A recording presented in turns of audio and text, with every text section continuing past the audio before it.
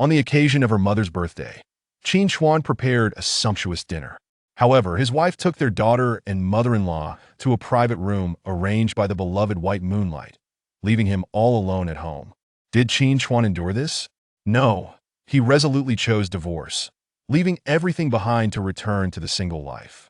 You can have the daughter. I shall reclaim my status as the true young master of the affluent. After his departure, everyone assumed Qin Chuan was lovesick and destined for madness. Even his wife, Lin Xueyan, made bets with others, wagering that her devoted husband would inevitably return home within 24 hours. It was merely a strategic ploy of retreating in order to advance, a classic game of pursuing and then purposefully withholding affection. Yet day after day, Lin Xueyan was met not with his return, but with a growing sense of unease and a slow unraveling of her composure, realizing that even the sight of her white moonlight seemed less appealing. When she could no longer withstand the anxiety and decided to visit him with their daughter, she was astonished to discover that Qin Chuan had already been recognized by his biological parents, emerging as the true heir of a renowned Jade family. Moreover, he shared such a heartwarming bond with the child they took in that it was almost maddening. At that moment, Lin Xueyan fell apart. "Husband, the one you truly love is me." Their daughter clung to her father's leg, crying out, "No, I am your biological daughter. You should cherish me." Meanwhile, the self-serving mother-in-law was left dumbfounded. The father-in-law filled with regret, and even the once scornful sister-in-law transformed into an eager sycophant. Chapter 1. We should get a divorce. Qin Chuan gazed at the table laden with cold dishes, speaking with an unsettling calmness. The group of people who had been laughing and chatting on their way into the villa suddenly froze in place. "Qin Chuan, what did you just say? Divorce? You want to divorce my sister? Did I hear that correctly? You're her #1 devoted admirer." His sister-in-law Lin Xueyan's voice spiked in pitch, her eyes practically rolling toward the heavens. The mother-in-law let out a scornful huff. "You had better mean it. Don't say it if you're not really going to." Little Qin Xiqing, just 4 years old, tugged at her mother's hand, looking up at her with innocent eyes. "Mommy, if you and Daddy get divorced, does that mean Uncle Qi can be my daddy?" "Mommy, I like Uncle Qi. Uncle Qi is a president. He's rich and doesn't scold me about what I can or can't eat. He bought me 2 platinum ice creams last time, and they were so delicious. Grandma says that only rich people like Uncle Qi can afford such platinum ice cream. Daddy is too poor to buy it." "Enough!" Lin Xueyan snapped at her daughter before turning to her mother. "You and Xiqing go upstairs. We'll talk to him." Lin's mother promptly grasped her daughter's hand. "Don't be foolish, it's not easy for him to let go." Lin Xueyan shook her head reassuringly. "Don't worry, I know what I'm doing." Soon, the dining room was left with just Qin Chuan and Lin Xueyan. Lin Xueyan strode over in her high heels, placing her expensive handbag aside with a decisive motion that suited her position as the head of the dance troupe. "Qin Chuan, do you even understand what you're saying?" She employed the tone she typically used with subordinates, authoritative and condescending. "I do." Qin Chuan inhaled deeply. Realizing that stating divorce didn't evoke the pain he had anticipated instead, it brought a sensation of liberation. Lin Xueyan was taken aback by his seemingly stable demeanor, anger quickly boiling over. "Is it really because I didn't come back for my mom's birthday? I know you prepared a lavish meal, putting in a lot of effort, and you did it with resentment, but plans changed unexpectedly. What can I do?" My mother ran into Qi Silan on the way. He remembered her birthday and insisted on taking her to Guanlan Pavilion for dinner. You know that Guanlan Pavilion is not a place one can dine at simply by having money. My mother has always wanted to go. She was ridiculed by her old friends for never having tried the food there. As her daughter, how could I refuse her on her birthday? And how about taking our daughter to have ice cream with Qi Silan? Qin Chuan raised an eyebrow at her. That was also a chance encounter. He insisted on treating Xiqing to ice cream. What could I do? Lin Xueyan's agitation was palpable, as if someone had stepped on her tail. Qin Chuan, however, felt utterly exhausted. Every time Lin Xueyan took their daughter and her family to meet her first love, she always resorted to weak justifications, often repeating, "What could I do?" to deflect him. Living with a wife whose heart was elsewhere felt unbearable to him. "Xueyan, let's discuss the divorce agreement." "Sure." Lin Xueyan crossed her arms defiantly, a petulant tone in her voice. "If you want a divorce, you'll leave with nothing. You can't take a single cent of the Lin family's money, nor any of the real estate under my name or the shares in all my dance studios." "Fine." Qin Chuan replied calmly. Lin Xueyan's anger surged. You can't take our daughter either. Okay, Qin Chuan responded with precision. Through gritted teeth, Lin Xueyan added, moreover, the daughter must take my surname, Lin. Agreed. Qin Chuan met her gaze earnestly. You went through so much to bring Siqing into this world, she should naturally bear your surname. With a loud crash, Lin Xueyan swept the dishes off the table in a fit of rage. Qin Chuan, I ask you again, do you truly want to divorce me? Yes. His tone was resolute after a moment of silence. He added, a loveless marriage feels like a cage. I cannot continue living like this. No love? No love. Qin Chuan, do you dare say that you don't love me? In comparison to the thought of divorce, Lin Xueyan could hardly bear the notion that Qin Chuan did not love her. On what grounds do you claim that you're unloved? Who gave you the right? Without me, could you live in this villa? Without me, you are merely an adopted son cast out by the Qin family, a worthless vagabond. If it weren't for that night when I drunkenly slept with you and conceived Siqing, would you think you would have the qualifications to enjoy such a nice house and all these comforts? Do you even dare say that you no longer love me? Qin Chuan, have you forgotten the day I wanted to marry you? You said you would love me with your life. Now you tell me you don't love me anymore. Qin Chuan lowered his head, silent. What Lin Xueyan had said was undeniably true. On the day he was cast out from his adoptive parents' home, he felt desolate and hopeless, leading him to a bar for a drink. At the same time, Lin Xueyan's first love, Qi Silin, had broken up with her, claiming she was too career-driven, which devastated her as well, prompting her to drown her sorrows in the same bar. When she drunkenly asked him if he loved her, unable to resist the allure of the woman he had cherished from afar for 4 years, Qin Chuan answered, I do. After that, Lin Xueyan initiated a kiss. That night, they fell into intimacy. The next morning, Lin Xueyan asked him to forget everything despite his discomfort. Qin Chuan agreed and promised that she could seek him out for any of her future needs. Later, Lin Xueyan sought him again, revealing her pregnancy and expressing her desire to keep the life within her. She wished to marry, seeking his consent. Overjoyed, Qin Chuan promised to cherish her and their child for a lifetime, vowing to love them with his life. Afterwards, Lin Xueyan swiftly returned to her career after the childbirth. To support her ambitions, Qin Chuan willingly took on the role of a devoted husband, caring for their young child. Initially, they had agreed that once their child entered kindergarten, he would return to work. Yet year after year, Lin's family treated him as nothing more than a housekeeper, a babysitter, forbidding him from seeking employment. They claimed he was ungrateful, oblivious to the harsh realities of the outside world. But this was not the sole cause of their emotional rift. The real issue stemmed from Qi Silin's return to the country. Seeing Qin Chuan silent, Lin Xueyan assumed he was conceding and pressed on with her accusations. Qin Chuan, think about your conscience. Have you ever witnessed a principal ballerina give birth? Do you have any idea of the pain and hardship I endured to bear your child? After giving birth, my pelvis changed, and I will never be able to reclaim my position as a principal dancer. To reclaim some dignity and pursue my dream, I formed a dance troupe and opened a chain of dance training studios. Do you have any idea how exhausting these years have been for me? Do you realize how much it costs for Siqing to attend an international kindergarten? 100,000 a year. I earned that money through relentless effort, while you lounge at home, cooking 2 meals a day without facing the cutthroat competition outside. You dare to tell me you don't love me. On what grounds do you think you have the luxury not to love me? Proud as a swan, Lin Xueyan would not permit Qin Chuan to renounce his love for her. A man who benefited from her agreeing to marry him, who fathered her child, should feel profound gratitude and shower her with love, not casually declare that he no longer loved her. Lin Xueyan could not accept this reality. Qin Chuan parted his lips, intending to ask, but do you love me? Yet the words lingered on his tongue, swallowed back down. Lin Xueyan, valued dignity and pride, so did he, Qin Chuan. Let's end this for the sake of both of us.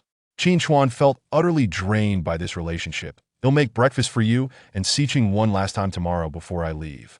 Upon hearing this, Lin Xueyan's anger subsided considerably, an expression of I knew it settling on her face. Qin Chuan, I knew you couldn't bear to part with me. How could you possibly not love me? To have climbed to my side is a fortune you could only aspire to achieve in several lifetimes. Such words are merely to provoke me. But let me tell you, this time, I won't be easily soothed by a breakfast. With that, Lin Xueyan turned her back and ascended the stairs. Qin Chuan offered no further explanations, quietly retreating to the study to rest.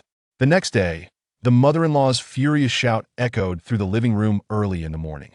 Qin Chuan, what time is it? Why aren't you down making breakfast yet?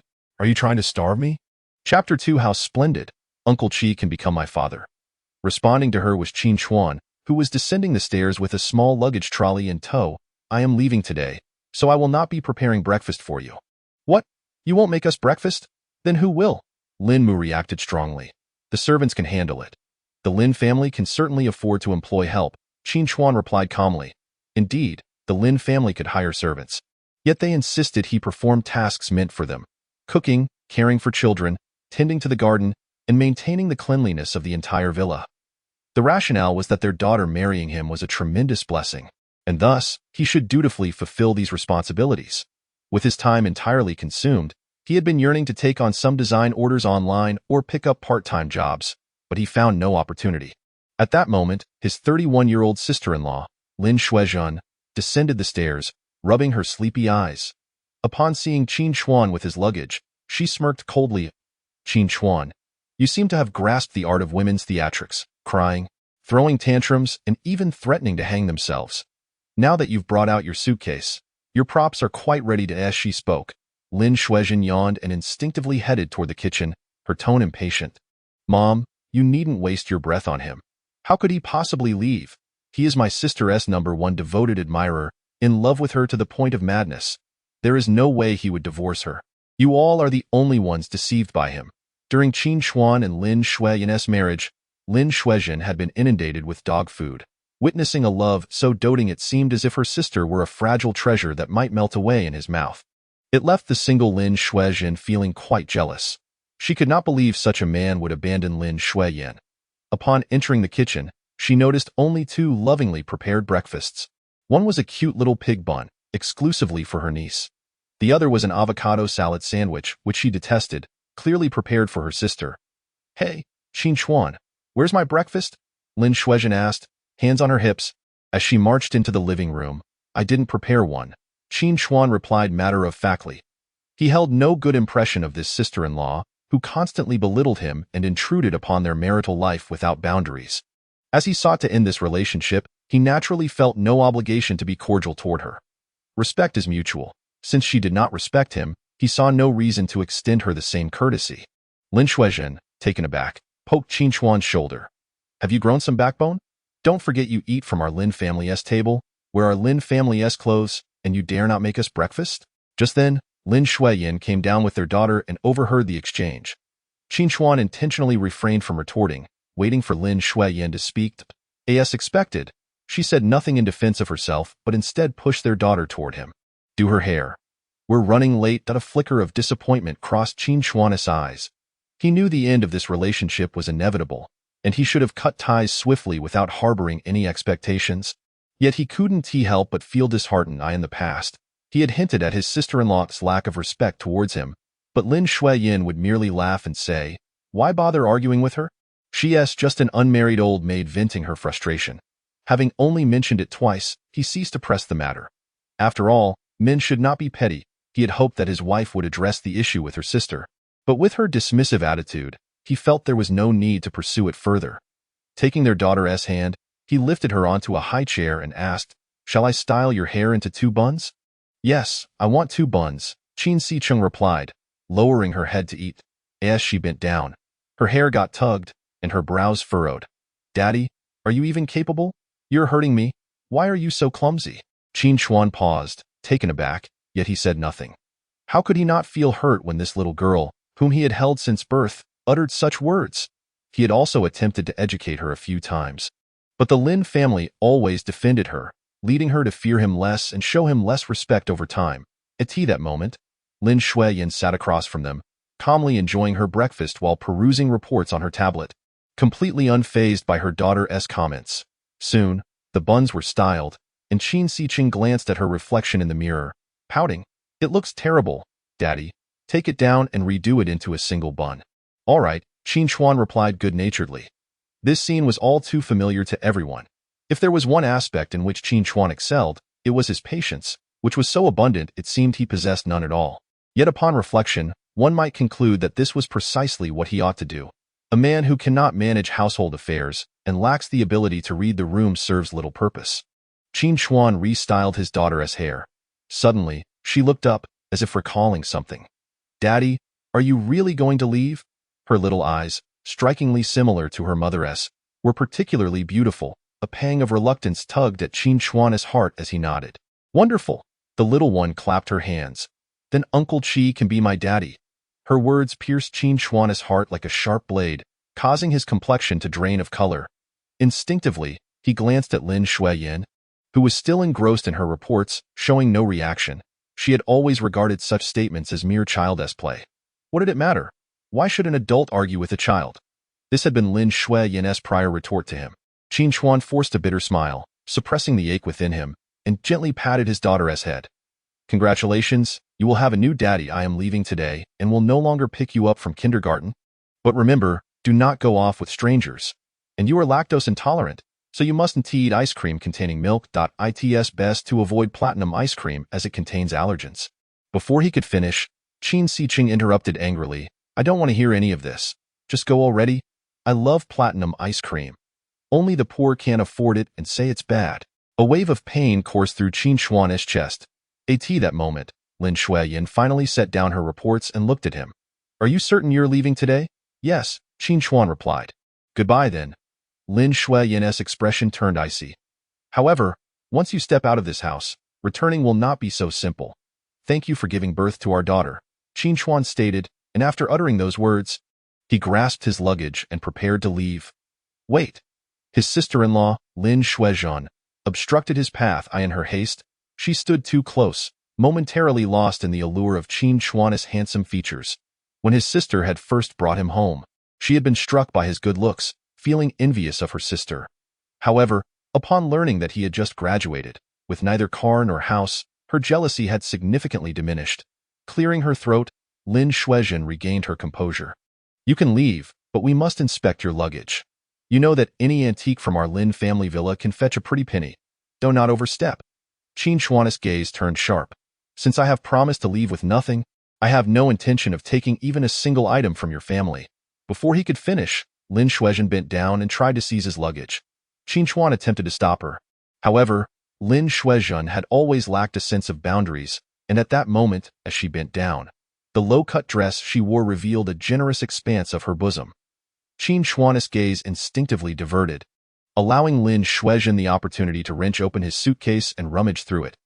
"Look, do you still dare to claim you haven't taken anything from our Lin family?" Lin Xueyan held up a piece of exceptionally fine, top-tier emerald jade, raising it triumphantly as if to take credit for it. The jade, rectangular in shape, was intricately carved with a dragon, its claws sharp, eyes fierce, and its body coiling elegantly, every detail exquisitely rendered. Lin Mu's eyes lit up at the sight of the jade. "The quality of this jade is truly remarkable." Lin Fu, who had seen many fine things, couldn't help but stroke the carved dragon. "This jade is priceless. It must be worth at least 70 to 80 million. No, I saw a piece nearly worth 100 million last year that didn't have such exquisite color." Lin Mu, hearing this, couldn't help but chastise Lin Xueyan. "You bought such a fine piece without telling us and sold it to someone like him for a pittance."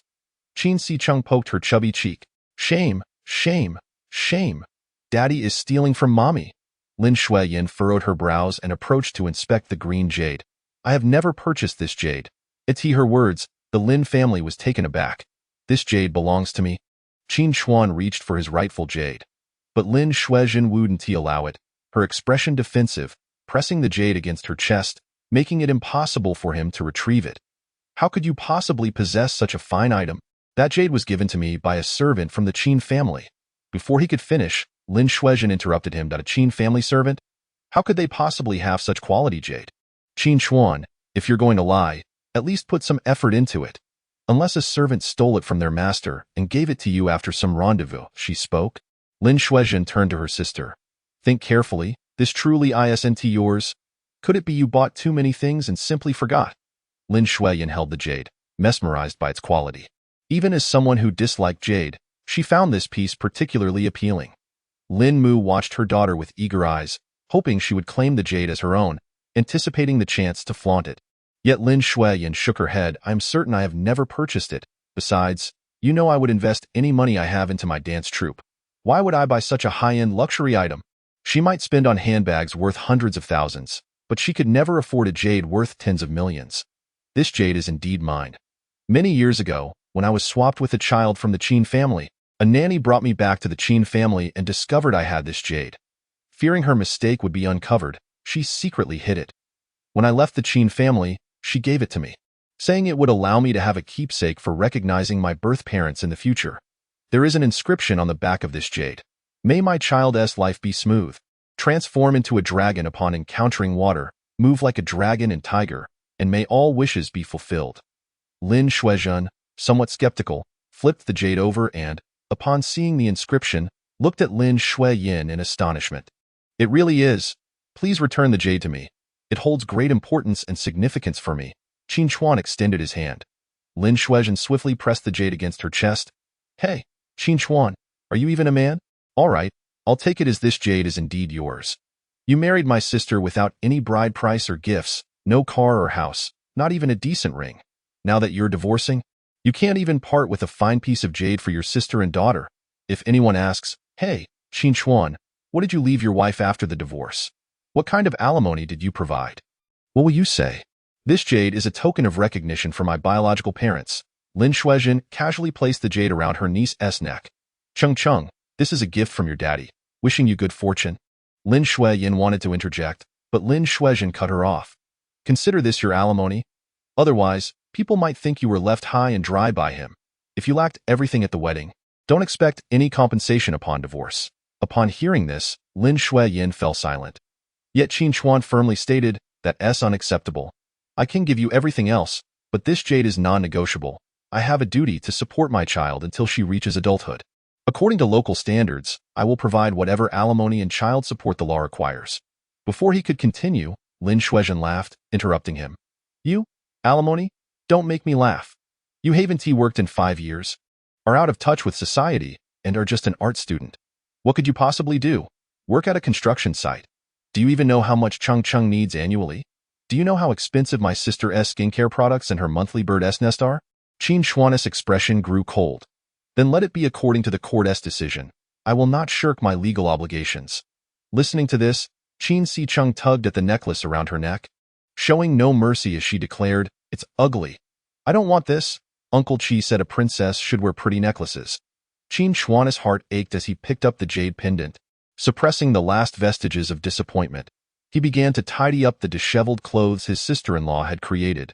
Intending to leave with his suitcase, that moment, his sister-in-law let out a mocking laugh, retrieving a photo frame from the pile of clothes, looking at her sister. "Ha, you still claim he doesn't care? He even took your mother and daughter's photos with him when he left."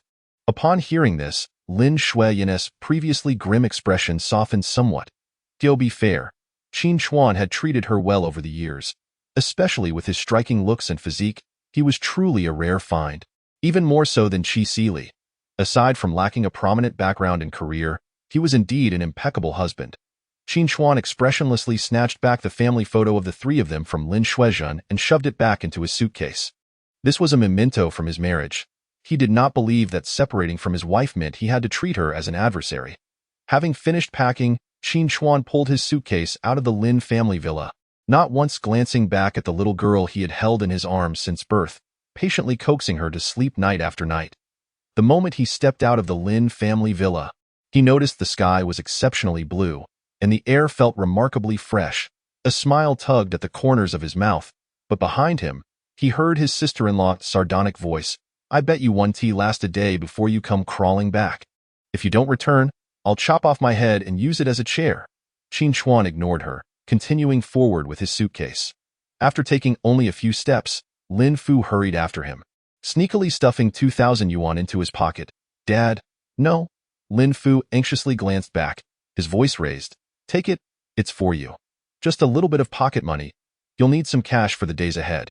Qin Chuan shook his head, pushing the money away. "No, Dad, Xueyan and I are truly finished. We cannot continue." Lin Fu clearly didn't believe him but hoped that Qin Chuan would stay away long enough to scare his daughter. "You have more backbone than I do. You've done what I've dared not do for years. Take this money as a loan from me. You can pay it back if you can. If not, I won't pressure you. Just consider it my goodwill. You've worked hard taking care of us all these years." Having said that, Lin Fu dashed back into the villa, leaving Qin Chuan with the bulging 2,000 yuan in his pocket, feeling a flicker of gratitude. Lin Fu was indeed one of the more amiable individuals in the family, though sadly, his lower status meant he could not advocate for him. Once Lin Fu returned to the villa, Lin Mu eyed him warily, her tone sharp. "Where have you been?" Chapter 4. I want to talk some sense into Qin Chuan. Lin Fu's expression flickered. "You all, just take it easy. If you want Qin Chuan to return, don't push too hard. Men need their dignity." Lin Mu, irritated, pinched his arm. "You're the one desperate for him to come back. I'm telling you, I don't care. Our Xueyan is exceptional. Now that Qi Sili has been making frequent advances, if she divorces that pauper, she can marry into the Qi family and live a good life." Lin's father gazed at his daughter and said, "Xueyan, trust your father. If Qi Sili could abandon you once, he can certainly do it a second time. Qi Sili is not a suitable match." He spat disdainfully. "Is Qi Xiao not a worthy partner? What about that impoverished fellow? You lack the capability, and just look at how you've ruined the Lin family real estate. Our family is now but an empty shell. If we do not climb onto the Qi family's coattails, how do you expect us to turn our fortunes around? How can we ascend to greatness?" After being pinched painfully on the arm, Lin's father rubbed it and added, "Who knows, perhaps Qin Chuan really is a scion of a wealthy family. That piece of jade earlier was worth a fortune. Anyone with discerning eyes can see that. I tell you, do not underestimate a young man's potential. This Qin Chuan, despite his gentle demeanor, possesses emotional stability and inner strength. Once he enters society, he will undoubtedly flourish. If you miss the chance with Qin Chuan, you will only have regrets." Lin Xueyan rolled her eyes. "Dad, in this society, without some background or connections, a mere worker will never compare to Qi Sili. Not even the value of his car." Qin Xiqing nodded. "Grandma said Qi Uncle's car is 10 times the price of Mom's little car." Lin Xueyan displayed a hint of disgust. "Mom, why do you always discuss these matters with the kids?" Lin's mother chuckled sarcastically. "Oh, am I not speaking the truth? I hope my granddaughter has her wits about her from a young age and does not grow up like her mother, bringing home every stray cat and dog she finds." She smirked derisively. "If this Qin Chuan really is some hidden gem from a wealthy family, I will personally offer my head for you to kick around. It's merely a piece of jade that looks decent, and you all are elevating it to the heavens?" Lin Xueyan chimed in. "Right? I think its quality is rather mediocre. It might have been treated with some brightening agent." At this moment, Lin Xueyan had remained silent, her expression somewhat dazed. Lin Xueyan nudged her elbow. "Hey, are you still thinking about Qin Chuan? Who says I'm thinking about him?" Lin Xueyan reacted strongly, as if stung. Lin Xueyan, however, wore an expression of knowing amusement. "It's perfectly normal if you miss him. Qin Chuan is so handsome, and he's great in bed." Before she could finish her sentence, Lin Xueyan's face darkened, a hint of irritation evident. "How do you know that?" Lin Xueyan feigned indifference. "What is so surprising? Every time I pass by your room, I hear you calling out his name. If he wasn't good, would you be like that? And every time you share intimate jokes with him, do you think I can't hear? You've expressed your satisfaction with him in that regard to your friends, haven't you?" Lin Xueyan felt a flicker of discomfort. She indeed was particularly pleased with Qin Chuan in that aspect. He was both gentle and enduring. Yet, she disliked her sister teasing her about marital matters, feeling as though her privacy was violated. "What we have is a normal married life." Lin Xueyan's expression showed signs of unease. Lin Xueyan raised an eyebrow. "And no need to think about it, I bet you. Within 3 days, Qin Chuan will come up with all sorts of excuses to return. Even if he doesn't use the children as an excuse, he will find another reason. He will absolutely not divorce you. If he does, I will live stream myself eating shit upside down." Lin Xueyan proudly lifted her chin. "I am not the least bit worried about him not coming back. Where could he find a wife better than me?" As her words fell, a scream erupted from the kitchen. It was Lin's mother, who had burned herself while making breakfast. In her anger, she overturned the entire pot of congee. Lin's father entered the kitchen, only to find the place in disarray. "Clean this up," he said, leaving the kitchen in a huff. "It's all that Qin Chuan's fault. He leaves without even making breakfast." Upon witnessing this, Lin Xueyan felt a surge of annoyance. Meanwhile, Qin Chuan, after leaving the Lin residence, rented a house in the suburbs through a real estate agency. The house was a standalone property with a small yard, albeit in a state of disrepair. Upon hearing that Qin Chuan was willing to fund the renovations, the landlord readily agreed to rent it to him at a low price. Once settled, Qin Chuan arranged to meet with his friend Qin Yang at a bar. Qin Yang, like Qin Chuan, was also an adopted son. However, the family that took him in treated him exceptionally well. Having shared a common background, they had developed a close friendship over time. When Qin Yang arrived at the bar, he teased, "What brings you out today? Aren't you afraid of your ferocious mother-in-law?" Qin Chuan took a sip of his cocktail and frankly replied, "I brought up the topic of divorce with your sister." Qin Yang nearly spat out his drink. "With a woman like that, you should have done it ages ago." Qin Chuan remained silent, downing his drink in one go. He usually maintained a facade of protecting his wife and daughter's image, believing family matters did not need to be aired publicly. However, after getting drunk one time, he inadvertently revealed his secret to his friends.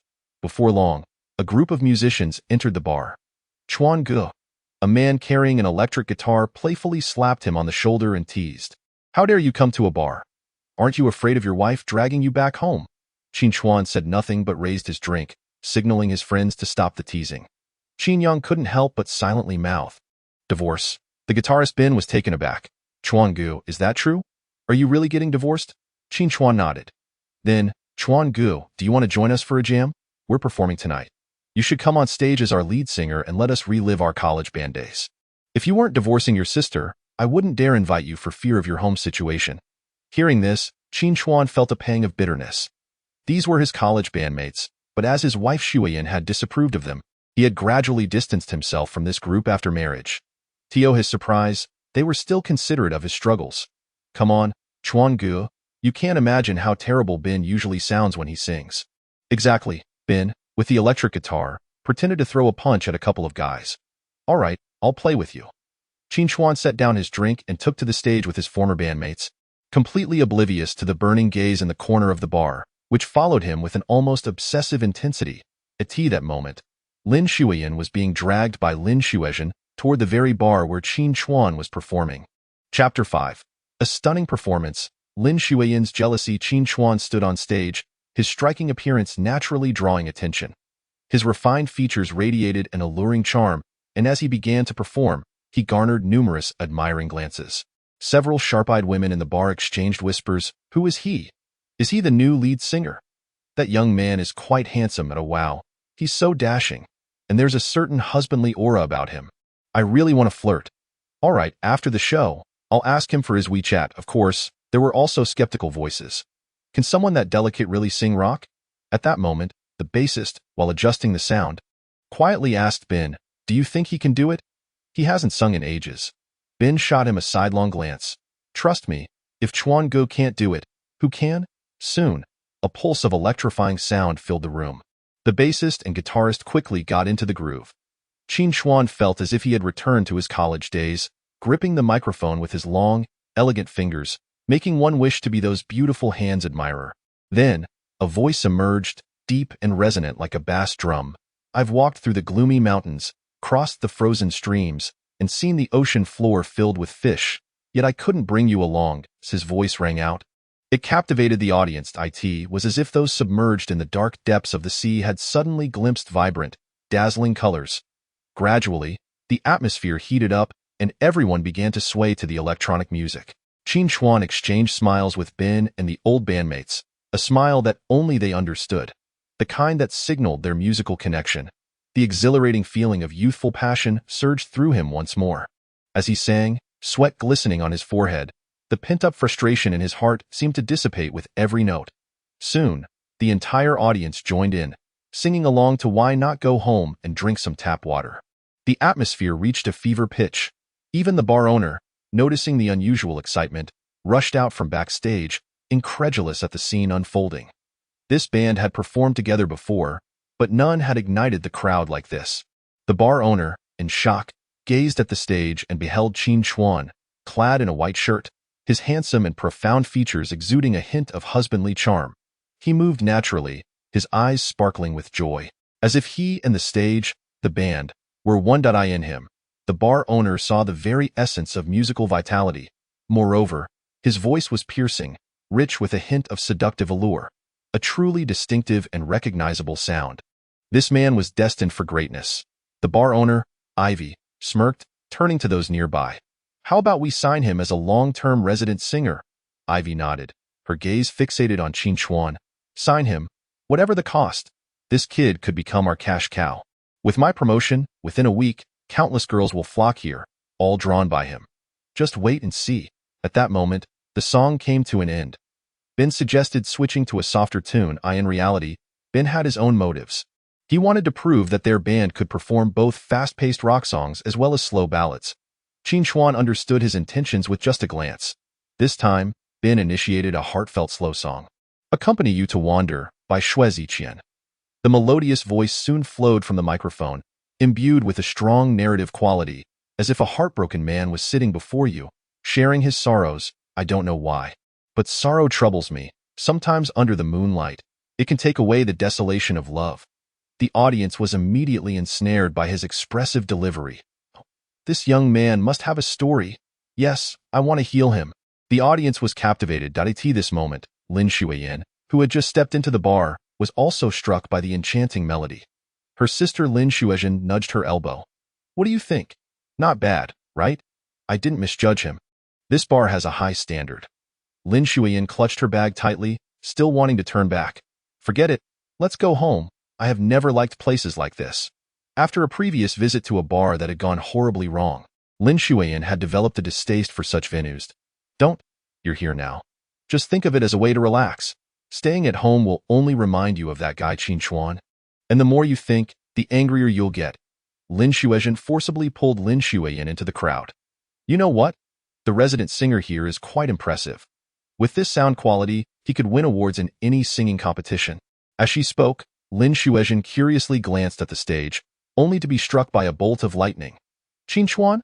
Lin Xueyan froze momentarily and followed her gaze to the stage.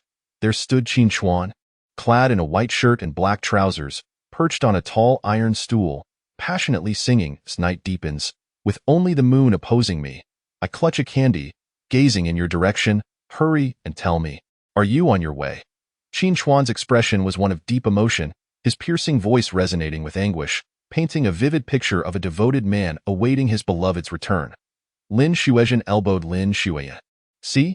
I knew it. Qin Chuan can't forget you. This song is surely a reflection of his true feelings. A flicker of joy ignited in Lin Xueyan's heart. The pent-up emotions of the day began to ease at that moment. She knew, how could Qin Chuan not love her? It was simply ludicrous. Lin Xueyan raised her chin proudly, listening to Qin Chuan's enchanting performance. She had never realized how captivating his voice could be. Suddenly, memories of Qin Chuan's breathy whispers while they were intimate flooded her mind, causing her cheeks to flush.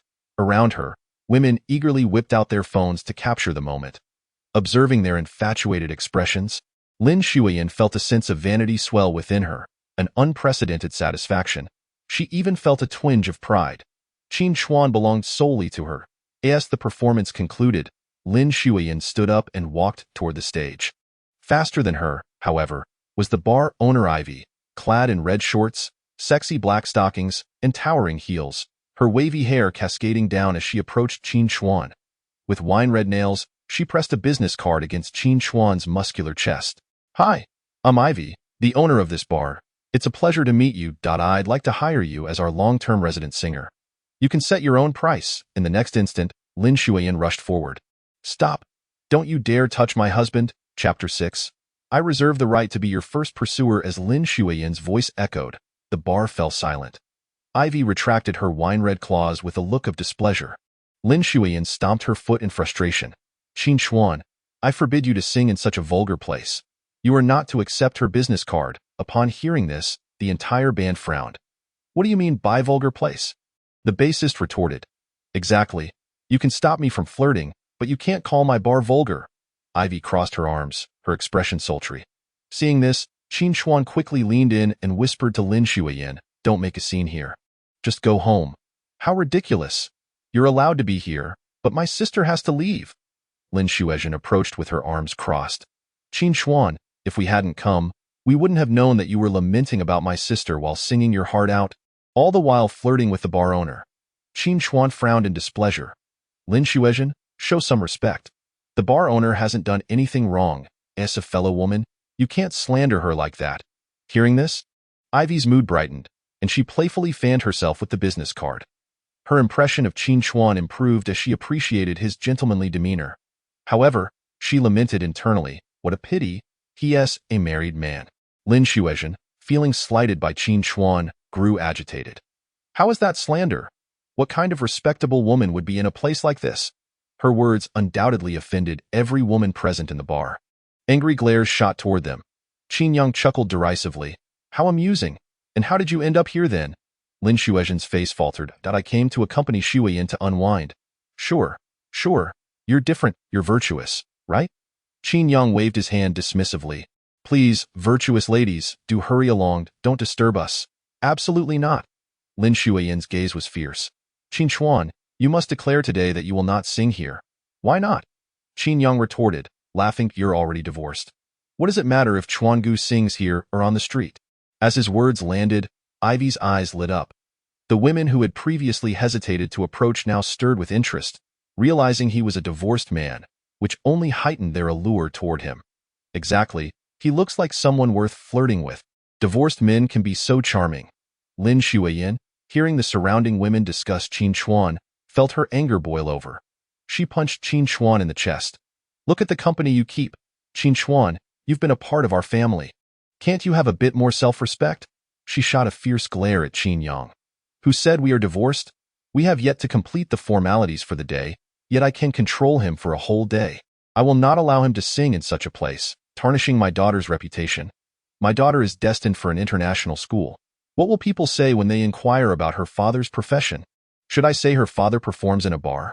Such words would not only wound Qin Chuan but also hurt the members of the band.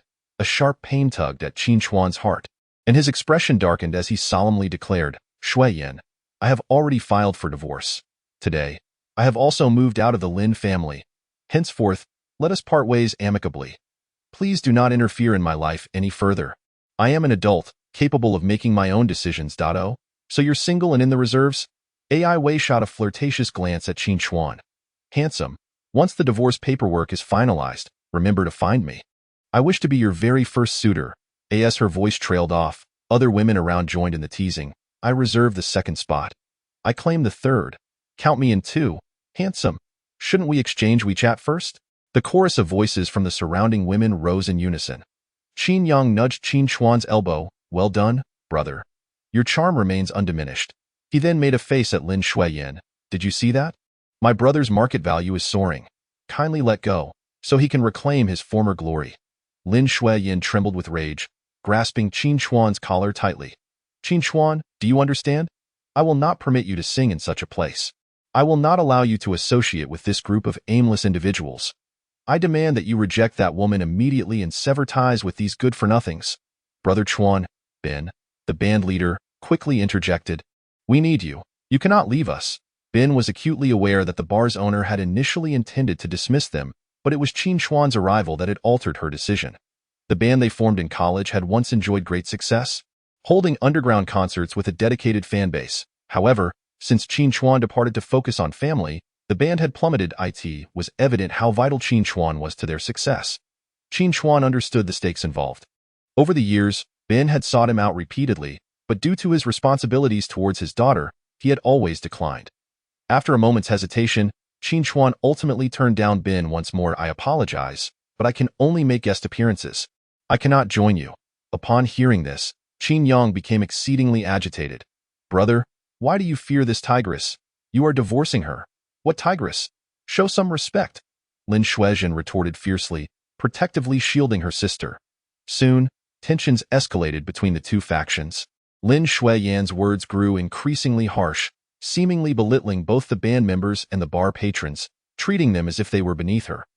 Anyone with a modicum of sense knew what choice to make. To call it a band was flattering. To call it a waste of time was more accurate. Did you think these people came to the bar merely to appreciate music? To appreciate fine art, one should visit a concert hall. Not such a place. Lin Xueyan's words ignited the wrath of the crowd. Damn it, I've had enough. So what if I hit a woman? Today, I'll take you down. The bassist rolled up his sleeves, with others echoing his sentiments. Exactly. Let's silence this self-righteous woman. What nobility is there? My sister is noble. She is the head of a dance troupe. the 14th-ranked principal ballerina in the world. She has won more awards than you have been to bars. Lin Xueyan shot back. The confrontation quickly devolved into chaos. Qin Chuan, sensing the situation spiraling out of control, hurriedly apologized to the band members and the agitated crowd. They've had too much to drink and spoken out of turn, affecting everyone's enjoyment. I am truly sorry. Can an apology resolve this? Indeed, those two women have foul mouths. Some opportunistic men took the chance to escalate the confrontation further. Qin Chuan, while apologizing, took Lin Xueyan's hand with one and protectively shielded Lin Xueyan with the other, leading them away. Qin Yang, unwilling to witness his brother suffer, quickly gathered a few friends to help block the crowd. As the throng pushed and shoved, the situation became precarious. Lin Xueyan, for reasons unknown, felt a flutter of excitement at being rescued by a hero. She glanced at her brother-in-law, her heart racing uncontrollably. This was the first time a man had protected her in such a manner. Soon, Qin Chuan successfully escorted Lin Xueyan and Lin Xueyan out of the bar. Lin Xueyan forcefully shook off Qin Chuan's hand, her demeanor still domineering. Qin Chuan, you must write me a letter of reflection regarding this incident. Chapter 7 Qin Yang. Is it possible that you are truly my brother? Xueyan, our relationship has reached its conclusion. Only the formalities remain. I will not write that letter of reflection. My actions earlier were solely in defense of my family. Do not misconstrue them. Lin Xueyan chuckled lightly. How amusing, misconstrue? Your demeanor earlier seemed quite protective of my sister. Qin Chuan, disinterested in his sister-in-law's sarcasm, took out his phone and asked Lin Xueyan, do you have a car? Do you need me to call a driver for you or arrange a ride? No need. Lin Xueyan clutched her handbag, glaring sternly at Qin Chuan. Be careful with your little games. You might end up losing with that. She strutted away in her high heels toward the parking area. Qin Chuan watched the two depart, ensuring they got into their car and drove off before he intended to return to the bar. Just as he turned around, he was met with Qin Yang's disappointed gaze. Don't go back. Ben and the others are furious. Whatever you say now, they want to listen. Qin Chuan sighed. Very well, I shall wait for their tempers to cool. Qin Yang shot Qin Chuan a resentful glance.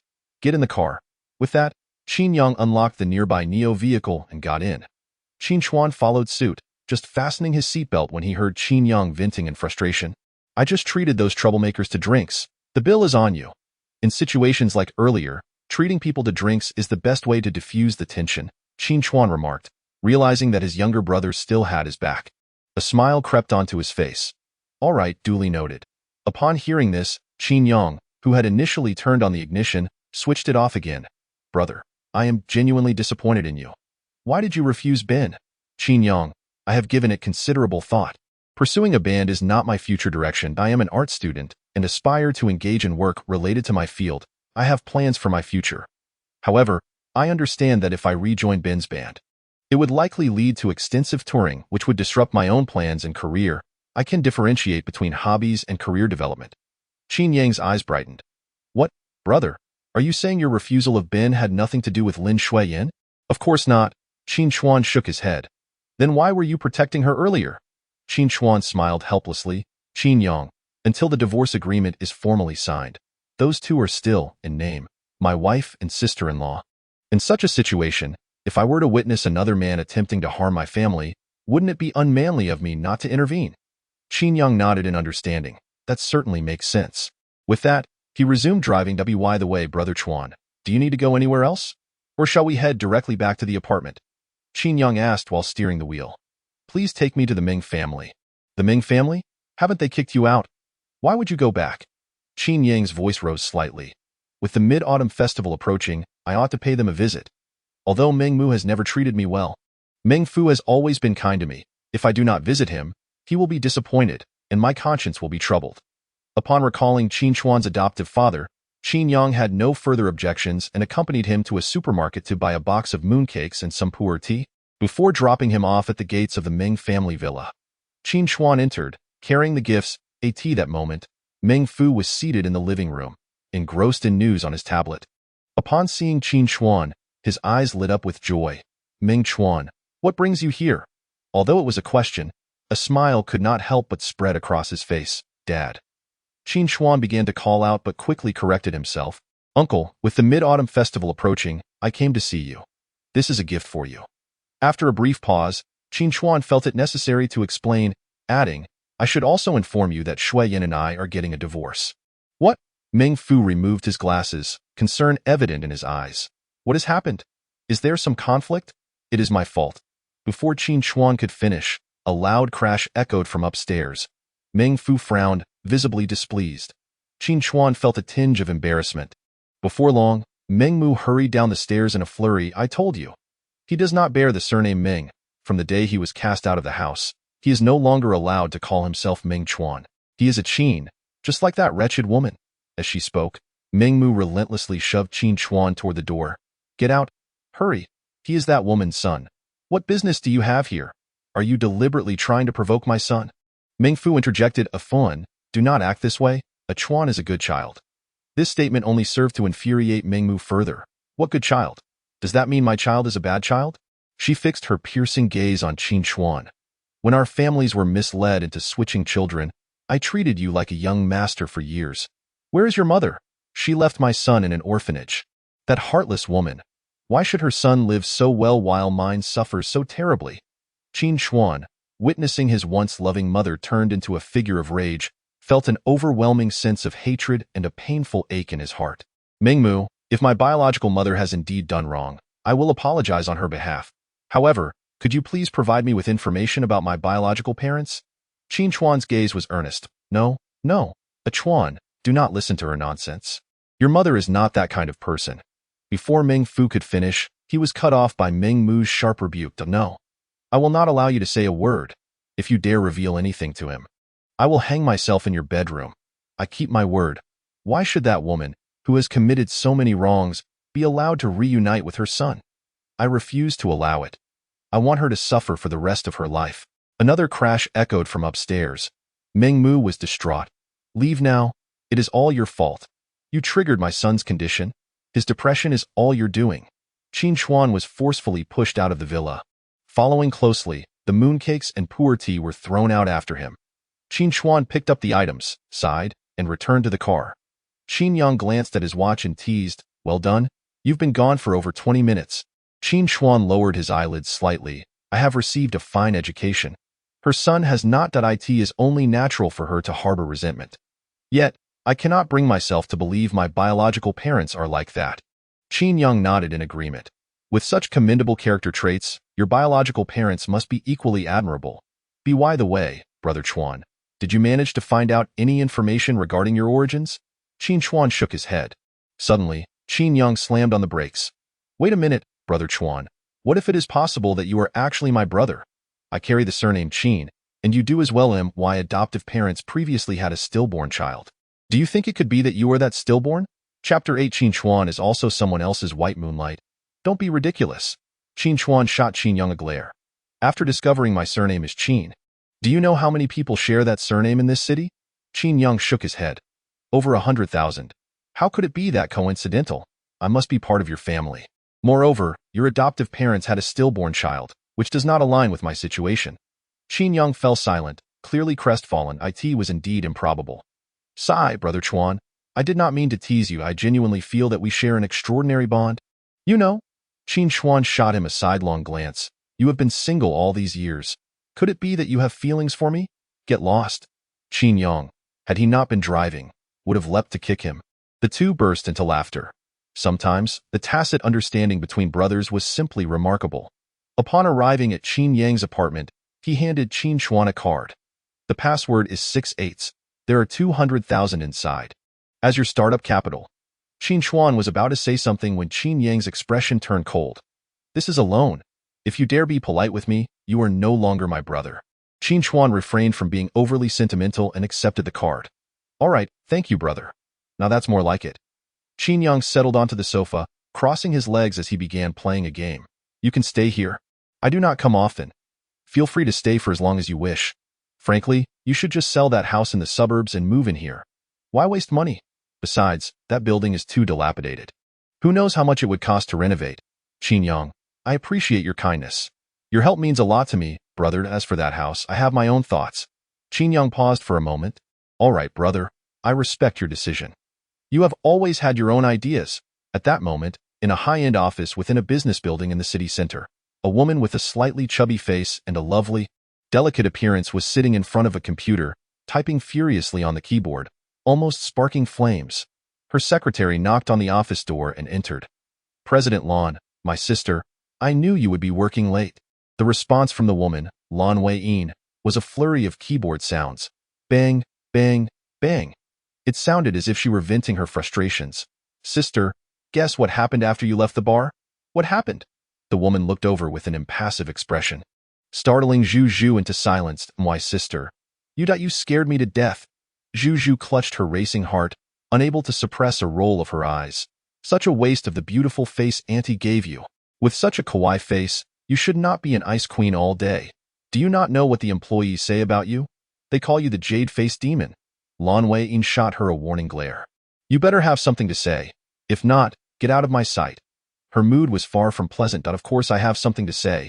Who would abandon a splendid nightlife to come back to you?"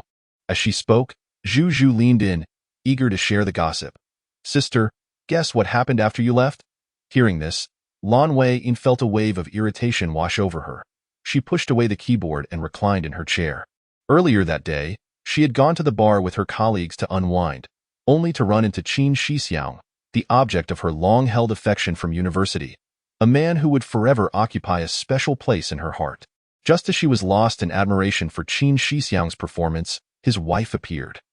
The moment she heard the command to stop and the warning not to touch her husband, she had left in dismay, as if struck by the most sordid aspects of her own heart. She was unaware of what transpired afterward. Zhu, observing her cousin deep in thought, could not help but reveal the secret.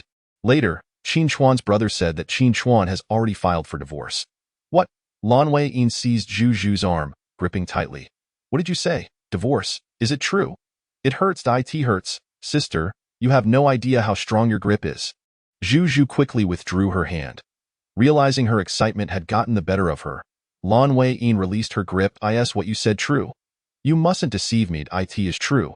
Even a pearl would not be this genuine." Zhu pulled out her phone and displayed the video. "I captured it all." Qin Chuan admitted it himself. "Hurry, show me." Lin Xueyan nearly snatched the phone from Zhu, eagerly watching the video. Her heart raced with hidden joy. "It is true. Qin Chuan has filed for divorce." Zhu gave her a knowing look. "I have delivered the news. I will now return to my friends to continue having fun. You can finally rest well tonight." Zhu is actually feeling sorry for her cousin.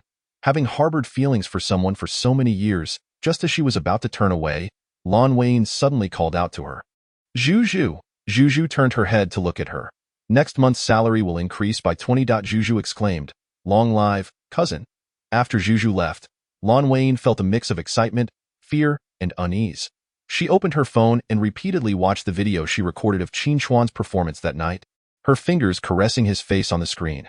Suddenly, as if struck by inspiration, she immediately called Zhu. "I want all the information about Qin Chuan from these past years. And also, I need details about Qin Chuan's wife." "No problem," Zhu on the other end replied decisively. "And help me find a cooking teacher. I want to learn how to cook. If I want to capture a man, I must win over his stomach." Zhu recalled the last time her cousin nearly burned down the kitchen and shuddered. "I think you might be trying to ruin his appetite." "Shut up. That was the teacher's fault last time. This time, get me a good one. A renowned teacher. Do you understand? A renowned teacher." After hanging up, Lin Xueyan looked once more at the gentle and profound profile of Qin Chuan in the video, a determined glint igniting in her eyes. "Qin Chuan, this time, I will definitely pursue you." Meanwhile, Lin Xueyan was also scrolling through videos of Qin Chuan. After returning to the villa, she flopped onto her bed, took out her phone, and irritably scrolled through short videos online. Unexpectedly, she stumbled upon a video of Qin Chuan singing on stage that night. The title read, "Location, Avril's Bar," featuring an exquisite high-tier handsome guy. Upon seeing this title, Lin Xueyan's irritation deepened, and she swiped away. After scrolling through 2 more videos, she encountered another titled, "He exudes a strong husband vibe, stunning my aluminum titanium alloy eyes." Lin Xueyan instinctively wanted to scroll away. Yet, after watching for a few more seconds, she found herself unable to look away. Her daughter was 4 years old, and she had been married for 5 years. It seemed she had never known that Qin Chuan could sing, and so remarkably at that. Whether it was rock music or heartfelt ballads, he seemed to master them all. When he was energetic, he was full of wild vigor. when he was calm, he possessed an inexplicable allure that made one want to know him better. For the first time, Lin Xueyan felt that Qin Chuan wasn't as unbearable as she had thought. Wasn't it just that he had slightly less social status and wealth than Qi? The next day, Qin Chuan arose at 6 in the morning. After jogging a few laps around the apartment building, he ascended to prepare 2 quick breakfasts. He then opened his laptop to draft a renovation plan for the old building. By the time Qin Yang got up, Qin Chuan had already made substantial progress on the plan. "Bro, are you planning to become a renovation blogger?" Qin Yang asked while munching on a sandwich. "I studied sculpture and wall art in college. I still aspire to work in this field. Becoming a renovation blogger is merely the first step. I hope more people will see my studio through my videos." Qin Yang nodded, refraining from expressing his doubts. He understood how challenging it was to become a video blogger nowadays. Every niche was overcrowded, and new entrants hardly gained any traction. In the realm of old house renovations, there were countless bloggers showcasing rural villa transformations or extravagant renovations that dazzled viewers, but ultimately extinguished the initial desire to click on their content. Nevertheless, Qin Yang decided to keep a close watch and thought he might purchase a promotional package for his brother's video once it launched. After a simple breakfast, both Qin Chuan and Qin Yang set off on their respective journeys. Qin Chuan visited a second-hand market to purchase a utility vehicle, then headed to a home improvement wholesale market to buy cement, wooden boards, shovels, saws, and other tools for his renovation project. After acquiring these items, he returned to the small house in the suburbs, which had a yard, parking the vehicle far outside. He unloaded everything from the car, completely unaware that a pair of glossy black eyes were intently watching him from around the corner of a wall. At that moment, a supermarket bag on the ground opened, and a loaf of bread tumbled out. Qin Chuan paid it no mind and continued unloading his items. Just as he turned around, a small shadow darted forward with lightning speed, snatching up the bread before dashing away. By the time Qin Chuan noticed something amiss and turned, he only caught a fleeting glimpse of a child's back as they hurriedly left the scene. Judging by their height, the child appeared to be around 5 years old, but he hadn't seen their face, leaving him uncertain whether it was a boy or girl. After the brief interruption, Qin Chuan resumed his work, and once everything was unloaded, he began registering a Douyin account. Qin Chuan Studio. Services offered: wall painting, sculpture, TV background wall design, home decoration, old house renovation. After completing the account registration, he used a selfie stick to film a short video, introducing the house from the inside out. What is it like to rent a self-built house in the suburbs for $800? Hello, everyone. I am Qin Chuan. Today, I will first introduce the original state of this house. It has a small yard, is standalone, and consists of 3 floors with a small rooftop on the top. Here is the yard, and I plan to transform it into a small garden with a rustic wood theme. After a brief introduction of the house's condition, Qin Chuan began a live stream. He fixed his phone on a tripod and started tidying up the house. He began by dismantling unnecessary items, removing old cabinets, and pulling out weeds from the yard. The decision to appear on camera wasn't because Qin Chuan wanted to leverage his looks. Rather, he understood that many homeowners preferred local contractors over outsiders. By live streaming, he aimed not only to document his progress but also to showcase his skills, proving that he was personally involved in the renovation rather than relying on a team as many fast-paced renovation videos did. After a while, Qin Chuan found his shirt inconvenient. He stepped away from the camera to change into a pair of white shorts and a black tank top, then returned to the yard to continue the live stream. By this time, he had cleared most of the weeds from the yard and began constructing a tool chair and table. Taking out the wooden boards, Qin Chuan used a saw to cut them to his desired lengths, then picked up a hammer to install and secure them. Under the sunlight, his chiseled features and defined arm muscles exuded an irresistible charm. At this moment, dozens of viewers started entering the live stream. This was a perk for new users, a test to see how many viewers they could retain during their first broadcast. If successful, the platform would gradually increase their audience. Exceptional bloggers could stand out in this trial phase, climbing the ranks with each wave of viewers. Before long, comments began to flood in the live chat. I've seen renovation bloggers in short videos, but never a live renovation blogger. Cheers to you. Ha ha ha. How do those renovation bloggers who rely on teams survive? Oh my, I've never watched a blogger saw wood for this long. It's so soothing. Yes, I feel like my anxiety has melted away. It's genuinely therapeutic. Woohoo, can I just say that the handsome guy's face is even more soothing? Oh my, when did the live stream become so appealing? The sweat trickling down the handsome guy's chest. Oh my goddess, oh tempting. A crowd remained in the live stream for an extended period, from afternoon until evening, with new viewers continuously joining. Just then, a waitress who had just started working at the bar excitedly approached Ai Wei. "Boss, look, it's last night's handsome guy. Oh my god, what does it mean to look slim in clothes but have a fit body without them? I finally understand." Upon hearing this, Ai Wei's eyes lit up. "P.S. fully undressed? Of course not. P.S. live streaming." The waitress rolled her eyes at her boss. Ai Wei smiled as she took the phone, and upon seeing sweat-soaked fabric clinging to Qin Chuan's body, outlining his defined chest, she gasped. "This is fatal, more deadly than being fully undressed." Ai Wei quickly pulled out her phone, entered the live stream, and immediately sent a virtual gift. Just as Qin Chuan looked up and noticed the gift, he sincerely thanked the viewer. "Thank you to Zhu Yuan you run for the generous gift. I appreciate your kindness." Upon seeing Qin Chuan's gaze turn towards her, Ai Wei felt as if an arrow pierced her heart. Thump, thump, her heart raced. She quickly shared the live stream link. "Ladies, I've certified this one. P.S. a gem, worth pursuing." Ai Wei was not only the bar owner but also a well-known flirtatious blogger who frequently shared her thoughts on attractive men on social media, boasting over 20,000 followers. As soon as she shared the link, many of Ai Wei's fans rushed to Qin Chuan's live stream, eager to see what the certified gem looked like. "Oh wow, I haven't even seen his face yet. But that physique is impressive. Goodness, Daddy, save me, that looks amazing. Isn't this the singer from Averill's bar last night? He has muscles under that shirt." Oh, total shock. The same handsome guy from Averill's bar last night looked so refined in a shirt. How could he have muscles? Right? I don't believe he has abs unless he shows me. "Yes, handsome, if I call you out, will you take it off? I strongly suggest everyone check out the singing video from last night. Oh my, he is stunning. Woohoo, I've already watched it. The contrast is too much. Tell me, which side of you is real?" In an instant, the intensity of the live stream surged, with the viewer count skyrocketing from just over 100 to over 1,000. The platform noticed the rising popularity and began to increase the audience, sending the count soaring to 2,000, then 3,000, leaving even Qin Chuan bewildered. He placed a finger to his lips. "Sure? Ladies, I'm a decent person. Please don't joke around, or the stream will get shut down." As soon as he spoke, more gifts poured in, and comments multiplied. "I've been shot through the heart. Woohoo, just for that decent person comment, I want to rip his shirt off. Because you're decent, I don't even want to be a decent person anymore. Right? I just want to be a bad guy. Hee, everyone wants to be a bad guy, but I just want to be the one touching that finger." He placed on his lips. Honestly, Qin Chuan's lips are incredibly sexy. What kind of restrained husband vibe is this? At this moment, Zhu rushed into Lin Xueyan's office, phone in hand, her face a picture of urgency. "Sister, President Lin, it's bad. We're too late." "What do you mean too late?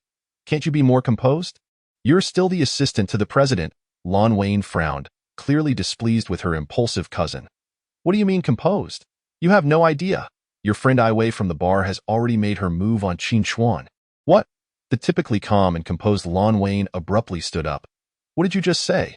"The owner of the bar you took us to yesterday. Isn't she your friend?" Lin Xueyan tightened her grip on her pen, a cold smile spreading across her face. "She can pretend not to be one. In any case, anyone can be touched, but my Qin Xixiang is off limits." Zhu was startled by Lin Xueyan's chilling expression. "Woo-woo, what a terrifying woman. A strong woman with a romantic brain is even more frightening. Quickly tell me, what happened?" Lin Xueyan demanded, her expression indicating she wanted no nonsense. Zhu immediately explained, "Isn't Qin Chuan live streaming? That Ai Wei stormed into his live stream with a bunch of people and started gifting him. His live stream is gaining popularity by the minute. For a new streamer, this is a stroke of luck from the heavens. So, Ai Wei has become a major contributor to Qin Chuan now. Just imagine if Qin Chuan finds out Ai Wei helped him and invites her out for drinks. Oh my god, I can't even think about it." "Don't even think about it," Lin Xueyan interrupted her coldly. "Also, why didn't you tell me Qin Chuan was live streaming?" Zhu opened her mouth. "I thought I've been so busy every day that I haven't had time to pay attention. If it weren't for an employee watching Qin Chuan stream in the break room just now, I wouldn't have known." Lin Xueyan shot her a warning glare. "Starting tomorrow, you're to hire 2 executive assistants for me. Make sure they're graduates from prestigious universities, female, and capable of taking over your responsibilities. Your only task from now on is to investigate and keep an eye on Qin Chuan until I win him over. From today onward, your sole project will be to help me win over Qin Chuan. Understood? Understood. Zhu immediately saluted, exhilarated by the unexpected opportunity. Lin Xueyan, uninterested in Zhu's antics, snatched her phone to watch Qin Chuan's live stream. Once inside the stream, without hesitation, she generously gifted an island. Zhu's eyes widened in shock. Sister, that's my phone. Whatever I donate, I'll repay you later, Lin Xueyan replied. Meanwhile, on the live stream, Qin Chuan paused, glancing at the camera. Thank you to Zhu Yuan you run for your generous gift. I truly appreciate it. Upon seeing Qin Chuan acknowledge her, Lin Xueyan felt a rush of excitement. Zhu, he looked at me. He thanked me. Zhu rolled her eyes. Sister, why don't you use your own account to gift him? Do you not understand? What if he finds out my identity and knows I've gifted him so much? What if it offends his pride? Pausing for a moment, Lin Xueyan asserted, I won't allow anything that could affect our relationship to happen. What relationship? You haven't even. Before Zhu could finish her sentence, she met Lin Xueyan's warning gaze and promptly fell silent. You go out now and tell everyone in the company that everyone must work overtime tonight. All of them should open their phones and enter Qin Chuan's live stream to learn. Just say it's to learn from outstanding peers and gather experience, and remember, do not mention the company's name. Also, no disparaging remarks about the streamer. Zhu stood there, speechless, hesitating to leave. Still not going? Lin Xueyan glared at her. Aiwei has already made her move. I cannot lose to her, Zhu replied. Oh, right. Consider my efforts to win over Qin Chuan as this year's major company project. Zhu's expression turned serious. The day I marry Qin Chuan will be the day this project succeeds. This project will yield a commission of 10 million for you. Zhu exclaimed. What, sister? I'm all in. I'm heading out now to work overtime. Zhu rushed out, exhilarated. The stakes were high. She was determined to secure the funds for her endeavors. Soon, all employees of the prominent lawn group in Jiangxing were tuned into Qin Chuan's live stream. At this point, Qin Chuan was wrapping up a day's work, starting to build a clay stove in the small yard for dinner. The employees watching were left bewildered, learning from outstanding peers. Building a clay stove and cooking dinner? Qin Chuan arranged the bricks into a small circle, stacking them to a height of 3 or 4 layers. He then ventured nearby to gather some branches, cut down a few low bamboo shoots, and fortuitously unearthed a large bamboo shoot. The comments in the live stream were flooding in at an astonishing speed. Wow, the host could definitely join a survival show in the wild. The way he chopped wood was so handsome in that moment. How come some people can master the art of contrast so effortlessly? Exactly, he looks so refined yet engages in such rugged tasks. Qin Chuan paid no heed to the viewers' comments, instead directly retrieving a large pot to place on the earthen stove to boil water. He then turned to process the bamboo shoot, chopping it into pieces, blanching them in cold water before adding them to the pot to cook. Following this, he cleaned the duck he had purchased from the supermarket, cutting it into neat, uniform pieces, almost identical in size. Viewers expressed their satisfaction. Even those with obsessive tendencies found it pleasing to the eye. Meanwhile, Lin Xueyan was utterly captivated by Qin Chuan, excitedly clutching her cousin's hand beside her. Look, senior brother Qin is so skilled. How can he be this talented? Marrying him would be such bliss. I truly don't understand why Lin Xueyan doesn't cherish him. At that moment, Lin Xueyan, mentioned by Lin Xueyan, was finishing her work shift as she grabbed her bag and exited the office. She noticed several girls from the dance troupe whispering among themselves. Look, the captain's husband is really handsome. Indeed, those abs are quite tantalizing. I didn't expect the captain to eat so well. I'm so envious. Hearing this, Lin Xueyan felt no pride, but instead furrowed her brows as she approached. What are you discussing?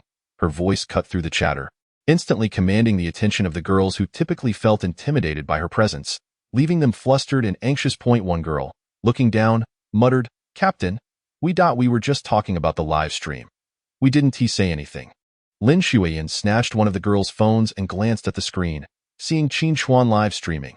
The comments predominantly mocked his looks and physique, which were quite unbearable to witness. Furious, she tossed the phone back to the girl. No more watching. You all, head to the practice room and practice your basics for 3 hours right now. The girls, faces drawn in despair, wanted to protest but were deterred by Lin Xueyan's fierce expression and hastily scurried off to the practice room. After they left, Lin Xueyan was still seething with anger and promptly dialed Qin Chuan's number. This was Qin Chuan's first time live streaming, and lacking experience, he forgot to switch his phone to airplane mode, resulting in Lin Xueyan's call interrupting the stream. As the screen went black, indicating the host had taken a call, Qin Chuan, unwilling to answer at that moment, hung up. Lin Xueyan, infuriated, immediately called again. Just as Qin Chuan was apologizing to his viewers, the screen went black once more. He hung up, intending to switch to airplane mode, only for Lin Xueyan to call again, as if determined not to relent until he answered. This time, however, Qin Chuan was quick. Activating airplane mode, effectively blocking her calls, he returned to apologizing to his viewers, explaining that as a novice host, he lacked experience and would remember to set his phone properly next time. Lin Xueyan led the comments. It's all right. The host is doing wonderfully. Employees of the Lin Corporation, noticing the president's assistant was speaking, quickly chimed in. Yes, the host shouldn't feel guilty. You're doing great. Keep it up. Host. Indeed. Achieving this on your first day is quite impressive. Soon, the live stream was filled with forced praise. Qin Chuan sensed something was off but couldn't quite put his finger on it. Meanwhile, Lin Xueyan was stomping her feet in frustration. Qin Chuan, how dare you hang up on my call? Are you out of your mind to disregard my call like that? You thought you were such a jerk? Lin Xueyan cursed under her breath as she exited the dance troupe, just as Qi Silai's car slowly approached. The window rolled down, revealing Qi Silai's sharp, competent face framed by gold-rimmed glasses. Yin, get in? Lin Xueyan hesitated for a moment, feeling somewhat embarrassed, uncertain of how much Qi Silai had witnessed of her earlier outburst. She still maintained a facade of composure before him. Noticing Lin Xueyan's awkwardness, Qi Silai chuckled lightly. What's the matter? Have I not seen you throw your temper like a spoiled princess before? His words instantly diffused her embarrassment. Pouting, she approached him, adding a hint of grievance and playfulness. How did you know I didn't have a ride today? I ran into your sister on the way and saw her driving your car, so I decided to come pick you up, Qi Silai explained amiably. Lin Xueyan, not wishing to be difficult, climbed into the passenger seat just as she had countless times before during their relationship. Her mind was in turmoil, recalling how Qin Chuan had treated her while contrasting that with Qi Silai's gentle and considerate demeanor, which made her heart ache even more. What is wrong, my dear captain? Who has upset you? Lin Xueyan refused to divulge. Let me take a guess. The girls in your troop are terrified of you. As for Qin Chuan, it's hard to believe he would provoke you. Upon hearing this, Lin Xueyan exploded. How could he not? It's absolutely him. Qi Silai's expression deepened in seriousness. What exactly happened? Yin, tell me. And I'll analyze it from a man's perspective. Lin Xueyan, without hesitation, poured forth all that had transpired over the past 2 days. Tell me, isn't Qin Chuan being outrageous? Qi Silai frowned deeply. This matter is on me. I shouldn't have helped your mother book the birthday suite that day. Allow me to speak with him personally, no need. Qin Chuan is unworthy. Moreover, this is none of your business. It's just that Qin Chuan is so petty, Lin Xueyan retorted angrily. Qi Silai still hadn't driven off, one hand resting on the steering wheel, seemingly deliberating whether to say something further. Lin Xueyan picked up on his hesitation. Ali, do you have something you want to tell me? Qi Silai sighed, revealing a look of resignation. Yin, there are things I probably shouldn't say, but Ali, do you have any reservations about our relationship? Then I shall speak. Yin, you are about to make your dance troupe public. Ballet is a high-end art, yet live streaming is considered the lowest form of performance art. I fear that when your dance troupe goes public, there will inevitably be reports on your affairs, including digging into Qin Chuan's activities. You and Qin Chuan represent two contrasting worlds of art, one high-end, the other low-end. What does that signify? It could tarnish your reputation and affect the background check of your dance troupe.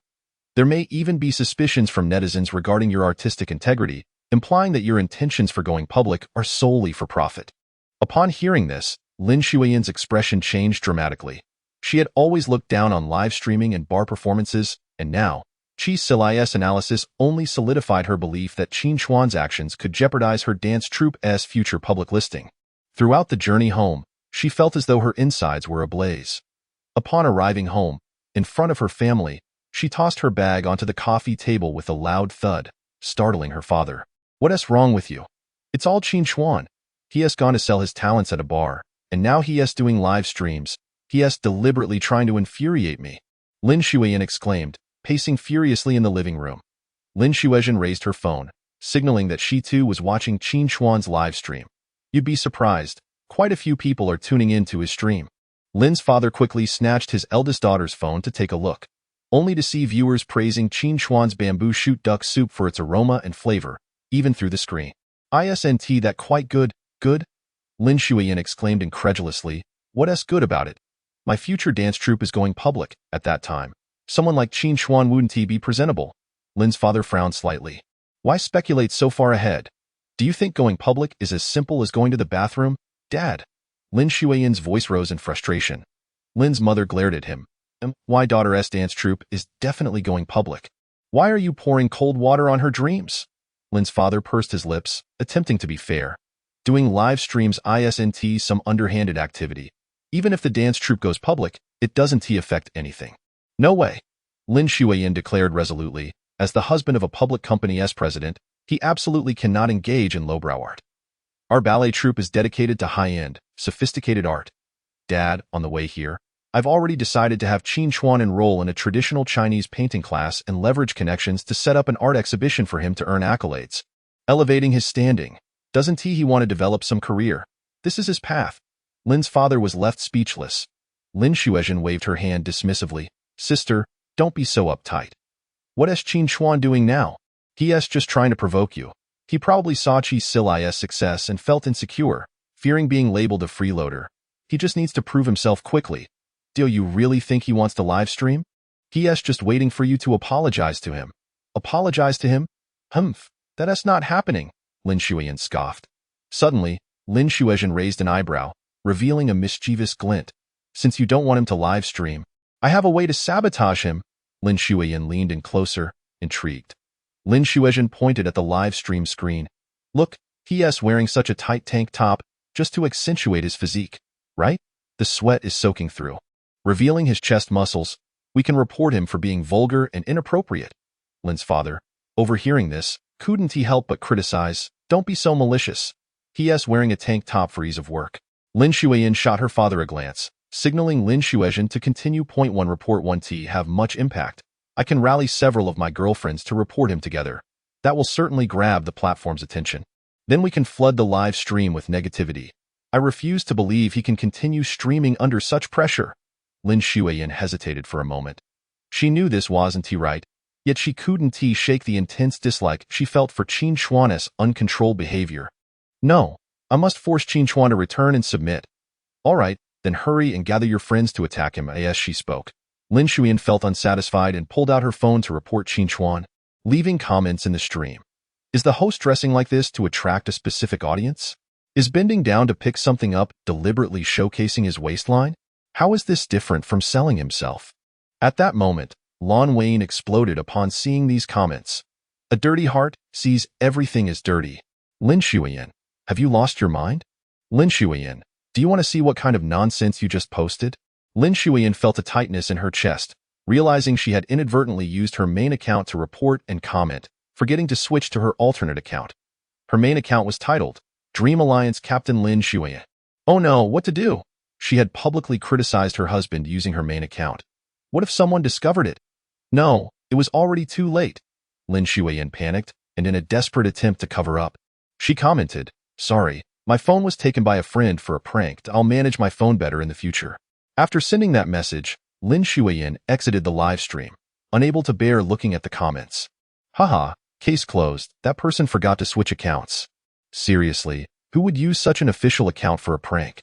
And have you noticed, as soon as she's mentioned, she appears immediately? Isn't that suspicious? At that moment, Qin Chuan also saw Lin Xueyan's comments, a pang of hurt flashing through him. He never expected Lin Xueyan would view him in such a light. Were the frequent reports from the back end also her doing? Without the time to ponder further, a wave of trolls flooded into the live stream. Report him. He's not human. It's vulgar and inappropriate. What's with the tank top at this hour? If he's playing coy, why not just strip down? What has he been doing all day? Just weeding. When he squats down, his pants are practically falling off. Disgusting. I thought a newcomer's account could rank. Turns out it's just skirting the edges. Initially, Lin Xueyan couldn't outmatch Lin Xueyan's comments. Now, the entire livestream was filled with negative remarks, and Lin Xueyan was overwhelmed. Moreover, aside from Lin Xueyan's friends, There were also other envious new hosts jealous of Qin Chuan's ascent. A chaotic verbal battle ensued, with Lin Xueyan furiously typing away, her fingers practically sparking against the keyboard. You can't report him? Just die. With such a dirty heart, you're wasting the world's air. What have you done all day? Aside from weeding, you've dismantled unnecessary items and crafted tools. Don't speak without watching the stream. If you can't ruin him, I'll ruin you. Where's the edge you're talking about? You're the one on the edge. Overwhelmed, Lin Xueyan instructed Zhu Zhu to rally all Lin Corporation employees to engage in the fray. One person per comment, whoever disparaged Qin Chuan would be countered. Coincidentally, the bar owner, AI Wei, also noticed the chaos in the live stream. I can't let this slide. She boldly strode onto the stage, addressing the microphone. Dear brothers and sisters, I have a friend live streaming who is facing some trolls. I'd like everyone to help out by entering his stream and giving him a follow. Today, anyone who enters Qin Chuan's live stream will receive a free fruit platter. Anyone who speaks kindly of Qin Chuan will receive a plate of spicy shrimp, and anyone who tips any amount will get a free bottle of beer. As her voice echoed, the early customers erupted in excitement, promptly pulling out their phones to enter the live stream and tip. Consequently, the number of viewers in Qin Chuan's stream surged dramatically, and the tipping amount continued to refresh. Qin Chuan was left somewhat bewildered, unable to comprehend the sudden influx of support. Just as he was about to say something, a crowd surged in to defend him. The onslaught was fierce and exhilarating. Suddenly, a car's headlights illuminated the scene. A vehicle stopped outside the courtyard, and soon, Qin Yang's voice rang out, I returned to the apartment and didn't see you, so I knew you must be here. Suddenly, Qin Yang wrinkled his nose. It smells delightful. He rubbed his hands together. Looks like I arrived just in time. Qin Chuan shot him a glance, signaling that he was live streaming. Qin Yang paused for a moment. Oh no, how did I forget about that? He quickly pulled out his phone, searched for Qin Chuan's live stream, and was again astonished by the viewer count. Wow, impressive, bro. I was planning to sneakily buy you a promotional flow package today, but I totally forgot. As his statement fell, someone in the live stream commented, haha, this is probably a fake brother. Host, don't let him eat your duck soup. Host, let him show his face.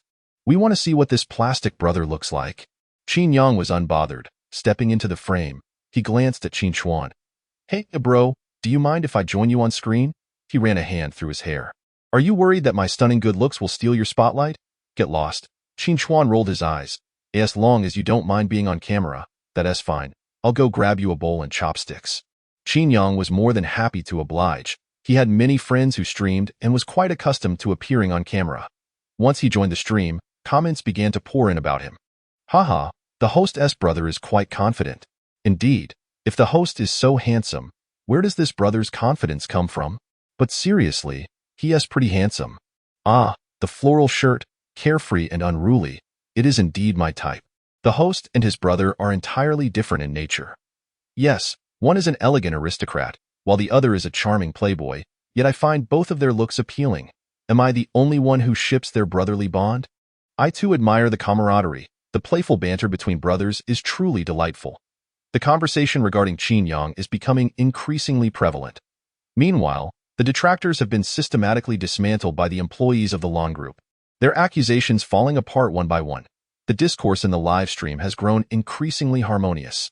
Soon, Qin Chuan brought out bowls and chopsticks, joining Qin Yang for a duck and bamboo shoot hot pot. As Qin Yang sipped the broth, he exclaimed, wow, this soup is incredibly delicious. The duck meat is perfectly tender, simply exquisite. I must have another bowl. A netizen commented, even though I'm already full, watching Qin Yang's eating broadcast makes me hungry. Before long, the two had nearly finished a large pot of bamboo shoots and duck, leaving only a small amount of broth. At that moment, a timid little head peeked in from the entrance of the courtyard, shyly asking, can I have your leftover soup? Chapter 13. All according to plan. No, you cannot. Qin Chuan's refusal startled even Qin Yang. The child immediately turned and fled. Just as netizens were about to express their discontent, many detractors began to furiously type away at their keyboards, but before they could hit send, Qin Chuan called out to the child's retreating figure, I can cook you a fresh batch. The child's silhouette paused, turning back in disbelief to look at Qin Chuan. No need. I'll just take what's left. With a downcast gaze, the child approached, attempting to reach for the pot. but it was too large for them to handle.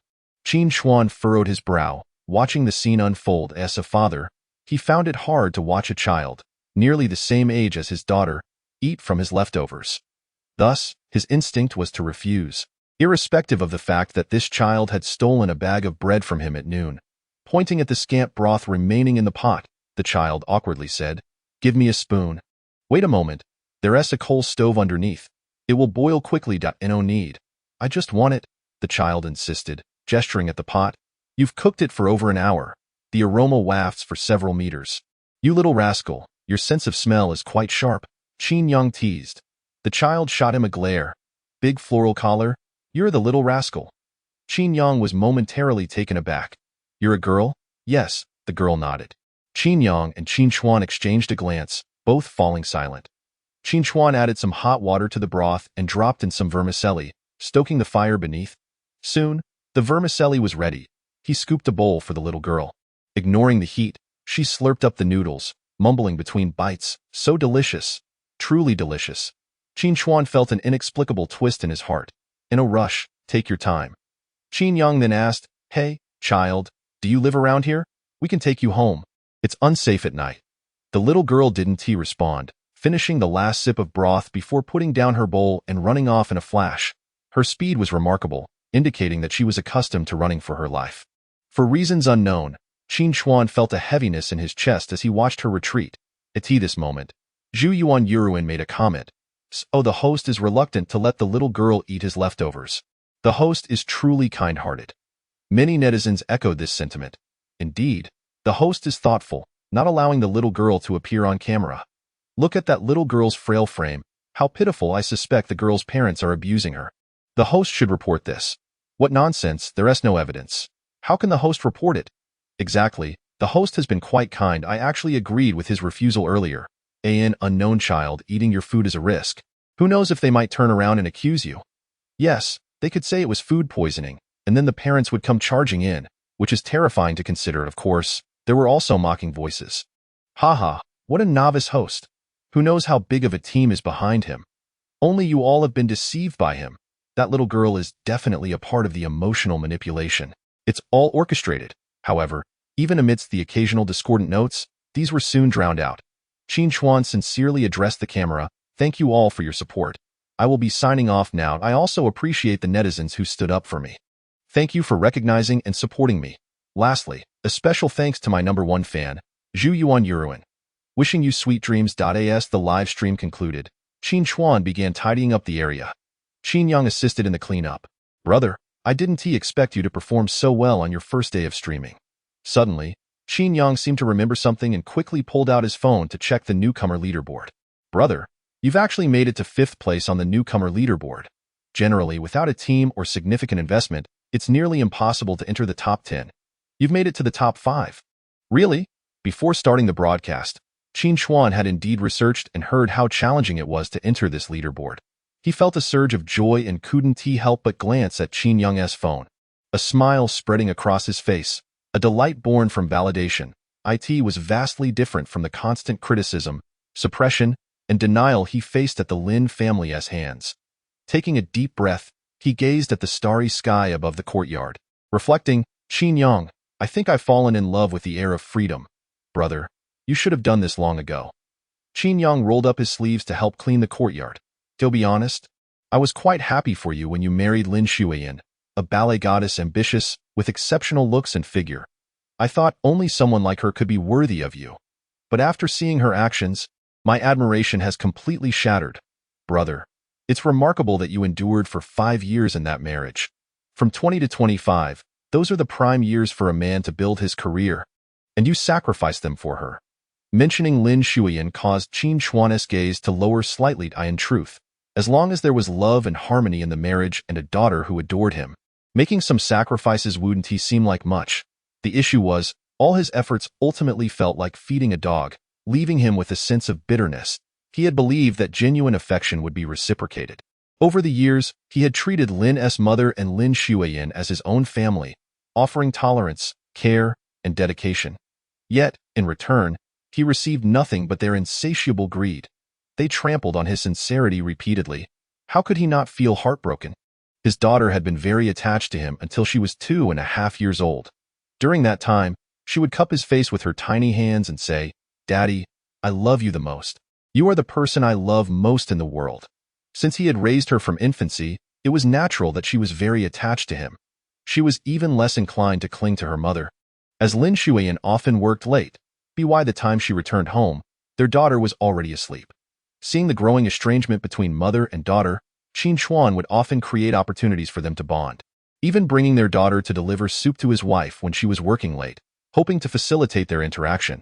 He would repeatedly tell their daughter how dream-driven and capable her mother was, explaining that her current struggles were to provide a better life for them in the future. He always spoke highly of Lin Xueyan in front of their daughter, portraying her as a great mother.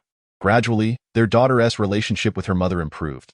However, Lin's mother was envious of the bond between him and their daughter and frequently brainwashed her, claiming he had no money, car, or house and that having such a father would lead to ridicule from her peers. She would often praise Qi Silin.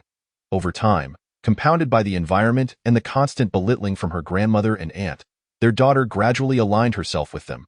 By the time Qin Chuan realized the issue and earnestly communicated with Lin Xueyan, hoping she could help establish a positive image of him in their daughter's eyes, Lin Xueyan refused. She stated, "I'm exhausted every day. I don't have the energy for that. Besides, Qin Chuan, why are you quarreling with the child? She'll understand everything when she grows up." That day, Qin Chuan was a bit agitated. When she grows up, she'll be ruined. Lin Xueyan dismissed him. "She is my Lin Xueyan's daughter.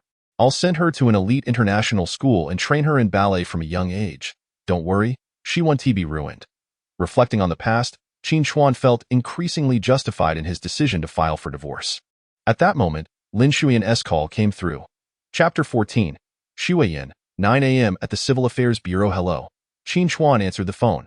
Having finished the live stream, he had no reason to refuse Lin Xueyan. However, to his surprise, the moment he picked up, he was met with a barrage of shouts. "Qin Chuan, have you lost your mind? If you want to become famous, it shouldn't be done this way. You only want to force me to bow first, but do you really need to ruin me?" Qin Chuan furrowed his brow, bewildered. Lin Xueyan had always maintained emotional stability during their marriage, even when she occasionally lost her temper. It was never like this in his memory. She was elegant, composed, and proud, like a black swan. How could she sound so much like a shrew now? "Xueyan, what on earth are you talking about? How could I possibly ruin you?" You are trying to ruin me." Lin Xueyan was so furious she began pacing the room. Qi Silin was right. "You want to be famous this way, aiming to ruin me, so when my dance troupe applies for listing, I'll be ridiculed for marrying a live-streaming husband." Hearing Qi Silin's name caused Qin Chuan's heart to freeze. "Xueyan, whether you believe it or not, I never intended to ruin you. Even after divorce. I hope you and our daughter thrive." Upon hearing Qin Chuan's concession, Lin Xueyan's anger subsided somewhat. "Then don't do any live streaming tomorrow. You want to build your career, right? I've already planned it out for you. I even asked Qi Silin to help me find a renowned teacher. You can learn traditional Chinese painting from Gu Lao, and then give him some money, saying you are his prize student. After a year, I'll arrange an exhibition and awards for you. This will also help with the background check for my future listing." After listening, Qin Chuan couldn't help but chuckle ironically. "In the end, Xueyan, you've never considered what's good for me, my preferences, or my desires. You've always treated me, Qin Chuan, as your appendage. Have I not considered your feelings?" Lin Xueyan's voice rose sharply. "I care about you so much that I'm planning your future. Do you think what I just said can be achieved with just a few 100,000? Qin Chuan, you should be grateful. If it weren't for the listing of the dance troupe, I would never soften to you." Qin Chuan didn't perceive Lin Xueyan's words as a concession but rather felt increasingly exhausted. "Xueyan, you still don't realize our problems. Our issues have never been about Qi Silin.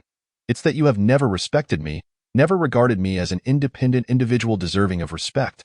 Nor have you supported my dreams. Our values and future directions are completely misaligned.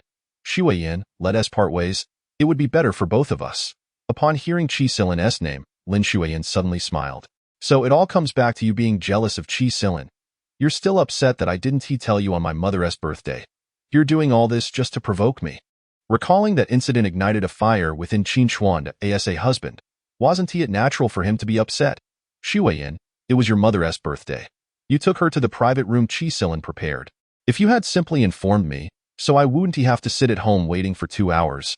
I would have dressed appropriately and shown up graciously to thank him for his arrangements. But you didn't. Not a single one of your family remembered me during the entire 3-hour birthday banquet while I waited for you.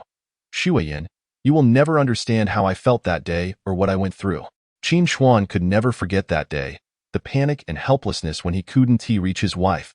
He called Lin Xueyan, but she kept rejecting his calls. Eventually, she became unreachable.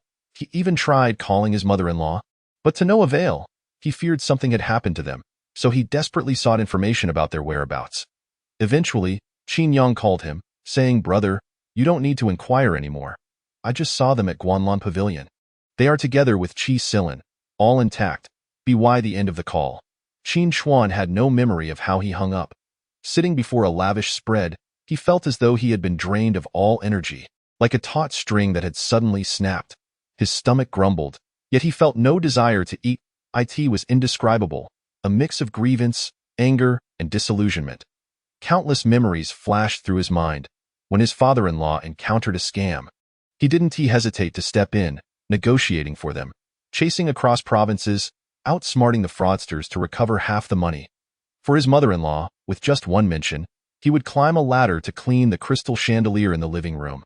With just a word from her, he would drive to help her friends. When Lin Xueyan came home exhausted, complaining of sore muscles, he would massage her. Even when his sister-in-law faced troubles, he would resolve them. For 5 years, he had worked silently behind the scenes, yet no one acknowledged his kindness. It was as if, at that table filled with laughter and conversation, no one remembered there was someone at home, anxiously awaiting their return, with an empty stomach. How could he not feel heartbroken? In those 3 hours, he contemplated much, reflecting on everything he had done, only to realize he had forgotten to care for himself. He had loved everyone but had forgotten to love himself. Thus, he decided to divorce, to end this unequal, distorted, loveless marriage. On the other end, Lin Xueyan remained silent for a long time before finally sneering. "Qin Chuan, is your fragile heart supposed to be everyone else's burden? Should we all cater to your feelings? How old are you?" As she spoke, Lin Xueyan's laughter grew colder. "You should go out and work, face some hardships, so you can understand how cruel this world is, and not develop this fragile heart." Her words felt like a bucket of cold water doused over Qin Chuan. He painfully closed his eyes. "Xueyan, tomorrow bring your ID and household registration book. We'll go to the Civil Affairs Bureau to get divorced." "What?" Lin Xueyan's voice rose sharply. "You're threatening me, just so you can do that pathetic live stream? I'll tell you, even if we divorce, you can't do live streaming. This must be written into the divorce agreement. Xueyan, you have no right to control my life." At that moment, Qin Chuan was thoroughly enraged, his voice sharper than ever. Lin Xueyan was taken aback and took a step back. "Qin Chuan, even if you don't think of me, don't you care about your daughter? Wouldn't it be more respectable for her to have a father who is an artist with exhibitions rather than a live streamer? Isn't that quite evident? Xueyan, I am exhausted. According to our previous arrangement, I won't take a single cent from the Lin family's money or property. Our daughter will carry your surname, Lin Xueyan. Whether she calls Qi Silin dad or finds an artist, it's none of my concern. But after the divorce, you cannot interfere with my personal career development or my life, if you agree. We'll meet at the Civil Affairs Bureau at 9 tomorrow morning. If you don't, I will file for divorce." With that, Qin Chuan abruptly hung up the phone and switched it to airplane mode. When Lin Xueyan found herself unable to reach him, she angrily threw her phone down. Lin Xueyan entered the room and found Lin Xueyan on the floor, hugging her knees and crying. "What is wrong? Did Qin Chuan upset you?" Lin Xueyan looked up, her tear-streaked face revealing her distress. "Sister, that jerk Qin Chuan is meeting me at the Civil Affairs Bureau at 9 tomorrow for a divorce. He even said if I don't agree to the divorce agreement, he'll file for divorce." Lin Xueyan frowned deeply. "That cannot be. Qin Chuan is taking this too far. He just said that." Lin Xueyan was unable to accept the reality. She could not fathom that a man as lowly as Qin Chuan would dare to cast her aside. If she was willing to marry him, he should be eternally grateful, kneeling in servitude to her. How could he even think of divorce? Moreover, Qi Silin had returned to the country and had hinted more than once about wanting to reunite with her. Yet she had never acquiesced. What more did he expect from her? Lin Xueyan truly believed she had been exceptionally benevolent towards Qin Chuan, to the point where it could be described as magnanimous. Which woman would choose a spineless man like Qin Chuan over a man of Qi Silin's caliber? Observing her sister's reaction, Lin Xueyan asked in disbelief, You can't possibly be in love with Qin Chuan, can you? Lin Xueyan's body trembled violently, her eyes widening in horror as she vehemently denied. How could that be possible? This is for the sake of the company's IPO. It would be unwise to divorce before going public. Her heart raced. She refused to believe she had developed feelings for Qin Chuan. That was utterly impossible. A man like Qin Chuan could never be worthy of her affections. She was merely focused on the IPO. Yes, it had to be that. Meanwhile, in stark contrast to Lin Xueyan's agitation, Lin Xueyan was blissfully smiling at her phone, repeating for the 108th time, Zhu, he wished me sweet dreams. Zhu, he expressed his gratitude to me. Out of so many people, why did he thank me? It clearly indicates he likes me, which means we have a connection. Zhu rolled her eyes, exasperated. Oh heavens, save me. If I am guilty, please do not make me endure this incessant repetition. Suddenly, Lin Xueyan became serious, dragging Zhu to the whiteboard for analysis. Qin Chuan's desire for divorce is likely due to Lin Xueyan's domineering personality. You must help me analyze which aspects of my personality are too forceful. I will change. I will change immediately. Thus, they delved into analysis until the early hours of the morning. Zhu muttered, Is this 10 million really necessary? Oh heavens, I am so tired. The next day, at 8:30 in the morning, Qin Chuan had already finished washing up, dressed in a white shirt and black trousers, and set off for the Civil Affairs Bureau with the necessary documents. As he stepped out of the small courtyard, he received a call from an unfamiliar woman. Hello, is this Mr. Qin Chuan? Yes, this is he. Hello, I am Director Zhang from New Star Kindergarten. Upon hearing the name of the prestigious kindergarten where his daughter attended, Qin Chuan's heart skipped a beat. As a parent, receiving a call from the kindergarten always sparked fears of something amiss with the child. May I ask, Director Zhang? Before he could finish, the woman continued, I watched your live stream yesterday and noticed two paintings in your frame. One was themed around a forest paradise, and the other depicted a starry sky. I would like to know if you were acquainted with the artist of these two pieces. Recalling, Qin Chuan remembered these were practice paintings he had previously stored at Qin Young's place. Having moved into a small house, he had brought the paintings along to use for decoration. I am the artist of those two paintings, he replied honestly. Really? The voice on the other end brimmed with excitement.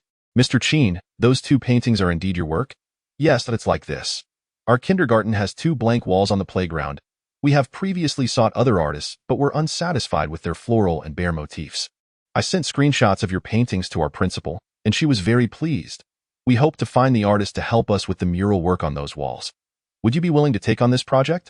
After a moment of hesitation, Qin Chuan agreed. He desperately needed work to validate his talent. However, I will need to live stream the entire process. This will be my first project. I will also respect the privacy of your teachers and the children, ensuring their likenesses are not exploited. That is not an issue. We will inform the parents about the artist's visit. If they are concerned about their children's appearance on camera, they can notify us in advance. And we will manage that aspect. Hearing such cooperation, Qin Chuan felt a smile creeping onto his face. Then, Mr. Qin, could you come to the school to discuss our collaboration further? We need to sign an agreement regarding compensation and the details of the project. Director Zhang seemed a bit anxious. Qin Chuan frowned slightly. I'm sorry, I have something to attend to right now. Would it be possible to meet this afternoon? Sure. Although a bit deflated, Director Zhang quickly agreed. Qin Chuan sighed in relief. All right, Director Zhang, I look forward to seeing you this afternoon. After hanging up, Qin Chuan glanced at his watch. He had talked with Director Zhang for 15 minutes. It was now 8:45 a.m., leaving him only 15 minutes to get to the Civil Affairs Bureau. He instinctively pulled out his phone to order a ride. Only after placing the order did he remember he had purchased a utility vehicle the day before. Fortunately, the driver quickly accepted the request and was nearby. Arriving in no time, Qin Chuan approached the white electric vehicle. His foot barely crossed the threshold when he heard a little girl scream behind him. Immediately following was a coarse male voice. I'll kill you. I'll kill you. Qin Chuan instinctively turned to see the little girl who had stolen his bread being dragged by a rough-looking man in his 50s. A rolling pin came crashing down on her, striking her repeatedly. One of her arms was firmly held, rendering her unable to escape. She could only dodge helplessly. Villagers gathered to gawk, pointing fingers, yet no one stepped forward to help. Seemingly accustomed to such scenes, Qin Chuan's heart twisted painfully. As a father of a daughter, he could not bear to witness such cruelty. At that moment, The rideshare driver honked impatiently. Are you getting in or not? I have another fare to pick up, bowing his head. Qin Chuan pleaded with the driver. Could you wait for me a moment? No way. My time is precious. The driver refused without a second thought. Glancing back at the still screaming girl and then at his watch, Qin Chuan gritted his teeth and said, I'm sorry, driver, but I want to be getting in. You can deduct my cancellation fee. With that, he strode towards the old man who was beating the little girl, seizing his wrist to prevent another strike. Sir, what you are doing is illegal. Mind your own business. The old man shrugged off Qin Chuan's grip and swung again. You little brat, you stole my bread without letting me eat it. Are you trying to starve me? I'll kill you today. As another blow was about to fall, Qin Chuan grasped the old man's wrist once more, this time with a firm hold that left no room for escape. If you continue to assault her, I will call the police. You little brat, mind your own business. I'm disciplining my daughter. What concern is it of yours? The old man spat at Qin Chuan, who swiftly dodged. The onlookers murmured among themselves, that girl is doomed to misfortune by being with Oldly. Oldly, if you didn't want this girl, you should never have adopted her. Now you've adopted her and shown no appreciation. You'll depend on her to support you in your old age. Appreciate? Pfft. As if. The man named Oldly was agitated. If she doesn't die today, I'll consider it a blessing. Depend on her for my old age? At that moment, a villager chimed in. Your wife has passed. That has nothing to do with this girl. Your wife was already in poor health, but Oldly would not listen. This girl killed my wife. She is a harbinger of death. I'll kill this harbinger today with that, Oldly suddenly sneered, surveying the crowd. You all talk big, but I ask you, if I don't want this harbinger, who here will take her? Step forward if you want her. The surrounding crowd fell silent, instinctively stepping back.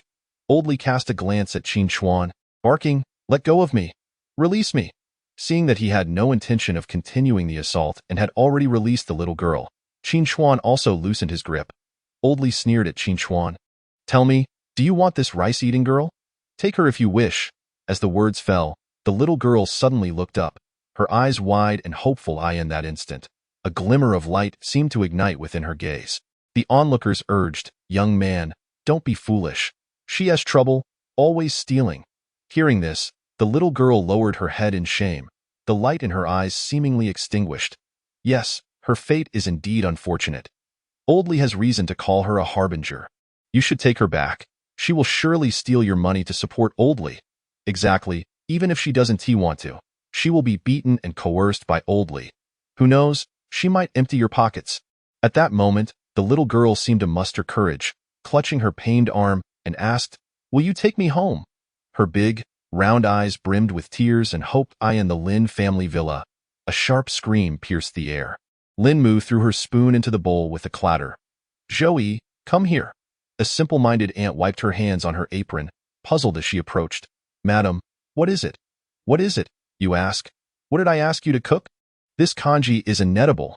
Aunt Zhou's expression darkened as she explained, Madam, I followed your instructions precisely. How could you say I'm foolish? This is something even dogs wouldn't eat. Throw it away and redo it until I'm satisfied, or I will deduct your wages. Those words seemed to strike a nerve with Aunt Zhou, who exploded. She promptly removed her apron and I quit. You can cook for yourself. You think you can act like a big shot with such a small salary? Yelling and barking all day. Who can serve you is truly sick. Lin Xueyan, preoccupied with the impending IPO of her dance troupe, was naturally concerned about such scandals. She rushed forward, handing Aunt Zhou money from yesterday. I'm sorry, my mother can be like this. Please don't take it to heart. Aunt Zhou took the money and left, but Lin Mu was not pleased. What do you mean? My mother can be like this? Try cooking this congee yourself and see if it's edible. It's worlds apart from what Qin Chuan makes. At that moment, Lin Xueyan, who had been irritated all night, finally exploded. Qin Chuan. You have repeated his name hundreds of times these past few days. Aunt Li couldn't mop the floor as well as Qin Chuan, and Aunt Lu couldn't climb up to clean the chandelier. Now Aunt Zhou can't even make congee. If you think Qin Chuan is so great, go bring him back. Who can endure you switching maids every day? It's only been a few days. If this continues, we'll be blacklisted by the housekeeping company. And don't forget, my dance troupe is about to go public. Can you please spare me the trouble and stop adding to my scandals? With Qin Chuan around, I'm already exhausted and overwhelmed. Lin Fu chimed in, indeed. These past few days without Qin Chuan have been incredibly inconvenient. None of these maids can cook as well as he does. The bathroom is out of toilet paper, and no one knows how to fix the leak in the kitchen. Now I truly realize how good Qin Chuan was. Good. What is so good about him? Lin Mu's face hardened, her voice rising a notch. You two, stop singing in unison. Since Qin Chuan has moved out, I will not agree to his return. Unless he kneels outside and begs me, I will consider whether to allow him to return for a trial period. Remember, it's a trial period, not an agreement that he and you want to divorce. Do you think the Lin family's door is one he can enter and exit as he pleases? Grandma, Mom, please stop arguing. Hurry and do my hair. I want double buns. Lin Xueyan, her hair cascading down, walked over. Lin Xueyan and Lin Mu exchanged glances, both at a loss. Lin Xueyan, sensing their gaze, shrank back a little. What are you looking at me for? I can't do it either. I rarely style my hair. Lin Xueyan awkwardly turned to her daughter. Chung, how about we just do a ponytail like yesterday? But I haven't changed my hairstyle in 3 days. Dad used to help me change my hairstyle every day. The other kids are laughing at me with that. Lin Xueyan began to cry. Wah, I don't care. I don't want a ponytail today. Hearing her child's cries, Lin Mu's head throbbed, her frustration mounting. If all else fails, she would pay Qin Chuan to come back. Just say it was an employment relationship. For 1,000 a month for the same tasks as before, provided he agreed to the divorce and wouldn't interfere with her and Qi Silin. Lin Mu spoke as if she were bestowing a favor. Lin Xueyan sighed in exasperation. Mom, is 4,000 in US dollars? Aunt Zhou quoted 6,000. Lin Mu rolled her eyes. 4,000 is plenty. He didn't make much doing this before. Besides, after so many years without a job, finding a position that pays 4,000 is already impressive. Mom, Lin Xueyan felt utterly drained. He doesn't even want that 4,000. He is currently live streaming and wants to divorce me. He's scheduled to meet me at the Civil Affairs Bureau at 9 this morning. What? Lin Xueyan was taken aback. Qin Chuan really wants to divorce you? That can't be. Lin Xueyan nodded, glancing at her watch. Only 15 minutes remained until 9. She turned to Lin Fu. Dad, I need to go to the Civil Affairs Bureau. I can't let Qin Chuan look down on me. Hurry and take Chung to school. Me? Lin Fu, usually idle at home, was suddenly tasked with a job and was somewhat flustered. I have an appointment with an old friend at the tea house, Dad. You can go to the tea house later. With that, Lin Xueyan grabbed her bag and headed out the door. Lin Xueyan quickly followed. I'll accompany you. Lin Xueyan nodded, thinking it would be good to have company. Upon arriving at the Civil Affairs Bureau, they found it completely empty, with no sign of Qin Chuan. Lin Xueyan looked around. There were still 3 minutes until 9, so she stood at the entrance, her mood sour. She felt as if a single word from anyone could ignite her anger. A sense of frustration swelled within her, making her feel unwell and agitated. Yet, she could not comprehend why she felt this way. She was on the brink of freeing herself from Qin Chuan. Why did the thought of that make her uneasy? Lin Xueyan surveyed the surroundings. I'm telling you, Qin Chuan will definitely not come. He loves you too much. Loves you in a way that's so pitiful he could never truly go through with a divorce. He is probably just trying to scare you. Ha. Am I the kind of person who gets scared? Ha ha ha. Lin Xueyan laughed unnaturally, her gaze repeatedly drifting to her watch. As soon as it struck 9, if Qin Chuan didn't appear, she would leave immediately. While Lin Xueyan continued to chatter, Lin Xueyan was entirely preoccupied. She could not understand why she felt so nervous, her heart racing as if it might leap from her chest. Cold sweat trickled down her forehead. Though only 3 minutes remained, it felt like an eternity. Xueyan, have you been listening to me? I have. Lin Xueyan forced herself to appear calm, feigning nonchalance. I'm just saying. How could Qin Chuan possibly divorce me? He could never stop loving me. As she spoke, her eyes darted back to her watch. The minute hand struck 9. Suddenly, she exhaled in relief. Let us go. Time's up. I won't wait any longer. With that, she pulled out her phone, snapped a picture of the Civil Affairs Bureau, and sent it to Qin Chuan's WeChat. I've arrived. It's you who dares not keep the appointment. Qin Chuan, what level do you think you are to make me wait? After sending the message, Lin Xueyan eagerly made her way back to the car, wanting to leave this place immediately. She was terrified that Qin Chuan would appear at any moment. Her steps were disordered, betraying a hint of panic. As she finally settled into the car and fastened her seatbelt, Qin Chuan's call came through. Xueyan, I'm sorry, something has come up here and I've been delayed. I'm on my way now. Could you possibly wait for me for another 15 minutes? Dream on. Qin Chuan, you must be dreaming. Why should I wait for you? I've already waited for half an hour. Haven't you toyed with me enough? You clearly have feelings for me. You still love me, yet you insist on bringing up divorce over some trivial male pride. Is this amusing to you? Do you think this will restore your dignity as a man? Qin Chuan was at a loss for words. In that fleeting moment of silence, Lin Xueyan decisively hung up the phone. Qin Chuan could only call back, but Lin Xueyan disconnected again. Each time he called, she hung up, then turned sharply to Lin Xueyan and exclaimed, "What are you looking at? Hurry up and drive." She acted as if she feared Qin Chuan would catch up to them. Once the car had left the vicinity of the Civil Affairs Bureau, Lin Xueyan finally felt a wave of relief wash over her. Yet, she was plunged into confusion, for she could not fathom why she felt this way. Was she truly afraid of divorcing Qin Chuan? No, that thought was quickly dismissed, as Lin Xueyan concluded that she was merely afraid of scandal. Yes, she feared that a scandal would affect her dance troupe's public listing. Meanwhile, on the other side, Qin Chuan, having been hung up on, felt quite helpless. No matter how he tried to contact Lin Xueyan afterward, she refused to respond. A glance at WeChat revealed that Lin Xueyan had indeed gone to the Civil Affairs Bureau. He felt a pang of regret for missing the opportunity for divorce. Just moments earlier, a little girl had asked him if he could take her home, but he had not responded. He already had a daughter to care for, and the paperwork would be exceedingly complicated. Moreover, raising a child is not akin to caring for a pet. It requires serious contemplation. Even adopting a pet demands a commitment to see it through. Let alone a child, he needed to evaluate his current financial capabilities and whether he could afford to raise another child. He also had to consider how to sever the child's ties with her original family and arrange a legal adoption. These were formidable challenges, not something to be resolved with mere bravado and kindness. However, before he could formulate a plan, the little girl had run away. Perhaps she had encountered similar situations before, met others who, like him, had sympathized with her, wished to adopt her, yet hesitated. But those individuals had ultimately let her down. Thus, she chose to flee rather than confront an unbearable outcome. As the girl dashed away, the crowd scattered in disarray. At this moment, with Lin Xueyan refusing to answer his calls, Qin Chuan could only return to his home and continue to fidget. He hoped that Lin Xueyan's anger would dissipate quickly so she would agree to accompany him to the Civil Affairs Bureau.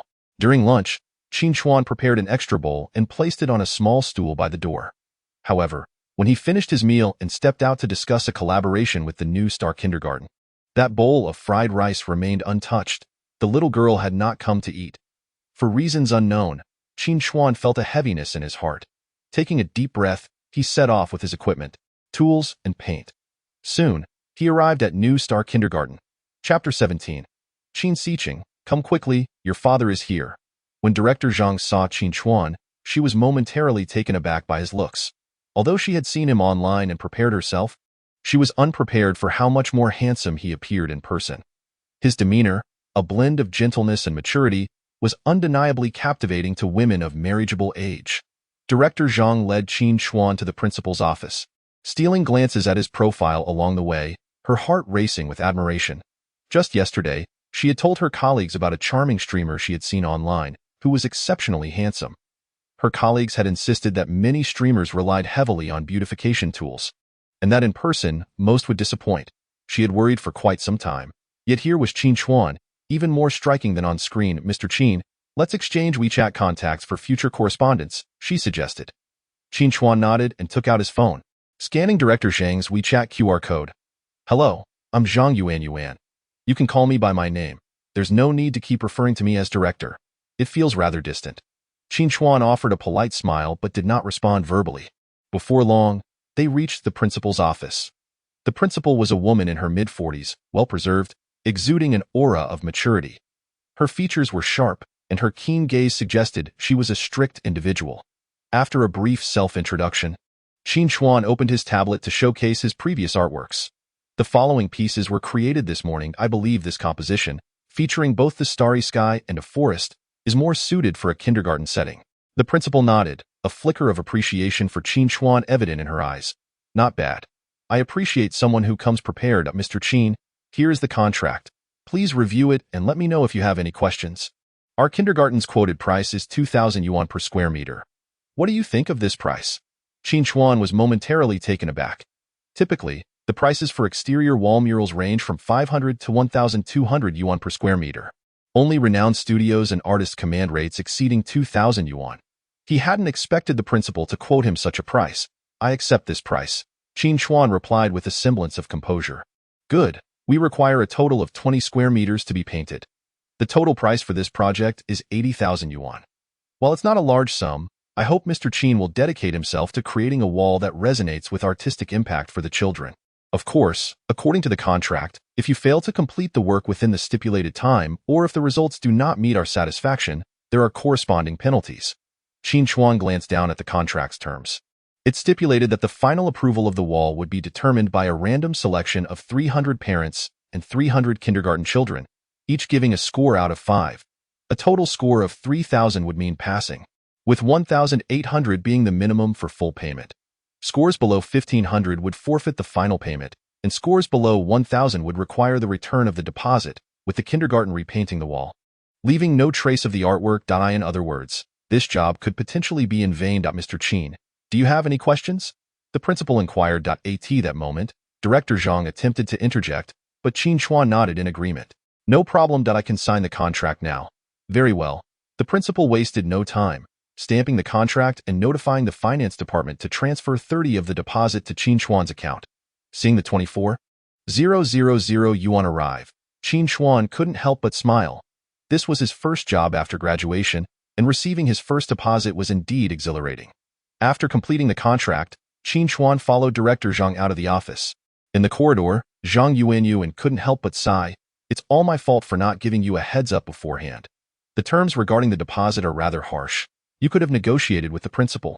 Many people see those clauses and think they might end up working for free and refuse to take the job. She glanced around to ensure no one was listening before lowering her voice. Our principal is very particular. Several studios have been turned away, including some well-known ones, because she wasn't satisfied. Some artworks never even made it to the parents and children's voting stage before she dismissed them altogether. It's all right. I enjoy a challenging project, and I want to give it a try, Qin Chuan replied, offering a polite smile to Zhang Yuanyuan. Thank you for sharing this information. Zhang Yuanyuan felt her cheeks flush. No need to thank me. Before long, she led Qin Chuan to the 2 blank white walls on the playground. These are the 2 walls. If you need anything, feel free to contact me via WeChat. All right, Qin Chuan nodded. I'll get to work now. Zhang Yuanyuan waved goodbye to Qin Chuan with reluctance. He nodded in acknowledgement and promptly began setting up his work and streaming equipment. As he mixed paint, he updated his viewers on the project. The audience immediately responded with enthusiasm. Wow, the streamer can paint. Wall murals too. How impressive. Looking forward to the streamer's work. Wait, does this mean the streamer might end up working for free? Haha, what a coincidence. I was once that person who worked for free. A notorious unfinished project that drove away multiple studios. I advised the streamer to reconsider. Qin Chuan glanced at the comments, smiling faintly. Thank you all for your concern and suggestions. I've taken note of them. Now, I'll prepare to begin my creation.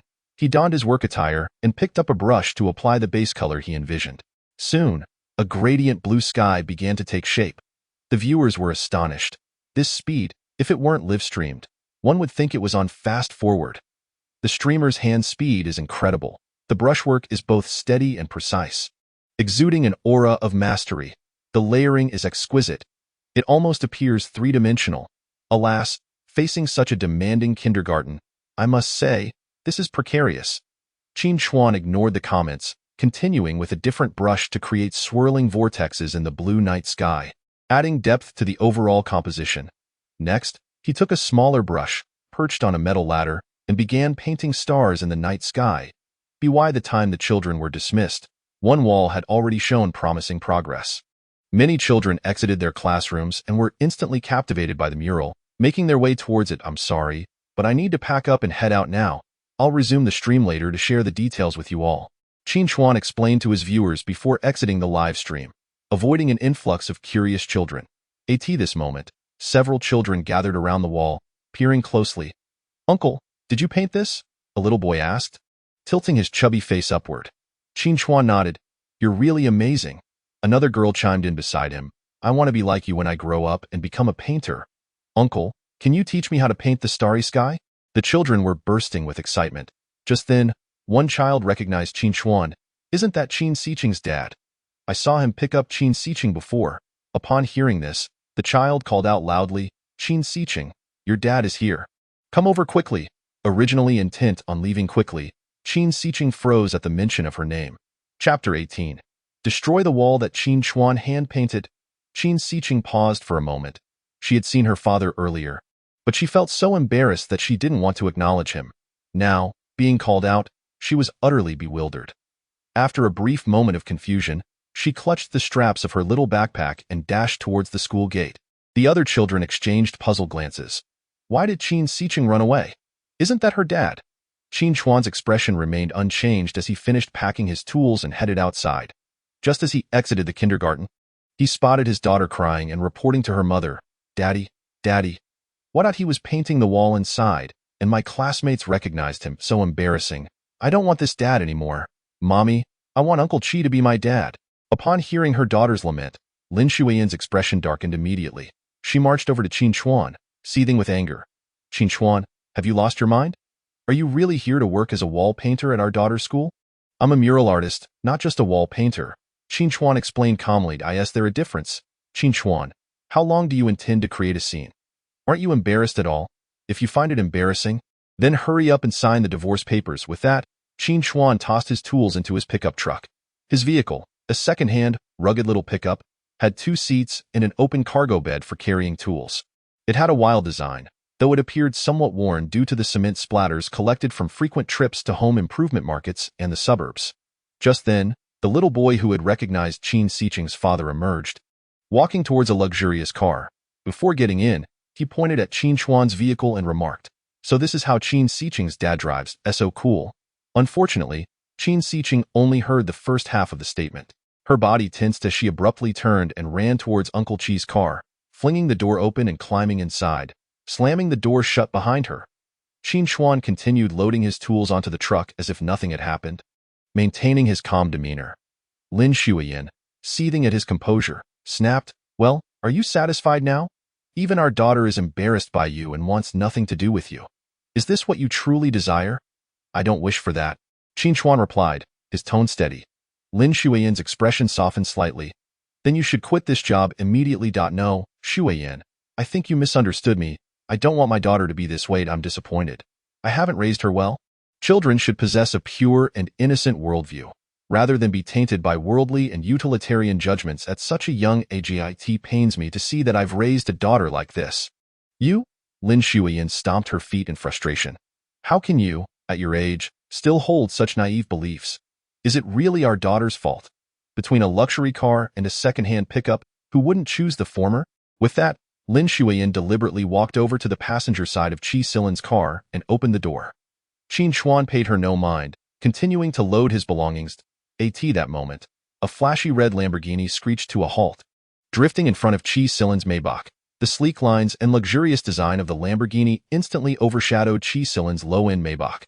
The sudden turn of events startled both Qi Silin and Lin Xueyan. The Lamborghini's doors swung open, revealing a stunning pair of long legs clad in black. Following that, the owner of the Avril bar stepped out of the car, dressed in black leather shorts and a tight-fitting white tank top that tantalizingly revealed her navel. Exuding a sensual aura, she turned to Qi Silin, flipping her wavy hair, and said, "Hey there, handsome.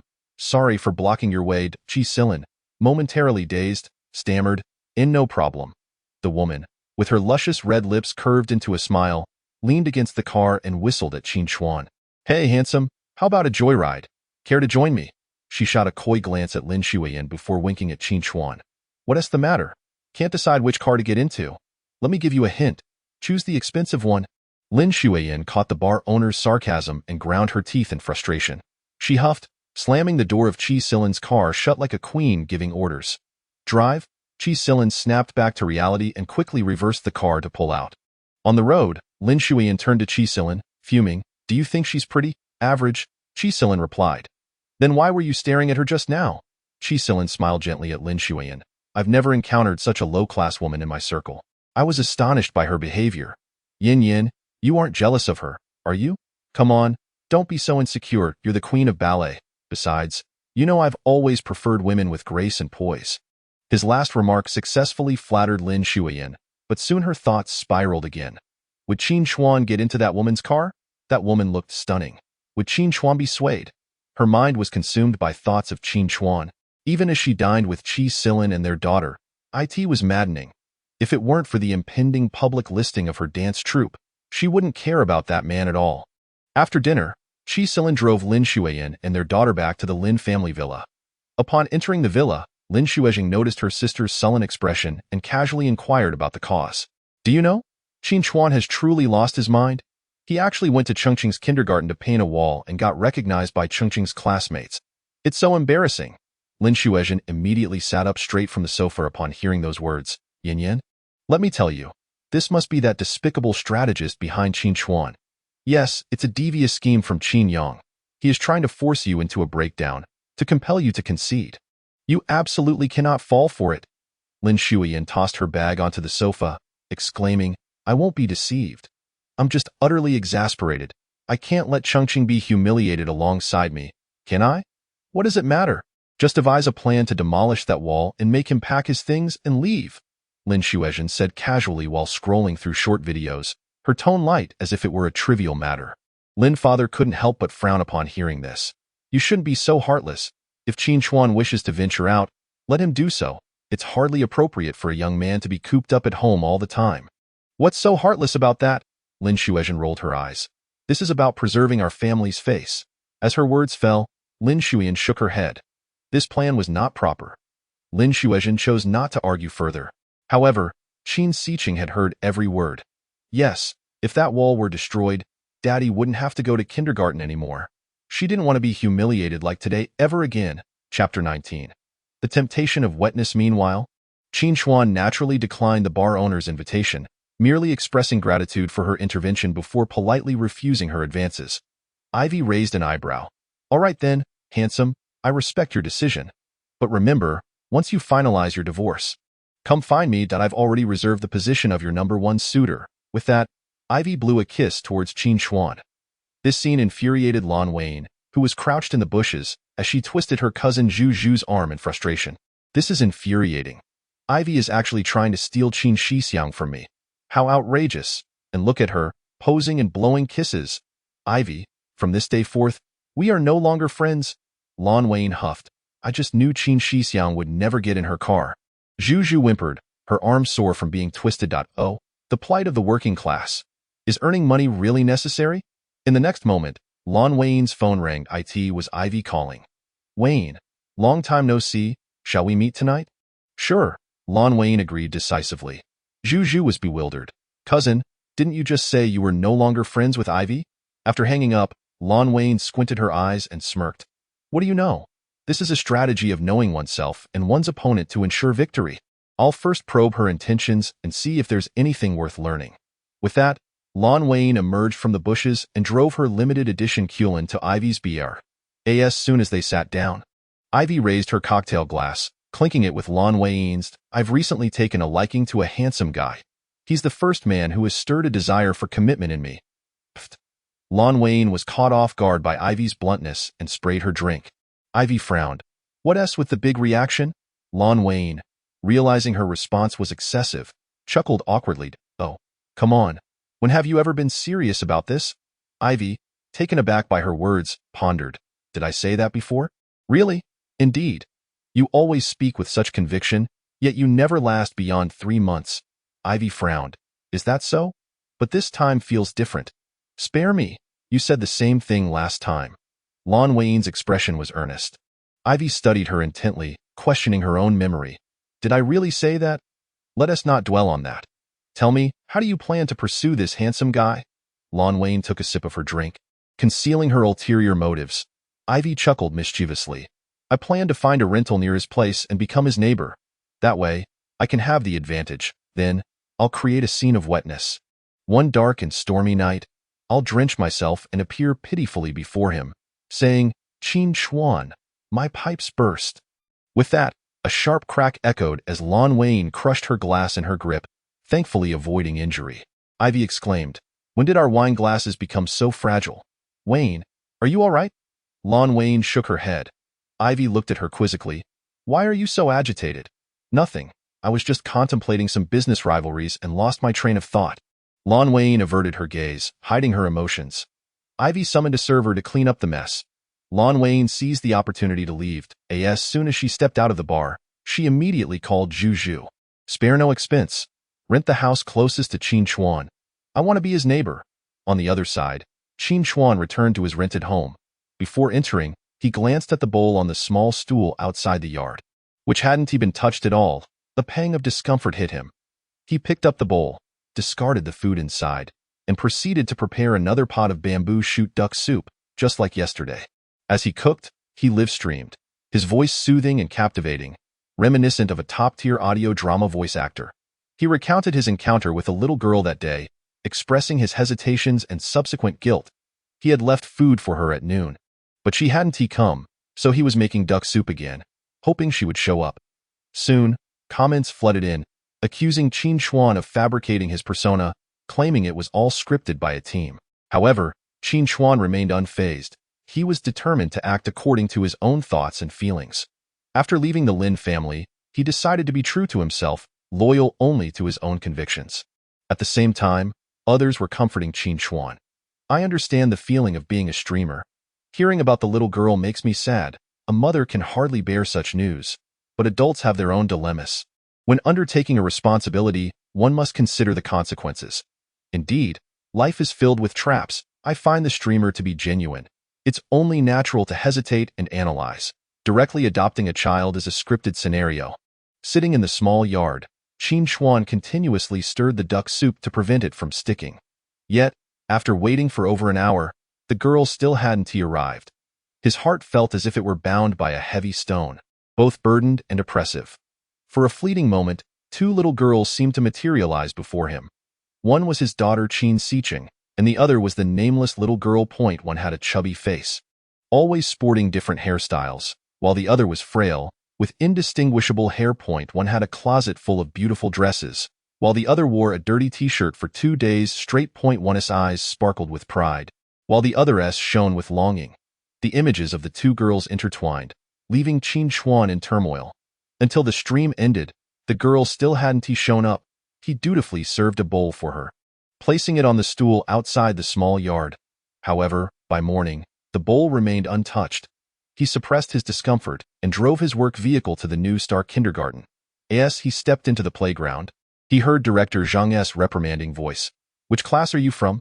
Why did you vandalize the painted wall? Upon approaching, Qin Chuan saw a small boy caught by Director Zhang, his face pale with fear. Director Zhang at that moment.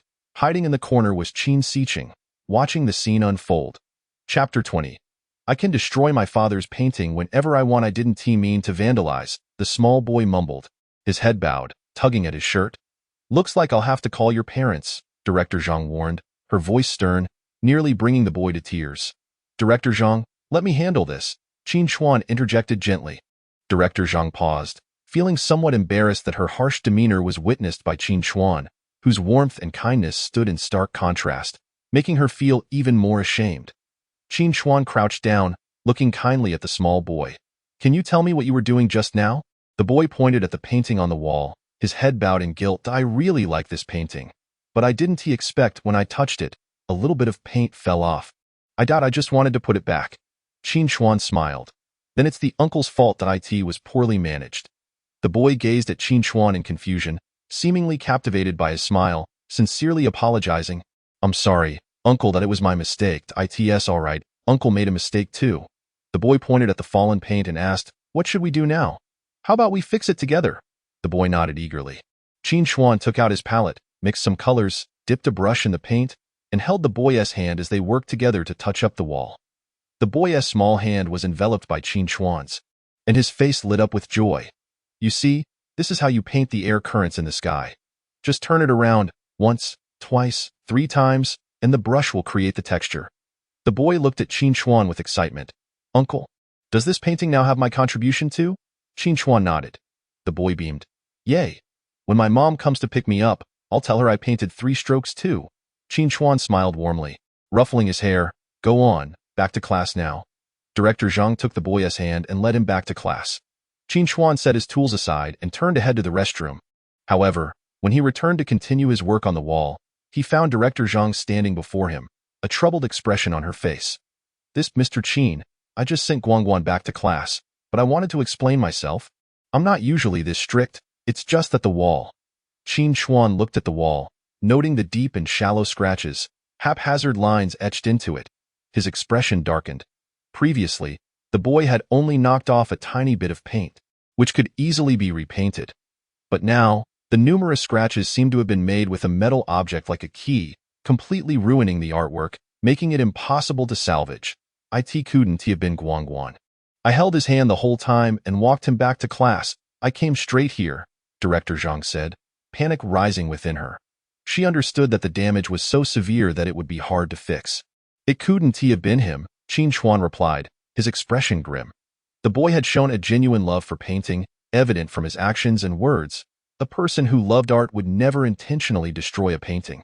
But the one responsible this time was clearly intent on damaging the artwork.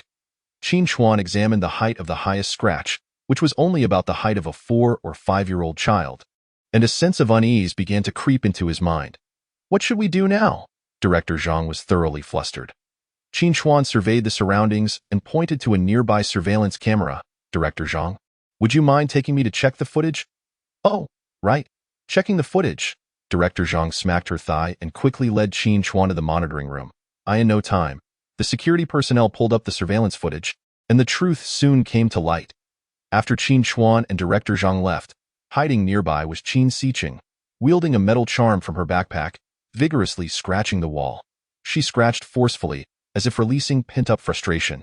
After scratching it dozens of times, she turned and ran away. Qin Chuan's expression darkened. Director Zhang immediately recognized the child in the footage and went to the middle class to bring her into her office. Teacher just checked the surveillance and saw you using the charm on your backpack to damage the wall painting. Qin Xiqing, can you tell the teacher why you did that? Having learned from the previous experience, Director Zhang spoke much more gently this time. Qin Xiqing stood with her hands behind her back, adopting an arrogant demeanor. It's my dad's painting. I can destroy it whenever I want. Her tone and posture mirrored that of Qin Chuan's mother-in-law. Qin Chuan shook his head in disappointment while Director Zhang was left speechless. Mr. Qin, this is your daughter. Yes, Qin Chuan admitted, but that didn't excuse her deliberate destruction of the wall painting. Director Zhang's expression turned awkward. How on earth should this be handled? Qin Xiqing stood with her hands on her hips, her cheeks puffed up, looking every bit the little princess. Why can't I? Grandma said. What's yours is mine. Everything you have is mine. Your painting? I can destroy it if I want. I don't want you to come to our school as a laborer. Xiqing, what Grandma said isn't right. All my belongings should be respected, and you should inform me beforehand if you wish to touch them. Only with my consent can you act. This is a matter of politeness and respect, but it certainly does not grant you the liberty to carry out such wanton destruction. What you did was wrong. I didn't do anything wrong. The one who's wrong is you. It's you who embarrassed me. I hate you. I absolutely detest you. Director Zhang forced a polite and awkward smile. Well, Mr. Qin, since she is your daughter, perhaps it would be best to take her home for some education. Before she could finish, Qin Chuan interrupted. Director Zhang, may I ask how the school typically handles such situations? Director Zhang paused, then replied truthfully. In cases like this, it's rather serious. We usually invite the child's parents for a discussion, hoping to address the child's education appropriately, and require the child to apologize and the parents to compensate for the damaged property. Very well, let us proceed according to the school's protocol. Qin Chuan decided it was time for his daughter to understand the consequences of her actions. Director Zhang grew even more uncomfortable. But Mr. Qin, aren't you Xiqing's father? Wouldn't notifying the parents mean notifying you? No, you can inform the child's mother. Before he could finish, Qin Xiqing jabbed her small finger into Qin Chuan's thigh. Teacher, call my mom. He's not my dad anymore. He wants a divorce. Qin Xiqing grew increasingly agitated. Even at her young age, she understood the concept of calling parents. I don't want you to be my dad anymore. I hate you. Guangguan damaged your painting, and you forgave him with such kindness. I only scratched a few times, and you want me to call my parents? Woo did I detest you. I hate you so much. Qin Chuan sighed, crouching down patiently to explain to his daughter. Daddy just hopes you understand that in this world, when you make a mistake, you must bravely face the consequences. You are still young, and your parents will cover for you. But when you grow up, you will have to take responsibility for your own actions. I want you to realize that you are different from Guangguan.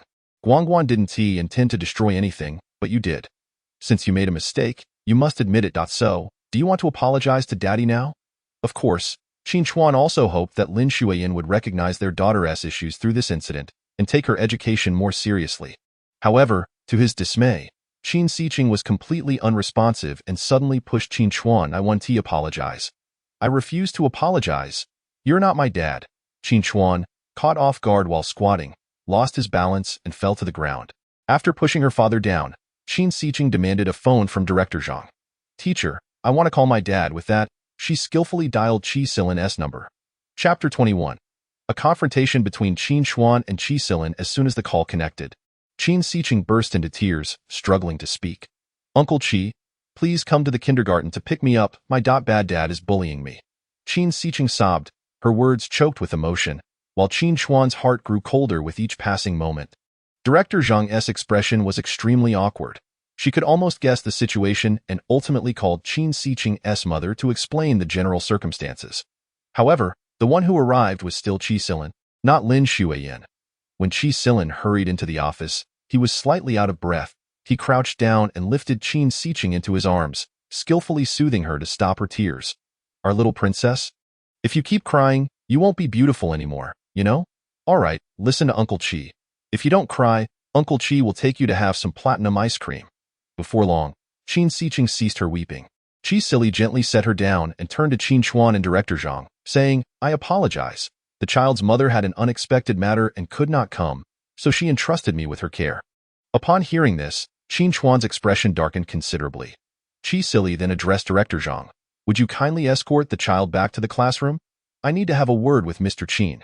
Director Zhang was more than willing, taking Qin Xiqing by the hand and leaving the office to allow the two men some privacy. Once Director Zhang departed, Qi Silin immediately tore off a blank check and handed it to Qin Chuan. Qin Chuan, this is compensation for you. It serves as restitution for the damage to the wall, and additionally, it is my way of assisting Xueyan and Qingqing. I hope this matter can conclude here and not escalate further. Escalate? Qin Chuan scoffed, anger bubbling within him. What you are doing is merely an attempt to garner Xueyan's attention. Qin Chuan, be reasonable. Your actions are exhausting for Xueyan. She is incredibly busy with work. As her husband, shouldn't you be more understanding?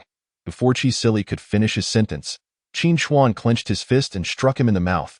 Let me tell you, that is what I call causing a scene. Qi Silin, I warn you. Until the day I have officially divorced Lin Xueyan, do not think you can meddle in our family matters. Each time you intrude before me, I will hit you once. With that, Qin Chuan turned on his heel and left. As he stepped out of the office, he composed a WeChat message detailing his daughter's situation and his educational views to Lin Xueyan. After sending the message, he did not glance at his phone again. He believed he had fulfilled his responsibilities as a father. What remained was how Lin Xueyan and her family chose to raise the child. Those matters were beyond his control. Upon returning to the playground, Qin Chuan swiftly set up the live streaming equipment and began explaining to his viewers that the wall had been accidentally damaged.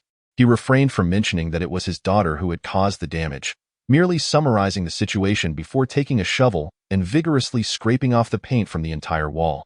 Each stroke drew empathy from the viewers. Is someone intentionally trying to sabotage the streamer? There's no need to scrape off everything. Just the damaged parts would suffice. No, doing it this way would create an uneven and discordant appearance between the repaired section and the rest. Trust me, I studied fine arts.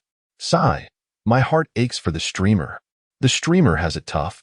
Qin Chuan thanked everyone for their concern and rapidly applied a base coat, reimagining the artwork. He continued painting until dusk, and a brand new starry sky painting emerged before the viewers. They responded with enthusiastic applause. I thought it was a commercial creation, but I didn't expect this one to differ so much from the previous. Indeed, the streamer is very dedicated. I also assumed the streamer would replicate the previous piece. I was pleasantly surprised by the heartfelt creation. It truly possesses soul.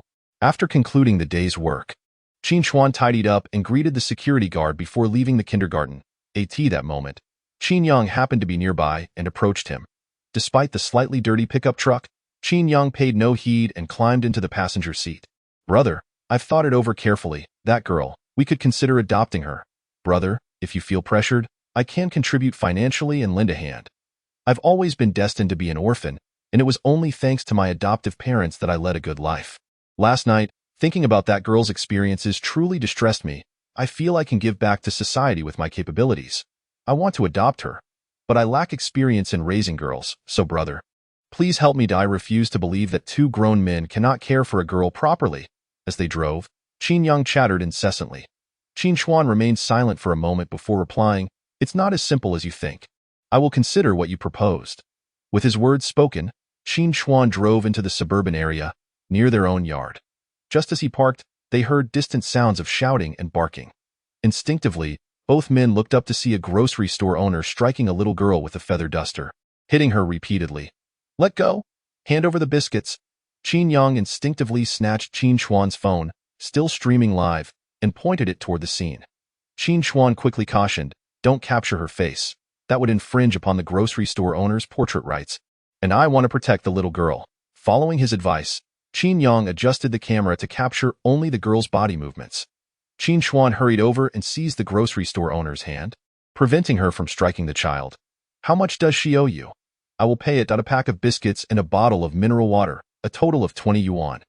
Qin Yang couldn't contain his outrage.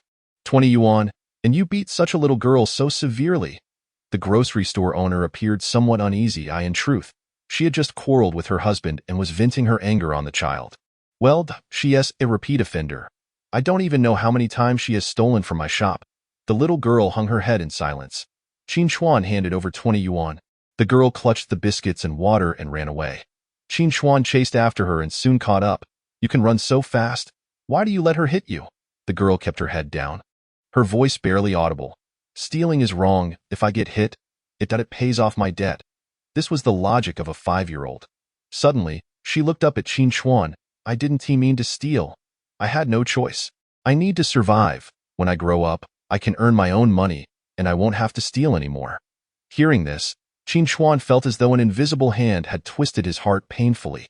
After a long pause, he asked, "Do you want to come with me?" The girl's eyes brightened suddenly. "Can I?" Qin Chuan nodded, pointing to Qin Yang filming from a distance.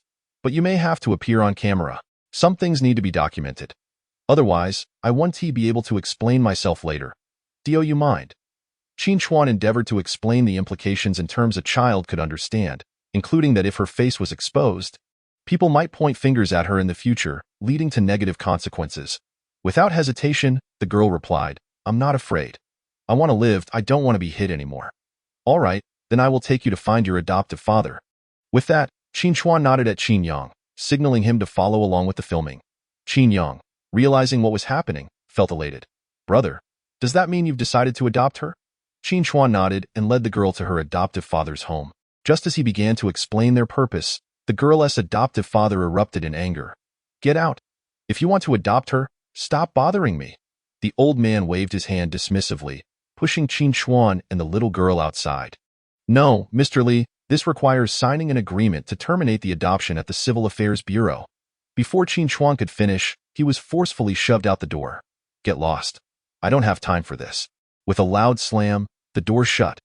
Qin Yang, still recording, looked bewildered. "It seems this is not as simple as I thought. Brother, what do we do now?" Qin Chuan glanced down at the little girl and responded, "Let's go to the police station." The little girl immediately pulled away from his hand, reacting dramatically. "I don't want to go to the police station." It appeared she had been taken there frequently when she was beaten, leaving her with trauma. Qin Chuan knelt down to look her in the eye. "Are you sure you want to come with me? If you want to follow me, we must go to the police station to explain the situation. Otherwise, I could be accused of child trafficking." Qin Yang interjected, "I really didn't think this through. Was I being too simplistic?" The little girl hesitated for a long moment, then looked up at him. "Are you sure? If I go, can I come home with you?" "I can't guarantee that," Qin Chuan replied honestly. The girl immediately released his hand and ran toward a dilapidated building. That was her home, where she had been sleeping for the past month and a half. Without looking back, she dashed away, saying, "I've been taken to the police station before. They either tricked me into going and ran away or stayed but couldn't adopt me." Having heard this, Qin Chuan and Qin Yang felt a heavy weight in their hearts as they pursued the girl, filming her as she adeptly entered the dilapidated house and lay down on some cardboard. They felt as though their hearts had been pierced with numerous tiny holes and then tossed into a glass of lemon water, the bitterness overwhelming. "Brother, are we really going to leave her to sleep in such a place?" Qin Young furrowed his brow and suddenly turned the camera toward the live stream. Is there a lawyer in the live chat? In this situation, how should we proceed if we want to adopt the little girl? At that moment, the viewers in the live stream shared a collective sense of unease. Apart from a few dissenting voices that suspected it was a publicity stunt, the majority expressed sympathy for the girl. How tragic. Her adoptive father is inhumane. I used to think I was unfortunate, but after seeing this little girl, I realize how fortunate I truly am. What will happen when winter comes? And she is still sleeping on the ground in this weather? If they adopt her but don't want to keep caring for her, that old man is truly despicable. In this situation, taking her to the police station is the right move. But in reality, the officers at the police station are often powerless against such deadbeats. At most, they can offer a few words of advice, but they can't really arrest them. Yes, the officers are also unable to take action and must follow the relevant regulations. At that moment, Lin Xueyan, who had been watching the live stream, immediately contacted the lawyers at the Lin family firm, urging them to hold an emergency meeting to devise the simplest and least risky plan for Qin Chuan. However, several top lawyers engaged in heated debates but still failed to come up with a viable strategy. Meanwhile, in front of the live stream, Qin Chuan entered the dilapidated house, slowly approaching the little girl. He knelt down behind her and spoke softly. I didn't finish what I was saying earlier. I said I can't guarantee it, but I will do my best. Would you like to come with me to the police station and give it another try? The little girl froze for a moment, then turned to look at him, her eyes filled with confusion. After a long hesitation, she climbed to her feet, nodded silently, and followed Qin Chuan to the police station. Upon their arrival, the female officer on duty immediately recognized the little girl and looked up at Qin Chuan. Is this another issue of theft or an adoption matter? She inquired while retrieving a registration book. Hello, officer. This little girl's adoptive father does not want her anymore, seeing her homeless and sleeping in a dilapidated house. I wish to adopt her. If immediate adoption is not possible, I would like to take her under my care temporarily and explain the situation to file a report. Qin Chuan's kind demeanor left a good impression on the female officer. It's not that we won't allow you to adopt her. It's just that the procedures are not in order, and no matter how many times you come here, we cannot help as her words fell. The little girl shrugged, her expression revealing no surprise. I told you, nothing will change. Just as she turned to leave, Qin Chuan quickly grabbed her hand. Officer, could we handle it this way? This little girl cannot find her way home or her family. We should file a report. He then addressed the live stream viewers. We are also seeking clues from the public. If anyone has information about the little girl's family, please contact us. With that, he presented his social worker credentials to the officer. After filing the report, I will take her under my care as a social worker looking after lost children. If her family wishes to find her, they can reach me through the report. The female officer hesitated for a moment before starting to enter the report information. Let's handle it this way for now. We are not heartless. We sympathize with this little girl's plight. But we also have our limitations. After a pause, she handed the report receipt to Qin Chuan for his signature. The viewers in the live stream were now buzzing with excitement. The streamer is clever. Streamer is amazing. For those who claim the streamer is putting on a show, do they think the police are in on it too? Indeed, if it were a show, the streamer wouldn't dare go to the police station. Fearing exposure. This doesn't seem like a stunt. Why mother lives nearby. This little girl's situation has gone unresolved for over 2 years. When I visited before, I saw the little girl getting beaten. It was painful to witness, but not everyone has the courage to adopt her like the streamer does, especially with such a troublesome adoptive father. Even if it were a show, it would still provide a good outcome for the girl. Yes, I wish all streamers would put on shows like this. It might lessen the number of children with such tragic backgrounds. Equally excited was Lin Xueyan, who squeezed Zhu Zhu's arm fervently. Qin Xixiang is so intelligent. He truly lives up to his reputation. Dear Xixiang, you are so kind-hearted. Please, Buddha, I am willing to sacrifice 10 pounds from Zhu Zhu to have Qin Chuan divorced sooner. Zhu Zhu was bewildered. Wait, how is this my fault? Lin Xueyan shot a sidelong glance at Zhu Zhu's slightly plump belly. You're the only one who has 10 pounds to spare. I certainly don't. You? Zhu Zhu glanced at her cousin's slender, flawless waist and was instantly speechless. Meanwhile, back at the police station, Qin Young asked, Officer, can we take her home now? Not yet, the female officer replied, a serious expression on her face. Qin Young queried, why not? The female officer produced a small handbook and began explaining safety protection knowledge to the little girl. No one should touch or stroke your back in underpants, okay? Especially not someone of the opposite sex. Even if it's someone you know, like your uncle or relatives, they shouldn't touch you, understand? The little girl nodded. The officer patted her head, took her hand, and gently tapped her little leg. Touching the head, face, and limbs can sometimes convey emotions, but if it makes you uncomfortable, you must refuse. If they continue, you can call the police, okay? The little girl nodded again. The officer then turned to Qin Chuan. Since she is under 18 and you are not in a legal adoption relationship, you must bring her in for a follow-up visit each week. We will ask relevant questions, record them, and keep them on file. Understood, Qin Chuan replied. Additionally, I suggest you take her to the hospital for a checkup tomorrow. This should include a physical examination for any injuries, internal damage, or potential abuse. Please obtain documentation from the hospital, which I will keep on file to prove your innocence.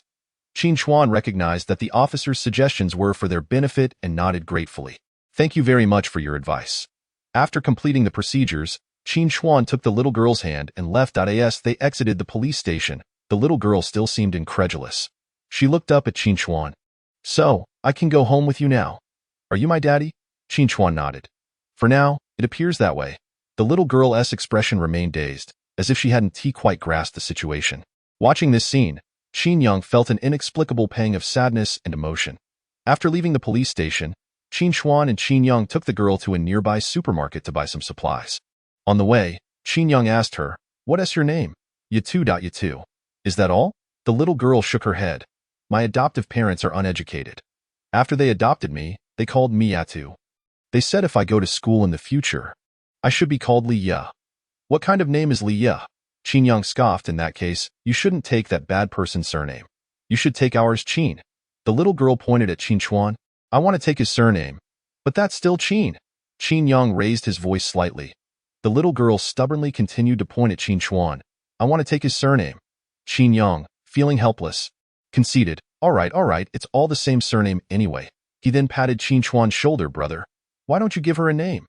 Qin Chuan looked down at the little girl, pondered for a moment, and said, "Let's call her Qin Yu. Yu means joy, happiness, and self-pleasure. Do you like it?" "I like it," the little girl nodded. Qin Yang also nodded in agreement. "Qin Yu, not bad. We'll call you Qin Yu." The three of them entered the supermarket, with Qin Yang pushing the shopping cart. It was Qin Yu's first time in such a large mall. She felt a mix of confusion and fear as she clutched Qin Chuan's shirt hem. Noticing her lack of security, Qin Chuan picked her up. Qin Yang, excited about being a father for the first time, bought numerous adorable cups, toothbrushes, toothpaste, towels, and other daily necessities. "Brother, you can't take this money from me. I have to pay for it. It's for my daughter." He then selected several pretty pink outfits, with the female shop assistant helping to arrange the little underwear. While paying, Qin Yang asked, Yeah, when's your birthday?" "Daddy Qin wants to remember it. I don't know." Qin Yu shook her head. Qin Yang was taken aback. "Has no one ever celebrated your birthday?" Qin Yu shook her head again. Qin Yang paused, then said to her, "Come on, help carry these things. They're all for you." Qin Yu held the items close to her chest, her round eyes wide with disbelief as she looked at Qin Chuan and Qin Yang. "These are all for me?" Qin Yang confirmed, and suddenly, Qin Yu burst into tears, clinging to her pile of belongings and crying uncontrollably. Qin Yang looked at Qin Chuan, bewildered. "Brother, what's going on?" Qin Yu's cries grew louder, drawing the attention of many passers-by. After all, it was a rare sight to see two grown men with a child. Some people had already taken out their phones, seemingly ready to record or report. Qin Yang was startled, feeling anxious and at a loss. "Oh dear, my little ancestor, please don't cry. Our adoption procedures aren't complete as it is. If you cry like this, people will think we've done something to you." Qin Chuan, on the other hand, crouched down, took out a tissue, and gently wiped Qin Yu's tears. "How about this? Today can be your birthday." "All right, birthday?" Qin Yu's attention shifted, and she stopped crying instantly. "Yes, today is your new beginning, so let's treat it as your birthday," Qin Chuan explained. Qin Yang quickly pulled out a fluffy rabbit toy from one of the bags and handed it to her. "This is your birthday gift from Daddy Qin. Shall we go buy a small cake?" Still clutching the soft rabbit toy, Qin Yu appeared confused and uneasy. Her eyes seemed to express a fear that the toy might suddenly disappear, that everything before her might vanish like a fleeting dream. "No, that's all right." Qin Yu shook her head, maturely adding, "Having these is already wonderful. I've never worn new clothes before." Her clothes were all hand-me-downs from neighborhood kids. Qin Yang felt a pang in his heart and said to Qin Chuan and Qin Yu, "You both wait for me here." He quickly rushed back into the supermarket and emerged with a small cake. Back at the cluttered living room of Qin Chuan's rented apartment, the three lit candles, sang a birthday song, and celebrated the little girl's birthday. After taking a bite of the cake, Qin Yu expressed her gratitude again to Qin Chuan and Qin Yang. "Thank you. This is my first time eating cake." Qin Chuan ruffled her hair. "No need to mention it. You'll get to eat it often in the future." Qin Yang chimed in, "That's right, not just cake. There will be delicious meals on my birthday. And on Brother Chuan's birthday too." At that moment, comments in the live stream began to pour in. This scene is so heartwarming. I feel like crying. I hope you will be happy for the rest of her life. Happy birthday, Yu. Sweetheart. May you find happiness in the future." After ending the live stream, Qin Chuan took Qin Yu to the bathroom, filled the tub with water, and then asked her if she could take a bath. Qin Yu nodded. Qin Chuan stepped out of the bathroom, went to the room, set up a tent, and laid out soft bedding for Qin Yu to rest. When Qin Yu finished her bath, Qin Chuan helped her dry her hair and then told her to cuddle the rabbit toy and sleep in the tent. "This place is still under renovation. Once it's done, you can sleep in a proper bed." Qin Yu obediently replied, "Thank you, Daddy. I will listen to you from now on." Qin Chuan patted her head. "You don't need to be overly obedient. You just need to listen to your heart and what it tells you." After saying that, Qin Chuan lay down on the old sofa beside her. "Now sleep. MHM, good night, Daddy." As her voice faded, Qin Chuan's phone rang. He glanced at the caller ID and saw it was Lin Xueyan, telling Qin Yu, "You sleep first. Daddy needs to take this call." "Okay," Qin Yu replied, understanding. Qin Chuan stepped out onto the terrace to answer the call. On the other end, Lin Xueyan's voice erupted in a furious outburst. "Qin Chuan, have you lost your mind? The Civil Affairs Bureau stood me up, and now you attract my attention by calling parents? And now you're adopting a girl? Have you forgotten you have a biological daughter?" Chapter 24. Lin Xueyan looked down. "Qin Chuan, come back." Her voice was loud, prompting Qin Chuan to instinctively check his phone and then move a few steps away from the terrace. Qin Yu was sensitive and he worried she might hear. "Xueyan, please calm down." "I can't calm down." Lin Xueyan was on the verge of exploding. Qin Chuan, feeling guilty for missing their appointment, softened his tone a bit. "I admit it was my fault for being late this morning. Qin Yu is the girl I adopted. She was beaten by the owner of a grocery store this morning, and I couldn't just stand by and do nothing. Xueyan, she's a very pitiful child. I haven't formally adopted her yet. I'm just letting her stay with me." "Pitiful?" Lin Xueyan scoffed. "Qin Chuan, do you see her as pitiful, or do you want to use her to gain publicity and make money?" Qin Chuan's voice turned cold upon hearing this. "After 5 years of marriage, this is how you see me." Lin Xueyan shrugged it off. "Qin Chuan, everyone in this society is clever. Do you really think they can't guess your intentions?" After a pause, Lin Xueyan sounded as if she were exhausted. "Qin Chuan, you've won. Just come back. I really don't want to argue anymore. I'm tired." Upon hearing this, Qin Chuan furrowed his brows deeply. "My mother said she would give you 4,000 a month. I can raise it to 8,000. The money will be deposited into your account on the 1st of every month. Just stop all those ridiculous live streams you're doing." Lin Xueyan's voice dripped with sarcasm. "You're taking care of someone else's daughter while not caring for your own. Don't you find that ironic?" "I find it quite ironic too," Qin Chuan replied, suppressing his simmering anger. "I thought after living together for 5 years, you would at least have a basic understanding of me. I thought even if our marriage couldn't be like others filled with love, we could at least respect each other. But now it seems you have no respect for me at all. Xueyan, I should finalize the adoption procedures as soon as possible." "Fine, come to my dance studio tomorrow after work to sign the divorce agreement. I want to see what other tricks you have up your sleeve." "All right, I'll see you tomorrow after work," Qin Chuan said, ending the call decisively and returning quietly to the room. The next day, Qin Chuan woke up to find the tent empty, a chill running down his spine. Qin Yu, the thought that she might have overheard his conversation with Lin Xueyan last night made him anxious. Qin Yu appeared tough on the outside, yet she was incredibly sensitive. "Qin Yu," he called out again as he rushed downstairs. When he reached the kitchen, he was stunned by the sight before him. Qin Yu was standing on a small stool, frying eggs. She carefully scooped the eggs onto a plate, climbed down the stool, and brought the plate to him, looking up at him with concern. "Daddy, what's wrong? I'm making you breakfast." Qin Chuan felt a surge of emotion as he took the plate from her and ruffled her hair. "Thank you, Daddy appreciates it. From now on, I'll handle these things myself." Upon hearing this, Qin Yu looked a bit confused, her eyes fluttering with uncertainty. Qin Chuan had her sit at the dining table while he quickly made her a sandwich. They both enjoyed a sandwich and a bottle of milk. Qin Yu ate slowly, savoring each bite. Once finished, she said, "Thank you, Daddy. This is my first time eating a sandwich I used to just watch others eat. There's no need to be so polite with Daddy I in the future. If you want anything to eat, just tell me." Qin Yu lowered her head, seeming unsure, but obediently replied, "Okay. Did you ever attend kindergarten before?" Qin Chuan inquired. Qin Yu shook her head. "Do you know if you have a household registration book?" "I don't know." Qin Yu shook her head again. Qin Chuan gently patted her head. "In the long run, you should go to kindergarten, to school, and learn. That way, you can earn your own living one day, understand?" Qin Yu nodded, her small eyes filled with longing. "I want to go to school." Her voice was firm, and Qin Chuan felt a sense of pride. However, given the current situation, they needed to find a way for her to attend school. "For now, you can stay by my side as my little assistant, helping me with live streams. Are you willing? Once your household registration issue is resolved, I'll send you to school. Of course, if you prefer not to show your face and don't want everyone to know you. You don't have to do live streams. No, I want to help you." Qin Yu replied nonchalantly, "I'll be your assistant to earn a meal." Qin Chuan felt a twinge of discomfort at her words. Whether it was preparing breakfast or acting as his assistant, Qin Yu was trying hard to prove her worth. Her sole purpose was clear. She feared being abandoned. "Yu, since I've promised to adopt you, I will take full responsibility for you. You are my daughter, and it's my duty to care for you until you're 18. You don't have to do any of this. Just tell me what you want." After speaking, Qin Chuan didn't force Qin Yu to immediately understand or accept his words. After all, the lack of security she felt would take time to mend. But he was confident that through love, he could provide Qin Yu with the security she needed. "Come on, let's tidy up the tools for today's work." Soon, the father and daughter began to organize their things. Qin Yu seemed to have done her fair share of chores at home. Her movements were nimble, showing no signs of being a mere 5-year-old.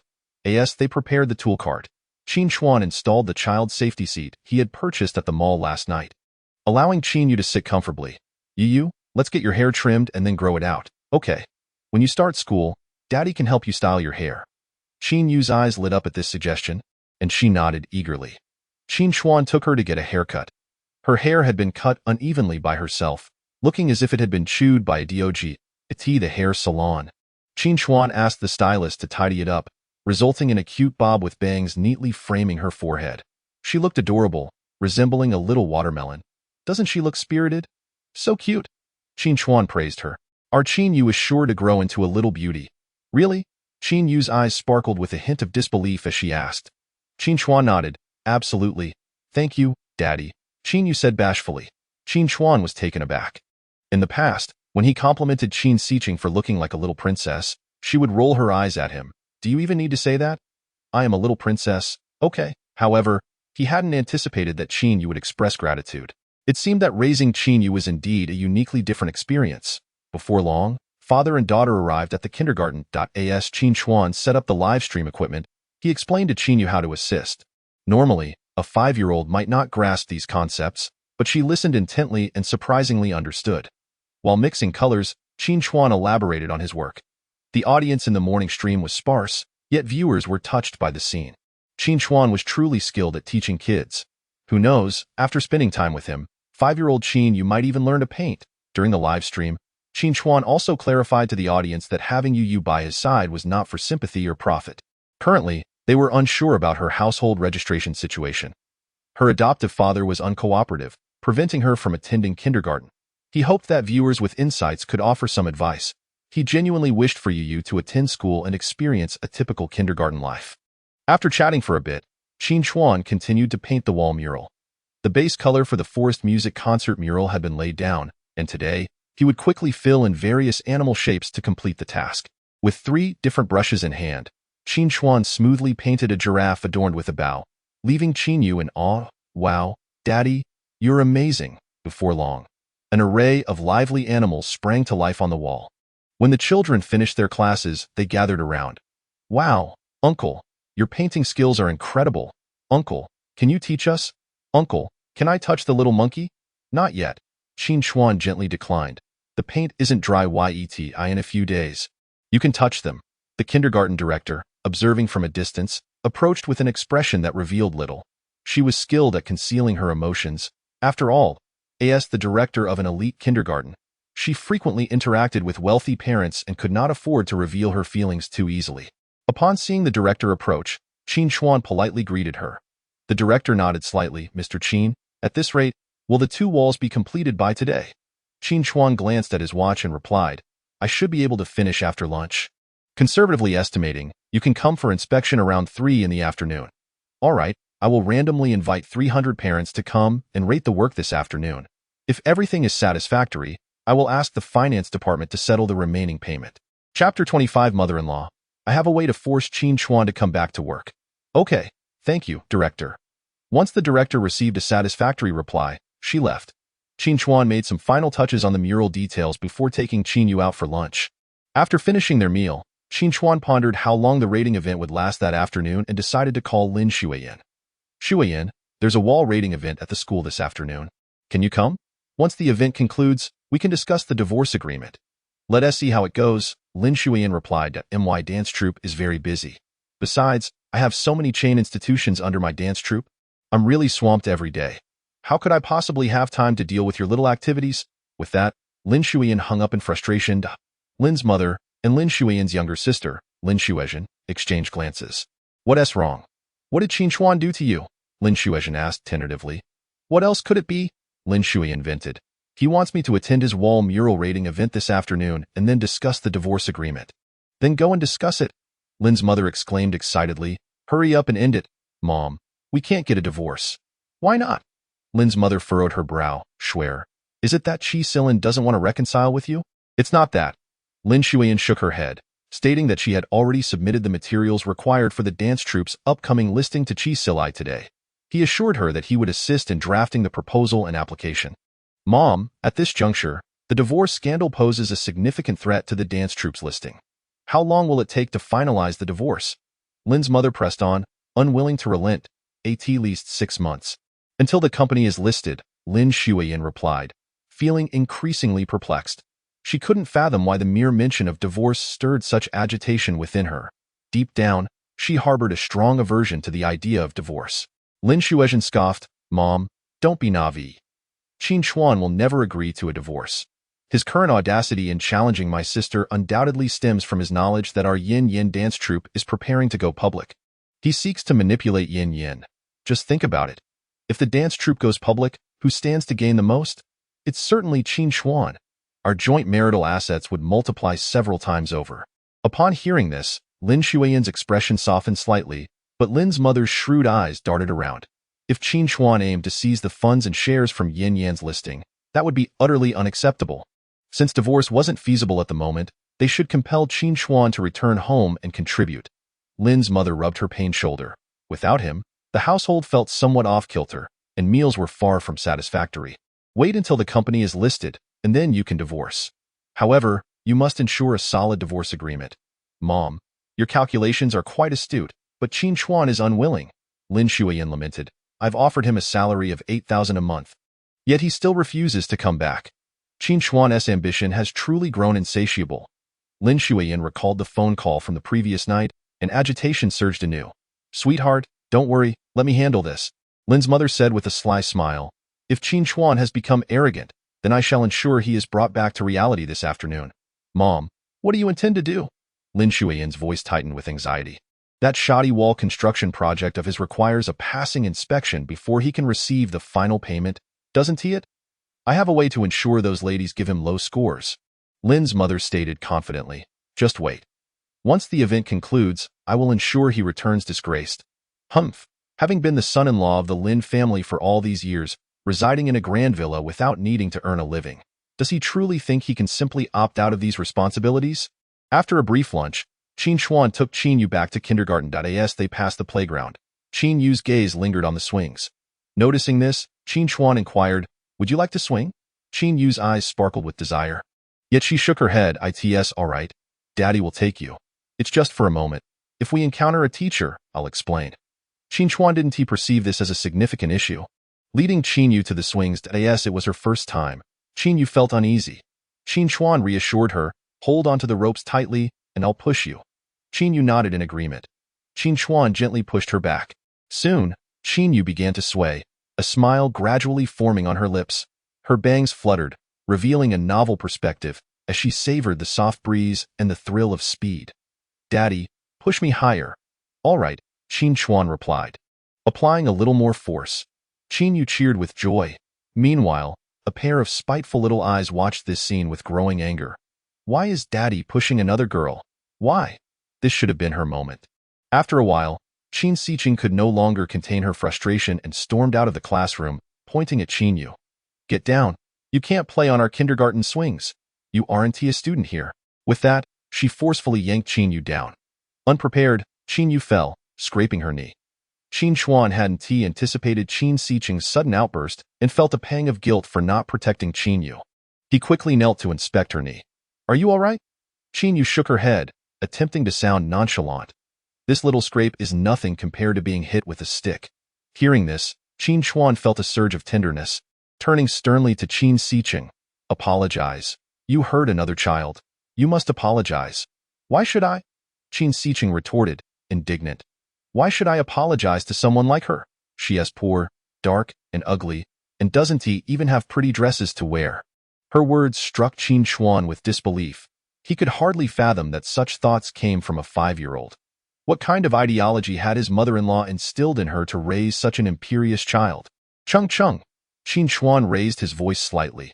When one errs, they should apologize, not judge others based on superficial standards. This is wrong. I didn't do anything wrong. You're my father. You should protect me. Not another child that I hate you. I absolutely detest you. This left Qin Yu momentarily stunned. She instinctively glanced between Qin Xiqing and Qin Chuan, then tugged at Qin Chuan's hand and I'm fine. No need to apologize. No, this matter requires an apology, Qin Chuan insisted. I want to apologize. Qin Xiqing stomped her feet in anger. She is even a student here. The tuition is exorbitantly high. Can her family afford it? Daddy, can you afford it? If not, she has no right to touch our kindergarten's belongings. At that moment, Qin Xiqing's teacher approached, gently asking what had transpired. Qin Xiqing pointed at Qin Yu, exclaiming, she is not a student here. She touched our swings. I'm representing the kindergarten by bringing her down. The teacher recognized Qin Chuan and exchanged an awkward glance with him. Mr. Qin, is this what happened? Qin Chuan briefly explained the situation. After listening, the teacher knelt down to speak with Qin Xiqing. Although Qin Yu isn't a student here, playing on the swings isn't a serious matter. As kindergarten children, we can share the swings with others. Qin Xiqing turned her face away in displeasure. But that doesn't justify your actions. You should apologize to Qin Yu, all right? If you do, the teacher might reward you with a little red flower. Reluctantly, Qin Xiqing muttered an apology. Qin Yu lowered her head, anxiously clutching her clothing, and replied, it's fine. Qin Xiqing glared fiercely at her. The teacher exchanged a few pleasantries with Qin Chuan before escorting Qin Xiqing back to class. Qin Chuan gently ruffled Qin Yu's hair, speaking softly, you did nothing wrong. You deserve respect. Qin Yu was momentarily taken aback, clearly surprised by Qin Chuan's words. He then bent down to lift her to the tool cart, retrieving a first aid kit to tend to her wound. After a pause, Qin Yu said softly, she is your daughter. I should let her have her way. Qin Chuan was initially taken aback but then firmly responded. You are you. There is no need to let anyone else dictate your worth. Just be yourself. Upon hearing this, Qin Yu stiffened, her small eyes filled with confusion. Yet she sensed that Qin Chuan was different from the social workers who had previously sought to adopt her. He was so gentle, treating her with genuine kindness. Thus, Qin Yu silently prayed to spend more time with this father, for she truly cherished him. She longed to offer him the very best the world had to offer. Upon their return to the kindergarten, they promptly repaired the wall's content. Soon, parents who were invited to score the artwork began to arrive in succession. Chapter 26. Can the principal and director save the broadcaster? Before long, Qin Chuan spotted his mother-in-law, adorned like a flamboyant butterfly, entering with a sapphire blue handbag. She provocatively cast a glance in his direction before warmly greeting the wealthy ladies beside her. In the sunlight, the large diamond ring on her ring finger sparkled brilliantly. Before long, Lin's mother had integrated seamlessly with the affluent ladies. A sense of foreboding crept into Qin Chuan's heart. After exchanging pleasantries with several well-to-do matrons, Lin's mother arrogantly approached Qin Chuan. If you leave now, you might still salvage some dignity. Qin Chuan, maintaining his composure, asked, why should I leave? You can't possibly think you'll win and secure the final payment. Can you? Lin's mother's tone dripped with condescension, completely dismissing Qin Chuan. One must at least try, no? Lin's mother burst into laughter, shaking her head. You are truly naive. Today, I shall impart a valuable life lesson to you. In this world, wealth begets power and connections. Talent is merely a consolation for the impoverished. Today, I will demonstrate that no matter how exquisite your artwork may be, it would be as easy for the Lin family to crush you as it is to squash an ant. Qin Yu, overhearing this, looked at Qin Chuan with concern, yet he remained remarkably composed, his gaze deepening. If it's that simple, why waste breath on me? This is merely an opportunity for you. I prefer not to make things overly unpleasant. Leave now, apologize to Yin Yin, return to your duties, and I shall consider these past few days as if nothing has transpired. I'm afraid that's not possible. You? Lin's mother's emotions flared slightly. Do you still dare to dream of winning? Qin Chuan, would you care to make a bet? What are the stakes? If you lose, you will obediently return to the villa tonight to fulfill your duties.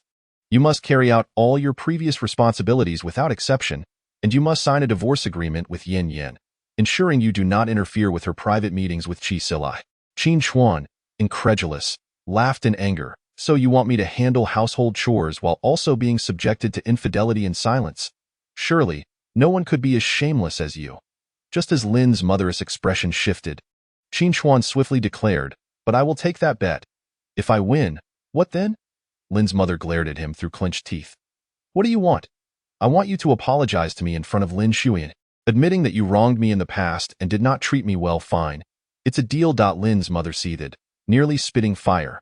She turned haughtily and walked back toward the ladies at tea that moment.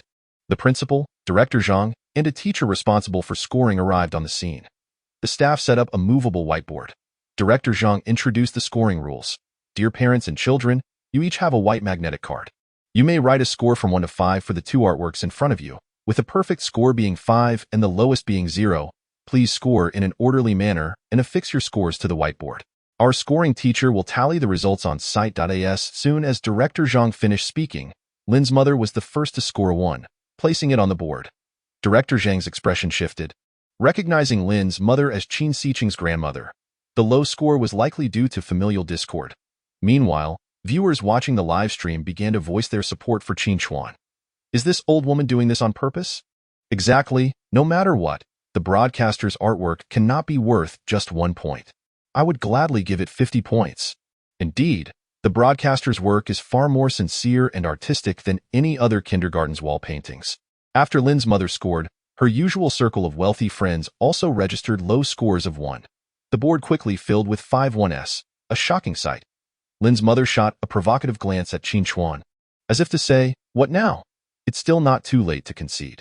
Qin Chuan remained unflustered, revealing no signs of distress. Qin Yu looked up at Qin Chuan, her eyes full of concern.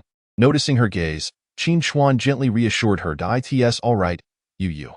Remember, throughout your life, you will encounter many situations like this. But until the final moment, never doubt yourself." Qin Yu nodded, partially comprehending. Now stand tall, shoulders back. Don't let those who wish to harm you look down upon you. Qin Yu promptly inhaled deeply, puffing her chest out. Seeing her earnest demeanor, Qin Chuan found himself increasingly fond of her. Soon, several other mothers scored 2 points. Director Zhang, feeling anxious, interjected, "Do parents feel something is wrong with the artwork? Or is it not suitable for children?" The principal shot her a glance. Reluctantly, Director Zhang fell silent. At that moment, more low scores continued to appear. The principal wrote a 5 on her magnetic card and affixed it to the whiteboard, smiling as she addressed the parents. There's no need for concern. Simply follow your hearts. This merely represents my personal opinion. The first 5 appeared on the board, and it was given by such a prestigious figure. The parents began to show signs of hesitation. What should we do? Are we to heed the principal or Qin Xiqing's grandmother? Of course, we cannot offend the principal. At this moment, the parents whispered among themselves, each reluctant to be the next to score. Meanwhile, Director Zhang felt a surge of excitement. She hadn't anticipated the principal would take the lead in scoring. Was this the same strict principal she knew? The one who demanded high standards? The principal had awarded Qin Chuan a 5. This was remarkable. Encouraged, Director Zhang also wrote a 5 and slapped it onto the whiteboard. Qin Chuan nodded gratefully toward the principal and Director Zhang. The principal acknowledged him coolly, while Director Zhang felt her heart racing with excitement. Soon, a wealthy lady who had business dealings with the Lin family directly scored a 2 and placed it on the board. Another lady followed suit with the two. Viewers on the live stream were on edge. Can neither the principal nor the director save the broadcaster? I feel for the broadcaster. While aesthetics vary, surely the broadcaster's two wall paintings deserve at least 4 points. Exactly, those scoring 1 and 2 are clearly doing so maliciously. What can be done? If this continues, the broadcaster is going to lose. If he loses, he won't receive the final payment. This is infuriating. I genuinely wish I could rush to the scene to score. At that moment, Lin Xueyan, in front of the live camera, was equally frantic. How can I help my dear senior? Meanwhile, viewers anxiously prayed online. Oh, benevolent deity, please assist the broadcaster. I simply cannot bear to see the broadcaster lose. Chapter 27. Qin Chuan, the most outstanding genius painter of the Academy in 50 years. As the two parents who had scored low walked away, their children voiced their discontent. Grandma, do you even know how to score? Yeah, Mommy, do you even understand? The criticized grandmother and mother appeared slightly embarrassed. However, the children's hearts were pure, and the more they spoke, the more animated they became. Uncle's paintings are so beautiful. Why did you give him 2 points? Mommy, are you deliberately targeting Uncle? Mommy, do you really think they look bad? Didn't you always teach me to be honest? The mother paused, suddenly feeling anger directed at Qin Chuan's grandmother. I'm done. Why should I listen to you? Just because you're decades older than us doesn't mean we should be at your beck and call. We didn't oppose you before to spare your feelings out of respect for the elderly. But now, you want us to be the villains in front of our children? I've thought it through. I cannot agree to that. I want to be a role model for my child. With that, the mother promptly changed her score from 2 to 5. Her daughter erupted in applause, exclaiming, Yay, Mommy is amazing. Mommy wasn't intimidated by that old witch. Mommy is so strong. The parent, buoyed by her daughter's praise, couldn't help but smile with genuine pride. Before the public revelation of Lin Mu's attempts to lower scores, her face shifted between shades of green and white, an expression exceedingly unbecoming. At that moment, the mother of the little boy who had previously damaged Qin Chuan's painting approached and affixed a score of 5. She gave her child a thumbs up from afar, and the little boy, encouraged by the gesture, beamed with joy. Soon, many parents decided to disregard Lin Mu's words. After all, the Lin family was but a mere clan, mistakenly believing themselves to be a prestigious family. Indeed, seeing her advanced age, they refrained from undermining her dignity, yet she took herself far too seriously. Speaking of capital, what sort of capital did she possess? Exactly. A multitude of voices chimed in, awarding Qin Chuan a score of 5. Gradually, the 5 scores on the whiteboard visibly multiplied, rendering the previous 1 and 2 scores almost insignificant. At this juncture, Lin Xueyan and a female parent arrived late. Lin Xueyan immediately noticed her mother's ashen face and, confused, looked toward the whiteboard on stage. Before she could utter a word, the accompanying female parent spoke up. The colors and combinations are audacious. This parent was a professor at the Academy of Fine Arts and was utterly astonished to witness such vibrant and uniquely personal color schemes in a kindergarten setting. The lines and strokes were superb. The brushwork was steady from the start, and the conclusion was decisive, indicating the artist's unwavering conviction while painting. This was no ordinary industrial artist. Undoubtedly, they were an art practitioner. The excited female parent approached the principal. I wonder if the principal can introduce me to this artist. Such brushwork, such color schemes. I've only seen this level of talent in a genius student from our academy 5 years ago. I am truly thrilled and eager to meet this artist. I would love for her to give a lecture to our students. Professor O, you are too kind. I am not yet worthy of teaching the younger generation. Upon hearing the familiar voice, Olan was taken aback and turned to Qin Chuan in disbelief. It's really you. Qin Chuan from the class of 2019. A genius artist unseen in our academy for the past 50 years. Olan, in her fury, playfully struck Qin Chuan's arm, her eyes brimming with tears. Where have you been all these years? I have longed to see news of your awards in international publications. Yet year after year, I spent my time in disappointment. The art world has ceased to mention you. Everyone who knows you claims you are no longer involved in painting or sculpture. Qin Chuan, you are driving me mad. Olan, a young mother just 3 years older than Qin Chuan, had once been his senior but was now the youngest professor at the academy. She was now both crying and playfully hitting Qin Chuan's arm.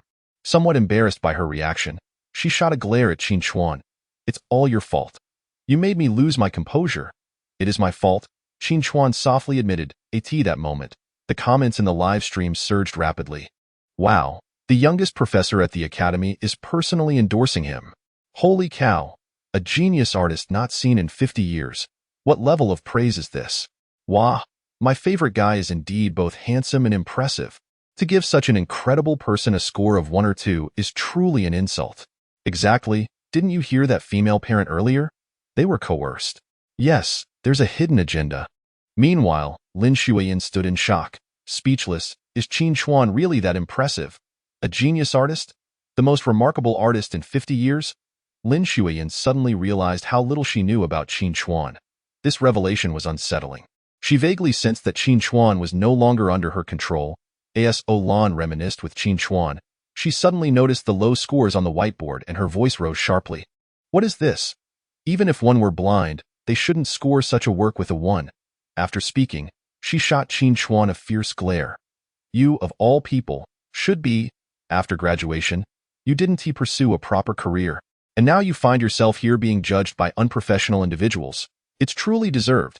Qin Chuan, with his good temperament, lowered his head. Professor O is right. It is the student's fault. Lan was instantly amused and playfully slapped his arm.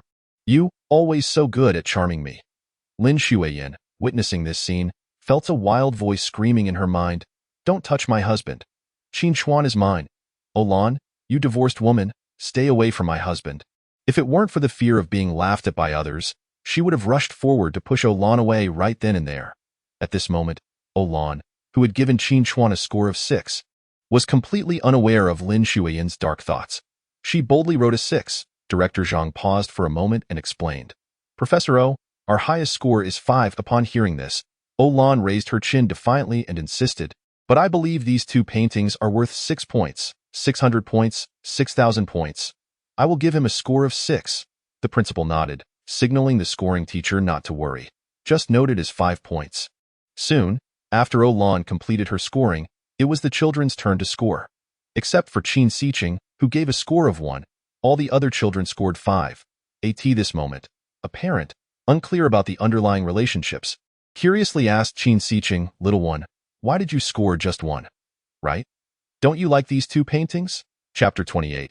Qin Chuan's mother-in-law slaps back with resounding effect as the words fell. The other children erupted in laughter. The artist of the paintings is Qin Xiqing's father. Qin Xiqing, feeling shy, deliberately gave her father a low score. Qin Xiqing doesn't like her father. She often tells us that her mother wants to find her a new dad. Her new dad is very wealthy. One child started a commotion, and the others joined in, thinking they were in class and that speaking up would earn them rewards. However, they were unaware that these words were making Lin Xueyan exceedingly embarrassed, her face barely able to lift. Surrounding individuals cast strange looks at Lin Mu and Lin Xueyan. At this moment, a wealthy lady spoke sarcastically. Oh, so it turns out she looks down on her former son-in-law and wants to climb the social ladder, which is why we were coerced into giving low scores. Following this, others voiced their discontent in agreement. Exactly. Handle your family matters privately. What kind of behavior is this, bringing it out in public? Divorce is one thing, but is it necessary to trample on others?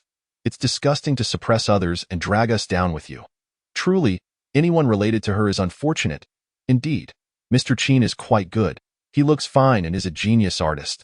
People just can't be satisfied. They always want more.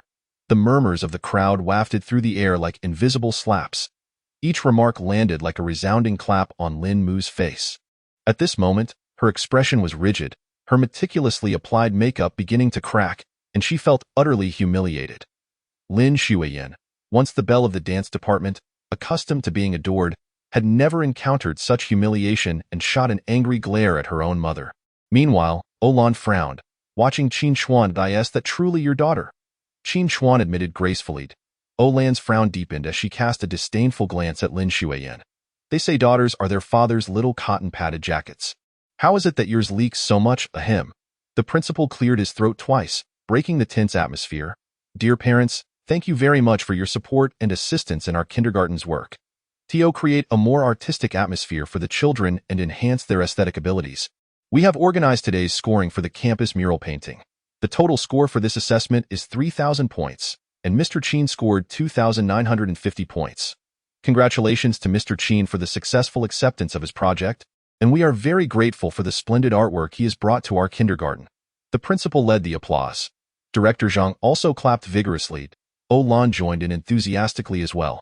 Soon, the children and parents present also applauded, leaving only Lin Xueyan, Lin Mu, and Qin Xiqing standing still with frozen expressions. Qin Chuan could not suppress a pleased smile, glancing down at Qin Yu. See? One must persevere until the end. Qin Yu nodded vigorously. The father and daughter exchanged smiles. Meanwhile, the online viewers showered gifts.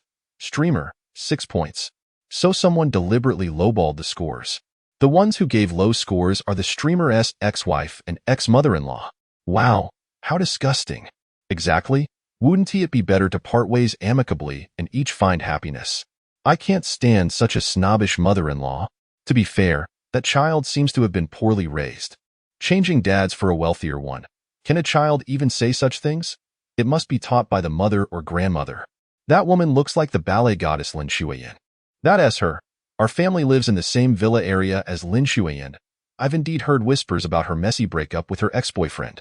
Now that Qin Chuan has moved out, they must be separated, but haven't finalized the divorce yet.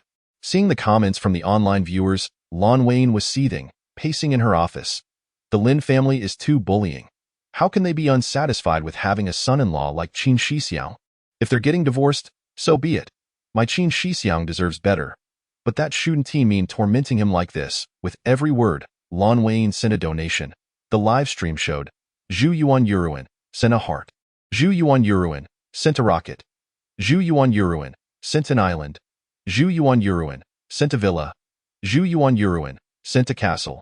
Just as Lin Wayne intended to donate again, it displayed insufficient balance. Zhu.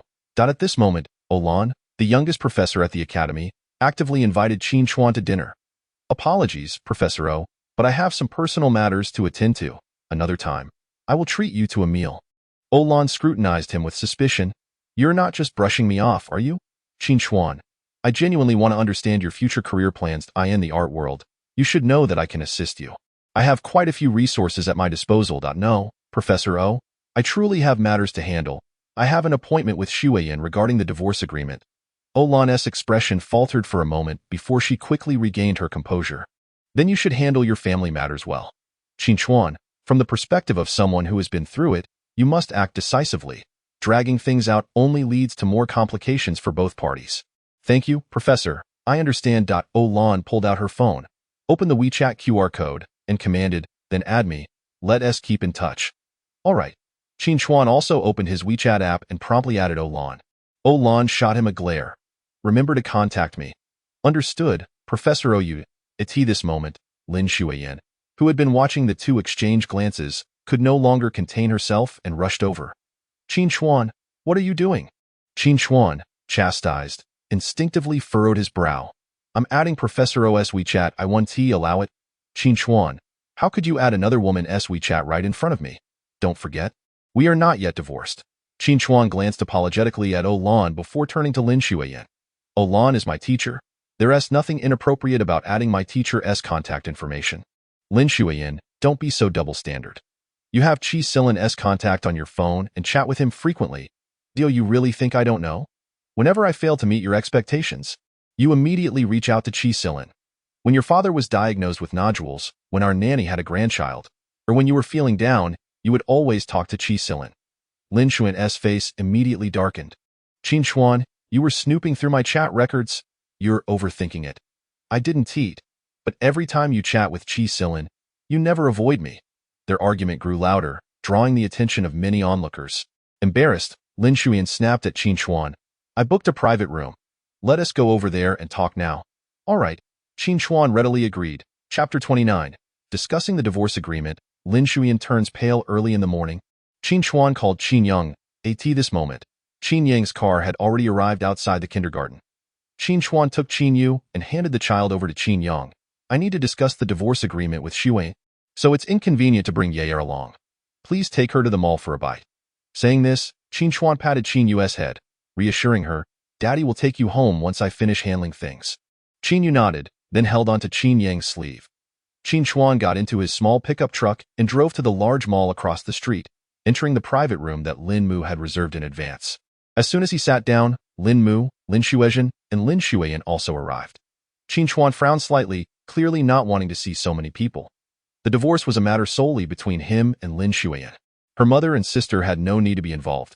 Lin Xueyan, noticing Qin Chuan's expression, smiled out. Of course, you wouldn't want us here. If we didn't come, you would bully my sister.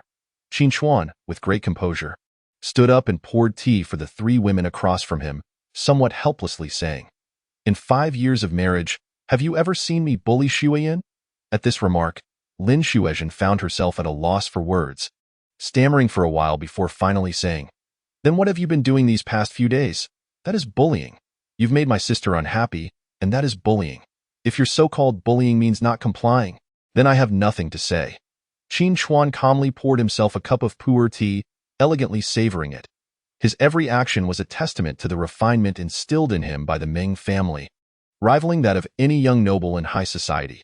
Originally, Ming's father intended to groom him as a successor after graduation, but when Ming's mother suddenly learned of the switch, she discreetly had a DNA test done, exposing his false identity as a young master and casting him out of the Ming family. Otherwise, Qin Chuan would undoubtedly have become an admired young noble in high society by now. Unfortunately, many things lack what-ifs.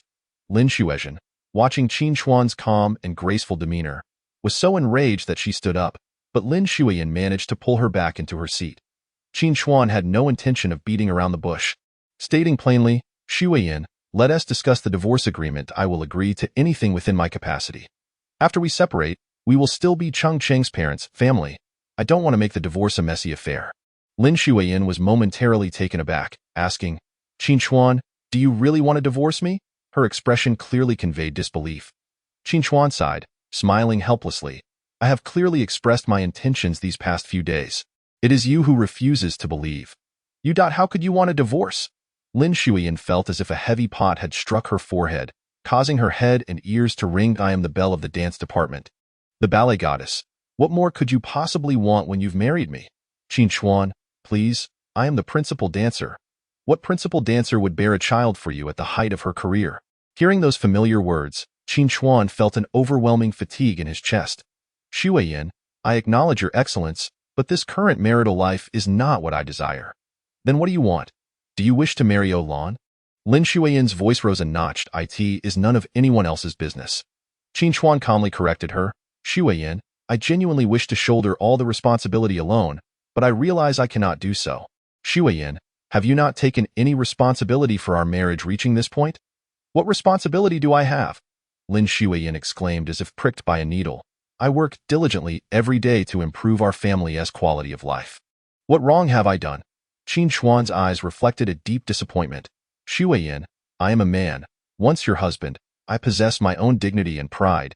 Yet have you ever afforded me the respect due to a man and husband? Had I known that loving you and becoming a part of your grand family would require sacrificing my dignity and shattering my pride, I would have never consented to marry you.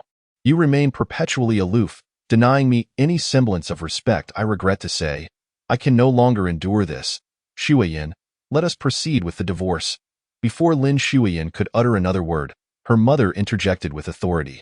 "Very well, you wish to divorce? Let's discuss the divorce agreement directly. I have been anticipating your declaration, mother." Lin Xueyan frowned at her mother. "Silence," Lin's mother commanded.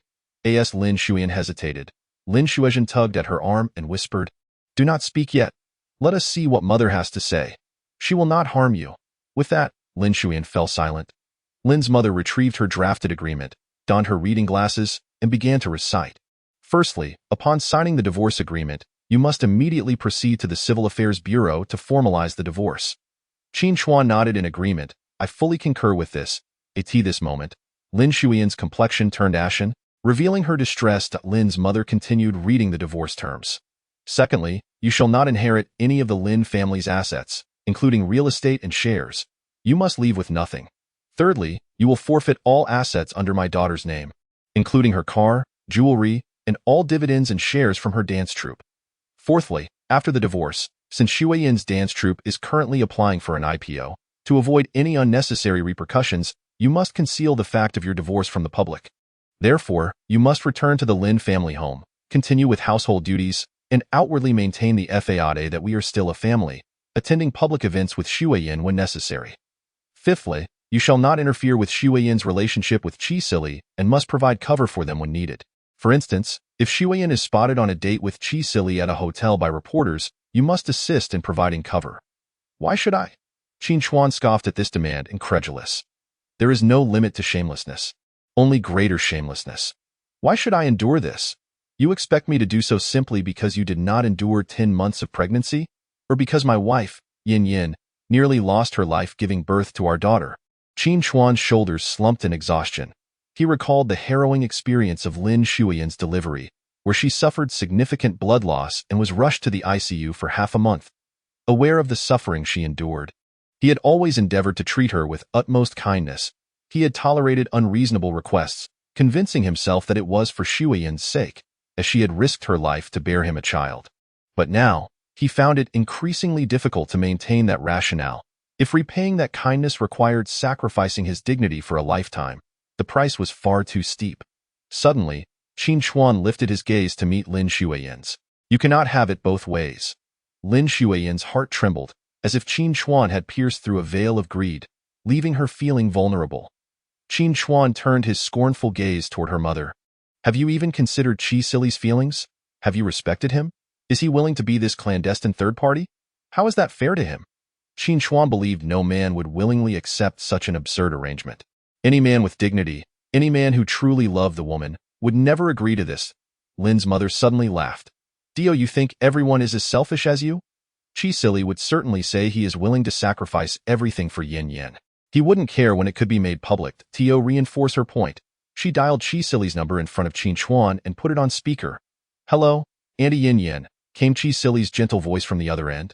Upon hearing Qi address her so affectionately, Lin's mother's mood brightened. She shot a glance at Qin Chuan, look at others, and then look at yourself. Qi, Auntie is discussing the divorce agreement with Qin Chuan.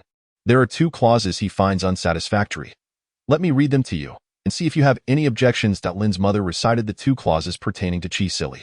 After finishing, she asked, what do you think? As her words lingered in the air, tension filled the room, hearts racing in anticipation. After a brief silence, Qi voice responded, Auntie, I have no objections. You are surely doing this for Yin-Yan's well-being. I am willing to sacrifice everything for her. I don't mind when we can go public. Lin's mother beamed with satisfaction, while Qin Chuan stood in utter disbelief. He could hardly fathom that any man, especially someone of Qi stature, would agree to such terms. It seemed he truly loved Lin Xueyan. Lin Xueyan, listening to this exchange, suppressed her displeasure. Though she was not unattractive, she could not comprehend why men were so infatuated with her sister. Meanwhile, Lin Xueyan felt a surge of triumph, as if she had turned the tides in her favor against Qin Chuan. She yearned to proclaim, see, your wife is still in high demand. Deep down, she believed Qi must love her. Even if they could not be together, he must still hold her in high regard. After all, she was the ballet goddess, Lin Xueyan. Such brilliance and excellence warranted admiration from all men.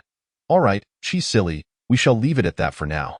Auntie will end the call, Lin's mother concluded, promptly hanging up. Qin Chuan smirked derisively. After 5 years of cohabitation, had Lin's mother ever spoken to him with such gentleness? In the past, she would call without even using his name, simply stating what she wanted before hanging up. Reflecting on this, Qin Chuan's resolve to divorce solidified. Regardless of Qi admirable qualities, he was not Qin Chuan. He could accept leaving with nothing, but he would not move back to the Lin family home. Nor would he perform household chores or serve as their smokescreen. Hey, I do not appreciate that remark. Lin's mother straightened in her seat, rapping her knuckles on the table. If you do not return to the Lin family, does that imply you wish to continue working outside, bringing shame upon us and tarnishing Yin-Yan's reputation? Lin's mother rubbed her forehead, feigning distressed. Oh dear, I genuinely felt humiliated just now. I do not know where to hide my old face. At that moment, the door to the private room swung open with a creak. Qin Yang entered, accompanied by a lawyer. Dressed in a floral shirt and casually sucking on a lollipop, he appeared nonchalant. Upon seeing him, Lin's mother furrowed her brow. What brings you here? I've come with a lawyer to assist my brother. We cannot allow others to bully him, Qin Yang declared, pointing at Qin Chuan with the lollipop before popping it back into his mouth. Qin Chuan's lips quirked slightly, but Qin Yang quickly added, do not worry. Yaya is being looked after by my female secretary. Right now, dealing with this old witch is our top priority. How could I stand by and watch 3 women bully a grown man? Some things may be inappropriate for you to say, but fear not, I will speak on your behalf. He pulled out a chair beside Qin Chuan and plopped down. Hey, old witch, what did you just say? Mortified. Then do us all a favor and die. If you are so fragile, maybe it is best for you to go. Why should my brother quit his job? How long do you intend to keep him from his career? They say a woman has 5 or 8 years of prime time. Does that mean a man's time is worthless? Can men live forever, never facing mortality? As he spoke, Qin Yang snapped his fingers, prompting the lawyer to produce 2 copies of the divorce agreement. This has been drafted according to my brother's wishes. He leaves with nothing, holding in disdain any property or shares from your Lin family. As for alimony, the usual court ruling is between 800 to 1,500 yuan monthly, but my brother has decided to provide 2,500 yuan monthly for Qin Xiqing's support. Please review and sign if there are no issues. Upon hearing the amount of 2,500, Lin Xueyan scoffed. 2,500 is hardly enough to cover a month's kindergarten fees for Qingqing. If she goes to an international school later, it will be even more expensive. Is 2,500 even adequate? Qin Yang chuckled, withdrawing the lollipop to fix Lin Xueyan with a steady gaze. No wonder you remain unmarried. Who would want someone so bitter? This alimony is based on the average living standards in our city. The court determined that a compensation of around 1,000 yuan suffices for survival, and anything beyond that has no upper limit. Why brother does not need to send his daughter to some international kindergarten. Given his current unstable job situation, offering 2,500 yuan is already quite generous. Ask around locally. Is 2,500 not sufficient for a child's monthly expenses? If you wish to enroll her in an international kindergarten or send her abroad, that is your choice, not my brother's responsibility. After all, a mother has an obligation to support her minor child. Furthermore, with a sister as exceptional as Xueyan, I am sure she could support not just one Qin Xiqing, but 10. Qin Yang's words left everyone speechless. Lin's mother flipped through the agreement, finding that Qin Chuan had indeed not claimed any of the Lin family's wealth. However, she insisted that Qin Chuan must pretend to be married to Yin Yan, perform household chores, and provide cover for Qi Silly. This was a critical phase for Yin Yan's dance troupe, which was preparing for its IPO. Qin Yang chuckled, coughing lightly. I knew your family was shameless, but I had no idea your mother was this shameless. You are divorced now. Who would still indulge you? Even after the divorce, you expect him to return to your home and do chores. Have you all lost your minds? Even hiring a maid costs money. Why should my brother be your servant? And to cover up your sister's affair, do you take him for a fool? Watch your tone. Qi Silly has agreed. He is willing to endure humiliation for our Yin Yan. Why should Qin Chuan not? Then let me be selfish, Qin Chuan declared. Xueyan, I refuse this unreasonable demand. With that, he swiftly signed his name on the divorce agreement without a hint of hesitation. Flipping through the pages, he signed both copies and pushed the agreement toward Lin Xueyan. Lin Xueyan's lips parted, ready to protest, but Qin Yang interjected, Sister-in-law, you are not still harboring feelings for my brother, are you? Ah? Our exalted goddess has not suddenly fallen for my humble brother, has she? Signed. The divorce agreement has been signed. Qin Yang's voice rang out, and Lin Xueyan was the first to slam her hands on the table. This is impossible. Her expression clearly conveyed disbelief. How could someone as ethereal as my sister fall for a mere mortal? Lin Xueyan pointed at the divorce agreement. Sign it. Show him. Indeed. My Xueyan did not accuse you of coercion. That was her kindness and mercy. If not for the child, would she have ever married you? Lin's mother added, pushing her daughter's shoulder. Sign it. Do not allow anyone to belittle you. Fueled by Qin Yang's provocation, both Lin's mother and Lin Xueyan were caught up in their emotions. That moment, preserving their pride took precedence over any plans to force Qin Chuan into household duties. Meanwhile, Lin Xueyan instinctively hesitated to sign. But the atmosphere had escalated so dramatically that witnessing Qin Chuan sign with such conviction ignited her anger. In a fit of frustration, she too took up the pen and swiftly signed her name. All right, it's done. Thank you and farewell, Qin Yang said, pocketing one copy of the divorce agreement as he leisurely stood up. Let us strike while the iron is hot and head to the Civil Affairs Bureau tomorrow. Anyone who refuses is a little dog. How about that? Let us go. Our Yin Yin is afraid of you, Lin Xueyan shouted, pounding the table. Qin Chuan glanced at Lin Xueyan. Then let us meet at the Civil Affairs Bureau tomorrow at 9 in the morning. Additionally, I will visit Chongqing once a week if she does not wish to see me. So be it. Should you ever find yourself unable to care for Chongqing, feel free to reach out. These are my obligations." With that, Qin Chuan stood, his expression turning cold as he addressed his former mother-in-law. "This afternoon's wall assessment, I won. You should now apologize to me, as you promised that if I won, you would publicly acknowledge your past lack of respect and mistreatment towards me in front of Xueyan." "I never said such a thing," Lin's mother stammered, her face flushed, her hands trembling as she clutched her teacup. You are talking nonsense. When did I ever bet with you?" Qin Chuan offered a derisive smile, utterly contemptuous of his former mother-in-law. Qin Yang grinned. "Oh, you claim you never made a bet with my brother?" Lin's mother pressed her chest forward defiantly. "I never said that." "Very well."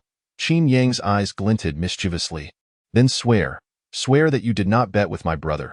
If you did, may you be struck by a car upon leaving." Lin's mother's face turned pale, her words faltering. Why should I swear? I am not as childish as you." "Fine, I will swear for you." Qin Yang removed the lollipop from his mouth, raised 3 fingers and declared, "By the heavens and earth, I, Qin Yang, hereby swear on behalf of Wang Meifan that if she did indeed bet with Qin Chuan, may she be struck by a car upon leaving." Before he could finish, Lin's mother was in a fit of rage. "Pooh pooh pooh." Qin Yang chuckled derisively, linking arms with Qin Chuan as they departed. Once outside the private room, Qin Yang asked, "Brother, how was that? Did I prove useful?" Qin Chuan smiled and nodded. He understood perfectly well that Qin Yang's provocations had expedited the signing of the divorce agreement. "Tomorrow, I will accompany you to the Civil Affairs Bureau. I cannot abide by that old witch and her daughter bullying you. You have shown them too much respect. I will not hesitate to confront them." "All right," Qin Chuan agreed. Sometimes, dealing with unreasonable people truly required someone like Qin Yang. He was not one to speak such words, a reflection of the upbringing instilled in him by his father. Throughout his life, his father had taught him that there are no eternal enemies in business, that one should always leave room for others, and that it is wise not to push matters to extremes. Additionally, with his father's cultured demeanor, he rarely raised his voice in anger, serving as a role model for Qin Chuan. Thus, he found it instinctive to emulate his father's behavior, leading to his difficulty in confronting the Lin family. However, this was a trait he needed to change. Qin Chuan and Qin Yang arrived at the children's amusement park in the mall. Qin Yang's secretary brought out Qin Yu. Qin Chuan eagerly took her in his arms, asking, "Are you happy? Do you like it?" Qin Yu nodded enthusiastically. "Do you want ice cream? Daddy will buy you a McDonald's ice cream." Qin Yu's eyes sparkled with excitement. "Can I?" "Of course," Qin Chuan replied with a nod. At that moment, Qin Xiqing, also in the amusement park, glared at the scene with unrestrained fury. She stormed over, pointing at Qin Chuan. "You are not allowed to buy her ice cream." Qin Chuan's lips parted, about to ask Qin Xiqing if she wanted to join them for ice cream, but he was interrupted by her forceful declaration. "I command you, do not buy her ice cream. If you want to buy ice cream, it can only be for me. Right now, immediately, go buy it for me." Her loud, commanding voice drew the attention of the surrounding adults, who began whispering among themselves. Qin Chuan felt a twinge of embarrassment. After all, she was his biological daughter. Even as they approached divorce, it was challenging to regard her as a stranger. Witnessing others' disdain for his daughter stung, leaving him feeling both uncomfortable and disheartened. Qin Chuan crouched down, striving to meet Qin Xiqing's gaze at her level, and then patiently and gently explained, "Cheng, when you wish for others to do something for you, it is essential to communicate with that person kindly, rather than adopting a commanding tone. Not everyone in this world is obliged to cater to your whims. If you make an effort to communicate with your father, perhaps he will buy it for you." "All right." Before he could finish his words, a mocking laugh from Lin Mu interrupted him. Lin Mu stepped forward and forcefully pushed Qin Chuan's shoulder. "Not everyone is as heartless as your biological father, buying ice cream for a daughter picked up off the street, yet neglecting his own flesh and blood. My granddaughter was born into a family like ours. What's wrong with indulging her a bit? Do you believe that the moment she speaks, Qi Silly will immediately present her with ice cream?" Qin Xiqing chimed in with her hands on her hips. "Exactly." Qin Chuan shook his head in disappointment, standing up to look at Lin Xueyan. "Do you truly believe there's nothing wrong with your daughter's behavior?" Upon hearing this, Lin Xueyan exploded. "Qin Chuan, you are the one wanting a divorce from me now, and it is you who neglects our daughter. You can buy ice cream for that illegitimate child, but not for your own daughter. And you still think you have a point?" Upon hearing this, Qin Yang quickly covered Qin Yu's ears. "Don't listen to her. You are not an illegitimate child. Qin Chuan merely shook his head in disappointment. Lin Xueyan assumed his silence was due to guilt, and she pushed his shoulder once more. Speak up. Have you become mute? As she attempted to push him again, he firmly grasped her slender wrist. His gaze darkened as he looked at Lin Xueyan. Did I ever say I wouldn't buy Chongqing anything? I am teaching her how to respect others and communicate effectively. You clearly saw how your mother spoke. You did not stop her and instead accused me of being wrong. Perhaps I have been too lenient with you all in the past. With that, Qin Chuan's aura intensified as he released Lin Xueyan's hand. She was taken aback, momentarily stunned. She had never seen Qin Chuan so fierce. Do you still believe there is nothing wrong with Chongqing's character and manners? Qin Chuan pressed. Lin Xueyan responded loudly, yes, well, then I have nothing more to say. Xueyan, you better not find yourself facing retribution someday. With that parting remark, Qin Chuan took Qin Yue and left. Qin Yang smirked, just wait until your little princess uses such words against you, then you'll understand. Qin Zicheng huffed, I would never speak to my mother like that. Qin Yang said nothing further and caught up with Qin Chuan. The trio bought ice cream for Qin Yue and one for themselves, all three heading towards the parking lot, each holding an ice cream cone. The moonlight spilled onto the ground, casting elongated shadows. Qin Yue felt this was the most beautiful scene she had ever witnessed. After finishing their ice cream, Qin Yang was called back home, allegedly to arrange a blind date for him. Qin Chuan then took Qin Yue back to their rented apartment. As they stepped into the small courtyard, a drenched woman suddenly burst in. Chapter 32. Who's the good Samaritan dressed like this in the rain? Startled by the sudden appearance of the woman, both Qin Chuan and Qin Yue were taken aback. The woman was clad in a casual hoodie and long pants, completely soaked, with her hair damp and hanging in strands. Her head lowered to hide her face, presumably out of embarrassment. Hello, I just moved in next door. Could you please help me? I have a burst water pipe over there. Lin Xueyan covered her face with her hands, too shy to look at Qin Chuan, inwardly lamenting, oh no, how embarrassing. This was not the kind of wet temptation she had in mind. Who would dress in loose-fitting clothes and a hoodie to entice someone? Lin Xueyan was genuinely frustrated with herself. All right, I'll grab my toolbox, Qin Chuan said, thinking it would be difficult for the young girl to manage alone. He let Qin Yue go inside to rest while he took the toolbox and followed Lin Xueyan next door. The adjacent house was a story shorter than his but had a similar layout, a common design in this village. Upon entering the living room, he found the floor covered in water, accompanied by the sound of a faucet hissing. Lin Xueyan used a few strands of hair to shield her face, revealing a pair of beautiful, elongated eyes, and pointed toward the kitchen. It's over there. All right, let me see how to handle this. You should go change clothes first. Be careful not to catch a cold, Qin Chuan replied gently, maintaining his gentlemanly demeanor without glancing at her disheveled state. Thank you, I really appreciate it, she said before dashing upstairs to change. When she descended, Qin Chuan was greeted by the sight of an exceedingly cute girl with an innocent doll-like face approaching him. Her long, smooth hair cascaded down to her waist, and she wore a fitted apricot long-sleeve knit top paired with a plaid mini-skirt. Exuding vitality, Qin Chuan guessed she was likely a freshman at a university. Everything's fine now. The faucet was simply old. I happen to have a few spare ones for my renovation, so I can replace it for you, he explained. Thank you, Lin Xueyan replied, her cheeks flushing slightly as she awkwardly met Qin Chuan's gaze. Suddenly, she seemed to remember something and quickly pulled out her phone. How much is the faucet? I'll transfer the money to you.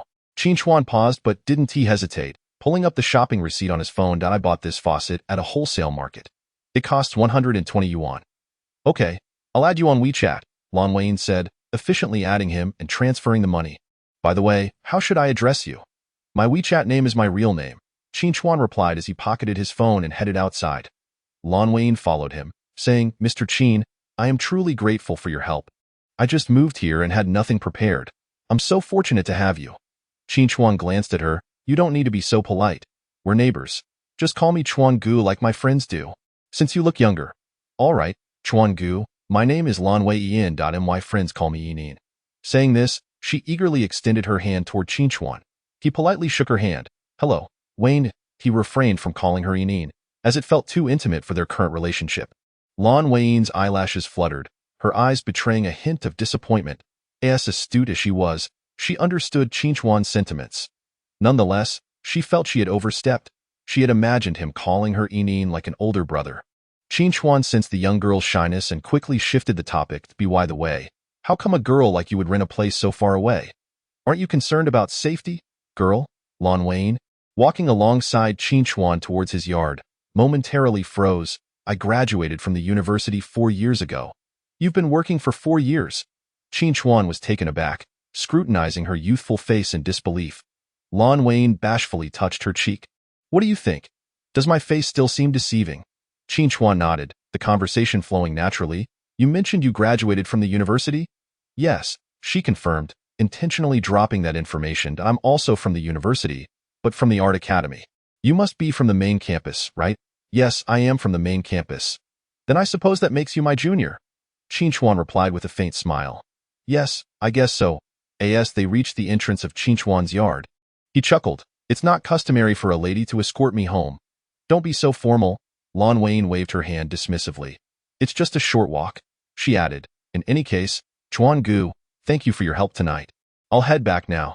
With that, Lin Xueyan jogged back to her rented place, which was only about 20 meters away.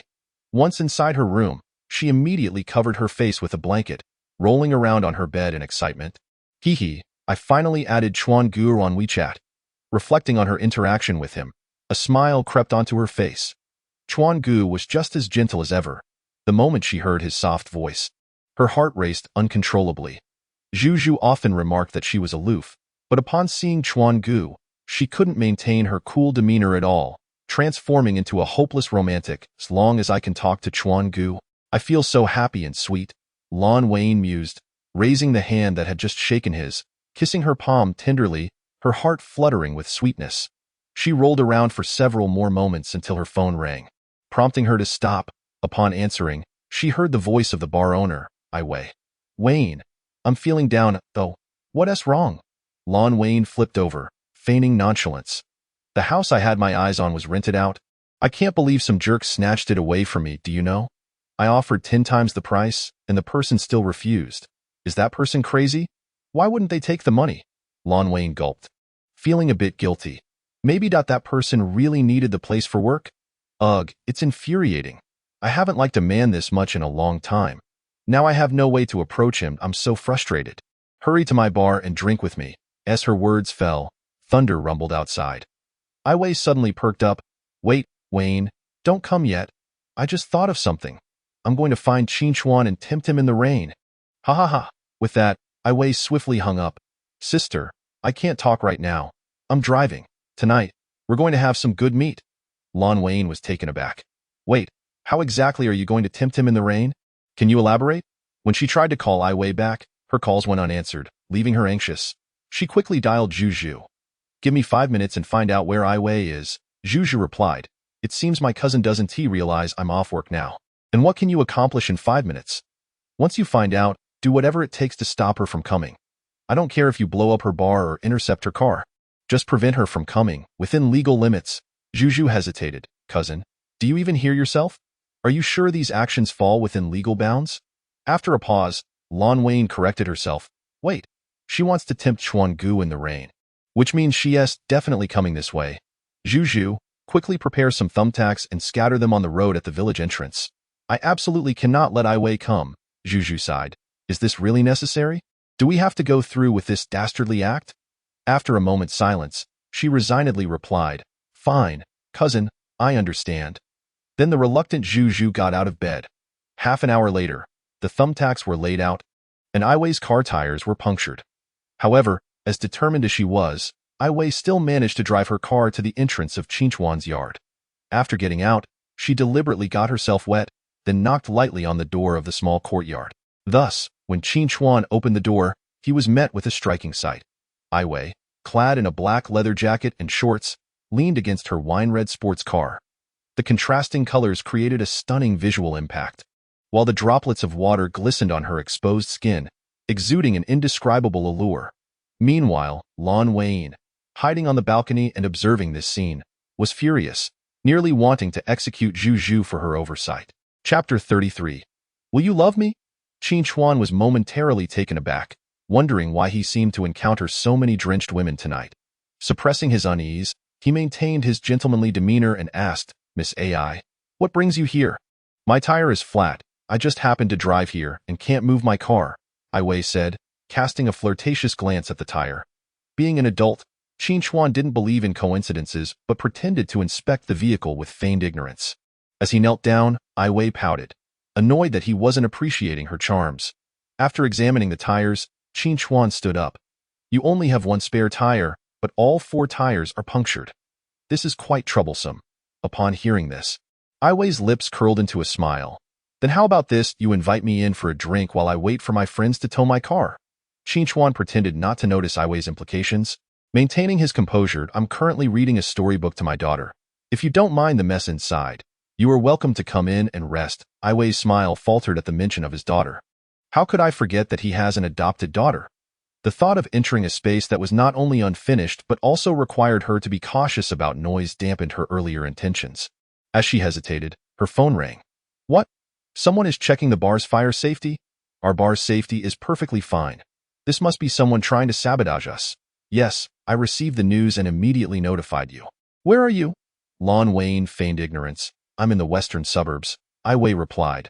Realizing her tone had become too loud and hurriedly lowered her voice.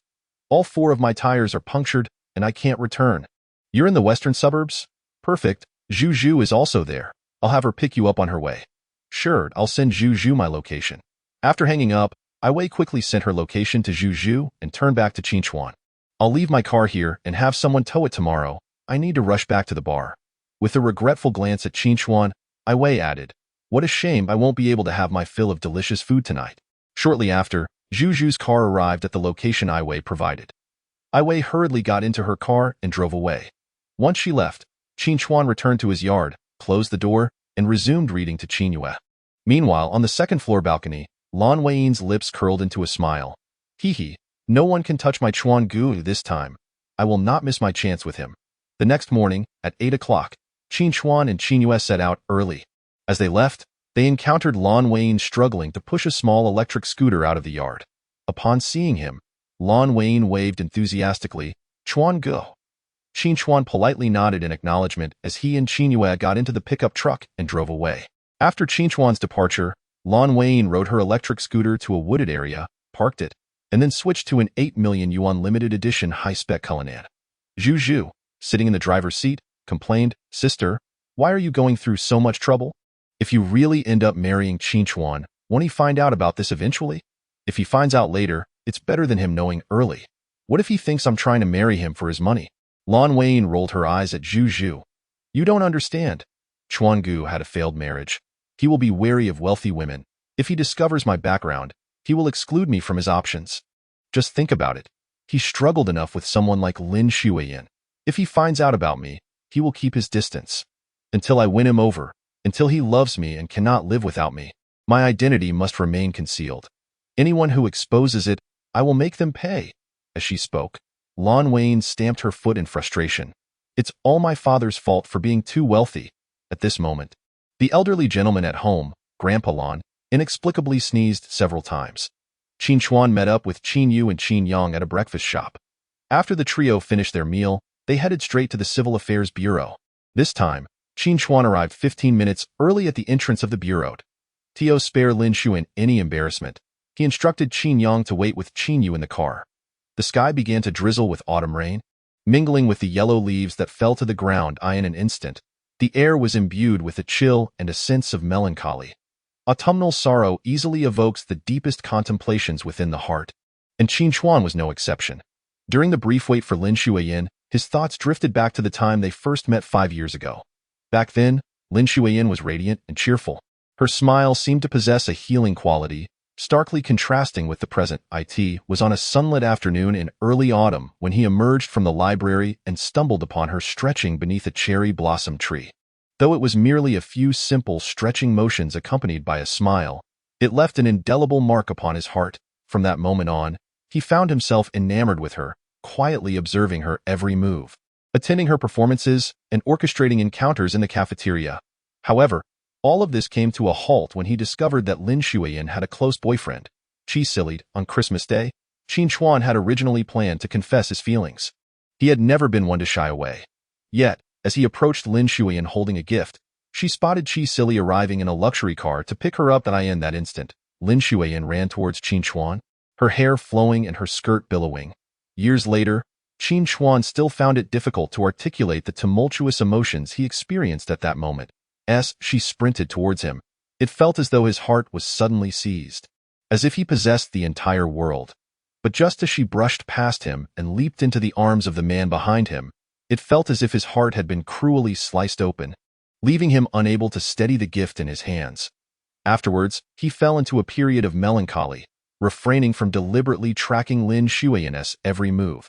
Just as he finally pulled himself from the vortex of emotions, Lin Xueyan sought him out once more. This time, in a bar, she clung to him drunkenly, asking, "Do you like me?" Qin Chuan did not shy away. He candidly admitted, "Yes, but I have no interest in being a third party." Lin Xueyan laughed at his words, her smile blooming like a flower. "That's good. Then will you love me? I'm feeling so down I've broken up with Qi Silly." Qin Chuan was taken aback, surprised that they had already parted ways. Noticing the men around them eyeing her hungrily, he took Lin Xueyan to an upstairs hotel room, intending to set her down and leave.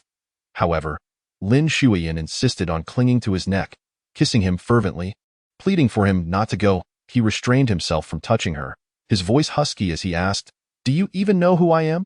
Lin Xueyan giggled, letting out a tipsy burp. "I know. You're the handsome guy from the art department at our school. I recognize you. Your name is Qin Chuan. I know you've been secretly watching me." With a resounding crash, something exploded in Qin Chuan's mind, and he could no longer resist kissing Lin Xueyan in return.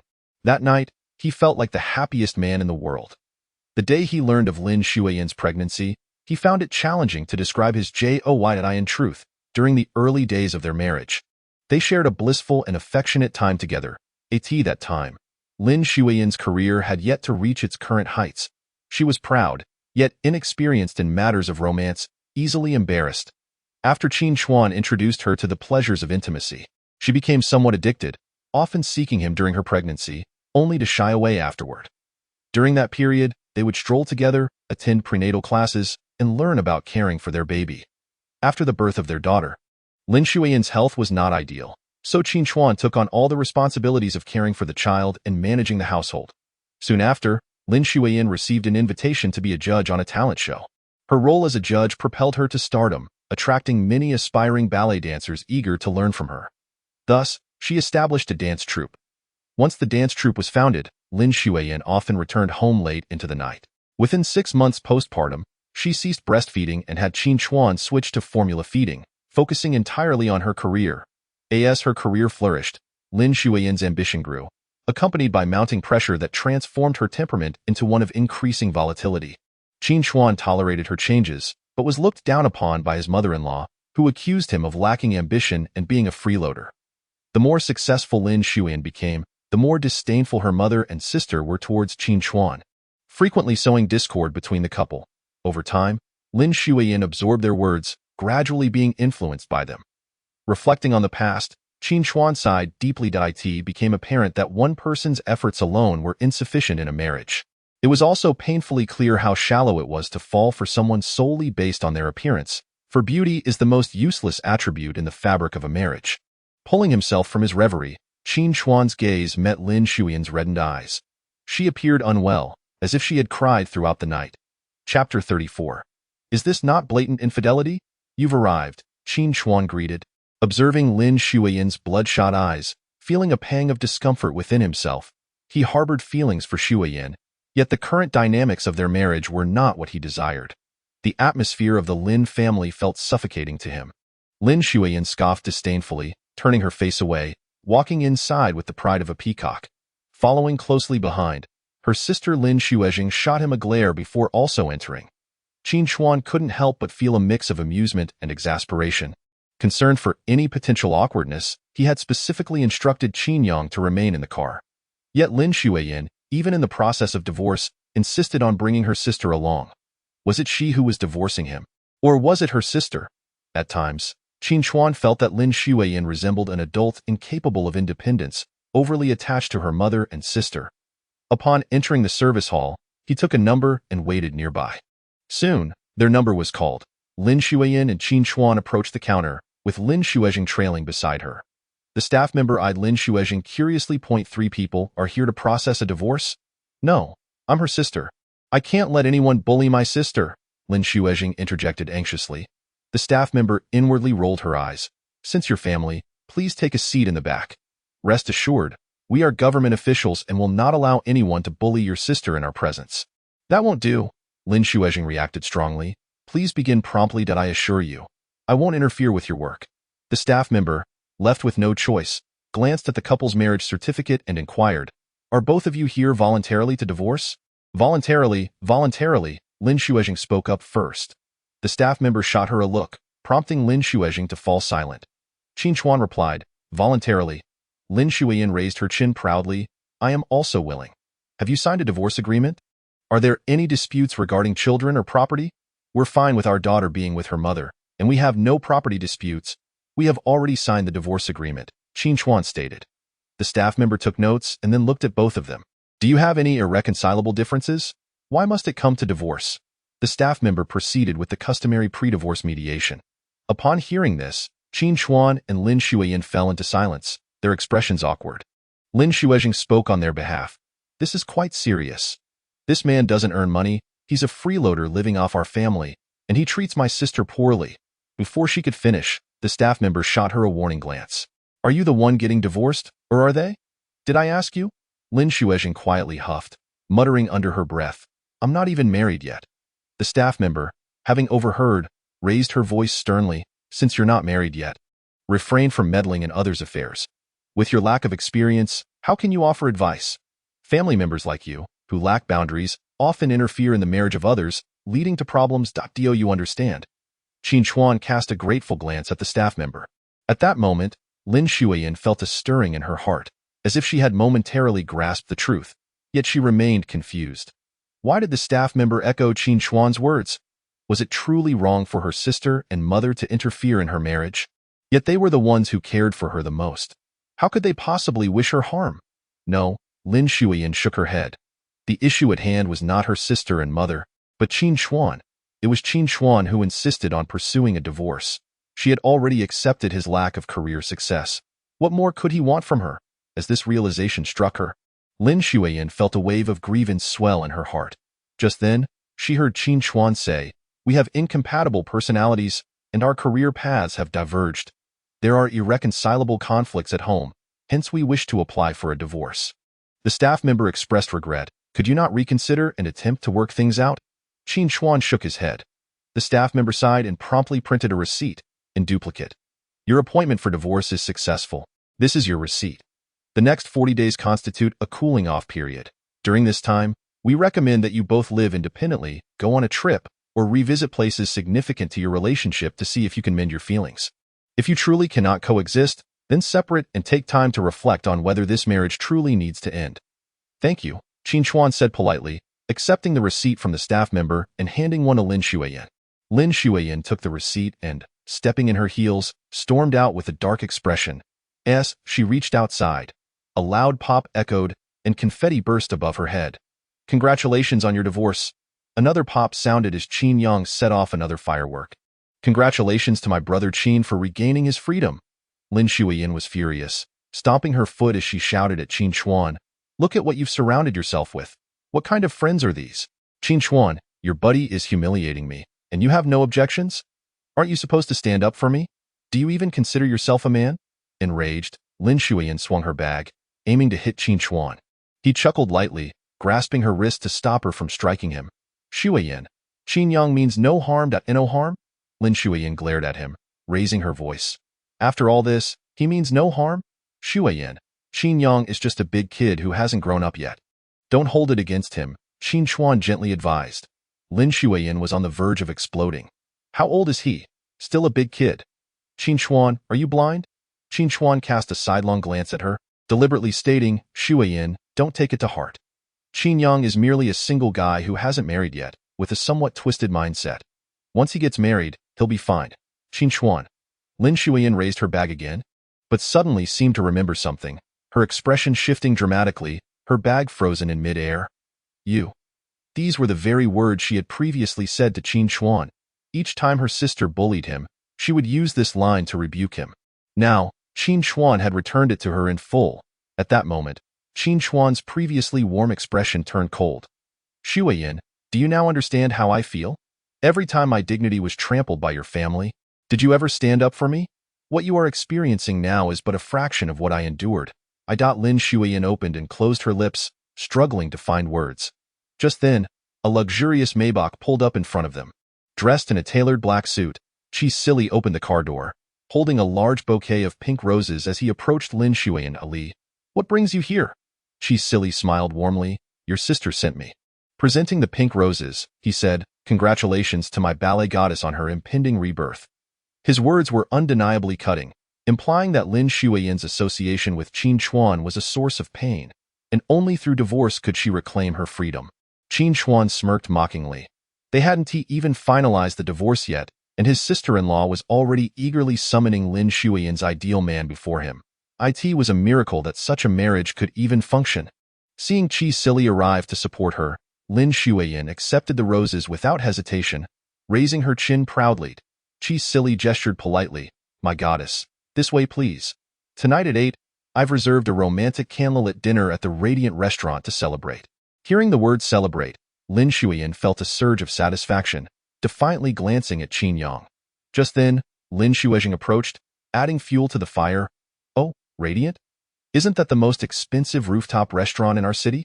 They say you can't even make a reservation without proof of annual income exceeding 50 million. She continued, Sister, I truly envy you. Ordinary folks can't even dream of dining at such a place. Especially with a pauper. That's simply out of the question. Oh, and celebrating at such a venue is far more enjoyable than any pathetic fireworks display. Clearly, fireworks are meant for the poor. With that, Lin Xueyan stifled a laugh. Qin Yang was incensed. Damn it.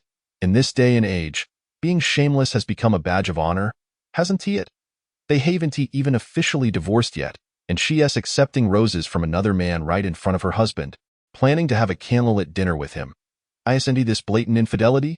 Chapter 35. What a sin! As the scene unfolded, how could this not be considered infidelity? Lin Xueyan was fuming. Qi Silly and I are completely innocent. We're just going out for a meal. What's wrong with him comforting me? When did I ever cheat? Qin Yang wanted to retort, but Qin Chuan clenched his fist and punched Qi Silly squarely in the jaw. Though he appeared genteel, he struck with considerable force. With a thud, Qi Silly's mouth burst open, blood oozing forth, swelling up almost instantly. Mr. Qi, have I not warned you?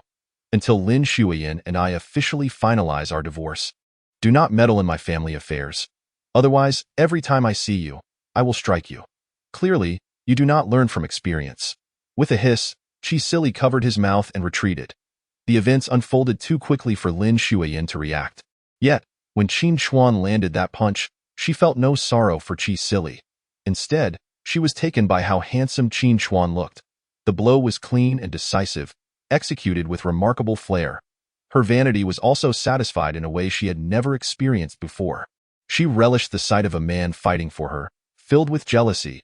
It made her feel like the most exceptional woman in the world, deserving of love. Unfortunately, Qi Silly had never been one for fighting. In the past, when someone had made lewd remarks towards her, he had always told her to let it go, reasoning that her beauty naturally attracted unwanted attention.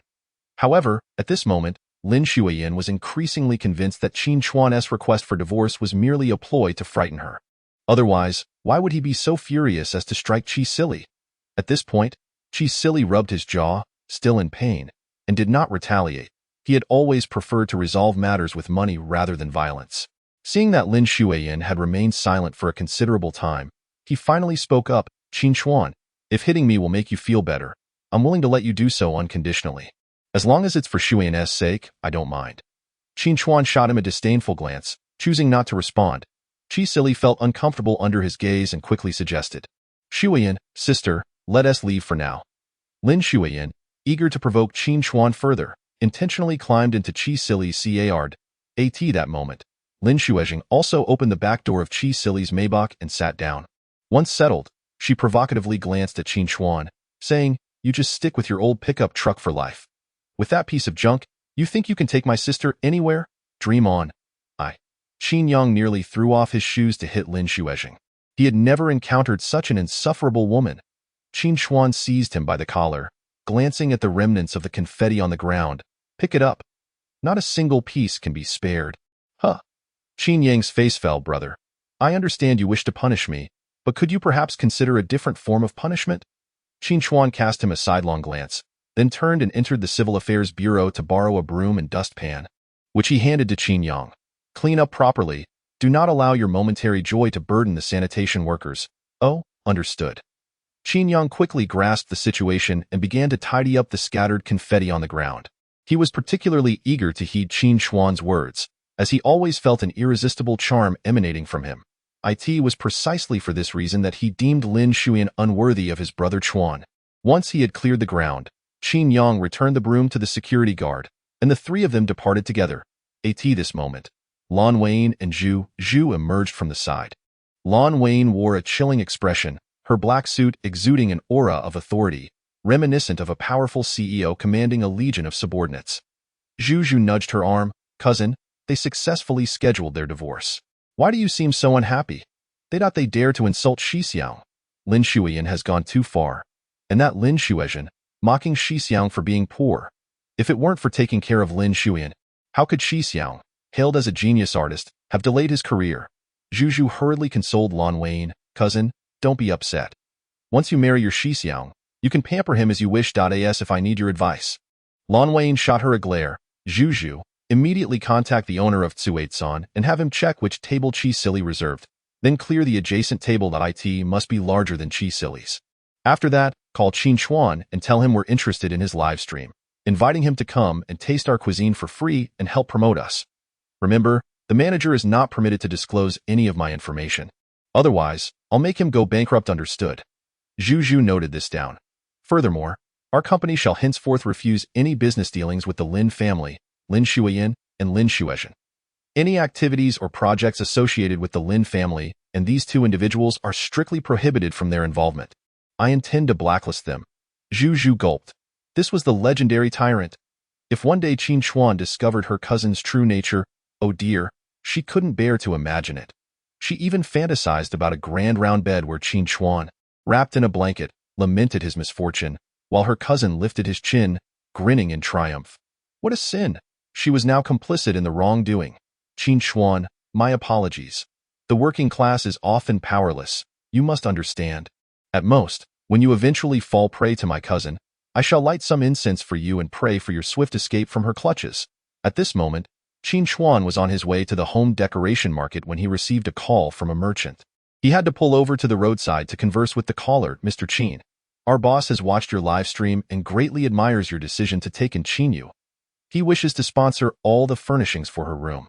Of course, in return, our boss requests that you live stream our brand throughout the process. If you find this agreeable, you may come to Yipin immediately. Yipin is the city's most comprehensive one-stop shopping mall for infant and toddler home decoration. Yipin? Qin Yang, who overheard the call, widened his eyes and quickly mouthed, that's the most famous brand in our city. Agree to it. However, Qin Chuan remained composed. I sincerely appreciate your boss's recognition. Yet, I have my own standards regarding the items for Qinyu and the brands I promote. Firstly, formaldehyde levels must not exceed the standard. I can come over now for a live stream and liaise with you, but I need to test the formaldehyde levels of the products. If they pass, we can collaborate. Then it's settled. Feel free to test. Yipin's product quality is strictly controlled. After all, these items are meant for mothers and infants. We cannot afford to be careless. Qin Yang gave Qin Chuan a thumbs up. Impressive, brother. You got hit with such a huge opportunity and remained so calm. Qin Chuan smiled lightly. To be honest, I'm quite pleased as well. If we can cooperate smoothly, not only will it provide Qinyu with quality items, but it will also save a considerable amount of money. As he spoke, he turned to Qinyu. Shall we go choose items for your room now? Qinyu beamed sweetly. Thank you, Daddy. Qin Chuan smiled, driving them to Yipin Mall. With nothing to do today, Qin Yang seized the opportunity to grab the live streaming equipment and assist Qin Chuan with the broadcast. As they entered Yipin Mall, they were greeted by a familiar figure. It was Lin Xueyan. She was accompanying a client to select materials for a baby room. When she spotted Qin Chuan, her expression momentarily froze before she approached with a sly smile. What's this? Following me? Looking for me to speak favorably about you to Yin Yan? Qin Chuan ignored Lin Xueyan and directed his attention to Qin Yang, who was adjusting the live streaming equipment. Make sure she doesn't get into the frame. At this moment, viewers in the live stream began to inquire, did the host encounter a familiar face? Who is it? Is she a beauty? Why won't the host let us see? It seems like the host knows her. Am I the only one who thinks this is scripted? Is it someone they arranged beforehand? Qin Yang felt quite irritated. He had long found Lin Xueyan displeasing and wanted nothing more than to expose this annoying woman, revealing to the audience what kind of person she truly was. However, despite his displeasure, he still followed Qin Chuan's lead, as they guided Qin Yu to the side reception desk, ignoring Lin Xueyan entirely. They explained their purpose to the front desk staff, who promptly called the manager. Seeing that Qin Chuan treated her as if she were invisible, Lin Xueyan was incensed and strode over, tugging at Qin Chuan's sleeve. What's wrong? Afraid to respond. Did I hit a nerve? Miss Lin, please behave yourself. Qin Chuan deftly evaded her touch, his expression cold as he warned, Miss Lin, we are currently live streaming. If you wish to keep your identity hidden and avoid letting the viewers know you are causing us trouble, it would be best for you to leave. Lin Xueyan, noticing Qin Yang's timid demeanor and the camera not facing her, grew increasingly emboldened. What do I have to fear? The one who should be afraid is you, right? You're worried I might expose your facade in front of the viewers, making it impossible for you to continue live streaming. Lin Xueyan scoffed, crossing her arms. Do you have any idea how expensive the items here are? Do you think you can afford them without even checking the prices? This is a renowned light luxury brand for mothers and infants in the city. Can you really afford it? Whether I can afford it or not is none of your business. Qin Yang retorted, his temper flaring. They opened the door to do business. We have every right to enter. Oh, is that so? Just browsing without purchasing? How embarrassing. Lin Xueyan laughed derisively. At that moment, a gentleman in a black suit approached. Smiling at Lin Xueyan, thank you, miss, for your compliment regarding our esteemed friend, claiming we are a well-known light luxury brand in the city. However, not all our products fall into the light luxury category. We also have some mid-range products suitable for the general public. Lin Xueyan rolled her eyes. That was clearly meant for your own ears. Everyone knows how expensive your items are. The man paused momentarily, maintaining a smile as he continued. At Epine, as this gentleman mentioned, we welcome customers from all walks of life. Regardless of whether they make a purchase, we encourage visitors to compare product prices and quality. Therefore, I kindly ask this lady not to drive away our customers. Furthermore, these two gentlemen and this young lady were specifically invited by our boss. They can afford any product here, as our boss said she admires the courage it took to adopt Qin Yu. Today, everything they fancy will be a complimentary gift. Upon hearing this, Lin Xueyan's expression faltered, her smile faltering. Your boss truly invited such a person for a live stream. Does she know how many followers he has? It's merely a new account. Lin Xueyan forced a couple of laughs before rolling her eyes. My colleague is calling for me, so I won't waste any more breath with you.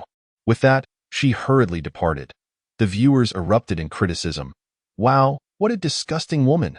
This kind of disdain isn't even subtle. Did this woman forget to brush her teeth before leaving this morning? How foul. Please expose her. She's utterly revolting. Indeed, someone like her should never enter the dating market. Please, host, expose her. At this moment, Qin Yang watched Lin Xueyan flee and couldn't help but chuckle. What an embarrassing spectacle, brother. Only you could tolerate her for so long. Qin Chuan smiled but said nothing, turning to the gentleman who had defended them. Hello, I'm Qin Chuan. You must be Manager Wang from Epine? Yes, I am. Manager Wang extended his hand for a handshake. This way? Please. Thank you. We are currently live streaming. Qin Chuan kindly reminded him. Of course. No problem. Welcome to our live stream, Manager Wang replied, guiding them while introducing the layout of Epine's three-story exhibition area. The first floor mainly features soft decorations, including decor for children's rooms, small sofas, and bedding, while the back hall contains decorative materials such as tiles, flooring, and wallpaper. Further back, we have a warehouse covering 10 acres. Everything displayed here is readily available for immediate delivery. May I ask, Mr. Qin, if you have any specific plans for Qin Yu's room? What products are you primarily looking for? Qin Chuan opened his tablet, presenting a design plan for Manager Wang to review. Manager Wang's eyes widened in surprise. This is stunning. I didn't expect Mr. Qin to be so meticulous, designing the entire room style and even providing a procurement list. Qin Yang chimed in eagerly. Brother, let me capture the design details. Qin Chuan nodded, taking the tablet back to showcase his design and procurement list to the viewers. For those preparing to decorate their children's rooms, feel free to screenshot this design as a reference. Afterward, Qin Chuan looked apologetically at Manager Wang. I have quite a few items to procure today. Manager Wang smiled reassuringly. Mr. Qin, please don't feel any pressure.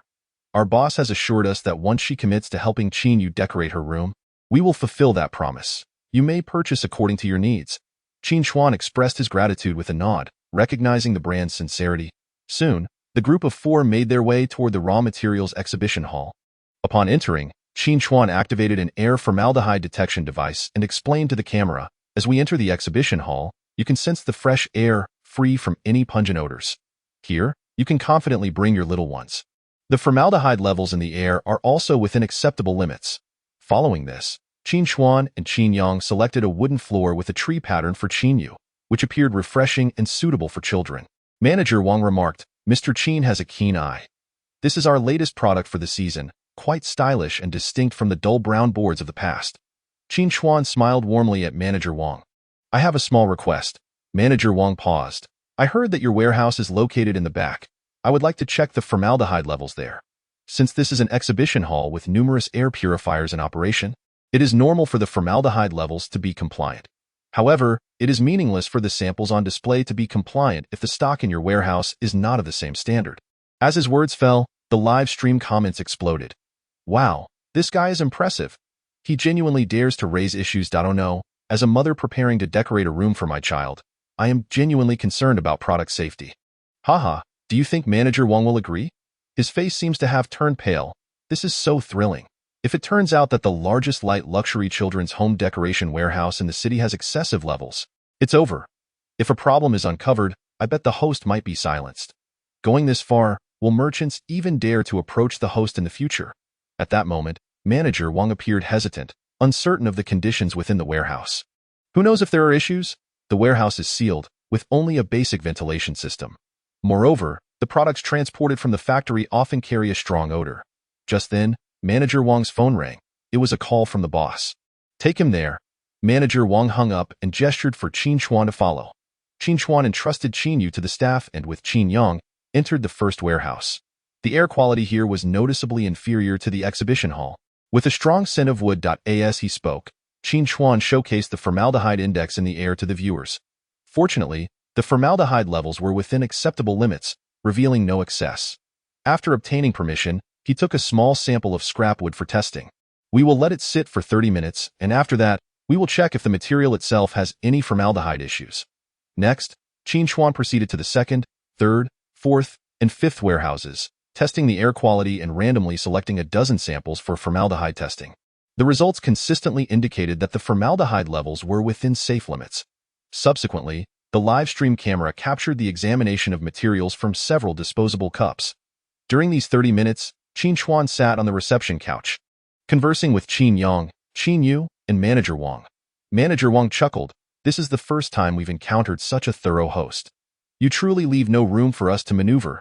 Qin Chuan smiled. "I have a responsibility to my viewers. This is what I ought to do." During this time, Manager Wang inquired if Qin Chuan had any other products he fancied, but Qin Chuan remained tight-lipped. Finally, Manager Wang shook his head in resignation. "Mr. Qin, you truly leave no stone unturned."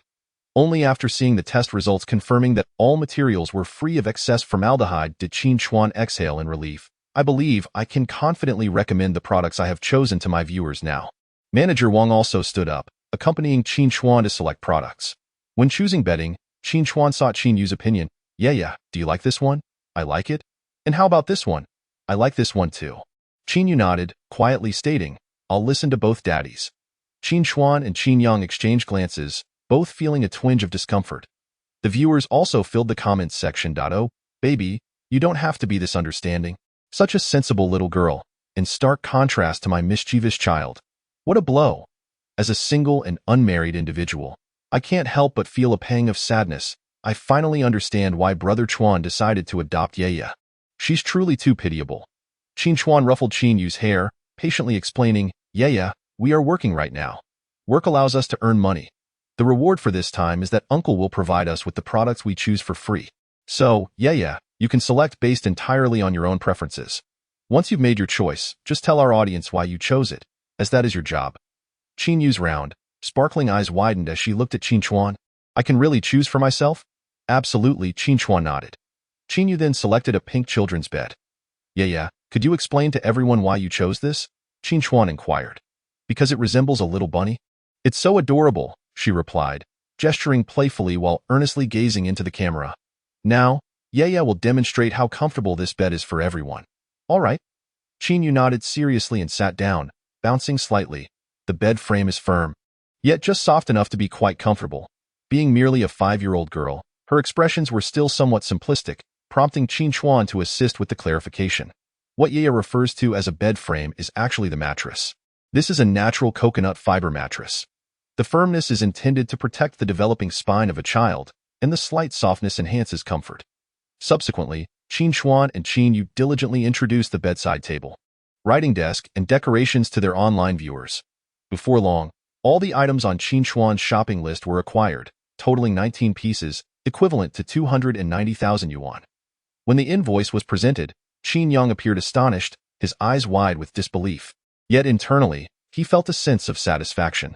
Stealing a glance at Qin Chuan, he noted his serene artistic demeanor, as calm as a gentle breeze under a bright moon, exhibiting no signs of having taken advantage of the situation or any semblance of smugness. It was as if everything was perfectly justified. Qin Yang found himself increasingly admiring Qin Chuan. Truly, he was worthy of the title Chuan Gu in their family. His aura, his demeanor, his vision were all unparalleled. Meanwhile, Manager Wang appeared somewhat uneasy. Nevertheless, he adhered to the agreement, summoning movers to load the items onto a large truck for delivery to Qin Chuan's designated location. As they were moving the children's bed, Lin Xueyan hurried over, halting the movers. This cannot be delivered. It must be kept for Chengqing. She has had her eye on this bunny-shaped children's bed. I checked with the sales team, and this is the last one available. Lin Xueyan provided the movers with an address, instructing them to deliver it to the villa I just mentioned. That's not acceptable, Qin Chuan countered. This is the bed Qin Yu has chosen. We agreed that this one is for Qin Yu. As his words fell, Qin Yu tugged at Qin Chuan's sleeve, saying, Daddy, I can forego this bed. Let it be for my sister. Before she could finish, Lin Xueyan abruptly shoved Qin Yu. What sister? You're merely a lowly adopted child, with no right to call yourself a sister to our Chengqing. Qin Yu was pushed forcefully, landing on the floor. Qin Yang, witnessing this, erupted in anger. Lin Xueyan, have you lost your mind? How can you lay a hand on a child? Is she a child? She's a little green tea, Lin Xueyan retorted angrily, stamping her foot.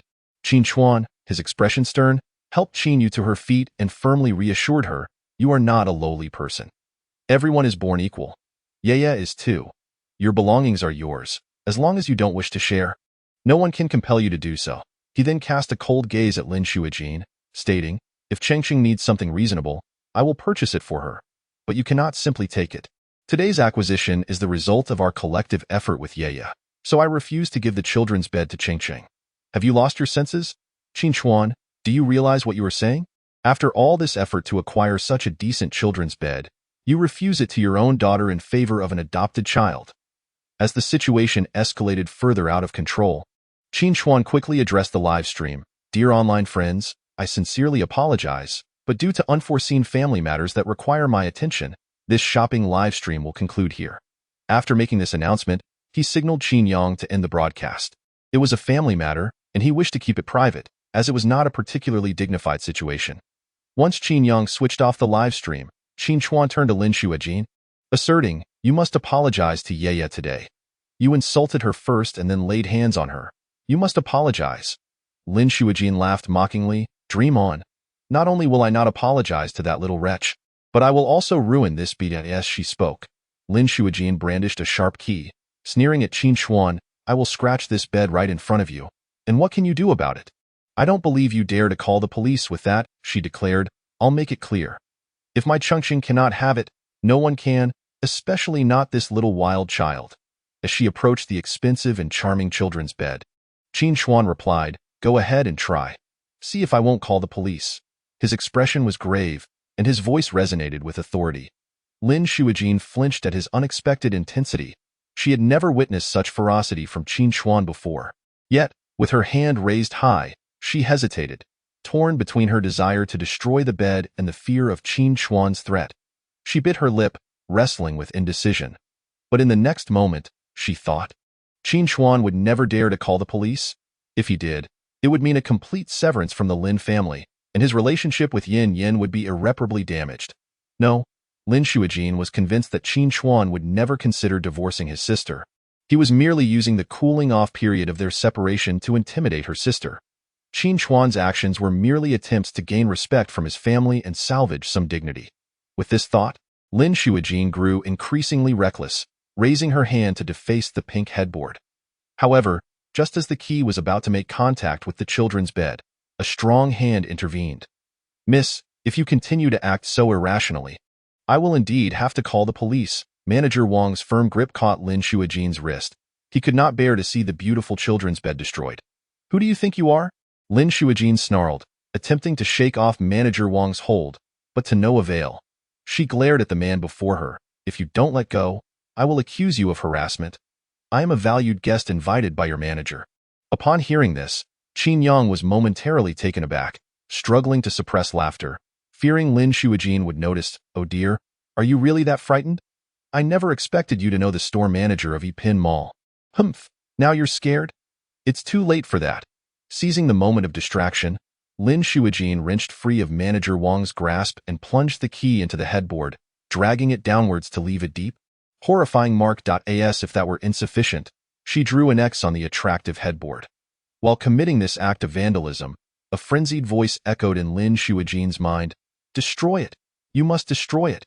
She could not comprehend why, but she simply could not bear to see Qin Chuan thrive. She harbored an intense and inexplicable hatred for him. Anything related to Qin Chuan incited her desire to ruin it. She felt an uncontrollable urge to hurt him. Qin Yang watched in disbelief as the beautiful children's bed was marred, muttering, "Lin Xueyan, sometimes I suspect you harbored a crush on my brother Chuan. Out of love comes hatred, and since you cannot have him, you seek to create trouble for him." As his words fell, Lin Xueyan seemed to be struck by a revelation, her body jolting as she turned to Qin Yang, striking him in a fit of rage. "You lunatic! What nonsense are you spouting?" Lin Xueyan continued to hit Qin Yang, entirely oblivious to the fact that both Qin Chuan and Manager Wang had simultaneously pulled out their phones to call the authorities. When Lin Xueyan finally heard them report the address and hang up, she was left dumbfounded, struggling to comprehend the situation. "Qin Chuan, what did you just say? You really called the police?" Lin Xueyan's complexion drained of color, her heart racing. "Yes, I warned you earlier. Everyone must take responsibility for their actions," Qin Chuan replied, casting a glance at Qin Yu. Seemingly understanding his words, Qin Yu nodded obediently. "You're insane." Lin Xueyan's voice trembled with agitation. "I'm your sister-in-law, and you actually called the police on me? Do you realize this will leave a mark on my record? So you are aware that your actions have consequences?" Qin Yang remarked, rolling his eyes in disbelief. "Oh, you do know you've gone too far. It seems you only bully my brother Chuan because he is so easygoing." Lin Xueyan chose to ignore Qin Yang, storming up to Qin Chuan, seizing his collar with an agitated demeanor. "Qin Chuan, what do you consider me? How can you call the police on me? You don't think this is disrespectful to Yin Yin, do you? Besides, we are family. How could you do this to me?" Lin Xueyan was in a state of emotional turmoil, akin to a betrayed lover. Qin Chuan maintained a cold demeanor, calmly extricating himself from her grip. "First, I have already applied for a divorce from Xueyan. We will soon no longer be family. Second, if you regard me as family, you would not have acted in such a manner today. You disrespected me first, so it is no wonder I am now taking drastic measures." Lin Xueyan stepped back, seemingly unable to believe that Qin Chuan would treat her this way. She shook her head repeatedly, her face pale. Suddenly, she seemed to remember something, shouting, "Manager!" She rushed to the front desk, banging on the surface in a frenzy. "Quick, call your manager over. Have him come to handle this." Before the front desk staff could respond, the department manager who had accompanied Lin Xueyan approached. "What is going on? Why are you making such a commotion? Do you realize how impolite this is?" Lin Xueyan's manager, a decisive-looking middle-aged woman, approached in her black heels and sternly inquired. "What happened?" Lin Xueyan, now appearing like a quail before her superior, lowered her head and bit her lips repeatedly. "Managerly, there was a little misunderstanding. Someone is causing a ruckus here, and I wanted to call their manager to resolve it." The woman known as Managerly furrowed her brows, lowering her voice to reprimand. "We are here to discuss an advertising collaboration. Your behavior is creating a poor impression. Did the front desk not mention that Manager Wang was attending to valued guests? Your actions are pressuring potential clients, which is incredibly rude. Do you understand?" Lin Xueyan fell silent, Her head bowed. But they reported. Her voice was too soft for Manager Li to hear, who turned her attention to Qin Chuan and Manager Wang. Hello, I am her supervisor. May I ask what just transpired? Manager Li adopted a conciliatory tone, understanding the importance of diffusing the situation, as they were there to negotiate a partnership. Qin Yang pointed to the damaged headboard behind him. Just look at what your subordinate has done. We have already called the police. Upon seeing the defaced headboard, Manager Li's pupils dilated, and upon hearing the mention of the police, her expression shifted dramatically. This. Manager Li was at a loss for words. She looked incredulously at Lin Xueyan. Are you out of your mind? I brought you here to discuss cooperation, not to create chaos. Why would you ruin a perfectly good children's bed? At this moment, Lin Xueyan realized the gravity of her mistake. She was baffled by how easily she lost control whenever she encountered Qin Chuan. She had never been such a malicious person before. Manager, please let me explain. Lin Xueyan pleaded, pointing at Qin Chuan. This person has bullied my sister and wants to divorce her. I was enraged and acted out. Manager, please help me. Talk to Manager Wang and mediate this. I don't want a criminal record. As her words fell, Qin Chuan could not help but chuckle. Allow me to formally introduce you. The person beside me is the very Manager Wang you are seeking. What? Lin Xueyan's expression shifted abruptly, a chill running down her spine. Indeed, I am the Manager Wang you wish to find, and they are my esteemed guests. Manager Wang nodded indifferently at Lin Xueyan's supervisor. The color drained from Lin Xueyan's supervisor's face, and she felt an urge to slap this oblivious woman. Well done. You have now offended both Manager Wang and his esteemed guests. Lin Xueyan recalled her earlier haughty demeanor towards the man. She felt a wave of regret wash over her, nearly brought to tears, her eyes glistening with moisture, completely devoid of her previous aggression. Manager Wang, I apologize for this incident. I will buy this bed. Can you please withdraw the police report? Lin Xueyan pleaded softly. Manager Wang hesitated, glancing at Qin Chuan. Mr. Qin, what do you think? Qin Chuan, having just acquired goods worth 290,000 yuan, was reluctant to disregard Manager Wang's authority. It is your prerogative to forgive her and accept her compensation. However, this did not imply that it was his stance. He refrained from voicing this thought. Manager Wang silently breathed a sigh of relief, noticing that Qin Chuan had not put him in a difficult position, which increased his admiration for him. To be frank, he was merely an employee. The call to the police was primarily a means to resolve the matter. If the other party was willing to compensate, he was not inclined to further complicate the situation for a woman. Moreover, he was fully aware that the issue had not escalated to the point where incarceration was necessary. The police would likely only provide mediation and a few words of counsel. Manager Wang called the front desk. Issue her a receipt immediately and process her card. Deliver this children's bed to her specified location, and then reallocate another identical one for Mr. Qin. Understood, Manager Wang, the front desk staff replied, swiftly bringing over the POS machine to process Lin Xueyan's payment of 25,000 yuan. Lin Xueyan felt a sharp pang as 3 months' worth of salary and bonuses evaporated in an instant. At that moment, she wished she could turn back time and slap herself for her earlier actions. Qin Yang could not resist taunting her. Listen closely. What did Manager Wang say? There's still another children's bed in the warehouse. What's the point of fighting over it? And you claim there was only one left, which must be reserved for Qingqing. Qin Yang made a face as if he were about to vomit. You are nothing but a troublemaker. Do you genuinely believe this is love for Qingqing? Qingqing was so adorable and understanding as a child, but she has been corrupted by people like you. Naturally, Lin Xueyan could not bear to hear such accusations, and she was on the verge of exploding. Why do you think I did this? I sent it to care for Qingqing. I would rather spend 25,000 yuan to help her vent her anger. Lin Xueyan pointed at Qin Chuan. Do you think loving someone means buying beds for other people's children? The more she spoke, the angrier she became. Glaring at Qin Chuan. Now you have no leverage against me, right? I purchased this bed, and I can do whatever I want with it. You can't dictate my actions. I can dictate them. The one who withdrew the police report is Manager Wang, not me. Qin Chuan's voice was low, yet it resonated like a thunderclap against Lin Xueyan's heart. What? Lin Xueyan felt a wave of confusion. When the police arrive, I will provide a complete account of what transpired. I recorded everything on my phone. Qin Chuan raised his device, and I will share the details. The truth of the matter will be revealed. Whether you purchased it first or provoked us will be established. Before he could finish, Lin Xueyan lunged forward to snatch Qin Chuan's phone. In her haste, her chest collided against Qin Chuan's arm. "Give me the phone." Qin Chuan held the phone high, avoiding her grasp. Lin Xueyan's body pressed against his arm, and he made every effort to evade their physical contact. That moment, Qin Yang also raised his phone. "Lin Xueyan, are you planning to delete my backup too?" As his words fell, Lin Xueyan's supervisor felt a headache coming on, regretting bringing Lin Xueyan along for the negotiation. What an embarrassing situation. Upon realizing that Qin Yang also had a backup, Lin Xueyan's shoulders sagged. Clenching her teeth, she glared at Qin Chuan.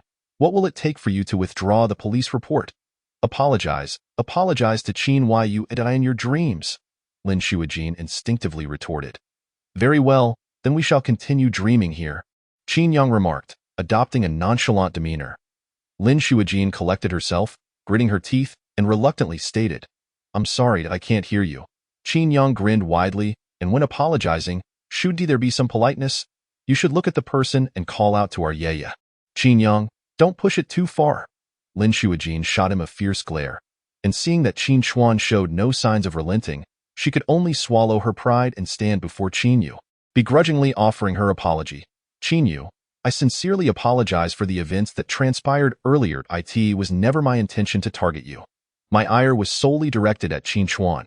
After receiving a satisfactory apology, Qin Chuan made a call to retract the report and then turned to Lin Xueyan, saying, "I hope you reflect on today's lesson. You may not be so fortunate next time." With that, he took Qin Yu by the hand and departed. As Qin Chuan, Qin Yang, and Qin Yu left, Lin Xueyan's supervisor chuckled to Manager Wang. "This was all a misunderstanding, I must admit. It was my subordinate who brought personal matters into the workplace. Perhaps we could discuss potential advertising collaborations instead. Please submit your proposals first, and I will review them and reach out if they align with our needs."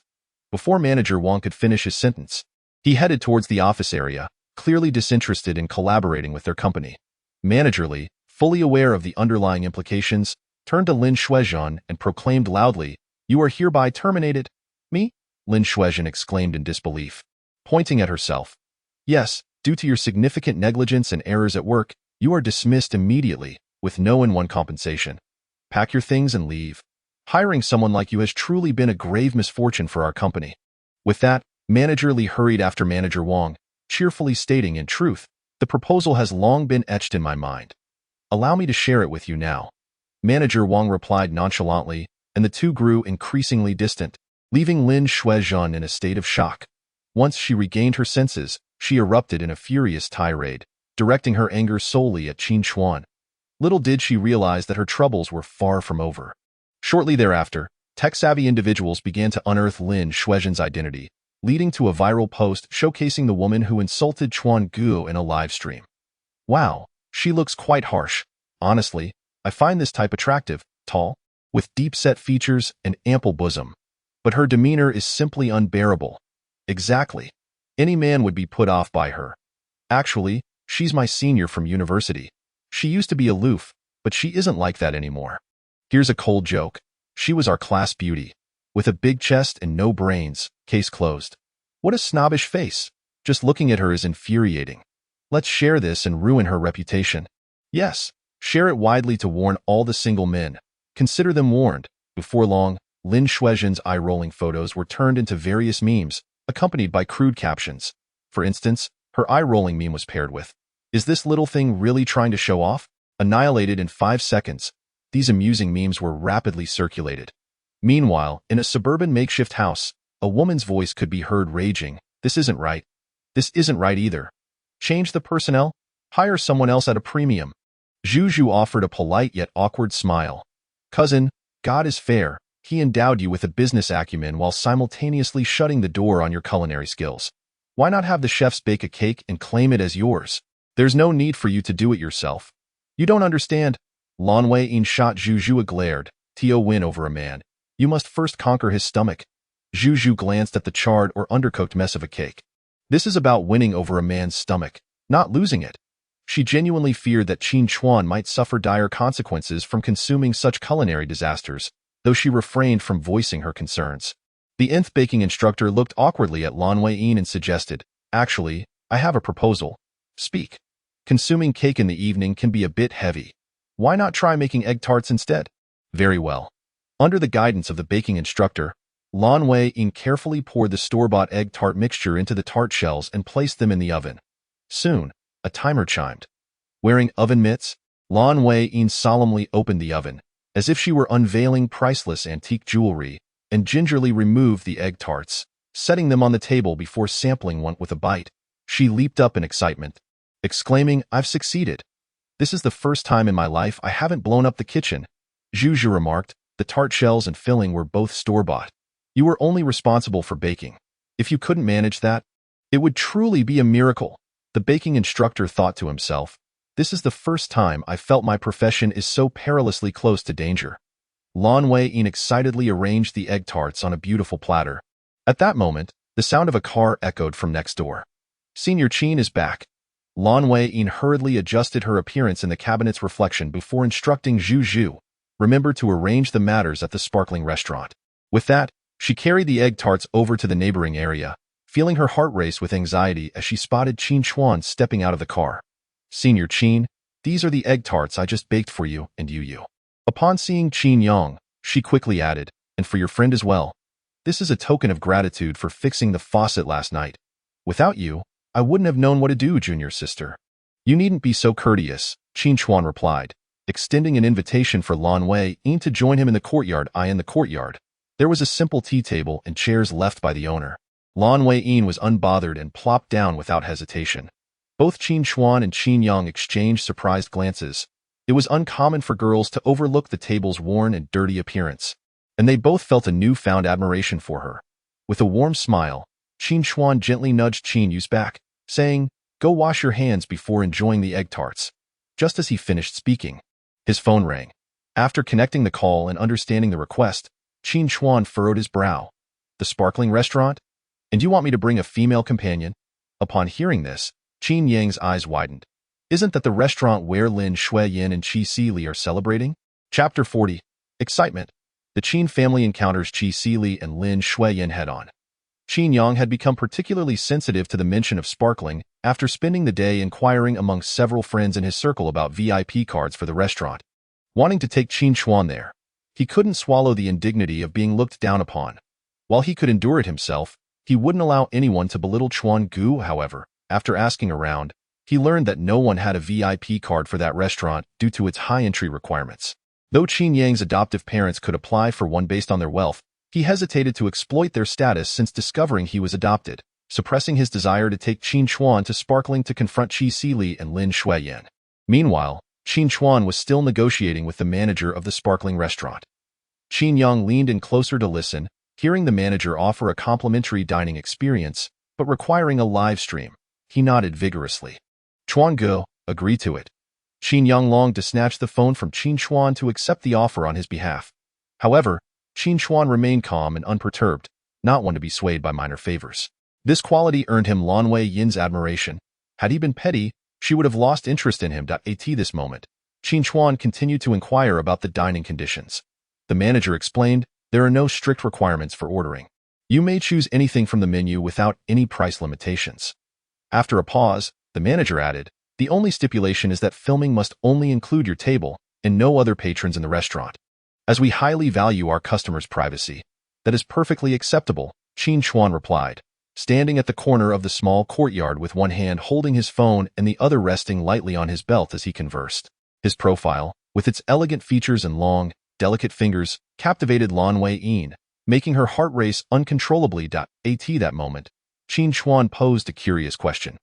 "I am intrigued as to why a restaurant of your caliber would seek to collaborate with a newcomer like me for a live stream." Lin Xueyan's heart raced with anxiety. Did he sense something? The manager's explanation came smoothly. "Mr. Qin, when we seek promotional hosts, we evaluate several aspects, including the authentic activity levels and quality of users in the live stream. Your stream has seen significant donations, indicating the presence of customers who could patronize our establishment. While your stream may not rival those of major influencers, the online audience is genuine, without any artificial manipulation or bots. Moreover, we must admit that promoting through your account would be more cost-effective for us compared to the exorbitant fees charged by top influencers. Would you be willing to join us for a dining live stream tonight at 8? Certainly, Qin Chuan agreed. Both Qin Yang and Lin Xueyan breathed a sigh of relief. And what about the requirement for a female companion? Qin Chuan inquired. Lan Wei-yin felt her mind whirl. She hadn't requested Zhu to do that. All she had asked was for Zhu to inform the manager at Sparkling that Qin Chuan could bring as many people as he wished, order as he pleased, and that she would cover the entire bill. Well, we do prefer that you bring a female companion or family member to dine with you. Our restaurant primarily caters to couples. Of course, we understand you have an adopted daughter, so you could bring her along as well, resembling a family of 3, which aligns with our restaurant's theme. Is there no limit on the number of guests? None at all. All right, I understand. Thank you, we look forward to your visit. As soon as the call ended, Qin Yang patted his chest. Bro, I was almost scared to death. I thought you were going to decline this opportunity out of fear of encountering Lin Xueyan and Qi Sili. That's not my style, Qin Chuan replied with a gentle smile. Work is work, and personal matters are personal, as long as it benefits my account's growth. I will pursue it. I left the Lin family to seek opportunities and gain recognition.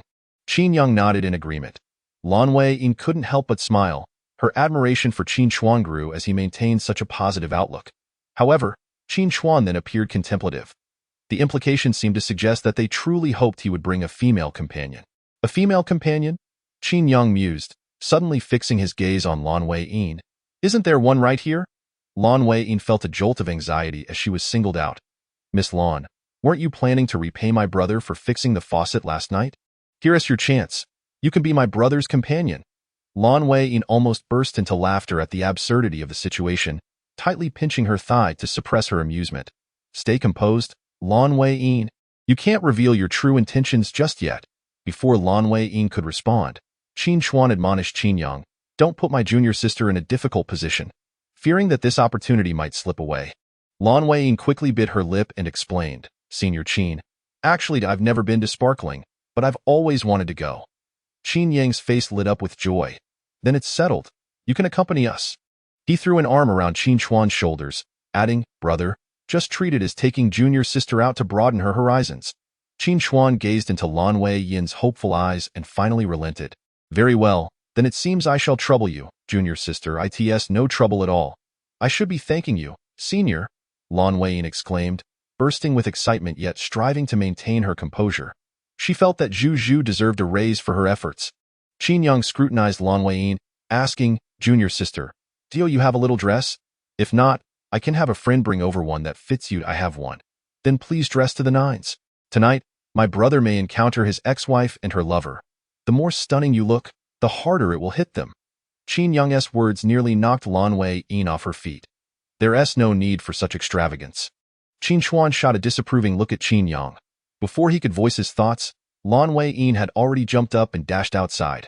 Senior Qin, rest assured, I will make sure you don't lose face tonight. With that, Lan Wei-yin sped away. Qin Chuan glared at Qin Yang, reproaching him, you shouldn't have dragged her into this. Qin Yang made a face. With no argument left, Qin Chuan instructed, go pick out a little dress for you. I'll head upstairs to change into a suit. Okay, Qin Yang replied.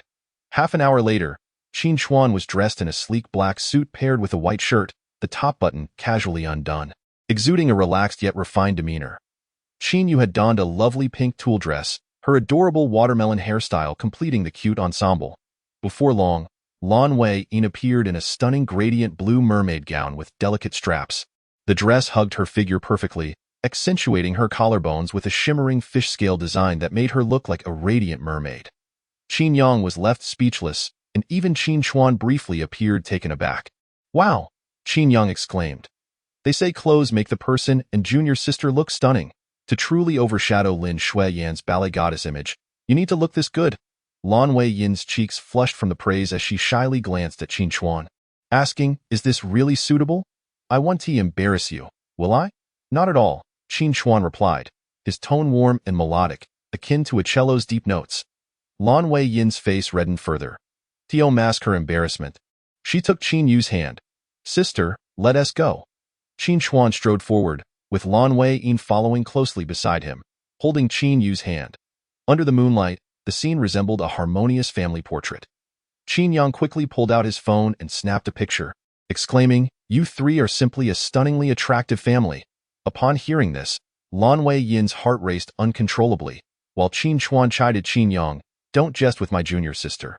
Qin Yang quickly apologized, It's just that you all look too good for me to resist capturing the moment.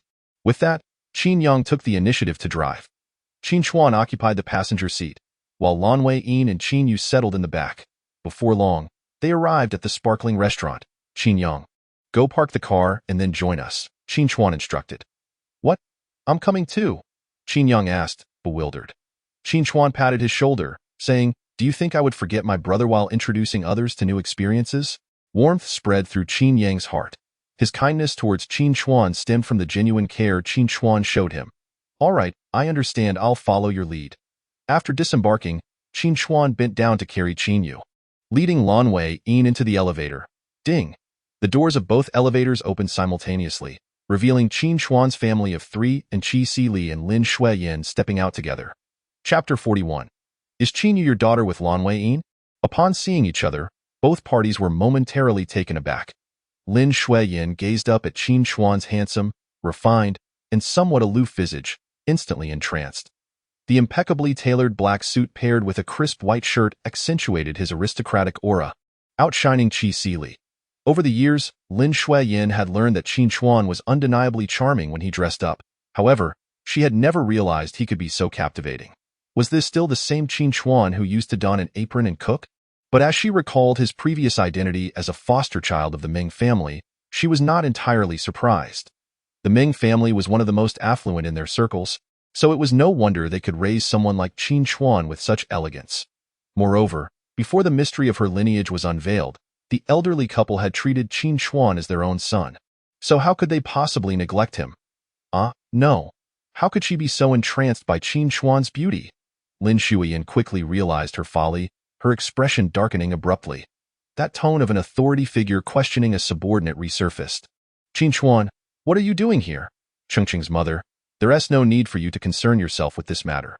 Qin Chuan's demeanor and voice were icy to the core. That moment, he was desperately suppressing the fury raging within him, striving to maintain his composure.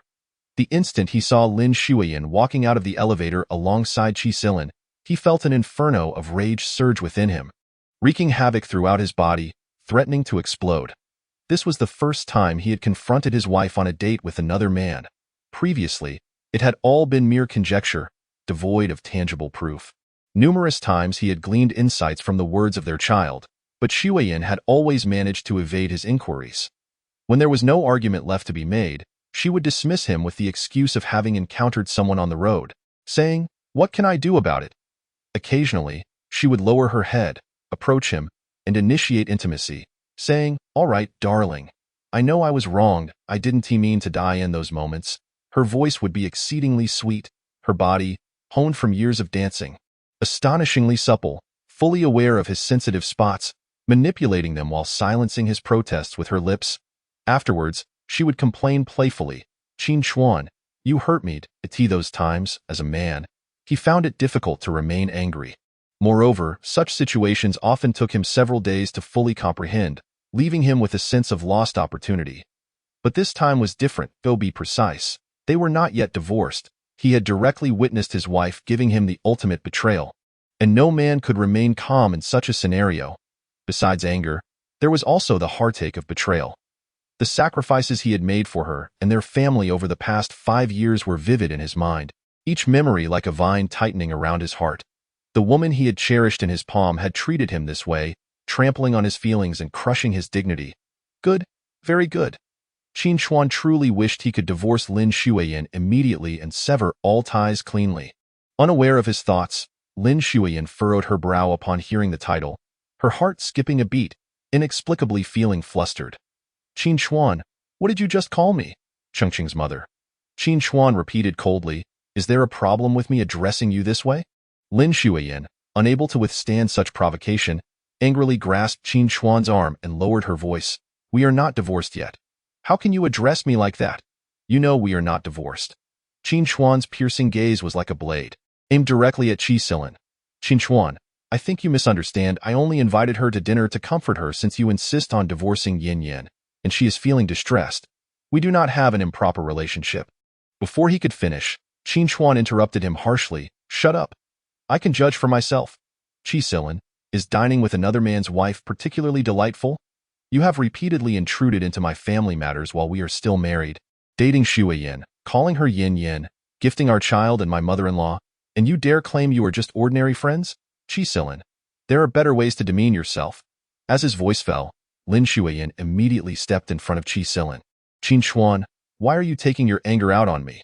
What are you doing directing your frustration at Qin? Seeing Lin Xueyan defend Qin so fiercely, Qin Chuan felt a pang of pain in his chest.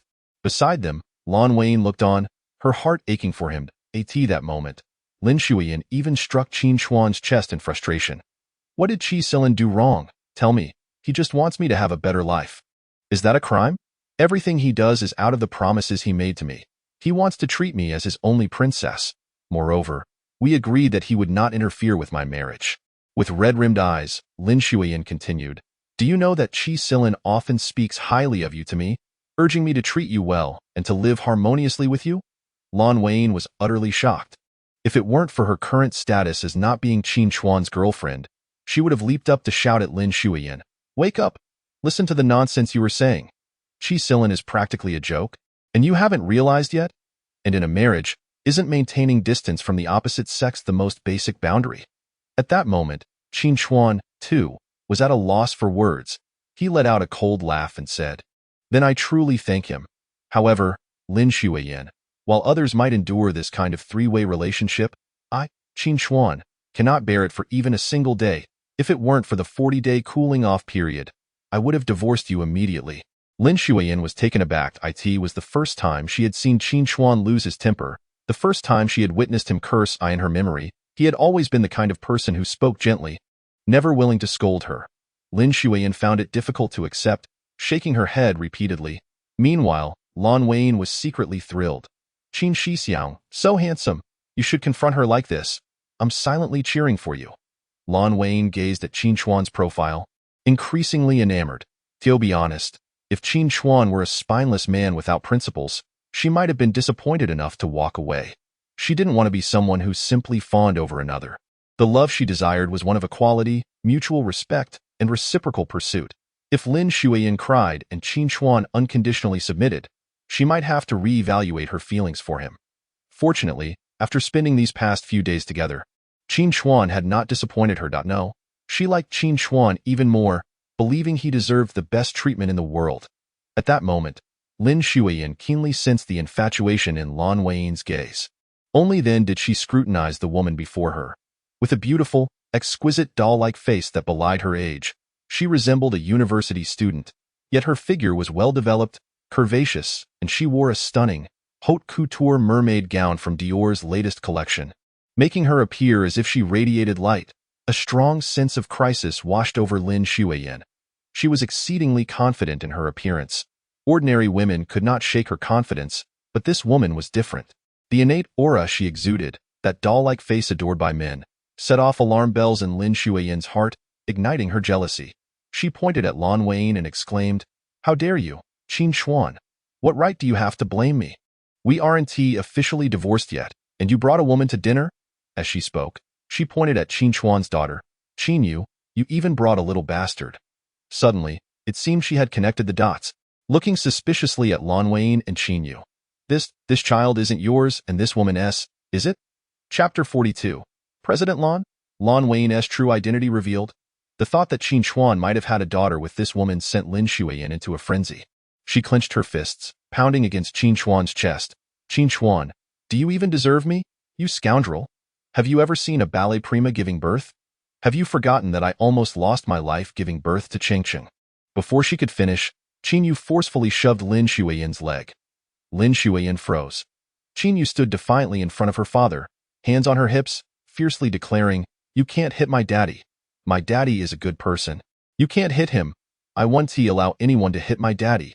As she spoke, Qin Yu spread her arms wide, ready to shield Qin Chuan like an eagle protecting its chick. Warmth flooded Qin Chuan's heart, filling him with a profound softness. This was the kind of bond that should exist between people, a heart for a heart. However, in the past, his affection for Chengcheng far surpassed that for Qin Yu. Yet Chengcheng had never defended him in such a manner. Remembering his biological daughter, a hint of loneliness flickered in Qin Chuan's eyes. To say he was indifferent, to say he was not pained, would be ALIE. In truth, he had his own selfish motives in raising Qin Yu. He desired a sweet, soft daughter who would care for him, a dream shared by many men. He wished to prove that he could raise a daughter well. Of course, another reason was that at the time, Qin Yu was indeed deserving of sympathy. He wanted to help her.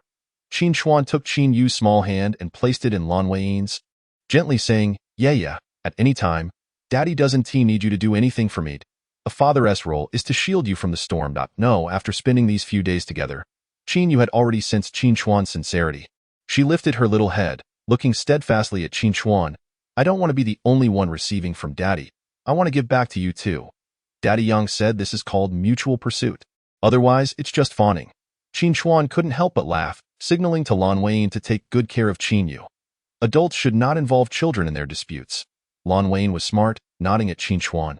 Once he received her acknowledgement, he turned to face Lin Xueyan, Qingqing's mother. Let me introduce you. This is Miss Lin, my neighbor. She is accompanying me due to work. We are not here on a date. Moreover, unlike your private dinner with Qi Silin, I brought Qin Yang and Qin Yu with us. As his words fell, the elevator doors opened. Qin Yang approached, playing with the car keys in his hand, casting a disdainful glance at the grim-faced Lin Xueyan and Qi Silin. You two are truly disgusting. Please mind your language, Qi Silin, ever the gentleman, defended Lin Xueyan.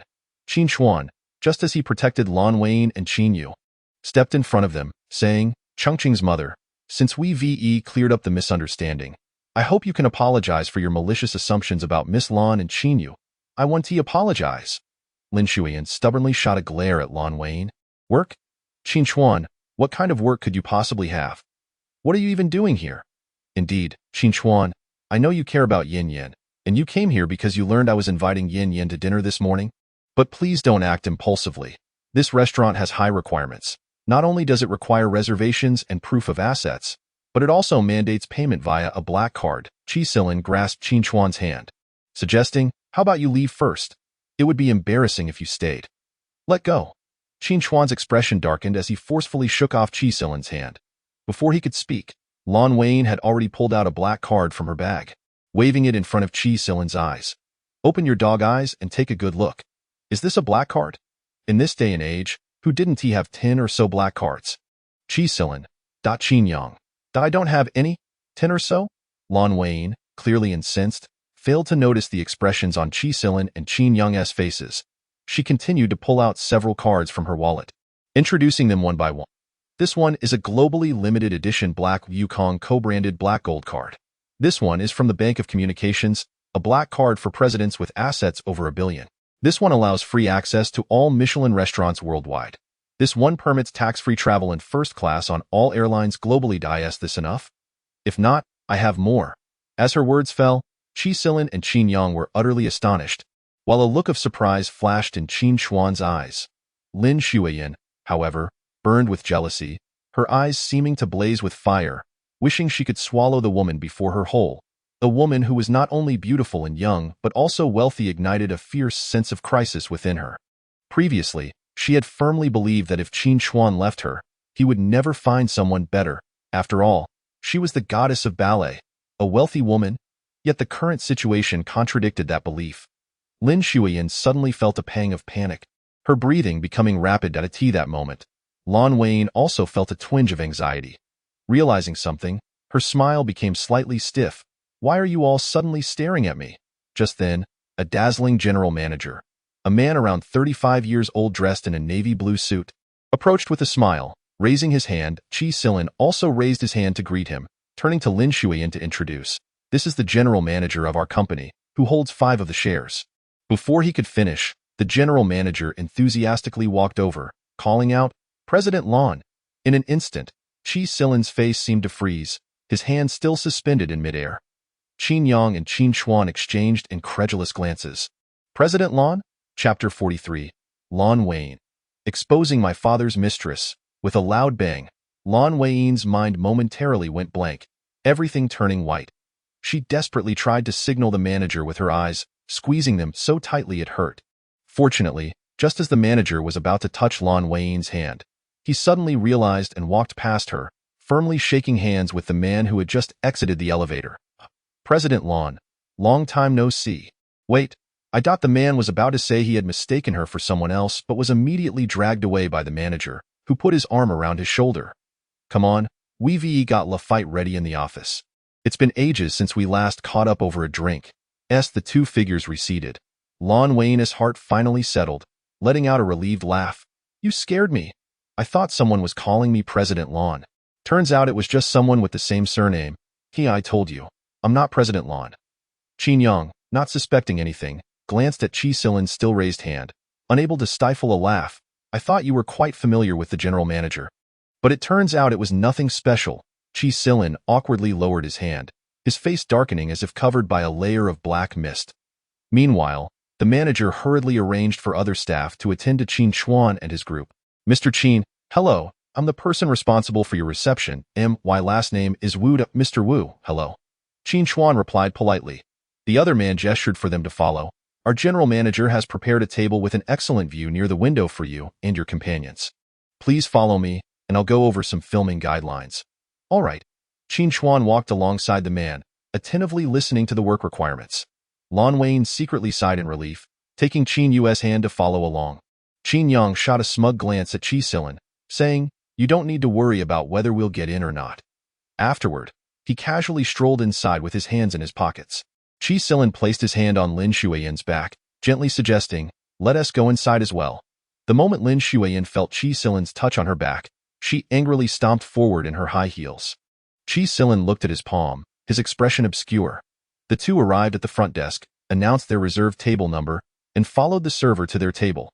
Upon sitting down, they discovered that Qin Chuan's group was at the adjacent table. However, their seats had a better view, allowing them to enjoy the beautiful scenery outside the window. They watched Qin Chuan and his group laughing and chatting. Both Qi Silin and Lin Xueyan's expressions darkened completely. Just then, as Qin Yang sat down, he curiously asked, Miss Lin, how come you have so many black cards? Originally setting the table, Lin Xueyan froze momentarily, realizing that Qin Chuan was also looking at her. She quickly lowered her voice. They're fake, just props. Fake? That's impossible. Show me. Qin Yang clearly didn't believe her. Lin Xueyan gestured for him to lower his voice. What if they overheard? What if they find out they are fake? These are all custom-made for my clients. I just happened to bring them to slap their faces. Clients? What kind of clients need these? Qin Yang looked at Lin Xueyan skeptically, continuing to pry. The crew. The crew often needs these luxury items. Lin Xueyan nervously swallowed, glancing at Qin Chuan, who was adjusting the live streaming equipment. Seeing that he wasn't suspicious, she finally relaxed. Qin Yang suddenly understood. Oh, so you work in that field. Without a doubt, your gown is from the crew too. Yes. Lin Xueyan smiled sheepishly. Because of work, I often come into contact with these replicas. After speaking, she nearly bit her tongue, realizing she couldn't be so impulsive next time. Thankfully, she managed to bluff her way through. If Brother Qin were to discover that her father's assets exceeded a staggering billion, one could only wonder how he might evade her. At this moment, Qin Chuan had already set up the live streaming equipment and briefly introduced the current setting to the viewers in the chat room, expressing gratitude to the restaurant owner for inviting them to indulge in exquisite culinary delights free of charge. Qin Chuan activated the tablet on the table, displaying the menu for the audience to see. Here we have the raw dishes. Here are the cooked dishes. And this section features the wines. He flipped through the pages slowly, allowing the viewers to admire the detailed descriptions and prices of each dish. Thank you, host. I probably won't have the chance to dine in such a restaurant in my lifetime. My eyes have traveled with the host to savor the splendor. The host I admire is quite impressive, a fine dining experience this morning, and now exquisite cuisine tonight. Indeed, both are heavyweight establishments. Haha, it's my first time seeing a home decor influencer invited by a restaurant. Truly remarkable. I'm genuinely envious. Oh my, the view outside the window is simply breathtaking. Host, let the lady beside you show her face. All we can see is a glimpse of her lovely dress and her hand. Exactly. The lady's hand is beautiful. Her face must be equally stunning. Host Lady Yaya equals a high-profile trio. Qin Yang the light bulb, haha. 1,000 requests for Qin Yang to leave. Haha. Upon seeing the comments, Qin Yang huffed in a haughty manner. I shall not leave. My bond with Brother Chuan is true love. Our affection is as solid as gold. Lin Xueyan chuckled at his antics. The viewers chimed in, confirmed. Qin Yang has a crush on Qin Chuan.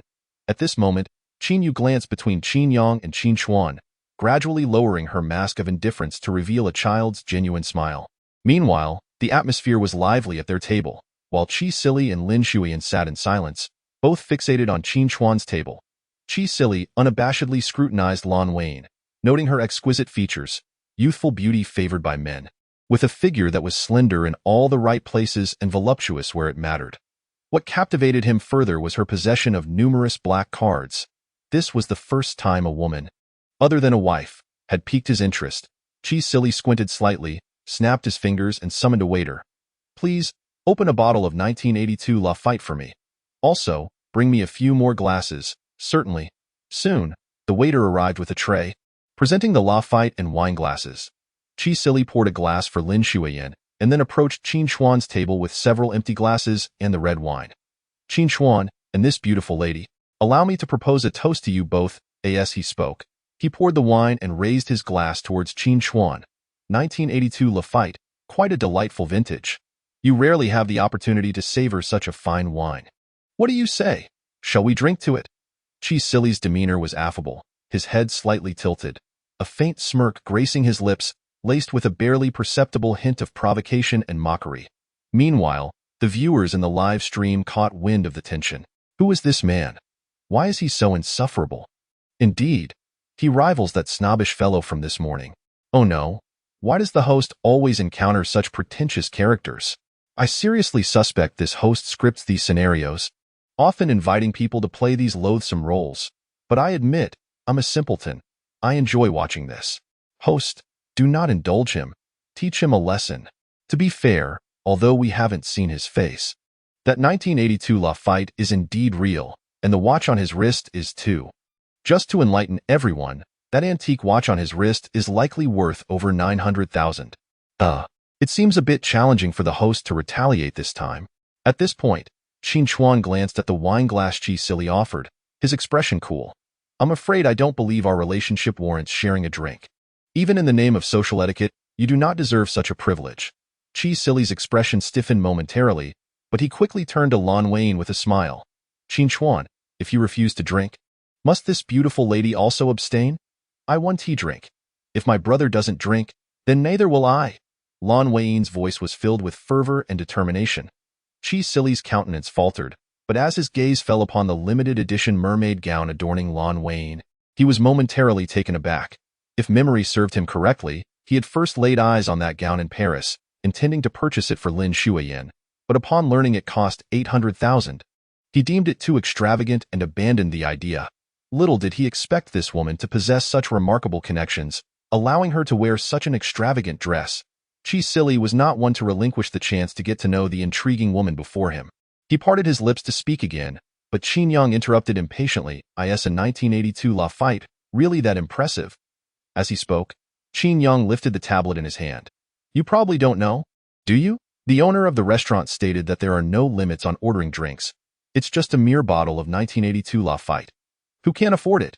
Qin Yang scrolled through the menu, ready to place an order, but was halted by Qin Chuan. There's no need. A bottle of 1982 Lafite typically retails for around 17,000. The price would only escalate in such a high-end restaurant. Others may have invited them to live stream, suggesting they could order freely, but he refused to be wasteful. The items they had acquired at Epin earlier, though exorbitant, were necessities for Yeya's room, leaving no waste whatsoever. However, to provoke Qi Sili, there was no need for such extravagance. Brother. Qin Yang glared at him. I've had 1982 Lafite before.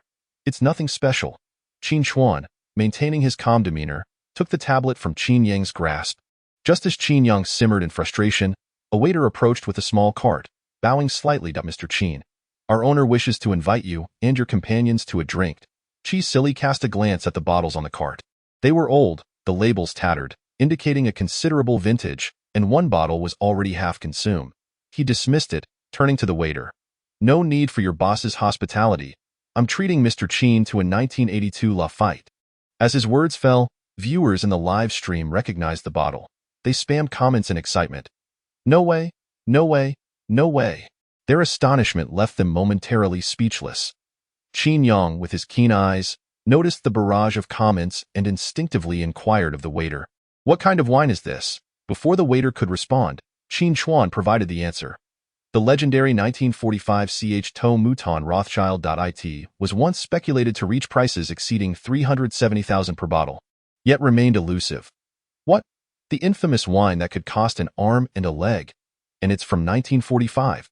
Qin Yang stood up in excitement, carefully reaching for the old bottle. Oh my goodness, even the 1982 Lafite would feel depressed in its presence. Chi silly. Qin Yang turned to Chi silly. You've never had the 1945 To Mouton Rothschild, have you? Chi silly's lips parted, but before he could respond, Qin Yang confidently declared, you needn't deny it. I know you haven't. Chi silly. There's only one bottle in our city. Legend has it that a property tycoon acquired it secretly without his wife's knowledge. Who would have thought it belonged to the owner of this restaurant? Lin Xueyan interjected. That's nonsense. That's my father's precious treasure. To embarrass Chi silly, I even had to let go of my father's mistress. At that moment, Chi silly was left speechless, feeling as though the Lafite in his hand had lost its allure. Well, sorry, but we won TB keeping you for the 1945 To Mouton Rothschild. After all, the owner has stated that he only wishes to treat us FEW. As Qin Yang waved his hand dismissively, he added, make way, make way. Chi silly, you're blocking our chance to savor the aroma of the 1945 To Mouton Rothschild. Chi silly returned to his seat. His face darkened. This meal left him and Lin Xueyan feeling as though they were chewing wax. Meanwhile, Lin Xueyan, seeing the posts and memes online, felt her rage boiling. Qin Chuan, I'm going to kill you. Qin Chuan, you scoundrel. It's all your fault. Lin Xueyan angrily took a taxi to Qin Chuan's courtyard, knocking loudly on the door. Qin Chuan, come out, scoundrel. I'm going to make you pay. Before Lin Xueyan could say anything else, a large hand suddenly emerged from the darkness, covering her mouth with an ether-soaked cloth. After struggling a couple of times, she succumbed to unconsciousness. Chapter 44. Lin Xueyan pampering her husband, super sweet. In the splendid restaurant, Qin Yang raised his glass. Come, let's toast to my brother. Lin Xueyan also lifted her glass, elegantly clinking it with Qin Chuan and Qin Yang's. The sound of the glasses chimed melodiously, and each of them wore a joyful smile. Qin Yang swallowed hard. Brother, I'm suddenly feeling a bit nervous. I've never had such expensive wine before. This time, just as you said, I'm truly experiencing the world. Qin Chuan smiled gently, saying nothing, and took a delicate sip from his glass. Though his demeanor was casual, every movement exuded the refinement and grace characteristic of a gentleman from high society. Lin Xueyan was utterly captivated. At that moment, Qin Yang took his first sip of wine, exclaiming several times, wow, this wine is absolutely divine. He then glanced at Lin Xueyan. Miss Lin, what do you think of this wine? Suddenly put on the spot, Lin Xueyan froze for a moment before hastily taking a sip from her glass. After careful consideration, she remarked, the taste is indeed remarkable. The tannins and alcohol are perfectly balanced, so it doesn't feel too astringent upon entry, and there's no sharp sting at the back of the throat. From the palate to the throat, the layers of flavor are exquisite. As her words hung in the air, Qin Chuan regarded her with a deeper gaze. It seems my junior sister has a keen understanding of red wine. Lin Xueyan felt as if struck by lightning, wishing she could slap herself several times. At that moment, Qin Yang scrutinized Lin Xueyan. Indeed, you must have enjoyed a fair share of fine wines. The term tannin is rather sophisticated for someone who typically drinks a few hundred yuan bottles. Haha. Lin Xueyan could only manage an awkward smile, attributing her knowledge to the time spent on set. Sometimes, after hearing so much, she would casually regurgitate it during pretentious moments. As Lin Xueyan chuckled nervously, she nearly bit her tongue. The viewers in the live stream began to comment in droves. This lady is so cute. She's so straightforward. When she mentioned pretentious, I couldn't help but wonder what she looks like. On set? Is this lady perhaps an unknown star? Didn't someone mention earlier? She has been helping on props for the production. I don't care. Host, quickly reveal this lady's true appearance. She is 1,000 times better than that snobbish fellow from this morning. Qin Chuan noticed the comments, but naturally could not acquiesce to the viewers' demands. He was somewhat aware of Lin Xueyan being bullied online. He understood the power of the internet, capable of either elevating or destroying a person. Thus, during the live stream, he remained cautious not to drag innocent bystanders into the fray. Were it not for the necessity to prove he wasn't involved in child trafficking, He wouldn't have allowed Ye to appear on camera. Qin Chuan raised his glass again, savoring another sip, and shifted the topic. I'm immensely grateful to the owner of the splendid restaurant for allowing us to taste the 1945 Chateau Mouton Rothschild. Its texture is indeed smooth, surpassing the richness brought by typical red wines, with a moderate acidity and a delightful natural grape aroma, offering a rich layering on the palate.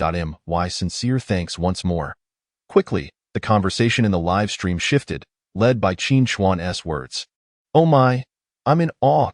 A sip of the wine that could cost an arm and a leg. Once again, I'm intensely envious of the host. One must admit, the way the host just schooled that man was truly magnificent. Absolutely splendid. Though he did nothing, that arrogant man's face was metaphorically slapped red. Exactly what of la fight? Though I can't afford it, haha.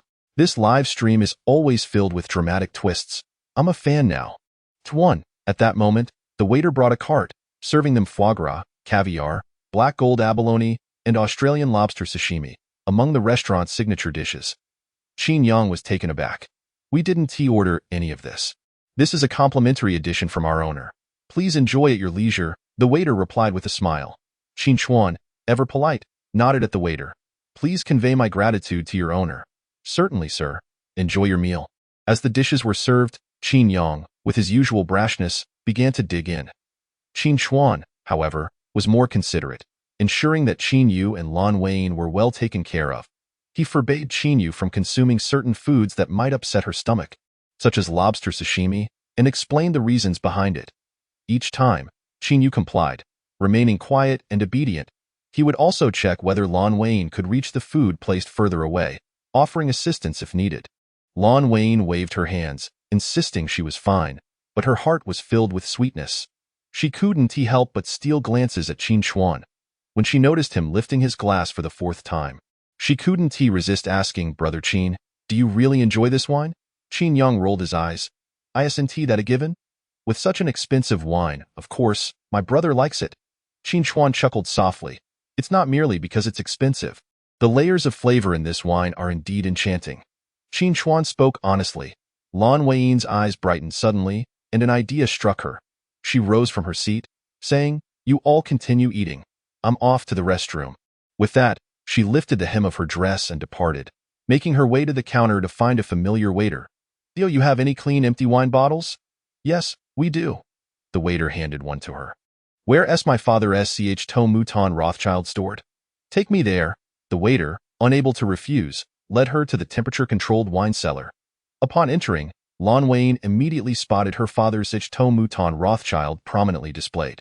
She strode over, ready to pour it into the empty bottle. The waiter's eyes widened in alarm, quickly stopping her. Miss, what do you think you're doing? Pouring wine. If you take that wine, how will we explain it to Mr. Lin when he arrives? That's simple. Once I leave, you can pour any cheap wine into the bottle, and it'll look just the same. Rest assured, my father doesn't drink red wine. Just say it's true. Lin Xueyan spoke without a hint of guilt, as if her father were as inconsequential as a found object. The waiter was left speechless, but persisted in blocking her. This really isn't acceptable. Miss, we are a high-end restaurant. We cannot do something so disrespectful to our clientele. What's unacceptable? I'm your esteemed customer, here to claim what belongs to me, and you dare tell me no? That's not it. It's Mr. Lin Xueyan, now visibly irritated, retorted. Anything my father owns is mine. I'm his only child. Once he's gone, doesn't it all belong to me?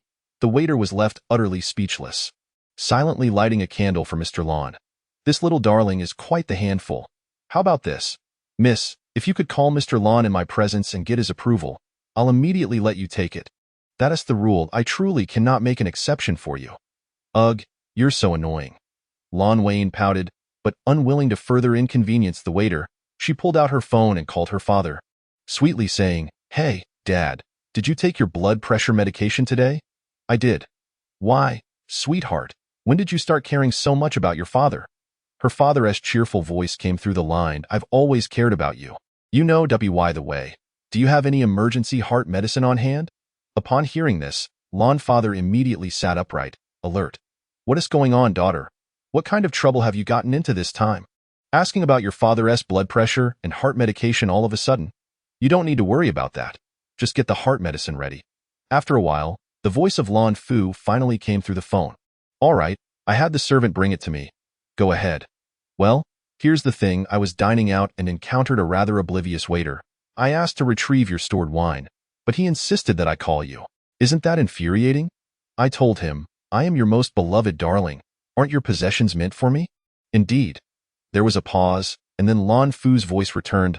Wait, this matter cannot be that simple. You must be trying to deceive me. Which bottle of wine do you want from your father? Isn't it the 1945 Ch Tocantimerl, isn't it? The phone erupted with excited voices and a light panting. Lin Xueyan could almost envision her father standing up with his hand over his heart. Dad, just tell me, what is more important, the wine or your own daughter? In this case, I choose Ch Tocantimerl. Lan Dong did not hesitate. Lin Xueyan. All right. Then I'll tell Mom that you secretly bought Ch Tocantimerl and didn't even let me have a sip.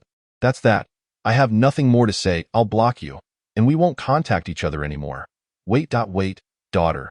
Just hold on a moment, I believe there is still room for negotiation. Lan Fu's tone grew increasingly obsequious. Lan Xueyan responded with an aloof nasal sound. Here's the deal. If you go on a blind date with Qi Si Li tomorrow night, I will gift you that Ch Tocantimerl. What do you think? Chapter 45. The strength to pamper a husband. I will not go. Lan Xueyan flatly refused. What do you take me for? Your daughter. Otherwise, your grandmother wouldn't have consulted a fortune teller. Who said you would marry a divorced man? Do you think I am in such a hurry to pick a marital partner for you? With a daughter like you, how could you possibly marry a divorced man? Lan Xueyan's eyes suddenly lit up. Dad, did Grandma really say that? More truthful than pearls. Lan Xueyan instantly cheered up. Daughter, just heed your father's advice and meet him. At the very least, you should see him once. I've heard that Qi Si Li has studied abroad, achieved considerable success in his overseas ventures, and is quite cultured and humble. Many socialites are vying for his attention. Do you think your father would deceive you? Meeting him could be worth several million worth of Ch Tocantimerl. You wouldn't be at a loss. Lan Xueyan scoffed. Oh, our Lan Dong does not seem like one who would engage in a losing business deal. So, tell me, why must I meet Qi Si Li? Our family had a verbal marriage agreement with the Qi family. They have brought up meetings several times, and I have postponed it multiple times. If I keep postponing, it would be quite embarrassing to is that all? Besides, your father also thinks Qi Si Li has good conditions. Looking around, the only family that can rival the Qi family now is the Qin family from the northern city. But I have already inquired, and that Qin Yang is an adopted son. I fear that if you two take a liking to each other, one day the Qi family's biological son might show up at our door, leaving us with nothing. Dad, Lan Xueyan's tone grew serious. Listen closely. I refuse to engage in a marriage alliance.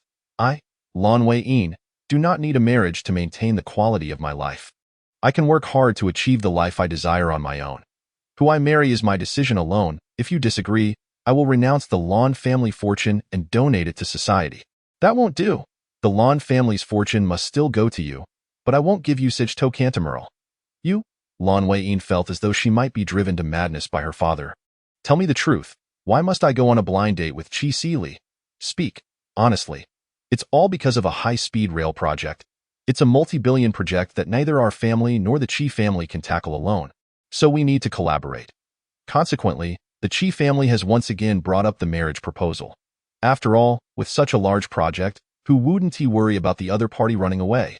I postponed the meeting several times, and the Qi family refused to continue negotiations on the project. Your father thought you should at least meet him, just to appease them. Besides, who knows, you might hit it off. Fine, I will go tomorrow night, but you are not allowed to send anyone to supervise me. You know my personality. I have never liked others meddling in my affairs. Once I discover that you have sent someone to follow or monitor me, no matter what you say in the future, I will never comply. All right, it's a deal. And daughter, leave me a sip of that Ch Tocantimerl, just a small sip, okay? And don't tell your mother.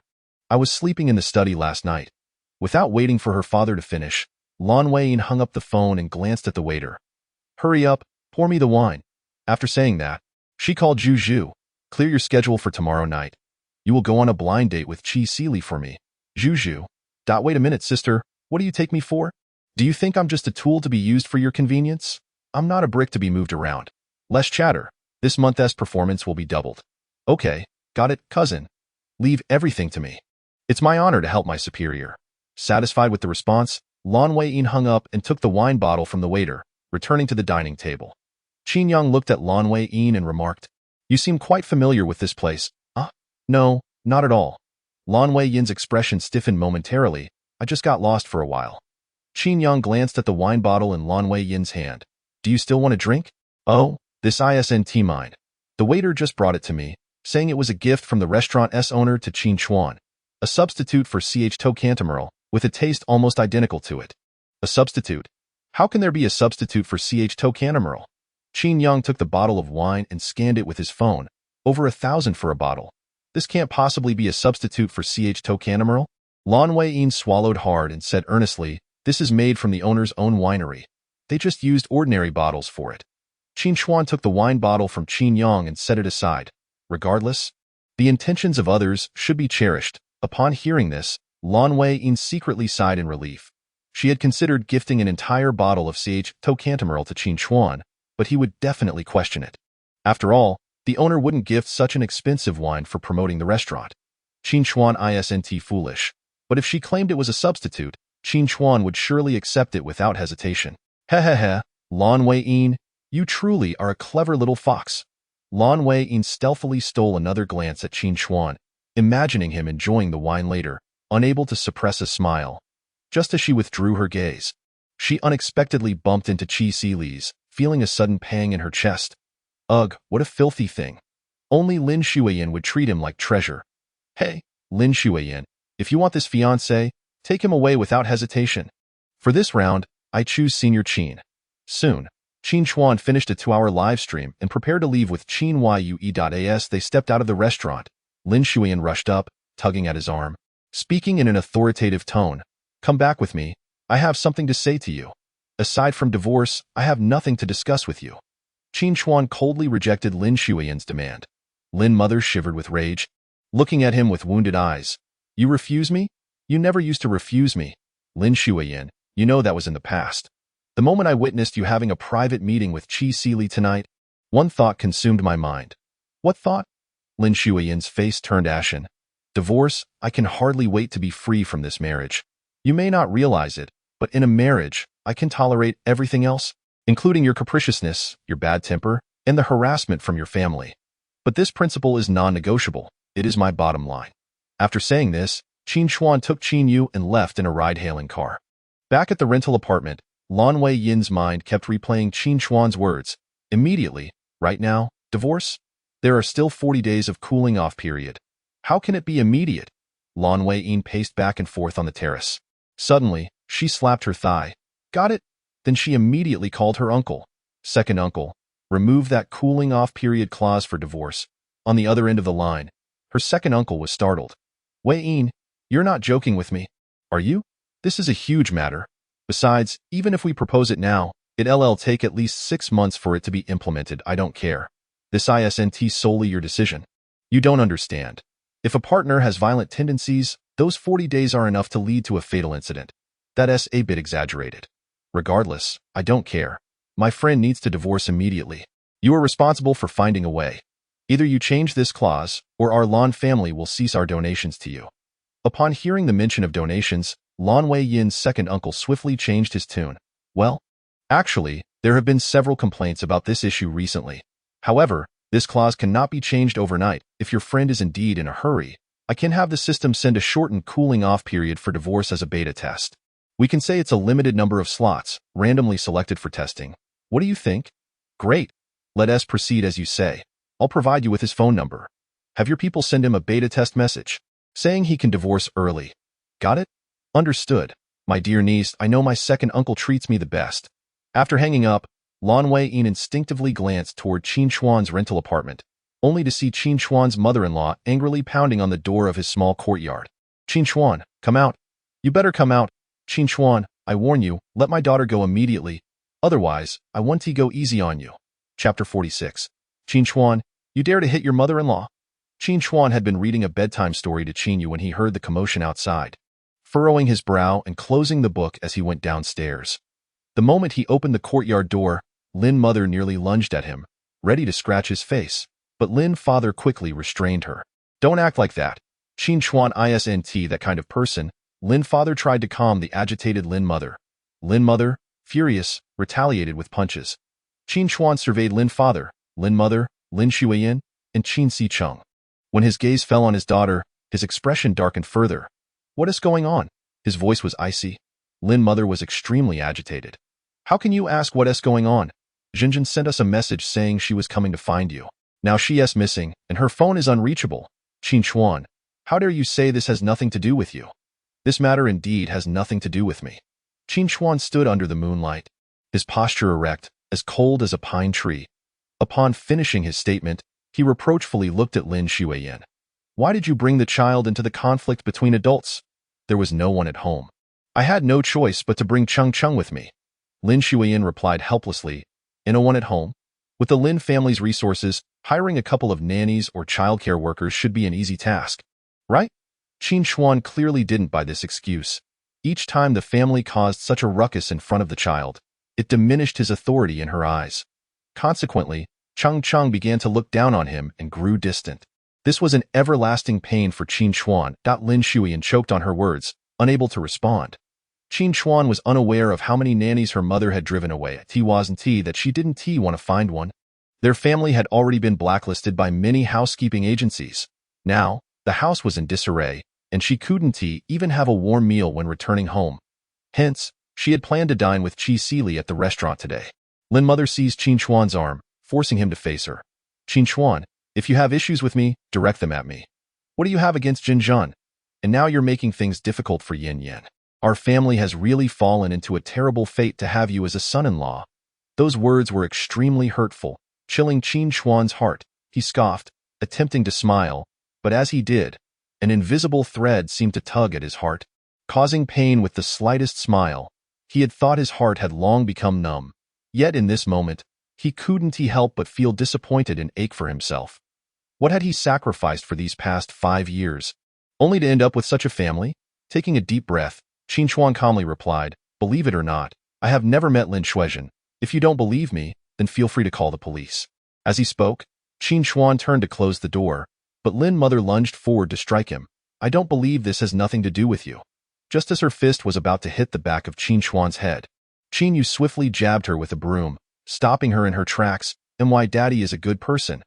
Qin Yu looked fierce, her little eyes filled with determination. At that moment, Qin Si-chung also charged out, shoving Qin Yu aside. You can't bully my grandma. Though Qin Yu stumbled a few steps back, she resolutely held the broom in front of Qin Chuan. You can hit me, but you can't hit my daddy. I won't allow anyone to hit my daddy.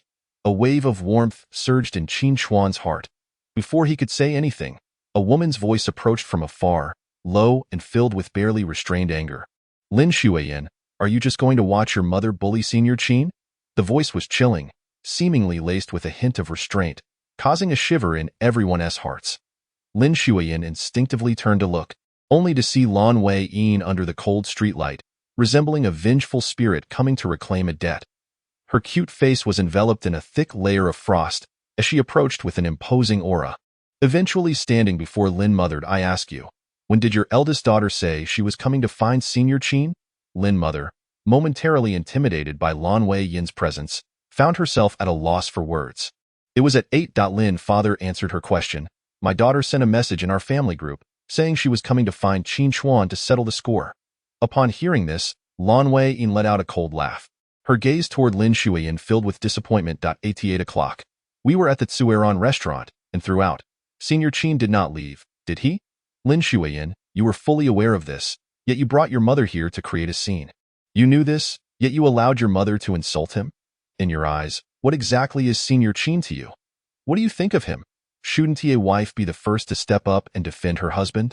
Hearing the word wife, Lin Xueyan abruptly came to her senses. You know I am Qin Chuan's wife.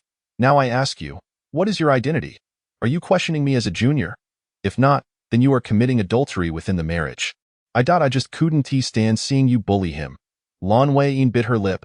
She knew her identity was not suitable for intervening, but she had been too furious just now. Qin Chuan cast a grateful glance at Lan Wei-yin. Junior sister, thank you for speaking up for me. But this matter does not concern you. You need not involve yourself.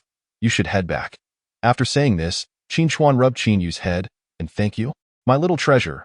but Daddy doesn't need you two girls to protect me, all right? Qin Yu put down the broom and obediently stood behind Qin Chuan. Once she was out of the storm center, Qin Chuan finally spoke. I have said what I needed to say. If you continue to make a fuss, I will call the police. Call the police. Go ahead. Qin Chuan, you're quite something. We're family. Xinjiang is merely venting for Cheng Cheng, and you want to call the police on her? Lin Mother sneered, almost pushing forward with her chest. Go ahead. Arrest your sister-in-law, and then take your mother-in-law too. Let's see how impressive you really are. Lin Xueyan, witnessing this scene, was seething with rage. Damn, how she wished to slap this woman hard. Meanwhile, Qin Chuan grabbed his mother-in-law's arm and pulled her out. Lin Xueyan and Lin Father rushed to help, demanding that Qin Chuan let go. However, Qin Chuan's grip was extraordinarily strong, akin to a vice, firmly seizing Lin Mu's arm. Ultimately, he almost hurled her out of his small courtyard and promptly turned to close the gate behind him. Lin Mu was thrown to the ground, her hands pressed against the rough surface, instantly scraping her skin and causing her to grimace in pain. Qin Chuan, you ungrateful scoundrel, you bastard! Our Lin family has provided you with food, clothing, and a magnificent villa to live in, and this is how you repay us. How dare you lay a hand on me? Indeed, Qin Chuan, you must never lay a hand on my mother. She is your mother-in-law, Lin Xueyan exclaimed, heartbroken as she helped her mother to her feet. Yet, Qin Chuan offered no response, only casting an apologetic glance at Lin Xueyan. Little junior sister, I apologize for dragging you into this. Please wait here for a moment. It is not convenient for you to go out right now. It's quite all right, senior brother Qin. I'm not in a hurry to leave, Lin Xueyan replied, reluctant to depart. She wished for more time to spend with Qin Chuan and was concerned that the old witch outside might bully him. This concern was not due to a lack of faith in him. Rather, it was the unfortunate reality that sometimes gender differences were difficult to overcome. Just moments ago, Lin Mu had attempted to confront Qin Chuan, forcing him to retreat without daring to retaliate at that moment. Lin Mu had just managed to rise from the ground when she kicked the door fiercely. Once, twice, 3 times, Qin Chuan. So you want to call the police? I will call them first. Let's see how you explain to the officers that you assaulted your own mother-in-law. With that, Lin Mu hastily dialed the police. Chapter 47. One big and one small. Protecting Qin Chuan. Upon hearing Lin Chuan's mother calling the police, Lin Xueyan's beautiful face suddenly turned cold. Lin Yu also felt the same. She had always harbored an aversion to the people at the police station, and hearing the call for help extinguished any semblance of a smile from her adorable face. She clenched the broom tightly, as if preparing for a fierce battle. Qin Chuan's eyes flickered with surprise. He had not anticipated that these two individuals, whom he had only recently met, would stand up for him. He never expected that the love he had long sought would unexpectedly blossom in this remote place. In truth, when he first entered his second year of university, Meng Mu had already known he was not her biological son. Yet, she chose to remain silent, tormenting him with constant criticism and oppression until his senior year, when he was forced out just as he was preparing to graduate and find a job. During those 3 years, he had been baffled by the drastic shift in his mother's attitude towards him, endlessly searching for reasons within himself and succumbing to internal strife. The psychological scars of feeling unloved began to form during that dark period. Only when Meng Mu harshly revealed the truth and expelled him from the house did he feel a sense of relief. On the day he met Lin Xueyan while intoxicated, 3 months later, she promised to give him a home. Without a second thought, he accepted. Over the past 5 years, he had silently invested effort to warm the hearts of this family, yearning for his own family, a desire that stemmed from a profound lack of love. When he finally resolved to leave, intending to love himself rather than others, he never expected that fate would present him with such a surprise. He cherished this unexpected turn of events, grateful for the encounter, and glanced at the little junior sister still trying to rally support in WeChat. It's all right, the innocent will clear themselves. That won't do. Lin Xueyan's tone was resolute. This society will not believe that the innocent can clear themselves. You have only just begun to gain some recognition in the streaming world. If the authorities take you in and someone with ill intentions captures it on camera, all your efforts will have been in vain. Qin Chuan's heart sank slightly. He had not anticipated that Lin Xueyan could consider such intricate details for him. But the person outside was his still married wife. She had never once thought of him in this light. It seemed that his decision to divorce was indeed the right choice. Lin Xueyan continued to reach out to contacts via WeChat. Zhu, Call my third uncle and tell him to send someone familiar to take a statement. Do not bring them back to the police station." After sending the message to Zhu, she quickly contacted several lawyers, inquiring about how to handle such a situation. The lawyers advised that it could be pursued as a case of defamation. While Lin Xueyan was still replying to WeChat messages, Qin Chuan spoke up. "When the police arrive, you should leave. You have a job. I do not want to drag you into this. I can ask Qin Yang to come as a witness." Late at night, a young woman being taken to the police station concerned Qin Chuan. "I'm fine." Lin Xueyan replied lightly and sincerely, "This is nothing to me." Just as her words trailed off, police cars arrived at the courtyard. A few officers disembarked. Lin Mu hurriedly approached them, pointing towards the courtyard. "Officers, the suspect is inside. He is my son Lord. At that moment, Lin Xueyan furrowed her brow and said, "Mom, until the matter is thoroughly investigated, please do not jump to conclusions. Qin Chuan is not that kind of person." Hearing her obedient daughter say such words only fueled Lin Mu's anger. "Not that kind of person? What kind of person is he? He called the police to arrest your sister and even tried to arrest me. He laid his hands on me just moments ago. Why don't you tell me what kind of person he is?" Lin Xueyan bit her lip, momentarily at a loss for words. Lin Mu continued to address the officers. "Comrades, arrest him. He is inside. Hurry and break the door down." The officers looked at her with stern expressions. "Are you instructing us on how to do our job? What suspect? Are you handling this case, or are we?" Lin Mu was chastised and immediately lowered her head. Lin Fu quickly pulled her aside. "Since you've called the police, let the officers investigate thoroughly. Stop causing a scene." Lin Mu shot him an angry glare, shaking off Lin Fu's hand. At this moment, Qin Chuan opened the courtyard door and calmly walked out. The lead officer surveyed the scene and inquired, "What exactly happened here?" Lin Fu stepped forward to explain. "Comrade, my daughter Lin Xueyan said she was coming to find her brother-in-law, but then we lost contact with her. My wife became anxious and had a conflict with our son Law.as he spoke." Lin Fu produced a voice message from their family group and played it. The recording featured Lin Xueyan's agitated voice, declaring she wanted to kill Qin Chuan. "After that, we lost contact with her, and her phone was turned off." The officer scrutinized the timestamp, 8 o'clock. "And it hasn't even been 3 hours. You cannot report a missing person until 24 hours have passed. Is it possible your daughter simply ran out of battery? Or perhaps she is with a friend. Have you checked with her friends?" "My daughter hardly has any friends," Lin Mu replied, her demeanor uneasy. She hesitated and added, "My eldest daughter is always busy with work, and her college friends have gradually drifted away. Besides, she has a close relationship with my youngest daughter and doesn't really need friends." The officer appeared somewhat speechless, glancing at Lin Fu and Lin Xueyan. "Has the missing person not been in contact with anyone regularly?" Lin Fu and Lin Xueyan exchanged glances, both shaking their heads. It was Qin Chuan who named several individuals and their identities. "Officer, these people are whom Lin Xueyan frequently communicates with. I often hear her talking to them while munching on an apple." The officers nodded and documented the information. Unable to contain herself, Lin Xueyan asked, "How do you know all this?" But as soon as she spoke, she and Lin Fu felt a wave of shame wash over them. They lived under the same roof, yet in a crucial moment, they were less aware of Lin Xueyan than Qin Chuan. How could they not feel embarrassed? The officers continued to record details, while Lin Mu grew increasingly anxious and addressed the lead officer. "Officer, please stop recording this useless information. My eldest daughter is definitely in that room, hidden by him somewhere. You need to go in and rescue her. You're talking nonsense." Lin Xueyan pointed at Lin Xueyan. "At 8 o'clock, I was with senior brother Qin at the brilliant restaurant, and Lin Xueyan can testify to that. We never left her sight. How could he have kidnapped your daughter?" Upon hearing this, Lin Xueyan seemed to remember something, pointing at Lin Xueyan. "Officer, while Qin Chuan never left my sight, this woman did leave for a period and was not within my view. Moreover, she was gone for quite a while." As her words fell, Lin Xueyan stared at Lin Xueyan in disbelief.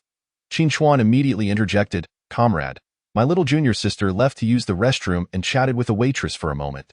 I was live streaming, which can confirm that she was only gone for about 15 minutes. However, the drive from the restaurant to here takes at least 20 minutes, so round trip it would be 40 minutes. Thus, this incident could not possibly involve my junior sister." The officers contemplated for a moment before speaking to their colleagues. "Go check the surveillance footage at the village entrance to see if Lin Xueyan appears in the vicinity." Before long, the officers returned, panting. "The surveillance shows that Lin Xueyan indeed came here." Upon hearing this, the Lin family members' expressions shifted dramatically. Lin Mu rushed forward, grabbing Qin Chuan and striking his head. I told you it was you. It must be you. You want to harm my daughter. You already harmed my youngest daughter. Now you want to kill my eldest. I did not. Qin Chuan forcefully shook off Lin Mu's hand. A sound reminiscent of a bone dislocating echoed through the air. Following that, Lin Mu let out a piercing scream. It hurts. Officer, I must have broken my hand. I want to report this. I want to arrest him. The officers, having seen their fair share of unruly women, paid her no mind and instead turned to their out-of-breath colleagues. What else did the surveillance capture? The surveillance footage shows a dead zone 10 meters from the door, so we cannot confirm whether Lin Xueyan entered the house. However, it is certain that she was heading in the direction of Qin Chuan. The officer addressing Qin Chuan lowered his gaze slightly and, looking at him, asked, "We currently do not have a search warrant, but will you allow us to search in order to prove your innocence?" Chapter 48. Qin Chuan, save me of course. Qin Chuan gestured for them to enter. The officers stepped into the courtyard and began their investigation. Lin Mu followed them inside, confidently asserting, "She must be in his room. It has to be. When I find her, let's see what he has to say." Listening to her mother's unwavering confidence, Lin Xueyan felt a twinge of doubt. She quickly pulled Qin Chuan aside and whispered, "You haven't really done anything to her, have you? I know my sister has been harsh towards you, but you can't retaliate against a woman." Her words fell like ice water over Qin Chuan's head, yet he found it oddly unsurprising. He realized he could calmly accept all the disappointment Lin Xueyan brought him. It was akin to what someone once said. Anger arises from a desire for reconciliation, a wish for someone to comfort you, but true departure is tranquil, just as it had been when he proposed divorce. Calm yet resolute, at this moment, Qin Chuan gazed steadily at Lin Xueyan, offering no defense. He suddenly recognized that the face that once haunted his dreams no longer held any allure for him, failing to stir even the slightest emotion within. "Say something. Explain yourself. What does this silence mean?" Lin Xueyan tugged at Qin Chuan's clothing in desperation. "I'm doing this for your own good. If you've truly harmed my sister, I will make sure they stop the search." Before she could finish, the officers led Lin Mu downstairs and addressed Lin Fu. "We've searched the entire house, inside and out, and found no one." Lin Xueyan's face froze in an instant, feeling utterly embarrassed. At that moment, the officers reprimanded Lin Fu and Lin Mu. "If you had shown more concern for your children, they wouldn't simply vanish without you knowing who their friends are. Also, try to resolve your family conflicts internally and stop wasting police resources." Lin Fu and Lin Mu hung their heads in guilt. Lin Mu bit her lip, attempting to grab the officer's sleeve. "Officer, please think of another way. My daughter is definitely in danger. A mother's intuition tells me something is wrong. She isn't here, which means Qin Chuan must have hidden her somewhere else. He truly intends to harm my daughter. Please help us search again. If all else fails, arrest him and use harsh interrogation methods." "This is absurd, ma'am. We have procedures to follow," the lead officer replied sternly, his expression grave, startling Lin Mu into silence. "Go check her usual haunts, her friends' homes, if you cannot contact her within 24 hours. Then return to the station to file a report." With that, the officers left a statement for Qin Chuan and Lin Mu to sign. Once they had completed the signatures, they departed. As soon as the officers left, Lin Mu rushed to Qin Chuan. "It's you. You are to blame for all of this. Even if you didn't hide my Zhenjin, you must help me find her." "Why should I?" Qin Chuan replied coolly, his expression indifferent. "Because you are the one who harmed Zhenjin, driving her into public disgrace." Lin Mu spoke without a shred of guilt. Qin Chuan scoffed. That was entirely her own doing. With that, he gently touched Lan Wei's shoulder. "Little junior sister, let me escort you home." Lin Xueyan watched as Qin Chuan's hand rested on Lan Wei's shoulder, a fire igniting within her. "Qin Chuan, what are you doing? I'm still alive. How dare you touch another woman in front of me and offer to escort her home?" Qin Chuan cast a detached glance at Lin Xueyan. "I'm still alive as well, am I not? Aren't you off on a date with Qisilin?" Lin Xueyan felt as though something had pierced her heart. Her fury erupting. "I forbid it. I forbid you from escorting her. I forbid you from being so kind to her. Do you hear me?" As Lin Xueyan stomped her feet, an inner voice screamed. Qin Chuan belonged to her. He must obey her every command. How could he show kindness to another woman? Absolutely not. She would not allow such a thing to occur. Qin Chuan ignored Lin Xueyan and continued to guide Lan Wei outside. "I apologize. This is my family matter, but I have dragged you into it." As they walked, Lin Xueyan frequently glanced back. Worry etched on her face. Senior brother, are you sure you can handle this alone? If not, I can stay behind to take care of Qin Chuan. No need. Qin Chuan dismissed her. Lin Xueyan bit her lip, understanding her position was not one to meddle, and lowered her head as she walked back. Qin Chuan returned to the courtyard, coldly dismissing Lin's family. Now, I kindly ask you to leave my home. I have no obligation to help you find Lin Xueyan. Even if I did, I would not do so for someone who has repeatedly harmed and humiliated me. I am not so magnanimous. Lin Xueyan frowned deeply, as if she had never known Qin Chuan. Why are you being so petty? My sister could be in danger, and the police said it hasn't even been 24 hours. Qin Chuan, you hold a grudge? Yes, I do hold a grudge, so I kindly ask you to leave. Qin Chuan's expression remained impassive as he repeated his dismissal. Lin Xueyan, arms crossed, huffed, Grandma, don't beg that bad dad anymore. We can go find Uncle Qi. Uncle Qi is so capable. He will definitely help us find Andy. Lin Mu suddenly realized and smacked her thigh.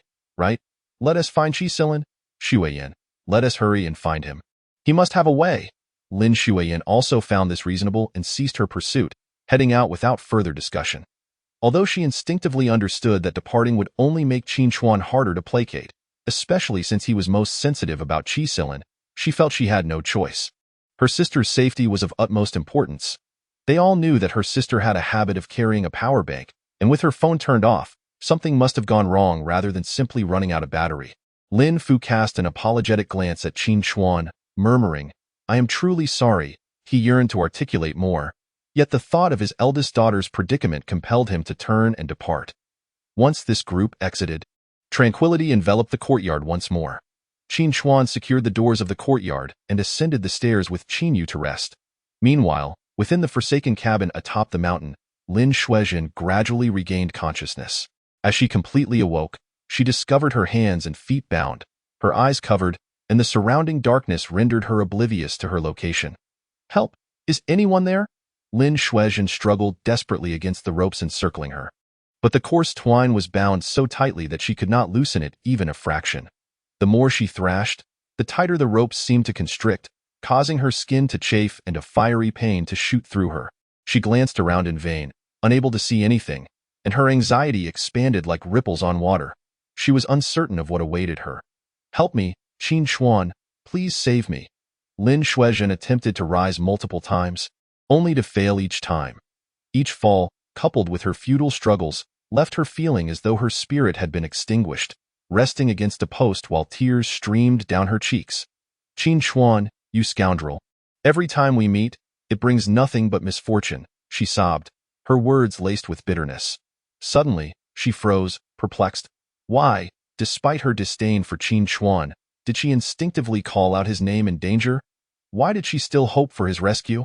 Lin Xueyan found herself engulfed in confusion. At that moment, a distant memory fluttered into her mind like delicate snowflakes. Chapter 49. Qin Chuan, I am sorry. I finally understand why I targeted you. On an autumn afternoon, Lin Xueyan was dragged to campus by a friend. As they walked, she complained. What is so captivating about the campus band's performance? No matter how talented they are, can they surpass a singer? No matter how handsome, can they rival a star? Her friend chuckled and replied, You might be surprised. They are indeed more impressive than singers and more charming than stars. Look over there.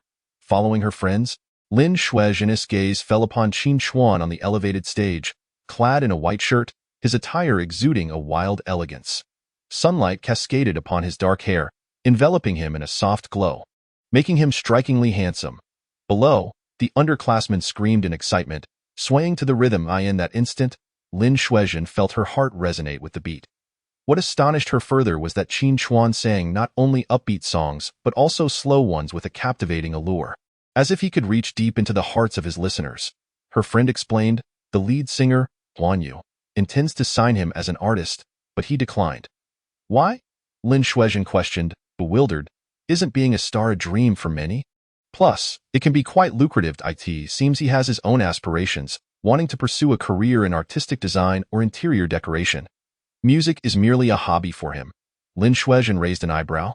Intrigued, he is indeed a rather unique individual. What's this? Have you taken a liking to him? Her friend teased. Our aloof queen has finally awakened? Indeed. Lin Xueyan responded without a hint of concealment. I have taken a liking to him. I once believed I had no interest in men, but it turns out none of them sparked my interest until now. It is him. I will pursue him." Her friend's eyes widened in disbelief. "Are you serious? You are older than him, and so what? An older sister knows how to cherish her partner." Lin Xueyan smirked, flicking her hair back, her eyes glinting with determination. From that day forth, she discovered that Qin Chuan's band performed nightly at a bar, and she began attending their shows religiously. After several weeks, she felt the time was ripe to confess her feelings. However, on the night she intended to do so, she received distressing news that her sister had gone missing after a breakup. The family was frantic, unable to locate her, and Lin Xueyan had no choice but to abandon her confession and join the search for Lin Xueyan. They were acutely aware of how significant Qi Sili was to Lin Xueyan, fueling their anxiety that she might take drastic measures. Yet, that very night, Qin Chuan learned he was not the biological son of the Ming family. His so-called parents were not his flesh and blood. It was on that same night that he was expelled, seeking solace in the bar, drowning his sorrows. And on that fateful night, when Lin Xueyan intended to confess her love, she was instead frantically searching for her sister while Qin Chuan and Lin Xueyan grew closer. When she discovered the truth, it felt as though a sword pierced through her heart, causing her immeasurable pain and regret. She mourned the untimely end of a relationship that had yet to begin, lamented that the one to sever her hopes was her beloved sister, and regretted not being there to comfort Qin Chuan during his despair. Reflecting on that night still left her feeling as if a gaping wound had been carved into her chest, causing her relentless anguish. From that day forth, she could not bear to look at Qin Chuan. She believed him to lack any self-restraint. Throughout that month, she cursed Qin Chuan 100 times daily and vented to her best friend endlessly until her friend's ears felt raw. By the time she finally resolved to forgive him and attend his performance again, Lin Xueyan confided, "Sister, I am pregnant." It is Qin Chuan's. In that instant, Lin Xueyan felt as though the sky was collapsing. "Pregnant? How could you be pregnant? Are you certain that child belongs to Qin Chuan?" At that moment, Lin Xueyan was agitated, her voice rising. Lin Xueyan's expression darkened immediately. "Sister, what are you implying?" "I have not. My first time was with Qin Chuan. He is my only man. If this child isn't his, whose could it possibly be? I am your sister. How could you think so lowly of me?"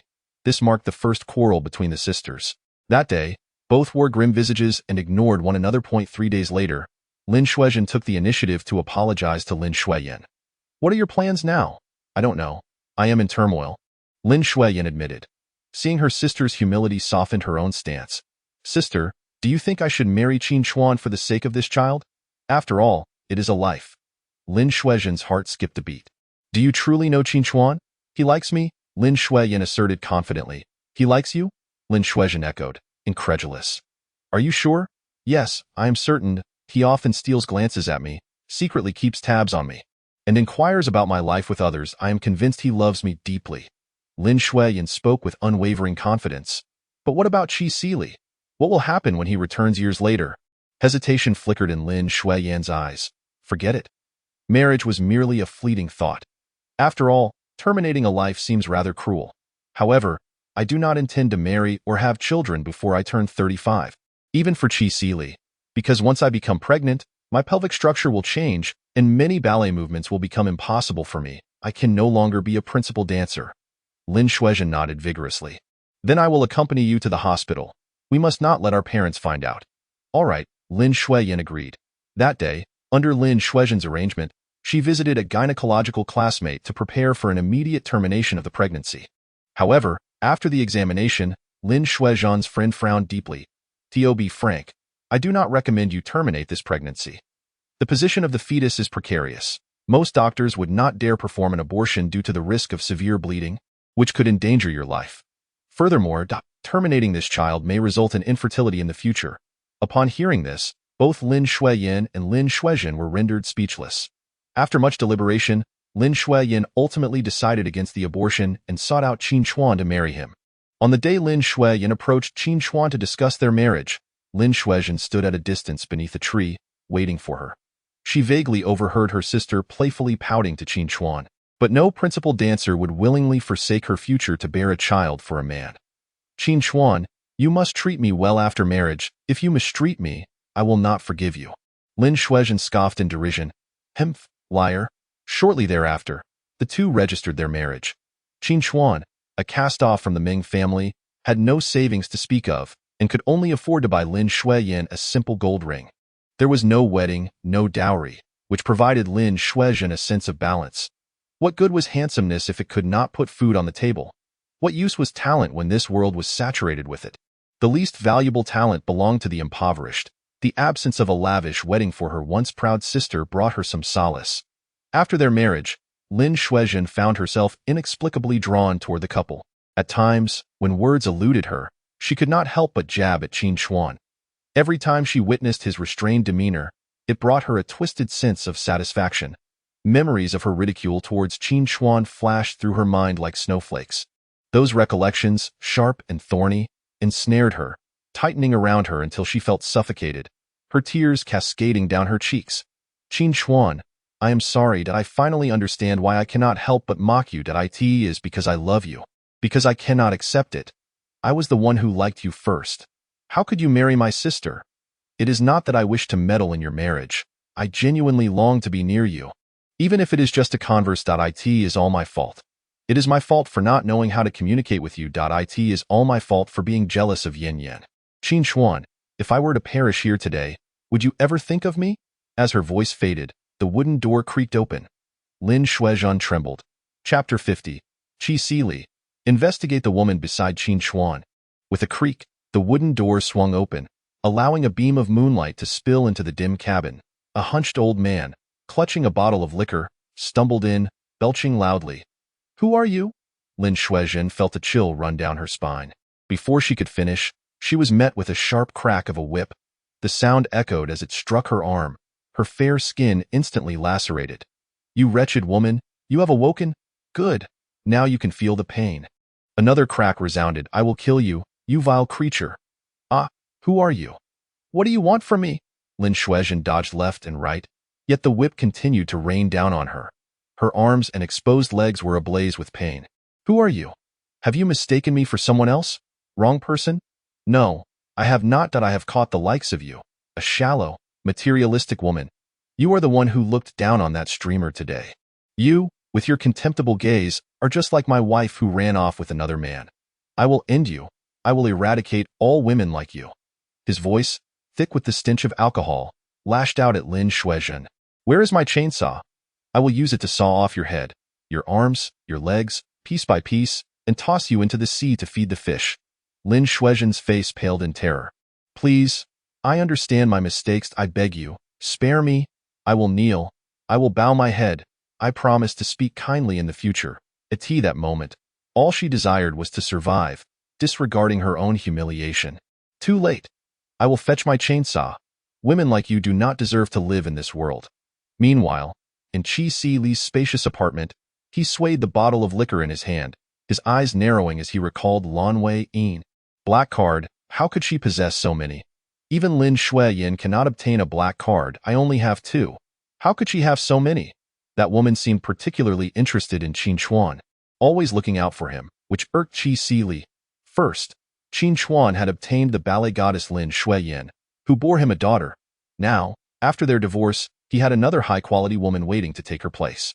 What gave him the right? His conditions were no better than his. It was merely a matter of looks. In truth, a man's appearance is the least valuable factor among all attributes, to put it bluntly. Even if a man were ugly, short, or fat, as long as he was wealthy and influential, women would flock to him. That night, Qi Li felt a twinge of jealousy towards Qin Chuan. Ding dong, the doorbell rang. Qi Li's personal assistant delivered a nourishing porridge for a late-night snack. Amy, please investigate the identity of the woman beside Qin Chuan as swiftly as possible. For a brief moment, Qi Li suspected that the woman known as Xiao Shimi might be Lin Xueyan, the only daughter of the Lin family's real estate conglomerate, the largest in the city. She was also the individual he was about to be engaged to. Only women of her caliber could possess so many black cards. Amy noted the request and glanced at the schedule. Mr. Qi, you have a blind date at 8 tomorrow evening. What? Qi Li's body stiffened momentarily. Amy repeated herself. Yes, I understand. As Amy prepared to leave, Qi Li called after her. There is no need to investigate the woman beside Qin Chuan any further. Whether she is from the Lin family, I will ascertain tomorrow night. Amy paused briefly before responding. Understood. Once more, the doorbell chimed. As Amy opened the door, she was met with the disapproving gaze of Lin's mother. Who are you? Why are you here at Qi Li's residence at this hour? Mom, this is Amy, Qi Li's assistant. Lin Xueyan interjected, pulling her mother back, who appeared ready to pounce. She offered a polite smile to Amy. However, Lin's mother was not easily placated. Even if she is an assistant, it is inappropriate for her to be here so late. Lin's father furrowed his brow. Enough, let us go inside. Finding Zhan is our priority. Do not forget the reason we are here. Humph. Lin's mother remained obstinate. While we search for Zhan, I must also safeguard my daughter's happiness. Lin Xueyan's frustration boiled over. Mom, what nonsense are you spouting? It is precisely because of your behavior that Qin Chuan is misunderstanding things and wants a divorce. Before Lin's mother could respond, Qi Li, harboring a flicker of disdain, approached with a congenial smile plastered on his face. Auntie is right, it is indeed inappropriate for Amy to be here at this hour. I will be more mindful in the future. Upon hearing this, Lin's mother felt somewhat appeased, nodding in approval. She cast a disdainful glance at Lin Xueyan. See? This is the ideal son-in-law, Lin's father urged. Let us get to the matter at hand. Only then did Qi Li invite the Lin family into the living room. Lin's father briefly outlined the situation. As Qi Li listened, he grew increasingly impatient, occasionally zoning out. To be frank, he had no interest in the Lin family's trivialities. His sole obsession was to sleep with Lin Xueyan, to compensate for the regret of not having had his first love back then. Of course, the allure of the married Lin Xueyan was intense. He yearned to hear her whisper, Li, you are far superior to Qin Chuan. With that thought, a smile crept upon Qi Li's lips. When Lin's father caught sight of this fleeting expression, he felt a surge of unease. Uncle, rest assured I am aware of the situation. I will immediately contact a few friends at the police station to expedite the search. You can count on it. Your sister will surely return. As he spoke, Qi Li strolled to the balcony, pretending to make a few phone calls. For reasons unknown, Lin's father felt an inexplicable sense of anxiety at the sight of Qi Li's smile. When Qi Li returned to the living room, Lin's mother promptly inquired, Li, who did you contact? I reached out to a few directors and chiefs, he replied, maintaining a facade of ease. Auntie, you need not worry. Lin's mother pressed. Which ones did you contact? Qi Li hesitated, his smile stiffening. Auntie, I cannot disclose that information. As you know, these individuals hold high positions. Oh, I understand. Lin's mother nodded repeatedly. Qi Li turned to Amy. Please escort Uncle and Annie back. As he spoke, he gently patted Lin Xueyan's back. Rest assured. Your sister will be fine and will return shortly. Lin Xueyan was suddenly startled when someone touched her back, as if an electric current had coursed through her body, followed by a wave of revulsion rising from within. She was unsure of why she felt this way. It seemed she had an aversion to Qi Li's touch, even a sense of loathing. To mask her earlier exaggerated reaction, Lin Xueyan forced a smile, curving her lips slightly as she nodded at Qi Li before following Amy downstairs. Once in the car and the door closed, Lin's mother began her incessant chatter again. Qi Li, she mused. Why didn't he come down to see us off personally and let that Amy do it instead? Yin, you truly need to be more vigilant. I believe that Amy is not a good person. Enough. Mom, I am not divorced from Qin Chuan yet. Lin Xueyan slammed the brakes and shouted, startling her mother into silence. It's all your fault. You frequently say these nonsensical things in front of Chengcheng, causing her to misunderstand. Lin's father chimed in. Exactly. Lin's mother pursed her lips. I'm doing this for your own good. Qin Chuan and Qi Li are both men of discernment. They know how to choose wisely. Furthermore, you know how deeply Qi Li cares for you. Mom, could you please stop bothering me? Lin Xueyan continued driving, while her mother sulked, nibbling on her lips, and glanced at Lin's father. I don't know why, but I feel something is off with Qi Li tonight. As her voice trailed off, Qin Xiqing curiously lifted her small head to look at her grandmother. Chapter 51. Praise, qualification for cancellation of divorce cooling off period. Lin's mother swallowed hard. Do you think Qi Li might not have helped us find anyone at all? Lin's father shared a similar suspicion. The peculiarities in Qi Li's behavior were too odd to ignore, particularly his phone call on the balcony, during which the screen appeared unlit. Qin Xiqing looked between her grandparents, her eyes filled with confusion. At that moment, Lin Xueyan was overwhelmed with frustration. Mom, please stop overthinking. Qi Li wouldn't disregard my situation. She held on to this confidence. That night, Apart from the utterly exhausted Qin Xueyan, the entire Lin family suffered from insomnia. The next day, Qin Chuan resumed his live stream, focusing on the renovation of the old house. This session highlighted the transformation of Qin Yu's room, with Qin Yang also lending a hand. This fellow had no steady job and primarily made a living through trading jade and gambling stones. By noon, the family of three was enjoying a barbecue in the small yard, a scene of warmth and harmony. After the meal, Qin Chuan began to brew tea. Just as the tea was ready, the Lin family arrived. Qin Yang had just lifted his cup to savor the fragrant aroma when the Lin family walked in, causing him to roll his eyes in exasperation. What a mood killer! In contrast, Qin Chuan remained calm and collected, savoring his tea. Meanwhile, Qin Yu appeared somewhat anxious, her delicate hands clutching her teacup, glancing between the Lin family and her father, as if weighing whether to sip the tea or spill it on them. Lin Xueyan glanced at Qin Yu, finding it hard to warm up to her, but at that moment, it was not the time for grievances. Qin Chuan, my sister still hasn't returned. What should we do? At that moment, Lin's father, visibly agitated, spoke up.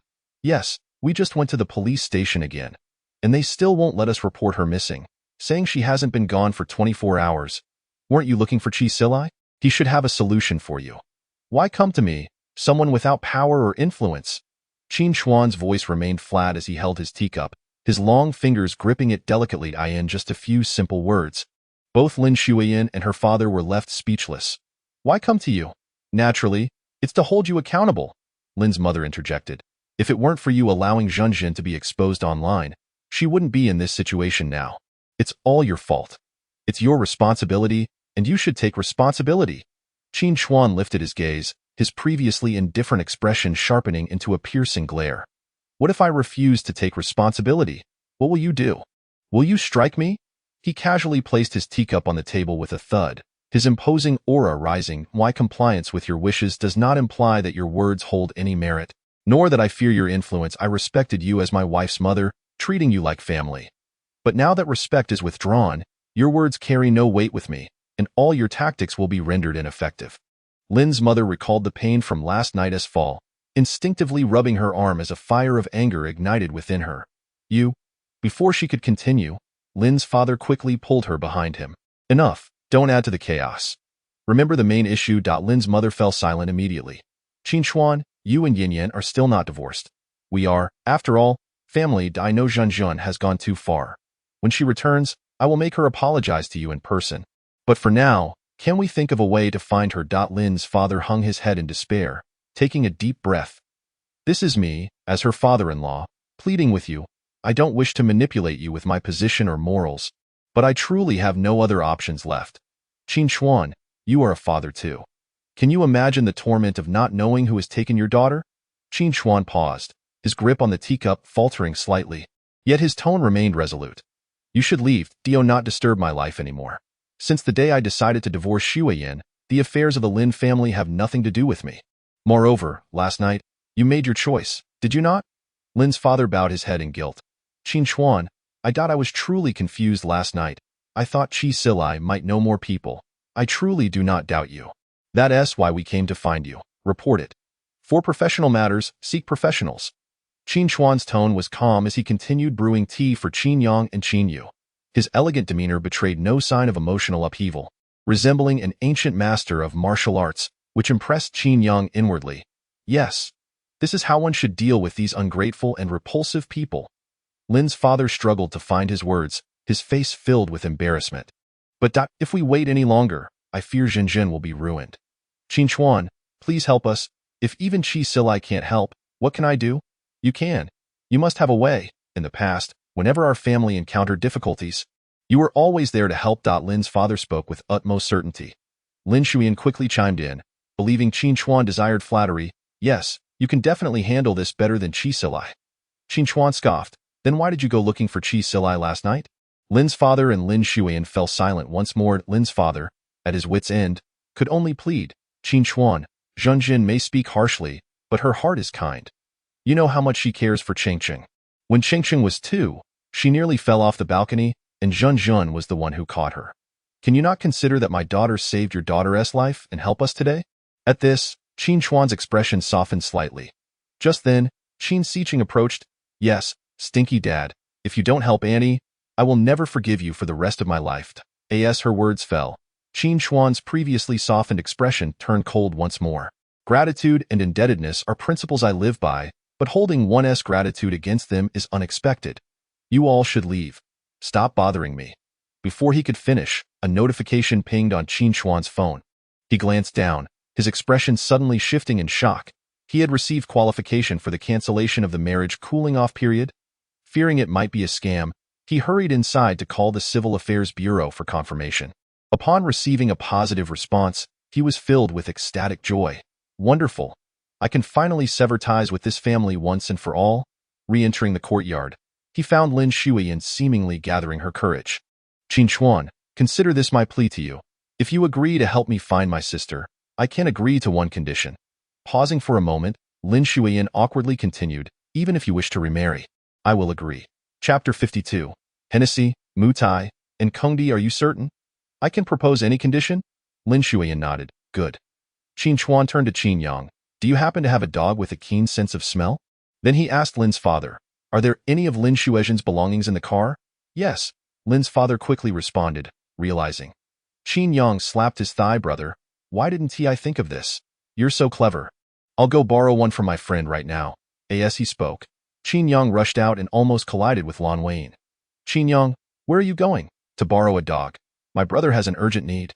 As he ran out, Lin Xueyan added, I have a dog at home. Upon hearing this, Qin Yang immediately stopped in his tracks. My brother needs one with a particularly keen sense of smell. Do you have that? Yes. My dog has an excellent sense of smell, and no matter where my dad hides his secret stash or good stuff, they always find its spot on every time. Qin Yang. Not this kind of dog. Whoever raises it is in for trouble. Nevertheless, he still called his friend, only to find out that the friend was out of town. He turned to Qin Chuan. Brother, my friend is away. How about we try Lin Xueyan's dog? Qin Chuan nodded. Lin Xueyan promptly sent her dog over. Half an hour later, as Qin Chuan and Qin Yang watched 3 dogs disembark from a van, they both simultaneously raised their eyebrows in disbelief. One was a fluffy white Samoyed, another a strikingly clear-eyed husky, and the last a massive Tibetan Mastiff. 1, 2, 3. We each take one up. Perfect. Lin Xueyan patted the heads of the 3 dogs. Let me introduce them. The Samoyed is named Hennessy, the husky is Mutai, and the Tibetan Mastiff is Kongdi. Qin Chuan. Qin Yang. Lin Xueyan chuckled awkwardly. My dad loves to drink. Since he can't afford good liquor, he names them after drinks. Qin Yang pointed at the particularly robust dog. But this Mastiff doesn't look cheap either. Its majestic stature clearly suggests it's quite valuable. Not at all. It's a mixed breed. It was crossed with a street dog. Its parents were also mixed with 4 other dogs. Its lineage is particularly impure. Kongdi seemed to understand Lin Xueyan's words and growled in displeasure. Very fierce, Qin Yang flinched, retreating behind Qin Chuan. I'll choose the Samoyed. Lin Xueyan took hold of Kongdi's leash. All right, since Kongdi is familiar with me, I'll take him. Senior brother, you manage Mutai. Qin Chuan nodded, recognizing that Kongdi was too large for him to handle comfortably. What should we do next? Qin Chuan indicated towards the nearby mountain. We should search up there. Last night, I noticed a particularly deep trail at my doorstep that extends in that direction, if I'm not mistaken. It's likely that Lin Xueyan was bundled up and dragged that way, leaving such a deep mark. Lin's mother, upon hearing this, was infuriated. You, Qin Chuan, you noticed it last night and intentionally didn't mention it. You want to harm my Zhanjin, don't you? Qin Chuan, uninterested in her accusations, focused on building rapport with Mutai. The reason he refrained from mentioning it last night was not only because he wanted to avoid involvement, but also because it was merely a hypothesis and not a certainty. Rushing the police to search the mountains would be a waste of resources. Before Lin's mother could say anything more, Lin Xueyan stepped in front of her. Hey, old witch, what are you yelling for? My senior brother has no obligation to help you. We don't even know what kind of lunatic we are dealing with. We are putting our lives at risk to assist you. If you keep talking, I'll let you take the dog up the mountain yourself. Saying this, Lin Xueyan pretended to hand Kongdi's leash to Lin's mother. Kongdi suddenly growled loudly, causing Lin's mother to step back in fright. Her face paling, Lin Xueyan quickly supported her mother, reproaching Qin Chuan, look at your junior sister. She has no respect for my mother. My junior sister has no obligation to respect your mother. Qin Chuan shot her a glance. You? Lin Xueyan gnashed her teeth in anger. This was the first time Qin Chuan had so openly disregarded her. It was all that Lin Xueyan's fault. Once she remarried Qin Chuan, she would ensure he steered clear of Lin Xueyan and even draft a guarantee. That girl was like a vixen. The moment she appeared, Qin Chuan's attitude shifted dramatically. Lin Xueyan returned to her rented place to change into outdoor sports attire, a red and white windbreaker paired with adventure shoes. Her hair pulled back into a high ponytail, making her look both chic and adventurous. She handed Qin Chuan and Qin Yang each a walkie-talkie. We can use this to communicate on the mountain. It's faster than using a phone. Channel 1 is for us three. Channel 2 is for the enthusiastic citizens I had my friends bring along. They're on their way now. If you need them later, you can use Channel 2 to call for help. The so-called enthusiastic citizens were actually the security personnel from the Lin family, who were currently changing clothes and hurrying over. Lin Xueyan secretly passed several packs of dog treats to Qin Chuan. If Mutai doesn't listen to you, just give it this as she spoke. Lin Xueyan gently tapped Mutai's head. Be good. Understand? Listen to him. Mutai extended its tongue, displaying its innocent and silly eyes. Lin Xueyan quickly tore open a pack of treats from Qin Chuan's hands to feed it. Be good, okay? Mutai eagerly responded. Woof. Qin Chuan. How can he have such little faith in this dog? Let us go. Junior brother. This dog has the keenest sense of smell. He's the best at finding my dad's secret treasures. Which is my mom's favorite. Mutai proudly barked again. Woof. Qin Chuan. All right, I'll trust it for now. The three of them reached the foot of the mountain. Qin Chuan, still worried, said, Junior sister, this matter does not concern you and is dangerous. You should go back. He had already repeated this several times. But Lin Xueyan refused to listen, her enthusiasm unwavering. No problem. I have Condi. Lin Xueyan was more concerned about Qin Chuan going alone. She would worry herself sick if she stayed at the foot of the mountain. Rather than that, it was better to go up and see for herself. Qin Chuan thought for a moment and pointed to a direction he believed was the least likely to conceal anything. Fine, you head that way. If you can't find anything, come back down. We'll meet at the foot of the mountain. Lin Xueyan nodded and led Condi in the direction Qin Chuan indicated. Following the instructions, Qin Yang also took the Samyed, Hennessy, with him. Hennessy trotted slowly, its plump rear wiggling adorably.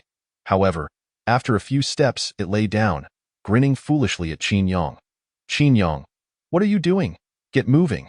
Hennessy continued to grin, extending its pink tongue, looking utterly cute. No, my dear lady, please don't try to charm me. With no other option, Qin Yang reported the situation via the walkie-talkie to Lin Xueyan. What do you think Hennessy wants? She probably can't move anymore and wants you to carry her. Lin Xueyan replied, she is probably tired. Qin Yang, is this really a dog? Such short stamina. Resigned to his fate, Qin Yang had no choice but to lift Hennessy and trudged forward under the weight. Not long after, he simply sat down on the grass. I can't go on. You're too heavy. Hennessy barked in dissatisfaction. No, my lady, I'm truly exhausted. Can we take a break? Besides, I'm not in a hurry to save that Lin Xueyan. As Qin Yang rested, Lin Xueyan and Condi found nothing. Meanwhile, the seemingly least reliable Mutai pressed on, leading Qin Chuan to the small wooden house at the mountain's peak. Chapter 53. A scene of chaos. Lin Xueyan encounters her sister leaning against Qin Chuan's embrace. Mutai wagged its tail excitedly, as if to say, see, I'm amazing. Qin Chuan ruffled its head and made a shushing gesture, preparing to cautiously approach and check the situation. But Mutai blocked his path. Still prancing around with an insufferably playful demeanor. Woof, woof. Qin Chuan's expression shifted abruptly. Stupid dog, what if you alert the enemy? Qin Chuan wished to silence Mutai, yet Mutai was particularly lively, bounding about with exuberance. Seconds ticked by, and Qin Chuan concluded that the small room likely harbored no one else. If there had been anyone, they would have emerged by now. Nonetheless, he still yearned to ascertain the situation. However, as he took a step forward, Mutai blocked his path. When he moved left, Mutai mirrored him. When he veered right, Mutai followed suit, grinning broadly, its pink tongue lolling out, revealing its innocently foolish gaze. Qin Chuan. Tentatively, he produced a snack for Mutai, which devoured it instantly, happily clearing the way. Qin Chuan. So, it was merely a toll for passage. Ignoring Mutai, Qin Chuan gently pushed open the window to peer inside, only to behold Lin Xueyan bound to a wooden post, her exposed skin marred by lash marks, her condition utterly disheveled. Yet, she was still struggling with all her might. Without delay, Qin Chuan reported via radio. Found it in the small cabin atop the mountain, along the path I just traversed, at 2 o'clock. Call the police immediately. After relaying this, Qin Chuan scrutinized the interior, noting the absence of the captor, and thus he kicked the door open. With a loud bang, as the door flew open, Lin Xueyan immediately began to bow her head in apology. Please, spare me. Please don't kill me, don't saw me apart. I realize my mistakes. I shall never speak recklessly again. I shall never look down on others again. Lin Xueyan was paralyzed by fear, her blood running cold, her limbs icy, her breath nearly failing her. Since the drunken man from the previous night had threatened to fetch a chainsaw and subsequently failed to return, she had been in a constant state of dread. At this moment, her taut nerves were on the verge of snapping. When Qin Chuan reached out to her, she burst into tears. Qin Chuan, save me. Qin Chuan, please hurry. Qin Chuan swiftly untied the ropes binding Lin Xueyan and removed her blindfold. In that instant, as she was about to strike him, she uttered, "It's me." The sudden brightness made Lin Xueyan instinctively shut her eyes. Once she adjusted to the light and opened her eyes again, she saw Qin Chuan's face. In that fleeting moment, a tempest of emotions surged within her. Disregarding everything, she leaped into his embrace, clinging tightly to his neck. "You've come. You truly have come. I thought you would never come to rescue me. Qin Chuan, I am so sorry. Qin Chuan, I truly apologize. I never intended to hurt you like that. I just couldn't restrain my tongue." Tears streamed down Lin Xueyan's face uncontrollably. Qin Chuan had no time to listen to her apologies. He tugged at her hands, trying to lift her up. Yet, Lin Xueyan, paralyzed by fear, clung to him even tighter. "Hurry up, we need to run." Qin Chuan's voice was tinged with impatience. It was only then that Lin Xueyan snapped back to reality and, as she raised her gaze, her eyes met the old man approaching with the chainsaw behind her. He appeared to be in his 50s, his face lined with weariness, short and stout, yet his arms and legs were robust. Likely the result of hard labor. In that very moment the man entered, the shadows on the ground shifted, and Qin Chuan instantly realized, quickly helping Lin Xueyan to her feet. "It's him. It's definitely him." Lin Xueyan hid behind Qin Chuan, her face ashen with fright. "Since you've come too, I'll send you both to the afterlife. There's no choice. After all, you chose to rescue this wretched woman." As he spoke, the stout old man revved the chainsaw, which roared to life with a menacing growl, echoing like a beast of the night. Upon seeing the man, Qin Chuan instantly recognized that he had mental issues. Such individuals possess brute strength, and one must exercise caution. He called out, "Mao Tai, come help." Mao Tai, with a snack in its mouth, sauntered to the cabin's entrance, set it down, and barked a few half-hearted growls at the old man.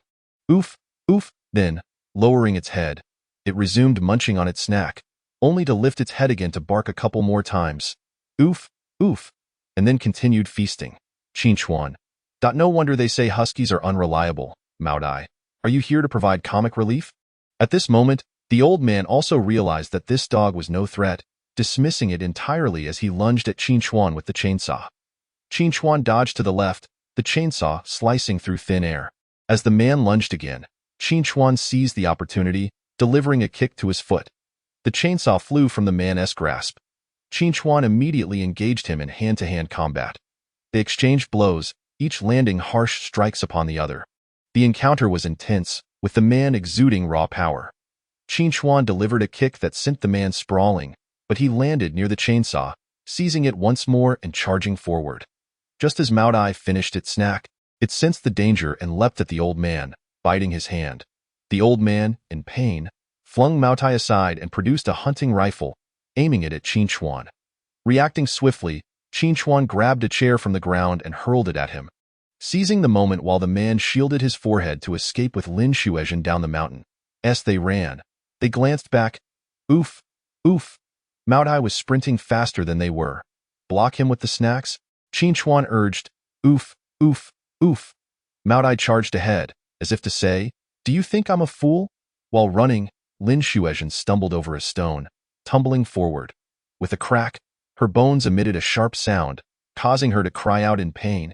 Unable to rise, Qin Chuan turned back, sensing the distant growl of the old man, and without a second thought, he bent down to lift Lin Xueyan into his arms.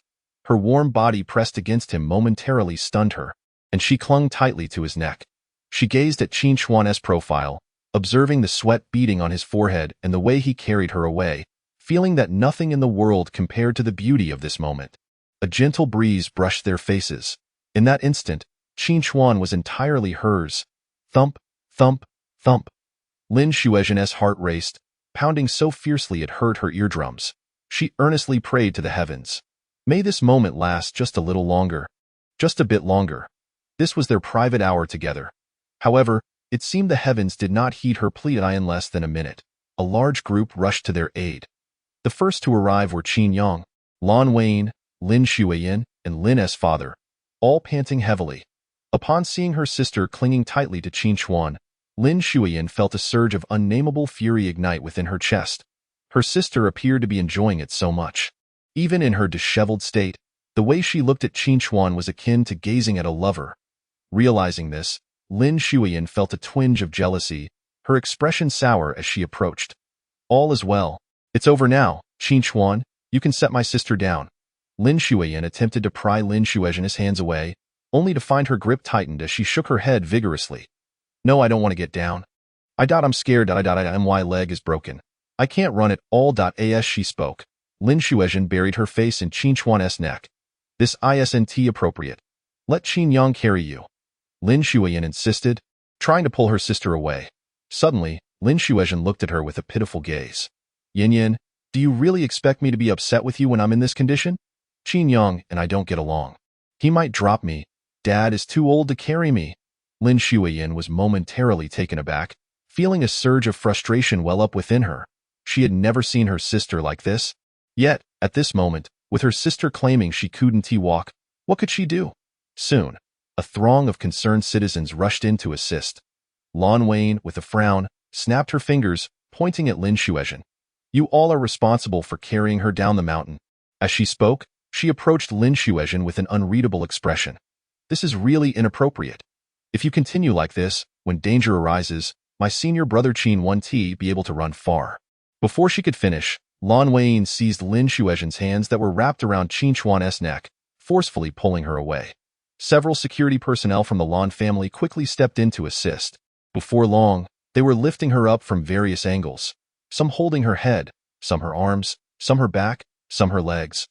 The movements were awkward, causing Lin Xueyan to cry out in pain, feeling utterly humiliated. Soon after, the police arrived near the cabin, apprehending the fleeing old man and confiscating both his chainsaw and hunting rifle. Lin's father, Qin Chuan, and the others accompanied the police back to the station to provide their statements. On the way, Lin Xueyan smugly asked Qin Chuan, "How useful is Maodai?" Qin Chuan glanced at it. Maodai immediately broke into a silly grin. Qin Chuan found it challenging to describe this husky, if he called it clever. It often displayed a foolish and innocent gaze. If he labeled it foolish, it could be remarkably astute at times. It was a particularly complex dog. After a moment of silence, Qin Chuan replied, "It's okay. It resembles a dog." Lin Xueyan immediately sensed something amiss in his tone and playfully punched Maodai on the head. Oof! Maodai yelped but dared not retaliate against its owner. Instead, it cowered beside Qin Chuan, several times nearly tripping him with its paws. Thankfully, Qin Chuan was quick-witted.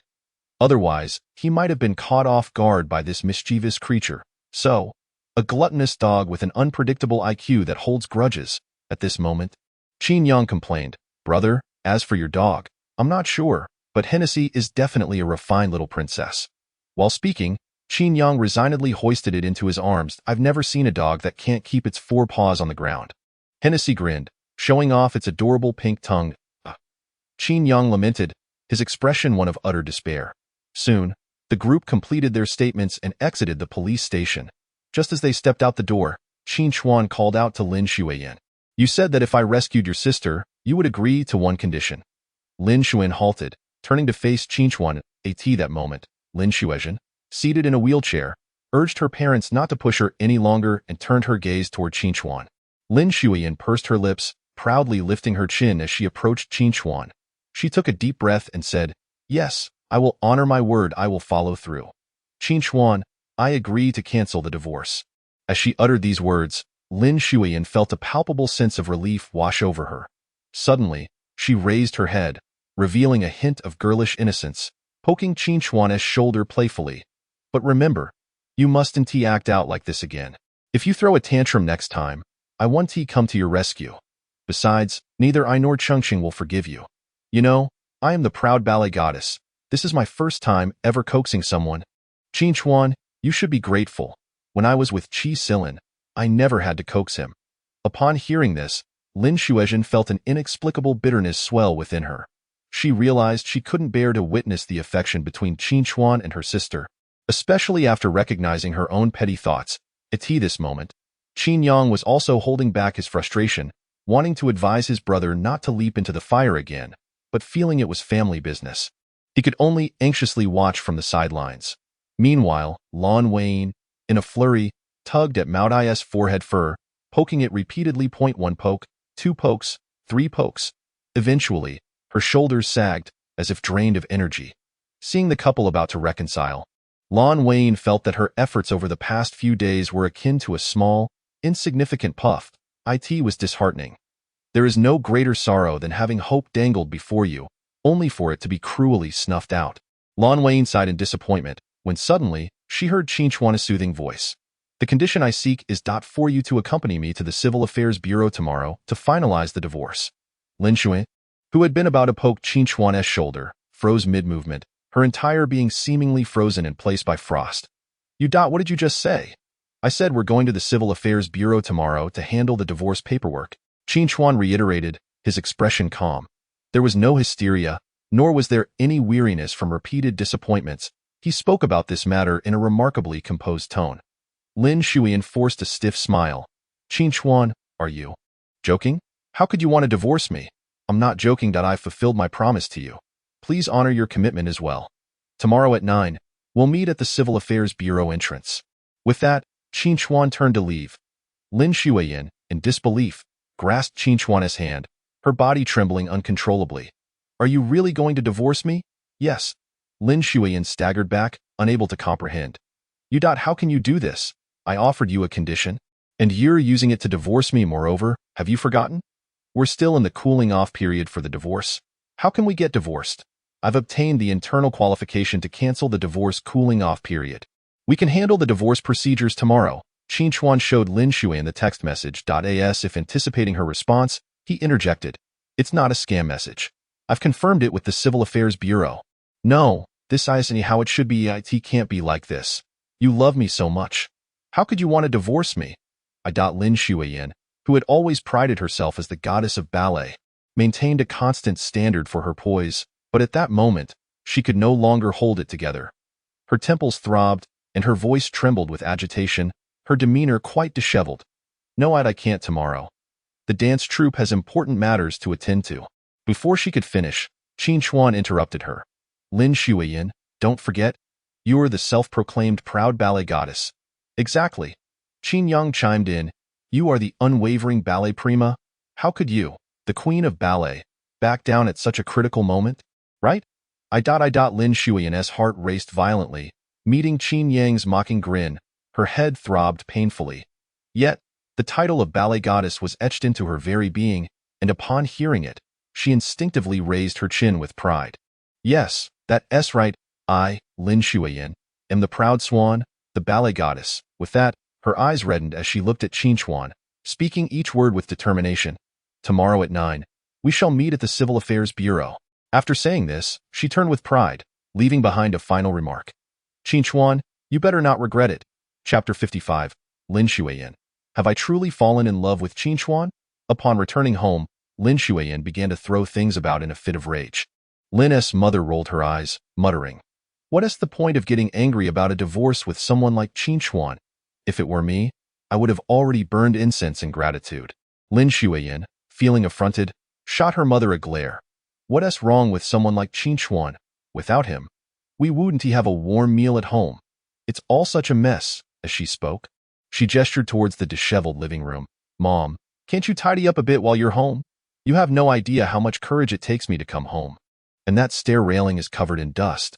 I'm giving you 2 options. Either you clean it up yourself, or I'll hire someone, and you want to have a say in it. It'll be done whether well or poorly. I want to provide Chongqing with a clean and tidy environment to grow up in.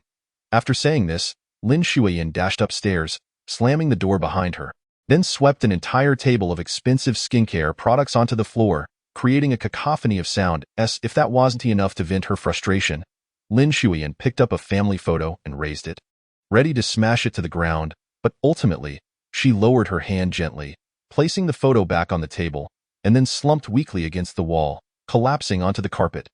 Grasping her hair, Lin Xueyan couldn't fathom why she had become this way. She clearly didn't like Qin Chuan. She had only ever loved Qi Silan. Only someone of Qi Silan's stature was worthy of her affection. Yet, why? Why did she feel so agitated and unwilling when it came to the prospect of divorcing Qin Chuan? She couldn't bear to part with him. This much was clear. But why she felt this way remained a mystery to her. Is it possible for me, the proud ballet goddess, to fall for such a man? Lin Xueyan began to mutter to herself. Yet, she quickly shook her head. No, I absolutely cannot fall for a man like Qin Chuan. He lacks money, he lacks social status. Aside from his handsome face, he possesses nothing at all. I, Lin Xueyan, am not so superficial. But if I do not love him, then why do I feel so distressed? The mere thought of him wanting a divorce sends a pang of pain straight to my heart. Lin Xueyan paced the room, resembling a person on the verge of a mental breakdown. Suddenly, she froze in her tracks, her beautiful eyes wide with shock. Could it be? Have I truly fallen for Qin Chuan without realizing it? The sudden realization struck Lin Xueyan like a bolt of lightning. In the next moment, there came two symbolic knocks on the door, and then Lin Xueyan hobbled in, her injured foot bandaged. Upon seeing her sister, Lin Xueyan instinctively turned cold, her voice laced with reproach. Why are you here after embracing Qin Chuan like that? Lin Xueyan's expression stiffened, feeling quite awkward. Yin, I was scared. We're family. Do you really hold that detail against me? Anyone who has been tormented on a mountain for an entire night would be too frightened to think straight upon seeing their loved ones, only wishing for a warm embrace. But he is my husband, Lin Xueyan emphasized, her voice sharpening slightly. All right, I'll apologize, dear sister. I must have had a lapse in judgment just now. I have come to my senses, so I immediately came to apologize to my beloved sister and check on how she is doing. As she spoke, Lin Xueyan cast a significant glance at the mess strewn across the room. Lin Xueyan crossed her arms defiantly, raising her chin with pride. What could possibly be wrong with me? Lin Xueyan hopped over to a large carpet in the center of the room, sitting down gently.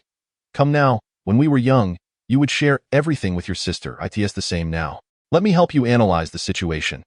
Lin Xueyan's expression softened, and she eventually sat down awkwardly, voicing her inner conflict. Sister, do you think that I might have fallen for a man like Qin Chuan? Lin Xueyan's voice was tinged with fatigue.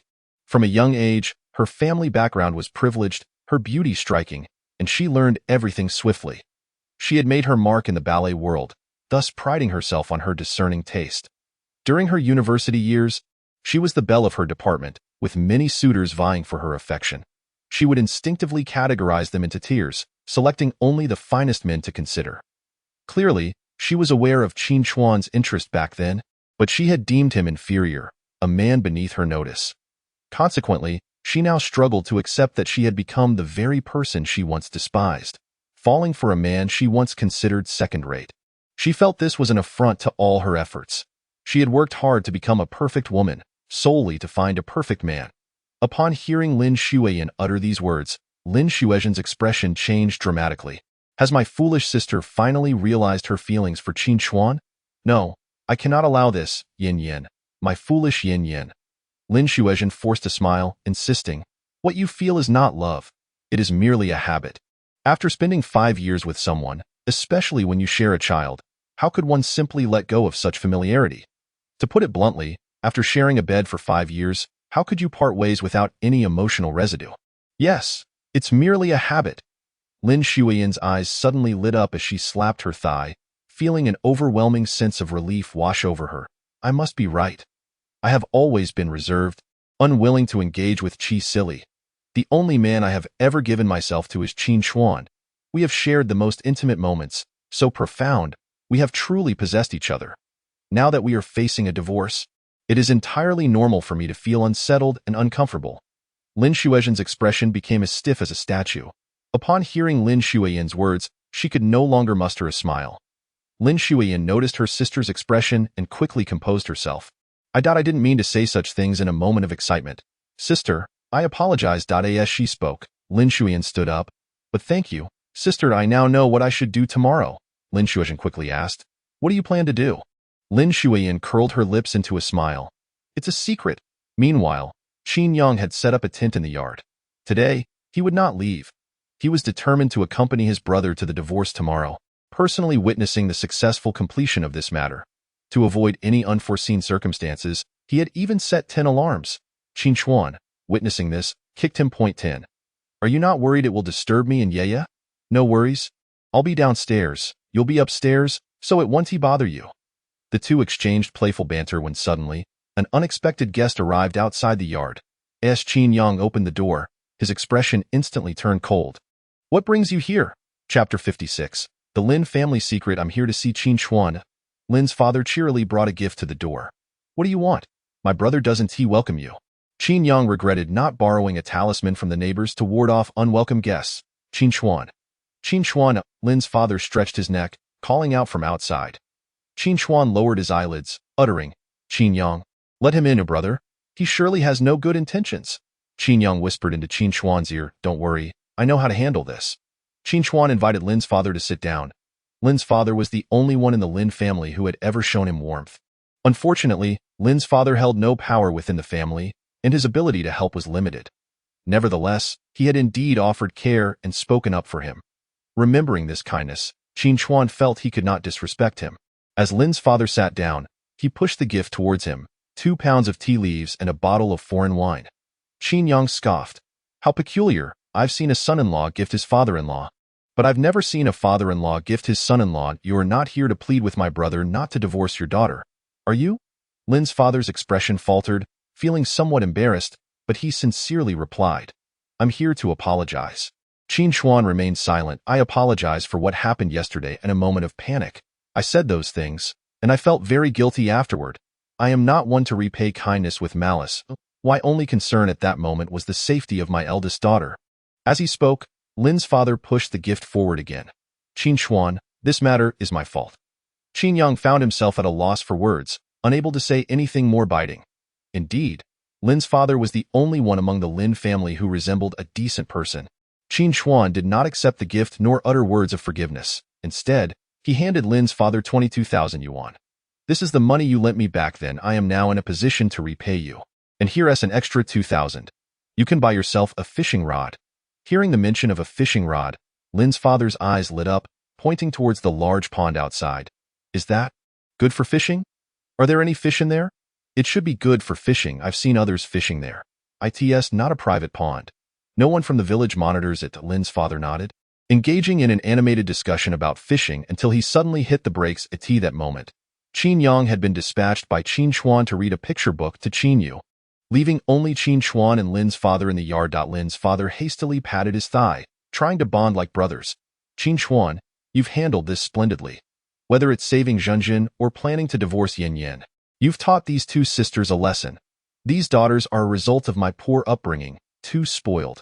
However, with your approach, I guarantee they will be obedient to you from now on. The moment Lin's father mentioned the sisters being obedient, he felt something was off. Alas, but never mind. Let us just get through this moment. So, you were merely trying to scare Yin Yin, right? You didn't truly intend to divorce her, did you? Besides, you both have a daughter. Lin's father hadn't finished his thought when Qin Chuan solemnly interjected. It is true. The proposal for divorce was made after careful consideration. I, Qin Chuan, do not engage in pretense. If I didn't intend to divorce your daughter, I wouldn't have spoken of it. Over the past 5 years, you should be well aware. Lin's father's face changed abruptly upon hearing this. But you both have chung. Children have their own destinies. I cannot sacrifice my entire life for one child. Lin Xueyan and I truly cannot continue together. Our values are incompatible, our paths diverge, and she does not respect me or love me. Upon hearing Qin Chuan's words, Lin's father hurriedly poured him a drink. When one plan fails, another arises. After gifts, apologies, and probing, and finding persuasion ineffective, he sought to get Qin Chuan drunk. As parents, they always think of their children. Qin Chuan may not understand, but judging by Lin Xueyan's demeanor, It seems she does not wish for a divorce and may even have developed feelings for Qin Chuan unbeknownst to herself. With this thought, Lin's father raised his glass and downed it in one go. Here's to you. You are far more accomplished than I. This toast is for you. Let this evening be a conversation between brothers, not a father-in-law and son-in-law. Qin Chuan, aware of Lin's father's intentions, nodded faintly and clinked glasses with him. However, we may say this, but divorce is swift. Yet afterward, if one seeks another partner, it becomes a second marriage. A second marriage man has no market. Qin Chuan, don't you think? Especially since others will hear you have a child. That makes you even less desirable in the dating market. There exists a food chain. Divorce also follows a hierarchy. A wife who is passed without children, a wife who is passed with children, a living wife without children, a living wife with children. You see, you've immediately landed at the bottom of the market. Why not reconsider? As he spoke, Lin's father discreetly poured more wine for Qin Chuan. Qin Chuan replied with a faint smile. After the divorce, I have no immediate plans to seek another partner. Living alone is quite comfortable. Nonsense. It would be terribly lonely during holidays.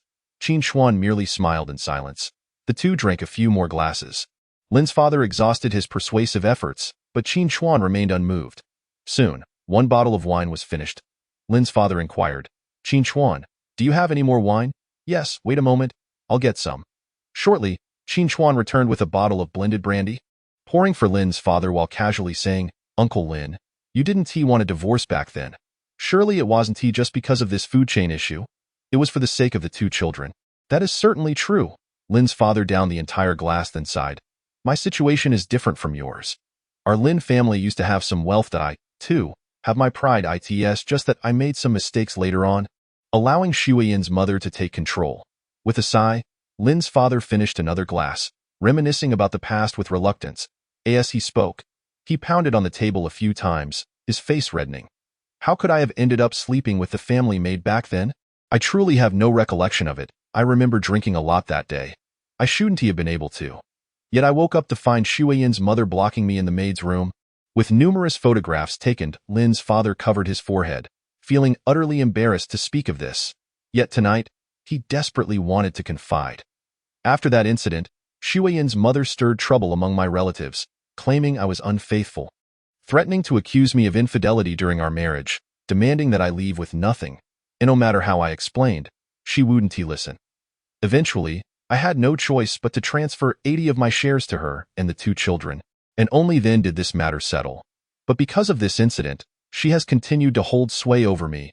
I had no choice. It is also because of this that the two children, under their mother's influence, no longer respect me. Qin Chuan, I genuinely considered divorce back then. But with those photographs in her hands, if she threatened divorce, our Lin family would have no chance of going public.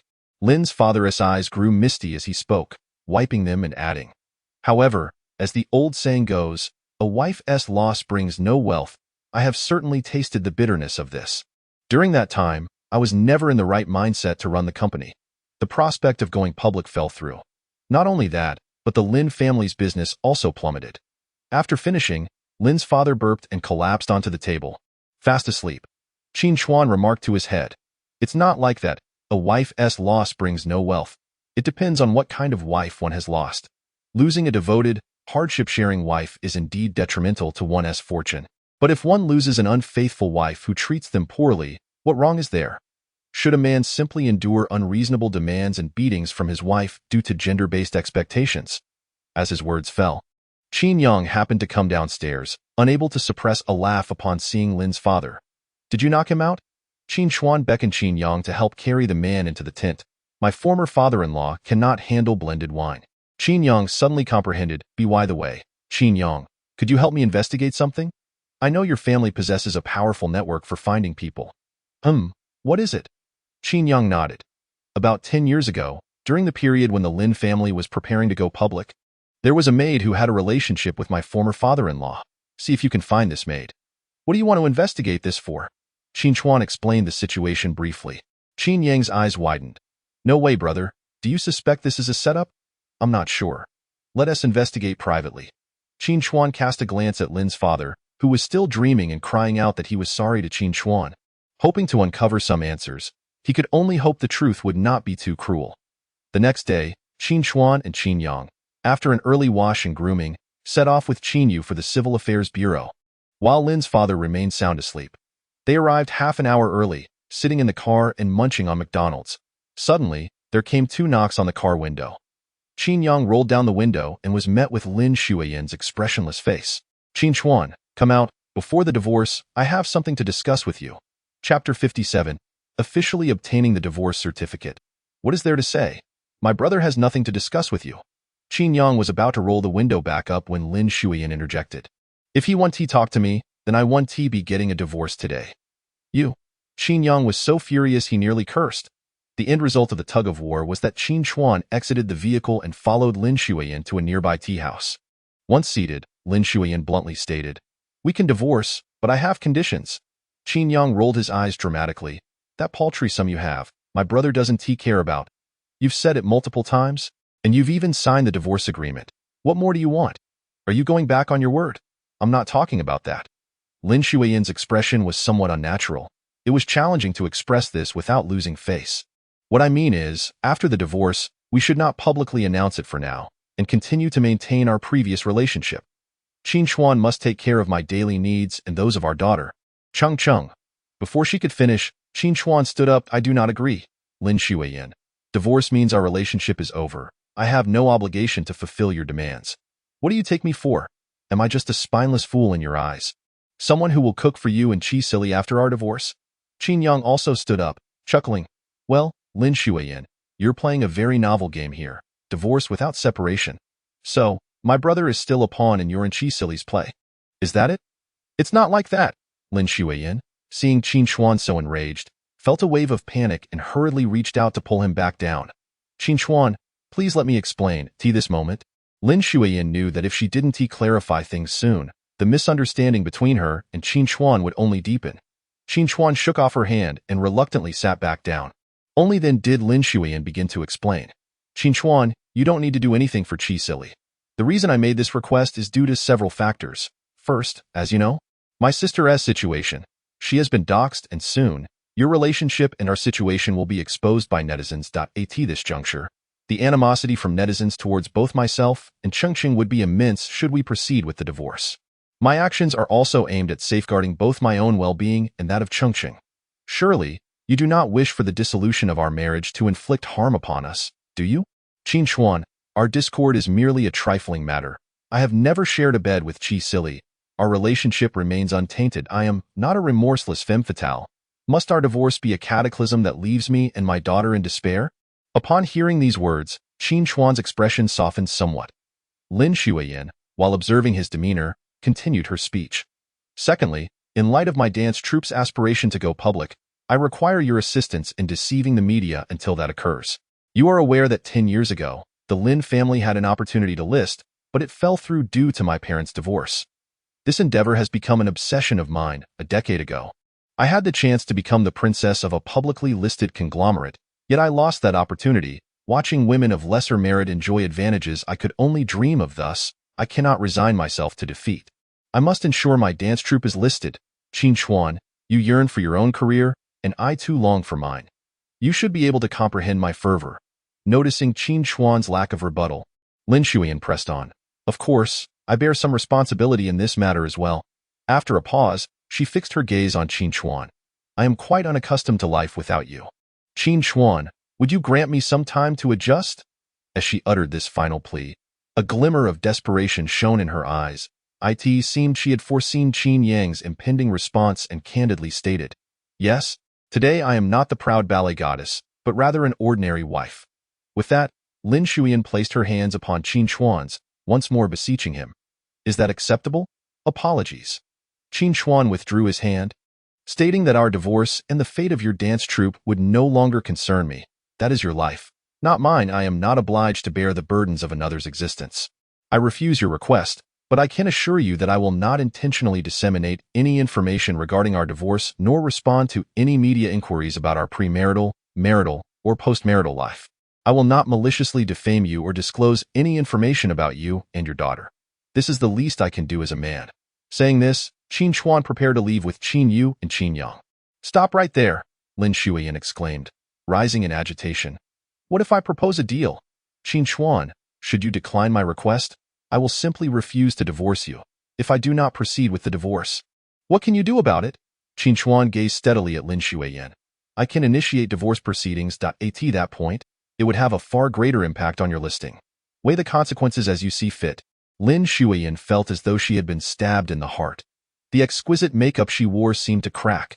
She offered a self-deprecating smile, only to realize that her heart was also fracturing, causing her to gasp for breath as she sank into her chair in anguish. It was in that moment that she truly understood. Qin Chuan was indeed resolute in his desire to divorce her. He was unwavering in his decision. He was not merely attempting to intimidate her. Lin Xueyan closed her eyes in pain, addressing Qin Chuan's retreating figure. I have news about your biological parents. As her words hung in the air, Qin Chuan abruptly halted, disbelief etched across his face as he turned to look at Lin Xueyan. I photographed your jade pendant and sent it to Hishiji. He claimed to recognize the owner of the pendant. He mentioned that the individual is a highly respected elder who seldom meets with others. I requested he to facilitate an introduction. However, he stated he is currently on a field trip and will not return to assist me for 3 months. Is it the renowned photographer? Qin Chuan inquired. Indeed, it is he. You should be aware that ordinary individuals cannot reach him. This person, Qin Yang had heard of, was known for his eccentricities, appearing like a mythical creature. To seek him out depended solely on his whims and preferences. Even the wealthiest and most powerful individuals found it challenging to engage him. At this moment, Lin Xueyan produced a pre-prepared agreement. Sign this. My terms are not unreasonable. If you agree to comply, I will assist you in introducing you to he. Qin Chuan hesitated at the proposal. Finding his biological parents was also an obsession of his. He yearned to understand what kind of people they were, what circumstances had led to their separation. Lacking knowledge of his origins felt akin to being a rootless reed, always sensing a void within. Lin Xueyan's proposal indeed stirred him. After reviewing the agreement, Qin Chuan pointed to one of the clauses. I cannot unconditionally accommodate your daily life. I will not continue to care for your affairs post-divorce. I have no obligation to do so. However, if this clause can be amended to stipulate that I will adhere to our agreement in relation to safety and the listing, then I can accept it. Lin Xueyan hesitated for a long while before ultimately conceding and revising the agreement. After signing the contract, they proceeded to the Civil Affairs Bureau to collect their divorce certificate. Upon receiving the document, Lin Xueyan's eyes glistened with unshed tears as she turned away without looking back. Proud as she was, she would not allow this moment to become a subject of ridicule. It was in that instant that she resolved to win Qin Chuan back, only to cast him aside again, leaving him in regret for having proposed the divorce. Who was she? She was the goddess of ballet. She had always been the one to end relationships. No one else had the right to discard her. As for Qi Sili, he was inconsequential. Why should Qin Chuan be the one to end things with her? Meanwhile, as Qin Chuan exited the bureau, he unexpectedly felt a sense of relief. He glanced down at the small red booklet in his hand, signifying the commencement of a new chapter in his life. Finally, he was free. Just then, his phone rang, and it was a call from Ming's father. Qin, are you free tomorrow for some morning tea? Regarding your biological parents, I've given it some thought and would like to share a few insights. Chapter 58. Let Zhu wear Patek Philippe to meet Qi Sili for a blind date. Qin Chuan found himself at a loss for words. If only this call had come a few minutes earlier, he would not have had to sign that agreement. Nevertheless, he agreed. Just as he was about to get into his car, Qin Yang noticed a fleeting figure nearby. That's strange. That person looked remarkably like Lin Xueyan. Qin Yang scratched the back of his head. By the time Qin Chuan looked up, he could see nothing. Meanwhile, hidden nearby, Lin Xueyan was excitedly pinching Zhu's arm. Zhu, they are divorced. Zhu, they are truly divorced. You must tell me, I'm not dreaming, am I? Zhu, with a face full of despair, replied, Cousin, if you want to ascertain whether it's a dream, you should pinch your own arm. Why are you pinching me? Upon hearing this, Lin Xueyan pinched Zhu's arm again. It hurts to pinch myself. Please, tell me if this is real or just a dream. Zhu pouted, rubbing her sore arm. It's not a dream. Cousin, if you pinch me again, I won't be able to wear a little spaghetti strap dress to meet Qi Sili tonight. Hearing this, Lin Xueyan immediately ceased her actions, pulling Zhu into the car and retrieving a Patek Philippe watch worth over 3 million from the safe in the culinan. Tonight, wear the champagne-colored gown from my wardrobe and pair it with this watch when you meet Qi Sili. He won't fail to recognize the value of this watch, and thus, he won't suspect your true identity. Oh, and make sure to have the driver take the Cullinan to pick you up. Qi Silly should take the bait. Zhu Zhu adorned the Patek Philippe watch, delicately caressing its diamond-studded surface, exclaiming, "Wow, wearing this makes me feel like a wealthy heiress. I could easily afford to keep a male model." Lin Xueyan shot her a disdainful glance. What is so great about those male models? They're filthy. Their intentions are impure. How could they compare to Senior Qin, who is not only handsome but also kind-hearted and possesses sound values? Zhu Zhu suddenly felt a sense of surrealism. Is this truly the same fierce cousin she knew? How had she transformed into a lovesick fool? Wait, cousin, I just heard what you said. It seems like you want me to not only go on a blind date, but also to seduce Qi Silly, don't you? Lin Xueyan chuckled coldly. Don't you think it would be amusing if Qi Silly fell for you and dumped Lin Xueyan? Then, when he realizes you are an impostor of the Blue family's eldest daughter, while the real one is with Qin Chuan. Haha, I can't wait to see the look on his face. Cousin, your thoughts seem a bit vindictive. Humph, who told them to look down on Qin Chuan? Anyone who disrespects him or bullies him will pay the price. With that, Lin Xueyan smirked, her expression laced with mischief. Lin Xueyan should be grateful to me. I've helped her see through a scoundrel's true nature. Meanwhile, as Qin Yang drove, he remarked, Bro, Lin Xueyan is truly fortunate, heard from a friend at the police station that they are still investigating, but it's conservatively estimated that the old man is responsible for 4 lives. Moreover, he is an extremely dangerous person. That shotgun was actually modified by him. One can only imagine how many lives would have been lost had they caught him a year or a year and a half later. However, that man is also a pitiful soul.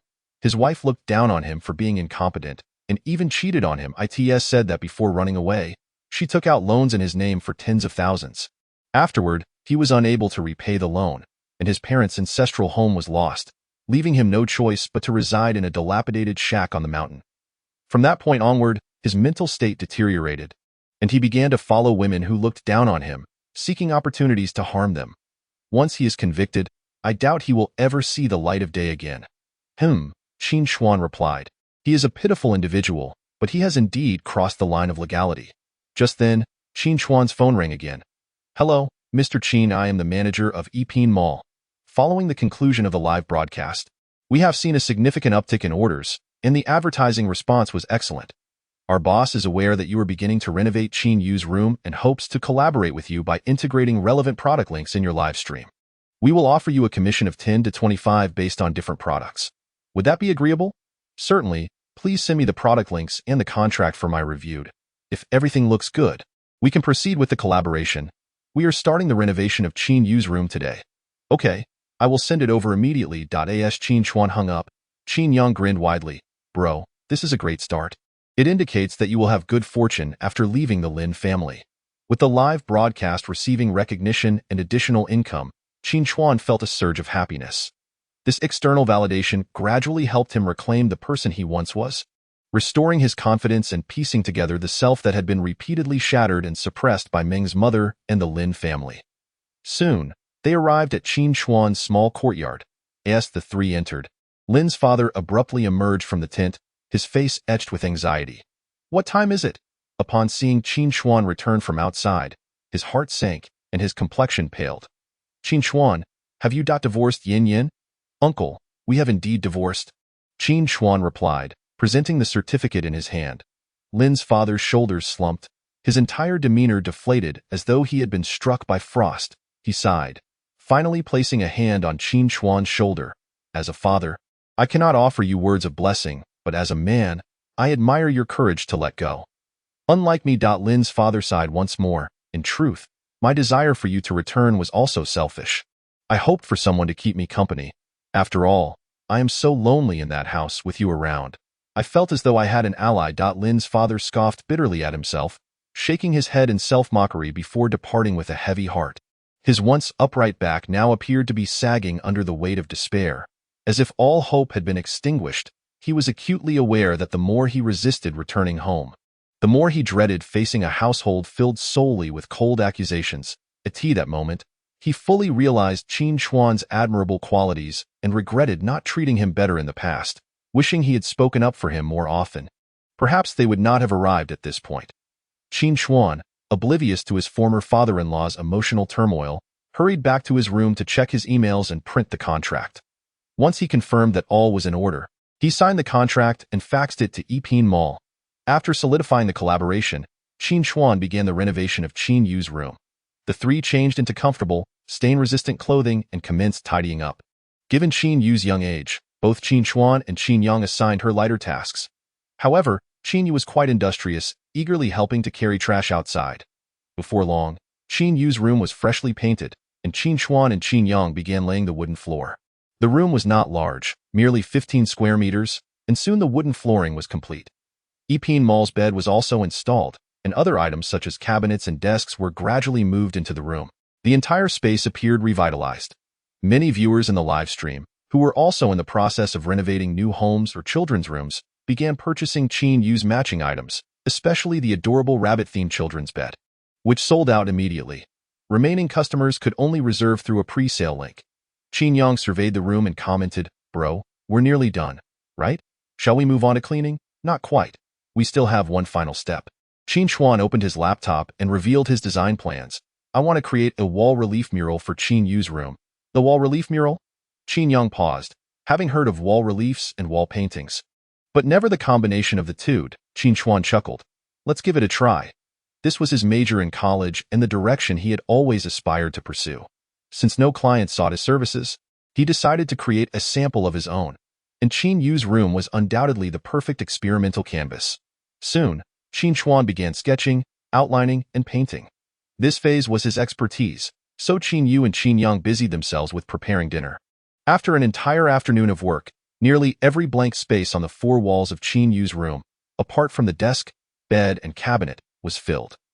There were images of banana trees, vines, and various flowers, mushrooms, and animals, creating a whimsical forest theme. Viewers in the live stream commented, "But this looks just like the wall painting in a kindergarten, doesn't it?"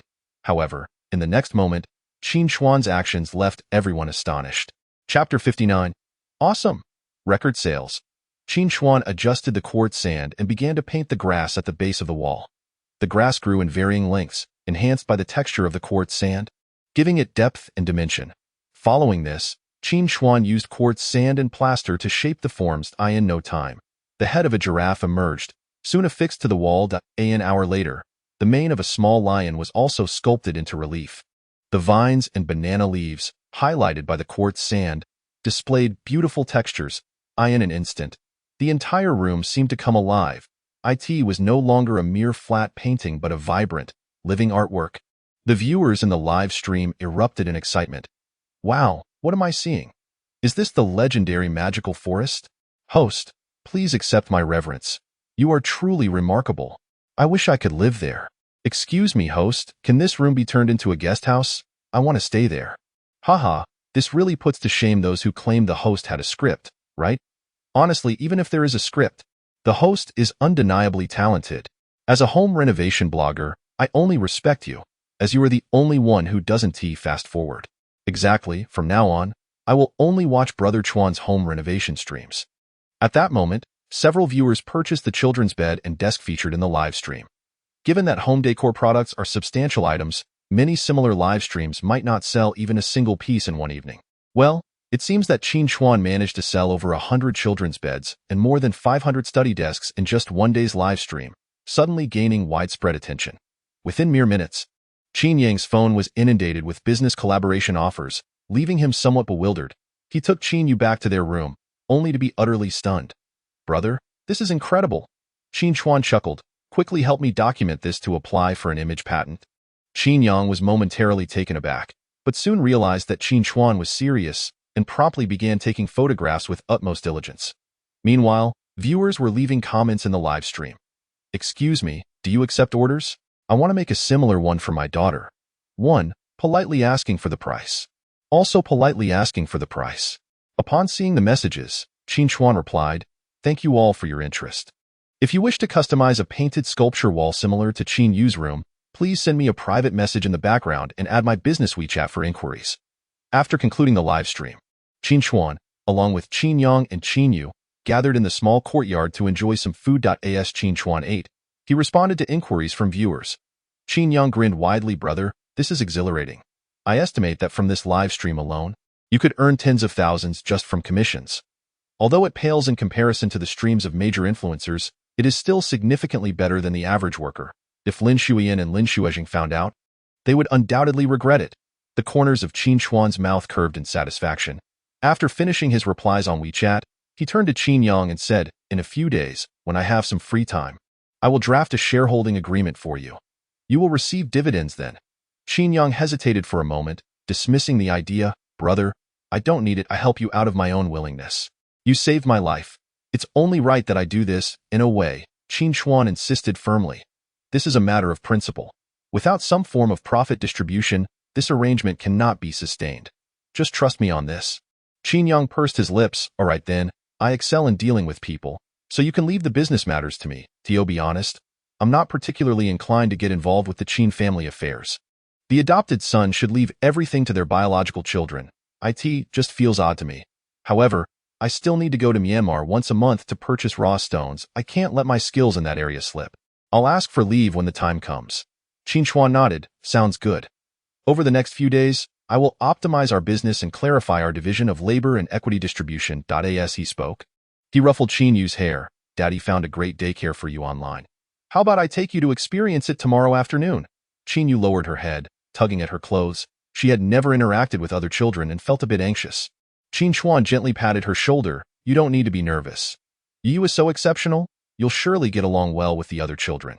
Qin Yu looked up, uneasily glancing at Qin Chuan and Qin Yang. "Can't I just stay with you? I can be very obedient. Even if I can't help you with anything, I can sit quietly beside you in an instant." Qin Yang was softened by Qin Yu's gaze and chimed in. "Yes, brother, can't we let you stay with us for a bit longer?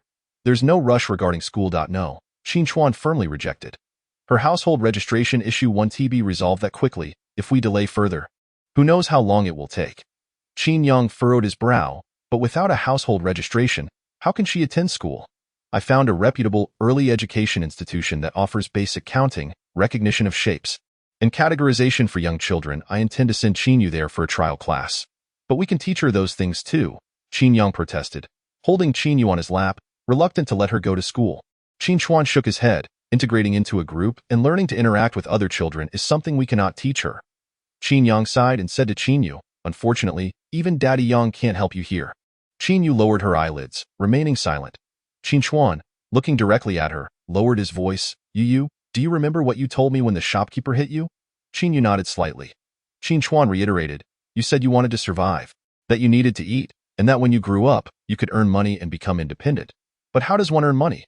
You must first go to school to acquire knowledge so that you can gradually become self-sufficient." After a pause, Qin Chuan apologized. "I'm truly sorry. These past few days, having you with me while witnessing your father's divorce was not something you should have had to see. But since you have seen it, I want to tell you that nothing in life is constant. Marriage can lead to divorce, and a family can turn into a non-family. The only person you can rely on is yourself. Only by becoming strong can you attract those around you and make them unable to leave you." This was also Qin Chuan's greatest realization after leaving the Ming family and the Lin family. One can never rely on others to have a home.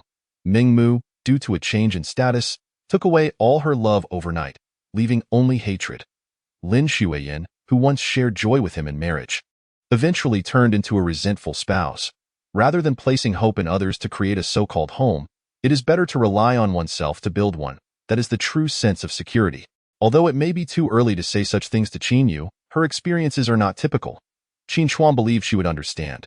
After a moment of silence, Qin Yu nodded. "All right, Daddy, I promise I will try tomorrow." Just as she finished speaking, Qin Yang's phone rang. After answering and exchanging a few words, he stood up and said to Qin Chuan, "A friend of mine is looking to buy a jade bracelet for his mother-in-law as a birthday gift. Brother, I'll leave first." With that, Qin Yang drove off. Meanwhile, Zhu Zhu, dressed in a little blue dress, was on her way to meet Qi Silin for a date. Chapter 60. You betray my brother, and I will betray you. Qi Silin arrived first at the agreed-upon restaurant. Zhu Zhu was delayed by about 10 minutes. "Sorry, I got caught in traffic," she said, placing her clutch on the table and removing her shawl, revealing a charming champagne-colored dress. Qi Silin appraised Zhu Zhu, and for some reason, he couldn't help but recall the woman who had been next to Qin Chuan in the restaurant that day, her every move exuding an inherent elegance. Her figure was indeed remarkable: broad shoulders, a deep collarbone, a full bosom, a slender waist and long, fair legs, all aligning perfectly with a man's aesthetic. However, the woman before him, while not unattractive, appeared more like a neighborly girl, slightly plump, with a bit of chub on her cheeks and a charming dimple when she smiled. Overall, her figure was quite balanced, but she lacked that noble air. Yet, when Qi Silan's gaze fell on the luxury watch adorning Zhu Zhu's wrist, his expression shifted dramatically. A watch worth millions could elevate a person's status. In an instant, Qi Silan felt as though the woman before him had transformed into someone exuding opulence. "Miss Lan, would you like to order some wine?" Zhu Zhu had prepared in advance and recited a name in French. Qi Silan was immediately struck by how much she resembled a socialite. How could he have ever thought that Lin Xueyan seemed like a neighborly girl? Soon, Qi Silan placed an order and inquired about Lin Xueyan's leisure interests. "I enjoy skiing in Switzerland, feeding pigeons in Paris, and occasionally taking my father's private jet to see the aurora." "Miss Lan certainly has diverse hobbies," Zhu Zhu replied with a stiff smile, nodding. The meal was quite uncomfortable for her. Finally, as they neared the end, Qi Silan graciously stood and gestured, "Allow me to escort you." "No, thank you. My driver will be here to pick me up." "Then let me walk you downstairs." "All right." Zhu Zhu nodded. As they walked outside the restaurant, they brushed past Qin Yang. Qi Silan's attention was entirely on Lin Xueyan, and he failed to notice Qin Yang. "Miss Lan, my parents hope we can become engaged soon." Hearing the word engagement, Qin Yang abruptly halted, narrowing his eyes as he scrutinized the pair's retreating figures. At that moment, Zhu Zhu pressed the elevator button and smiled. "What is the rush, Mr. Qi? Are you eager?" "Eager? How could I be eager?" Qi Silan chuckled awkwardly. "I'm merely conveying my parents' wishes. I'm not in a hurry." "Let us take our time," Zhu Zhu replied, retracting her gaze as she exited the elevator and walked toward a limited edition Cullinan. Upon seeing the Cullinan, Qi Silan couldn't help but be captivated. He courteously escorted Lin Xueyan into the car before departing in his Maybach. Once Zhu Zhu saw Qi Silan leave, she secretly had her driver take her back to the restaurant, ordering a whole table of dishes to indulge in alone. "I'm starving." "Qi Silan is such a lunatic. Ordering only salad and leaves. How can that possibly fill me up?" Zhu Zhu complained as she ate. Before long, Qin Yang was seated across from her. "Hi there, beautiful. May I have the pleasure of knowing you?" As he spoke, Qin Yang rested his chin on his hand, gazing at Zhu Zhu with a charming demeanor. Zhu Zhu, caught off guard by his fox-like eyes, introduced herself. "I'm Zhu Vidado. So the person Qi Silan intends to marry is named Zhu Zhu," she thought. Zhu Zhu suddenly coughed, nearly choking. Coughed. "I actually go by Lan Zhu Zhu." "Lan Zhu Zhu?" Qin Yang thought to himself, rolling his eyes at the name. Zhu Zhu hadn't anticipated that the man before her knew Qi Silan, so she hurriedly clarified, Lan is my father's surname, and Zhu is my mother's. I'm their precious daughter. Hence Lan Zhu Zhu. Friends call me Zhu Zhu. However, I have another name on my household registration, which is Lin Xueyan. Then I'll just call you Zhu Zhu," Qin Yang said, his tone softening. Zhu Zhu sighed in relief, taking a sip of her fruit juice, only to hear Qin Yang straightforwardly ask, "Zhu Zhu, have you ever considered making me your canary?" Zhu Zhu accidentally sprayed orange juice all over Qin Yang's face. The juice, laden with pulp, left Qin Yang looking utterly disheveled, with droplets trickling down his face. "I shouldn't have spoken so thoughtlessly," he muttered. "This is so awkward. What should I do?" Sir, are you all right?" "Not at all." Qin Yang frowned. "You're looking down on me. You're discriminating against my identity and my profession." "Not at all. In fact, I respect everyone who opens their legs for business," Zhu Zhu replied with a forced chuckle, raising her glass of water to feign calmness. Qin Yang rolled his eyes. "I don't need to open my legs. Thank you very much." Zhu Zhu imagined that scenario and burst out laughing again. "I'm so sorry. I didn't mean it," she exclaimed, quickly grabbing a napkin to help him clean up. Qin Yang had never felt so humiliated in his life. He had always been the prince of nightclubs, a face that attracted admiration everywhere. How could any woman dare to splash juice on him? I apologize. What can I do to make it up to you?" Qin Yang's eyes glimmered with mischief. "How about you book a room and let me wash my face and change clothes? Then I'll forgive you." "But there's a restroom in this restaurant," Zhu Zhu pointed out. "But I can't change there," he insisted. Zhu Zhu glanced at the state of his white shirt and felt a twinge of embarrassment. She stared longingly at the lavish spread of food before finally calling over a waiter to help pack it up and send it to her hotel room upstairs. Once inside the room, Zhu Zhu began eating, while Qin Yang went to shower. After his shower, He towel-dried his hair and donned a bathrobe, adjusting his hairstyle in front of the mirror. Qin, you betray my brother. And today, I shall betray you on his behalf, he declared as he stepped out of the bathroom and seated himself across from Zhu, pulling open his bathrobe to reveal his toned chest. Locking eyes with her. So, about that canary arrangement, what are your thoughts? Chapter 61. My brother sells his talents, not his body. Zhu was munching on a roasted pig's trotter when she heard Qin Yang's words. Her face going blank, her gaze fell on his chest muscles, and she couldn't help but swallow hard. Seeing her reaction, Qin Yang chuckled lightly, offering her a napkin to wipe the greasy corner of her mouth. He suddenly realized that this girl was quite adorable, naive and lacking the arrogance typically associated with a wealthy heiress. It was his first time witnessing a female executive devouring a pig's trotter. It was endearing. Such a person deserved better than Qin, but alas, no, he had to act for the greater good. After a moment, Zhu finally spoke. You must be sent by Qin to test me, right? Not at all, to be precise. I'm not acquainted with Qin. I only learned of his identity as the Qi family's son at a certain event. Rest assured, our line of work is quite principled. I won't let Qin know about us. Qin Yang raised an eyebrow enticingly. Zhu examined him, then glanced at her luxury watch, her eyes widening in astonishment. Oh my, could it be that the Cullinan and Patek Philippe made me appear wealthy, prompting these male escorts to approach me? Zhu had never experienced anything like this before, and her interest was piqued. Clearing her throat, she attempted to adopt a wealthy persona. So, how many clients have you served? Do you have any cases you could share? Cases? Qin Yang felt a bit awkward. What kind of cases could a rookie like him have? So far 0.0. How can that be? Zhu was taken aback. Qin Yang's eyes darted around before he said, well, I've just started and don't have much experience. I'm picky about clients. I don't take older or unattractive ones, and even the ones I do take often don't want to go beyond a certain point.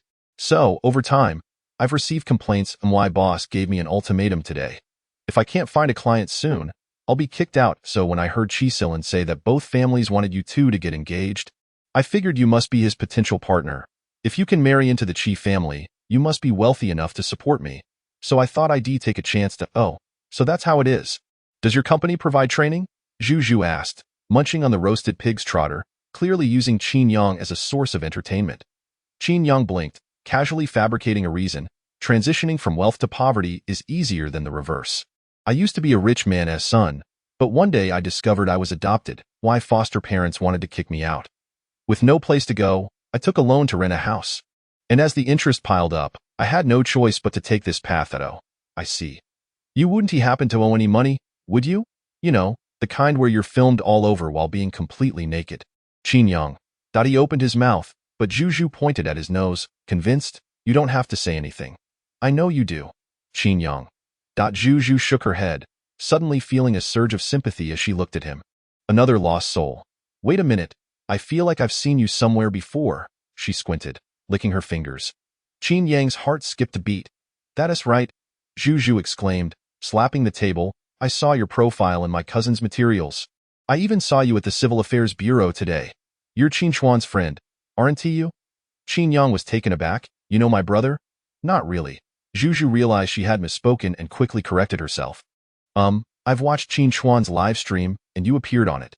Qin Yang quietly exhaled in relief. Indeed, I am Qin Chuan's brother. Streaming is merely my side hustle. You have no idea, nowadays, wealthy women adore personas. I have cultivated the persona of a self-reliant little flower. Oh, no, rather a little grass persona, Zhu interjected. So, what do you think? Would you consider sponsoring me for a selling art without selling myself experience package? Sell art without selling myself? What would I gain from that? Zhu wore a shrewd expression. You would acquire a well-behaved and understanding darling, a boyfriend who provides emotional value and feelings previously unattainable in past relationships. This is the package all wealthy women yearn for, specifically tailored for individuals in your position of involuntary aristocratic unions. We call it the dopamine hormone age reversal package. Haven't you heard? Love is the finest form of cosmetic enhancement. Zhu felt a blush of shameful attraction. Having never experienced love, she had been a workhorse for her cousin since graduation. More importantly, Qin Yang possessed a respectable job, so even if encountered on the street, she need not worry about being recognized for purchasing services. Cough. So, how much is your experience package? 7 days, 12,000 dopft. So expensive? Zhu gasped. Qin Yang was momentarily taken aback. Aren't you the president of the Lan family? Such a sum should not be beneath your notice. Well, wealthy people's money doesn't just grow on trees. If I hand that over, all my overtime work would be in vain. Zhu hesitated. Qin Yang gritted his teeth. All right, I'll reduce the price today. Instead of 9,998, it's only 8,888. Then let's stick to 9,998. Qin Yang. How about a one-day experience for 9,998? If the results are satisfactory, I'll consider purchasing your services. As Zhu spoke, she opened WeChat, teasingly threatening, if you don't want it, I'll leave, fine. Qin Yang, somewhat speechless, handed over his WeChat. Zhu scanned his QR code, transferred 9,998, and promptly sent a screenshot to her cousin. Cousin, reimburse me. 9,998. To gather intel, I bought Qin Yang's duck package experience for 9,998. At that moment, Lin Xueyan was busy with work and glanced at the message without much scrutiny, immediately transferring 9,998 to Zhu. After all, she would do anything that could benefit her pursuit of Qin Chuan. Upon receiving the transfer, Zhu beamed at Qin Yang. Let us go. Go where? Home, of course. Each to their own, back to our respective mothers. I just booked a room by the hour. Zhu promptly gathered her belongings and departed. Qin Yang watched her retreating figure with suspicion, pondering, is this truly the president of the Lan family? So stingy? However, upon reaching downstairs and seeing her enter a culinan, he dismissed the doubt. Just you wait. He must enchant Qi Sil's fiancée, making her infatuated, and leave that fellow green with envy. Returning to his apartment, he copied cheesy lines from the internet and sent them to Zhu. Dear, why do you torment me, making me so fond of you? My body is strong, capable of carrying rice and gas, but it cannot withstand my longing for you. After a long while, Zhu finally replied, is this your service? Can I choose to return it? Qin Yang felt somewhat embarrassed. Of course not. This is merely a warm-up. Zhu instantly adopted a domineering demeanor. Very well. If the service does not meet expectations, I will apply for an extension or request a 7-day no-strings-attached refund. You'd better showcase your best skills and not just rely on these copied lines to fool me. Her words ignited Qin Yang's desire to conquer. He spent the night researching strategies for pursuing women. He was determined to win over Lin Xueyan, to have her call him baby, to make her unable to live without him, driving Qi Sil mad with jealousy. The next day, Qin Chuan arrived punctually at the tea house to meet his adoptive father. In the tea house's private room, Qin Chuan was already seated, awaiting Meng father. Upon seeing Qin Chuan, Meng father was filled with guilt. Qin Chuan, I apologize for neglecting you all these years. Meng father sipped his tea and sighed deeply. During your absence, I was overwhelmed dealing with your Aunt Meng's manic-depressive episodes. She was constantly throwing things, attacking people, self-harming, and threatening to jump off buildings. Meng father had been pulling at his hair, feeling extremely oppressed. Rather than a desire to see Qin Chuan and share information regarding his parents, he needed Qin Chuan as a confidant to share his burdens. Your Aunt Meng wants to allow me to help you. I worry that assisting you might exacerbate her condition. But Qin Chuan, not looking after you makes me feel guilty. You have no idea what torment I've endured over the years.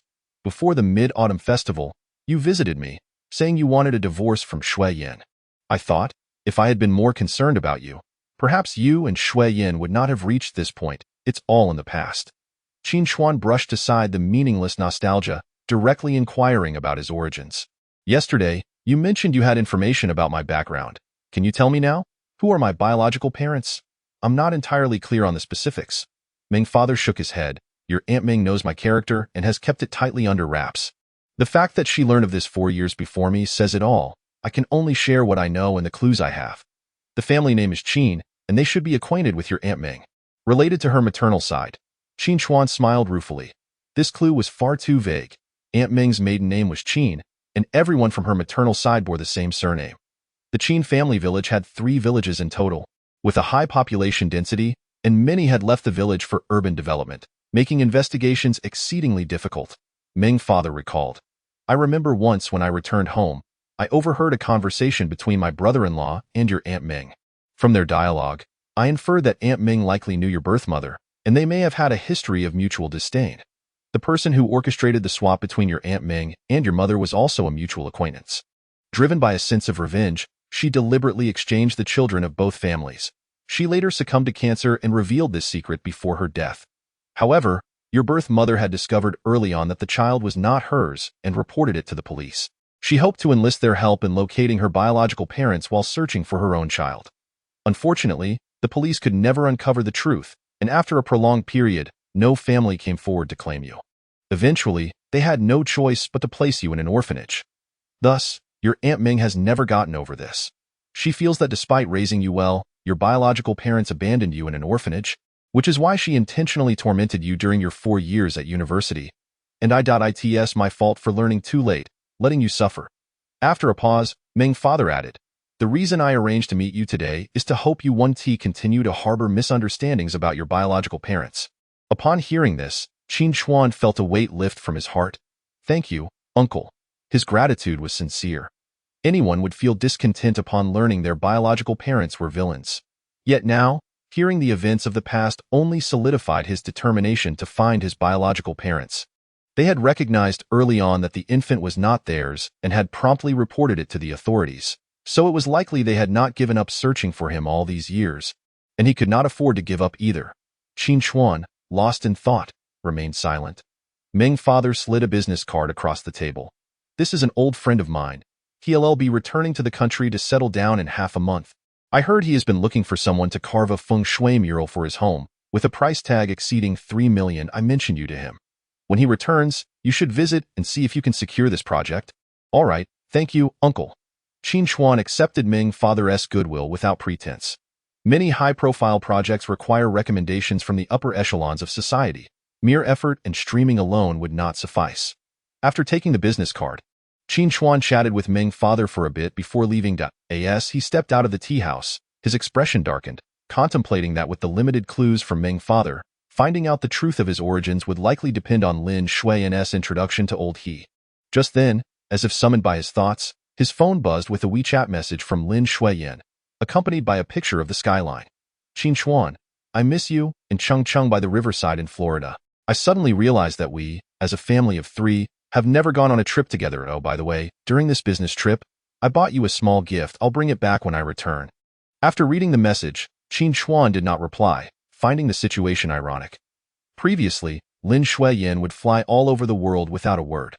Sometimes when she traveled abroad, he would only discover her absence after inquiring. For 5 years of marriage, she had never regarded him as a respected partner. Now that they were divorced, she was suddenly proactive in informing him of her itinerary. Disinterested in Lin Xueyan's peculiar behavior, Qin Chuan drove his work vehicle to the client's home. This client wanted to customize a wall mural similar to Qin Yu's room. Meanwhile, upon returning home, Ming father heard the sound of things crashing from upstairs. Instinctively furrowing his brow, the healing mood from his conversation with Qin Chuan immediately darkened. Anyone returning home to such noise would be displeased. Ming mother descended the stairs in a fury, accusing him.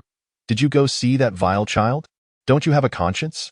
His biological parents have turned your son into this, and you still care for him, providing warmth and business. Don't think I don't know. You traitor. Do you want to see us both perish before your eyes? I'm telling you, whatever business you've given Qin Chuan, hand it over to Xing Zhou immediately. As Ming mother spoke, she pushed against Ming father's shoulders. The noise from upstairs continued, clattering loudly. Chapter 63 Help! Ming father was instantly infuriated, raising his hand without hesitation to slap Ming mother across the face. What do you mean I'm betraying you? Every penny of the Ming family's wealth has been earned by my own hands. What have I taken from you? Ming mother clearly did not anticipate being struck, covering her stinging cheek, momentarily stunned. You say you and our son want to die together, is that right? Go ahead. Hurry up. Ming father's eyes brimmed with anger as he advanced on Ming mother. The moment before, she had been domineering, yet now her face turned red and pale in succession, losing all inclination to retort. Instinctively retreating. For years, I've been sympathetic to your significant life events, harboring resentment while enduring your demands. But have you ever considered that I too have lost 24 years with my son? I have also faced monumental life changes, but does that mean I should go mad like you and your child, venting all my frustrations on others? How has Qin Chuan managed to bear it all? Yes, I did give him business. So what? That is my compensation to him for these past years. He has done nothing wrong and should not bear this burden. You claim I neglect Xing Zhou. Well, ask him what he has done since returning. He lounges around all day, eating, drinking, and playing video games. I intend to nurture him. Yet he is utterly useless. As he spoke, Meng father hurried upstairs, barging into Meng Xing Zhou's room, surveying the disarray, and exclaimed, "If you're sick, go to a mental hospital. If you're not, stop causing disturbances in the Meng household. What kind of man behaves like this? You claim you received inadequate education in the orphanage. Yet not every orphan emerges like you, a complete failure. What can't you do right? If you two truly wish to die, then go ahead. I've come to terms with it. I am not afraid. The Meng family will not support useless individuals. If pushed to the limit, I shall leave not a single cent of my fortune to you." Hearing this, Meng mother finally grasped the weight of his words, staring at him in disbelief. "You want to leave your money to our son. Who do you intend to leave it to?" "I'll donate it to society." With that harsh declaration, Meng father retreated to his study. Meng Xing Zhou stood speechless, terrified by the scene. When Meng mother finally recovered, she gently stroked her son's head, lamenting, "It's all my fault. I failed to protect you." Upon hearing Meng father mention the issue of finances, Meng Xing Zhou's expression turned grave, shedding the earlier demeanor of depression and mania. In truth, he had been pretending. During Qin Chuan's senior year, Meng mother had proposed expelling him. However, Meng father had disagreed, asserting that the Meng family could easily support Qin Chuan's. Now was a crucial time for Qin Chuan's graduate school preparations. It would not do to affect him. Reluctantly, he and Qin Chuan had been forced to cohabitate under the same roof. Meng mother naturally favored her son, while Meng father maintained neutrality, objectively evaluating both their achievements and encouraging Meng Xing Zhou to learn from Qin Chuan. After several encounters, Meng Xing Zhou began to feel a sense of urgency. He had to drive Qin Chuan away. He couldn't allow Qin Chuan to remain and share the Meng family's fortune. Thus, he devised a plan to feign illness and depression, aiming to evoke his father's sympathy and prevent him from pushing him to attend university. Reflecting on this, Meng Xing Zhou's gaze darkened. "Mom, the reason Dad has changed so much is all because of that meeting with Qin Chuan. Yes, it's all because of that vile child." Meng mother agreed vehemently. "Mom, we can no longer pretend to be ill. If we continue to provoke Dad, he might really leave all his wealth to Qin Chuan." Hearing this, Meng mother's expression shifted. "That cannot happen. He must never leave anything to that vile child. Zhou, what should we do? Give me money. Help me establish a studio. I want to start a business. Whatever Qin Chuan does, I will do the same. I will crush him in his own domain. If I cannot surpass him, I'll use money to overwhelm him. I must make Dad see me in a new light." As he spoke, Meng Xing Zhou's gaze grew increasingly sinister, his once unappealing features gradually warping. Why? Why should Qin Chuan have everything I should have? Why should he enjoy the childhood I should have had, the life of a young master, and marry such a stunning goddess? Now he has divorced, yet still thriving in his career. Qin Chuan, your success is mine to claim. Your woman, I shall possess her too. Meanwhile, Qin Chuan arrived at a standalone villa to discuss the custom wall contract. He was greeted by a young, attractive mother clad in a lace camisole, creating a rather casual atmosphere. "Come in." Qin Chuan felt a sudden jolt of discomfort. Something about this casual attire for receiving guests felt inappropriate. "Mrs. Chun, is it convenient to discuss the contract today? If not, we can reschedule. It's convenient. Come in." The alluring Mrs. Chun suddenly giggled, her demeanor teasing, "Don't worry, my husband is here." Only then did Qin Chuan feel reassured enough to step inside. Upon entering, he noticed numerous video recording devices scattered around the living room, indicating that she was indeed in the same industry. Mrs. Chun made no effort to conceal this. "Oh, we are colleagues." Saying this, she casually donned a silk robe, reclining on the living room sofa and casually folding one pristine leg over the other. To be honest, the robe she wore made little difference. Its only distinction was covering her arms, yet her deep neckline remained exposed. Qin Chuan found the entire situation rather bizarre. If her husband were home, he surely would not permit her to entertain guests in such a manner. "Please have a seat. Let me see the contract." As Mrs. Chen spoke, she activated several cameras in the living room, explaining, "We will share the customized version of the Qin Yu mural on our personal accounts, so we will be recording from the outset." Qin Chuan furrowed his brow, feeling increasingly uncomfortable. He was quite displeased by Mrs. Qin's behavior of capitalizing on their shared industry without prior notice. I'm sorry, but during the mural renovation process, you may record. But filming during the contract discussion is not permitted. Contracts and pricing are regarded as commercial secrets, and I currently have no intention of disclosing them to the outside world. Oh. Mrs. Chen symbolically shut down a few devices, but left one camera in the corner. Qin Chuan, with his keen eyes, noticed it but chose not to expose it.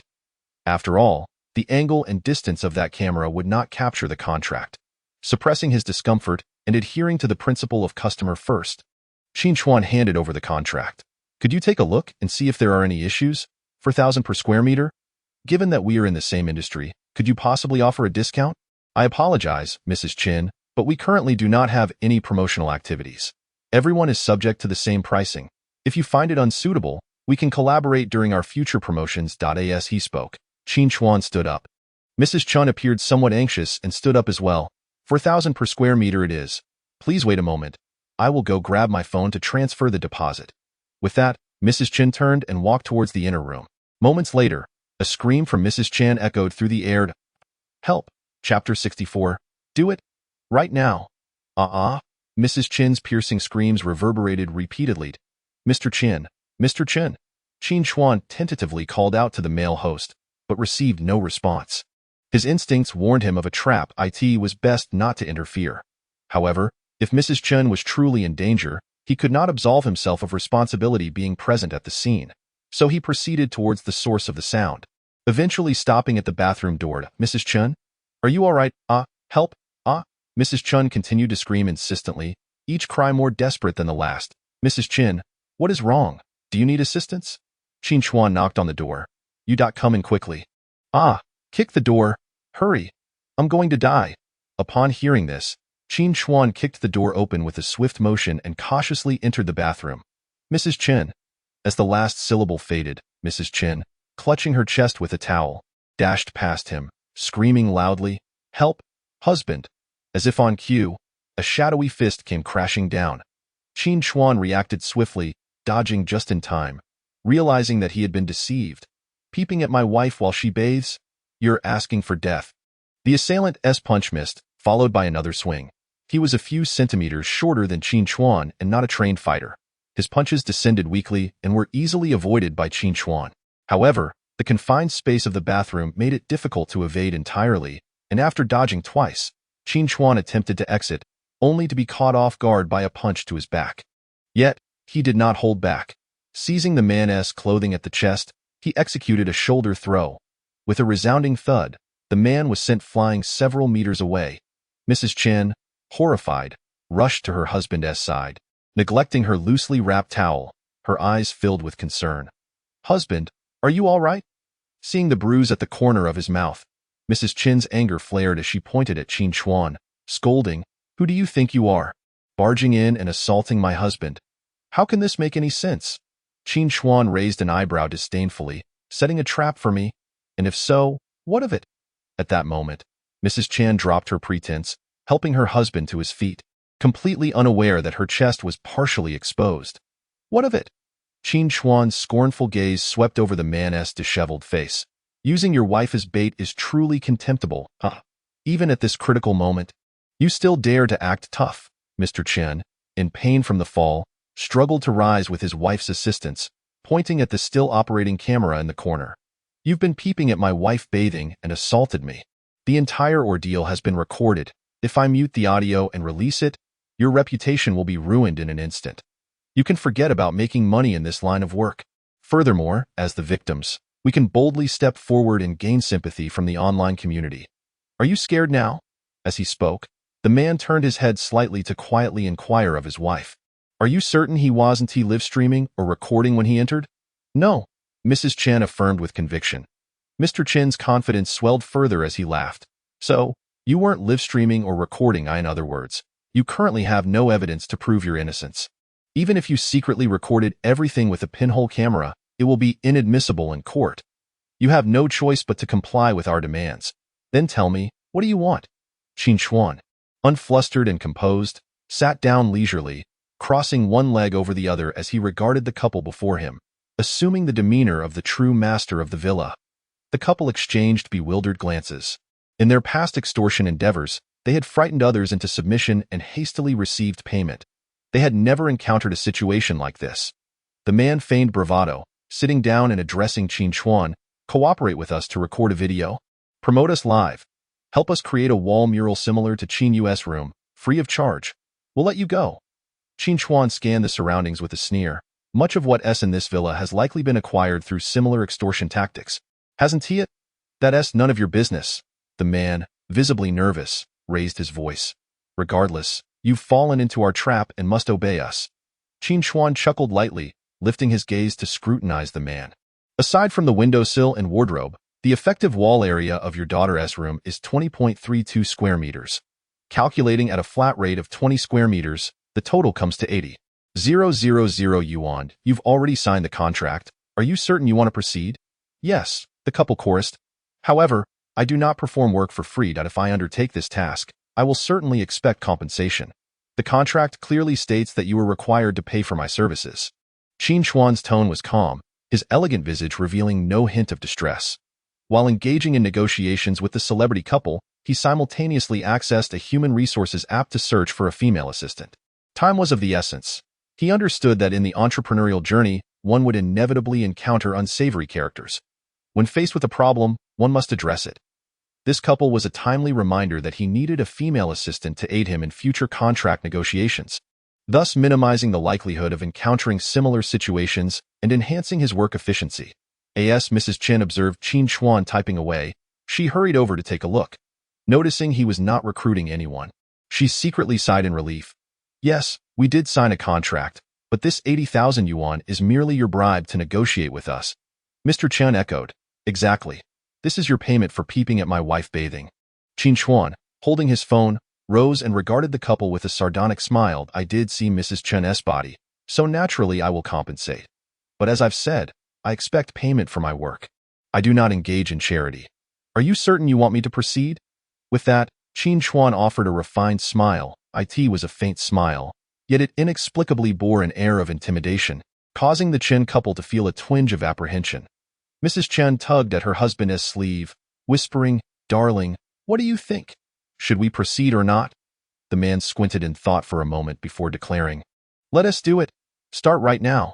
He then reassured his wife, Don't worry. We have the evidence. Moreover, secretly recorded material cannot be used as evidence in court.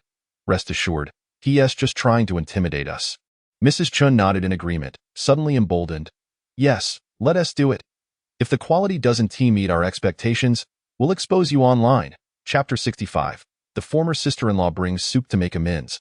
All right, Qin Chuan acquiesced, beginning to move his tools into the children's room. The man exchanged a triumphant glance with his wife. I told you he was just trying to scare us. Mrs. Chen smiled broadly and immediately went to change clothes and apply makeup, preparing to present herself beautifully on camera. Good afternoon, darlings. It's another beautiful day. My husband has mysteriously hinted at a gift for me today. I can't wait to find out what it is. As she spoke, Mrs. Chen glanced at her husband. Is it roses? Mr. Chen feigned mystery, shaking his head. Is it chocolate? He shook his head again. Is it a diamond ring? He continued to shake his head, guiding Mrs. Chen towards the children's room. Upon opening the door, Mrs. Chen's astonished expression revealed her shock at seeing Qin Chuan painting the mural. Darling, isn't that the home renovation influencer Qin Chuan? In front of the camera, Mrs. Chen gasped, covering her mouth. Are you really bringing him in to help us create a children's room like Qin Yu's? Mr. Chen nodded. Oh my goodness, darling, you're the best. Tears of joy welled in Mrs. Chen's eyes as she planted a kiss on her husband. Moi, darling, you are truly wonderful. I absolutely love this surprise. Darlings, they say that marrying for love is about whether a man truly cares for you and your children. Do you agree with this saying? Let me know in the comments. After finishing this segment, the Chen couple returned to the computer room to edit the video. Watching their display, Qin Chuan felt a wave of nausea wash over him. He had just searched online for the couple's video accounts, which were meticulously curated to portray them as a wealthy, loving couple. They flaunted various luxury items and romantic surprises for each other daily. Previously, he might have envied such a man who could spend his days creating romance for his wife without working. However, upon witnessing the Chen couple's antics, He realized that the seemingly loving couples in online videos were likely riddled with fabricated narratives. After working until 6 in the evening, Qin Chuan packed his tools and prepared to leave. Before he departed, Mr. Chuan issued a warning. "Remember to come back tomorrow? Otherwise, you know the consequences." Qin Chuan replied coolly, "Rest assured, I will be here on time to complete this job. Just make sure you don't regret it." "Teach, what do I have to regret?" With that, the man slammed the door shut. Qin Chuan remained unfazed. Calmly getting into his car.as he did. He received a notification from the Human Resources app.it indicated that the system had recommended a candidate who matched his requirements. He was prompted to confirm if he wished to proceed with a trial period. Noticing the candidate met all his criteria, Qin Chuan clicked to confirm and arranged to meet at the small courtyard. Currently, he did not have the budget to rent an office building, so he could only convert part of the first floor of this villa into an office space. If the candidate were to work here in the future, they would certainly come to the small courtyard for work. While contemplating that the candidate was female, he wondered if she had any reservations about this arrangement. When suddenly the wooden door of the courtyard creaked open. Creak! Lin Xueyan entered, carrying a thermal container. She appeared somewhat uneasy, glancing around but avoiding eye contact with Qin Chuan. "What brings you here?" Qin Chuan's expression turned cold as he recalled the upcoming interview. He did not wish for the new candidate to witness a confrontation with his former sister-in-law. "If you've come to cause me trouble, please leave. I have important matters to attend to shortly." Qin Chuan issued a clear dismissal.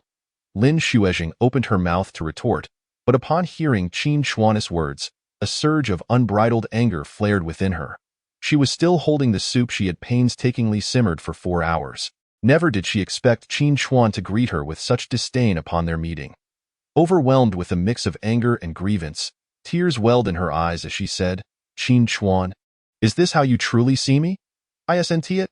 Qin Chuan briefly lifted his gaze from his notebook to cast a fleeting glance at Lin Xueyan before returning his focus to the computer screen, continuing to refine the contract terms. "When have you ever greeted me with kindness? You've only ever mocked and belittled me. Lin Xueyan, I have severed ties with the Lin family. If you still wish to defend your sister, there is no need." As he spoke, he continued typing, not bothering to observe Lin Xueyan's reaction. Upon hearing this, Lin Xueyan instinctively wanted to retort but found herself at a loss for words. Memories of their past interactions flooded her mind like scenes from a movie. There were rainy days when Qin Chuan came to deliver documents to her at the company building, and she would scold him upon arrival, berating him for being a stay-at-home husband who took so long. Qin Chuan's face would show anger, yet he never uttered a word in response. After that incident, Lin Xueyan had repeatedly asked Qin Chuan to bring her things, and he never obliged again. Then there were memories of Qin Chuan preparing a pot of soup, serving it at the dining table, one bowl for each of them. She found it delicious and drank from his bowl, only to lash out at him when she noticed, claiming he was being petty for arguing over a mere bowl of soup. In the end, Qin Chuan said nothing and silently walked away. This pattern repeated itself many times. Lin Xueyan's face turned pale as realization struck her. It dawned on her that she had never truly spoken to Qin Chuan kindly, not even to greet him. When he and Yin first married, he had treated her like an older sister, willingly taking heavy objects from her, helping her fix things, reminding her to bring an umbrella on rainy days. But all of that kindness had been gradually retracted, piece by piece, due to her hurtful words in that instant. It felt as if invisible hands were gripping Lin Xueyan's heart, squeezing it tightly, leaving her breathless. She realized just how unbearable their interactions had been. She had been the one to hurt Qin Chuan all along. She had once possessed his kindness towards her, but alas, it was too late. Qin Chuan had withdrawn it all. Regret crashed over her like waves, drowning her in remorse for her past actions. "Qin Chuan, I was wrong. Everything in the past was my fault." Lin Xueyan, her eyes reddened, extended the thermal container towards him. "Inside is the chicken soup I simmered for 4 hours, a small token of my apology and gratitude. I am thankful for your help on the mountain. Had it not been for you, I shudder to think about my fate." Lin Xueyan. Qin Chuan raised his eyes, calling her name. Lin Xueyan's heart skipped a beat as she locked eyes with his cold, frosty gaze. "I could throw this thermal container to the ground and declare that a 4-hour soup can't possibly taste good, that it's all purine. But this is double-boiled." Before she could finish, Lin Xueyan's face flickered between shades of blue and white. Those were words she had spoken before. Now, Qin Chuan was throwing them back at her. Lin Xueyan staggered, gazing at Qin Chuan's gentle yet now chilling expression. I could have done that, but I chose not to, out of my own decency, not because you deserved it. So now, please take your things and leave. I have an interview to conduct, and I would appreciate it if you did not disturb us. As her voice fell, Lin Xueyan hurriedly explained, I am the one here for the interview. Chapter 66. No, brother. Where do you get your confidence? You. Qin Chuan furrowed his brow deeply. He reopened the human resources application only to discover that the candidate had no photograph and was using an English name, which explained why he had not recognized her as Lin Xueyan. Furthermore, this app had a feature that ensured privacy, allowing candidates to hide their photos and use pseudonyms while adhering to real name registration. Qin Chuan could hardly believe the absurdity of the situation. The system had matched his former sister-in-law as a candidate for the assistant position. This is ludicrous. There's no need for an interview. You're not suitable. Please leave. Why am I unsuitable? Lin Xueyan quickly took a seat across from Qin Chuan. I have experience as an executive assistant in a foreign enterprise, as well as in the sales department of an advertising company. I am very familiar with legal clauses in contracts and drafting them. As she spoke, Lin Xueyan turned Qin Chuan's notebook towards herself, rapidly scanning the contract pages and suggesting several modifications. These points I just mentioned can be adjusted this way. It would make things much tighter. A flicker of surprise crossed Qin Chuan's eyes. In matters concerning contracts, Lin Xueyan undoubtedly possesses a greater level of expertise than I do. What do you think? Surely, I am well suited for this position, am I not? Her beautiful eyes brimmed with anticipation. She was reluctant to relinquish such a hard-won opportunity. She sought out her friend who worked in human resources software operations and unexpectedly stumbled upon a new application in the back end, indicating that Qin Chuan was in search of an assistant. Without hesitation, she implored her friend to recommend her to Qin Chuan. However, he firmly rejected her once more, stating, I still cannot hire you. You are well aware of how Miss Lin was dismissed. I cannot use my clients as experiments. As his words lingered, Lin Xueyan pressed down on his hand, eager to explain. Qin Chuan, I assure you, I will not act so impulsively in the future. My previous behavior was. Before she could finish, Qin Chuan's gaze darkened, emanating an icy aura. Startled, Lin Xueyan quickly withdrew her hand and raised 3 fingers, exclaiming, I swear, I will treat each of your clients as if they were deities. Qin Chuan, grant me one chance. I truly need this job. Moreover, I wish to remain by your side and make amends for my past mistakes. Leave, he replied coldly. I have no interest in keeping my former sister-in-law as an assistant. Lin Xueyan bit her lip and boldly retorted, but it seems you do not have the right to refuse. What do you mean? You may be unfamiliar with this app and its regulations, which is why you opted for the free trial. However, by accepting this option, you gain access to applicants willing to work for free, while simultaneously forfeiting your right to reject them. You may only submit evidence to terminate the relationship if the applicant commits a significant error that causes substantial harm to the company. Likewise, free applicants cannot simply leave unless they face unfair treatment or harassment. As her voice faded, Qin Yang entered with a start. Is this really a form of coercion? Qin Chuan found himself at a loss for words. He had heard others mention the high satisfaction rates of this app, prompting him to download it, unaware that it employed such a free trial method to enhance the satisfaction of employers. But brother, just use her. Haven't you made her do enough already? Quickly reclaim her services, Qin Yang urged. Lin Xueyan eagerly nodded in agreement. Yes, yes. If you have any tasks that pertain to matters outside the company, I am more than willing to assist. I will be the best assistant. Then, Mr. Qin, it is settled. I shall start work tomorrow. With that, Lin Xueyan swiftly departed. Qin Yang, seated at the table, opened Lin Xueyan's heartwarming chicken soup and inquired, What is this? It's a concoction made by Lin Xueyan, Qin Chuan replied. Qin Yang's eyes lit up. Brother, will you drink it? What do you think? Qin Chuan, unimpressed, observed Qin Yang's eager grin. Then give it to me. I have use for it, he said, snapping a photo of the thermos and sending it to Zhu Zhu. Dear President, have you finished work? Your little canary has prepared warm chicken soup for you. This is the result of my arduous 8-hour effort. Soon, Zhu Zhu responded. Just got off work. Where are you? I'll have the driver pick you up. Qin Yang sent his location, grinning broadly. See, you are already completely smitten. Qin Chuan shot him a sidelong glance. Why do you look as though you've stumbled upon a fortune? Brother, I'm currently engaged in a significant endeavor.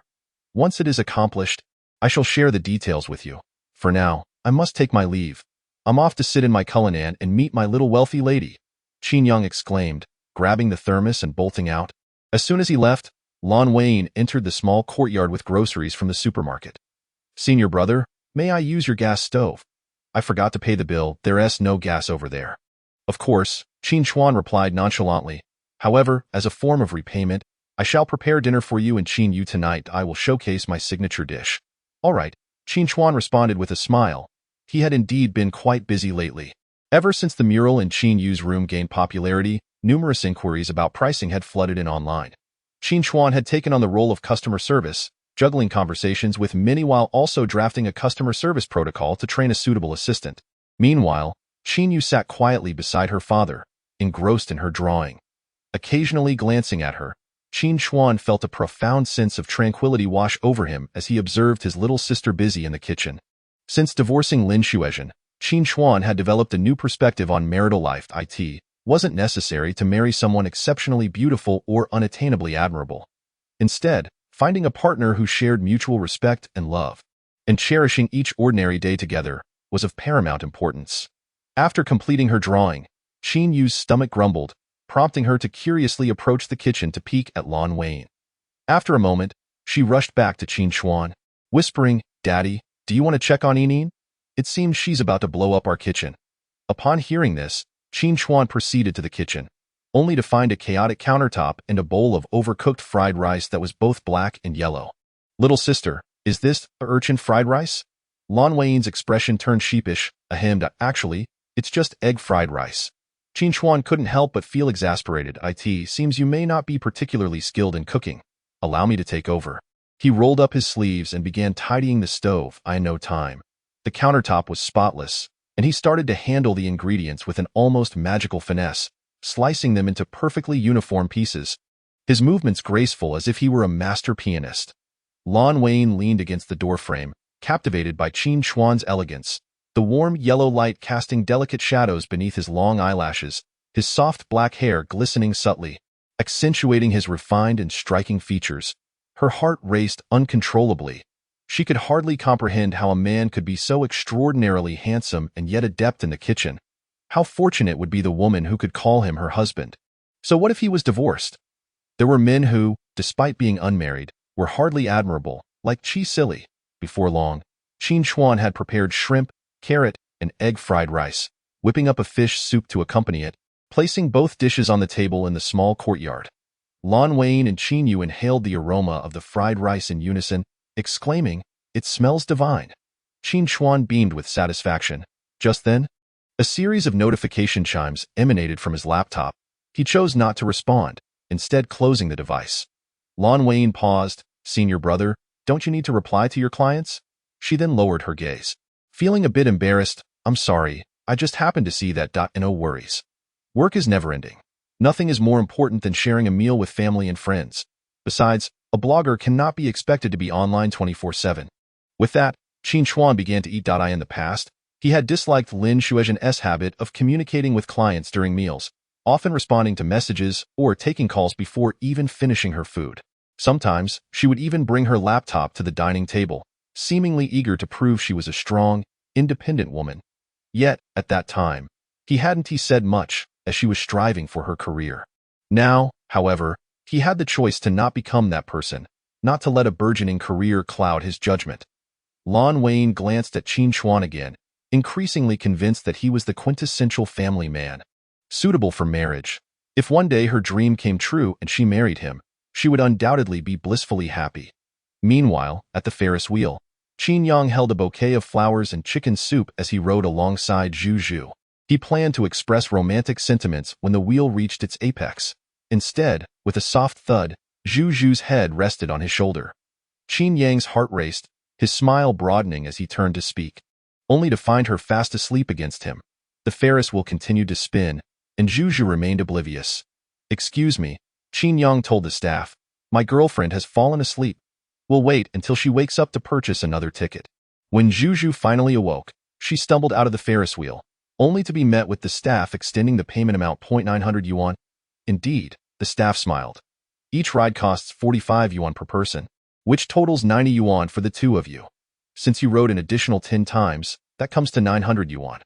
Qin Yang looked at Zhu, raising his chin in encouragement. Time to pay up, he feigned innocence. Our little canary typically has her employers cover expenses to satisfy her emotional needs. Zhu retorted, no, I don't. I have no such demands. Moreover, don't you think it's quite romantic that I chose not to wake you while you slept? It shows I'm considerate and caring. Romantic? Not at all. You do realize we spent 10 entire loops on the Ferris wheel while I was asleep, right? How is that romantic? Zhu internally cursed, her frustration peaking as she scanned the payment code, reluctantly handing over 900 yuan before storming off. It was truly not worth her trouble to deal with such a lavish spender.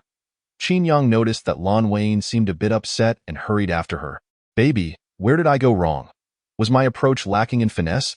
Zhu took a deep breath. Your approach? It's not merely lacking. It's downright. Before she could finish, her phone chimed. She instinctively opened it to find a transfer from her cousin for 60,000 yuan. Sponsor him. Support Qin Yang. Let us start with a month. I don't want to see him when I'm alone with my senior tonight. Zhu accepted the transfer and forced a professional smile at Qin Yang. You are simply extraordinarily skilled in your craft. Afterward, she sent him 30,000 yuan. This is the cost for your month of service. Be ready to assist whenever I call upon you.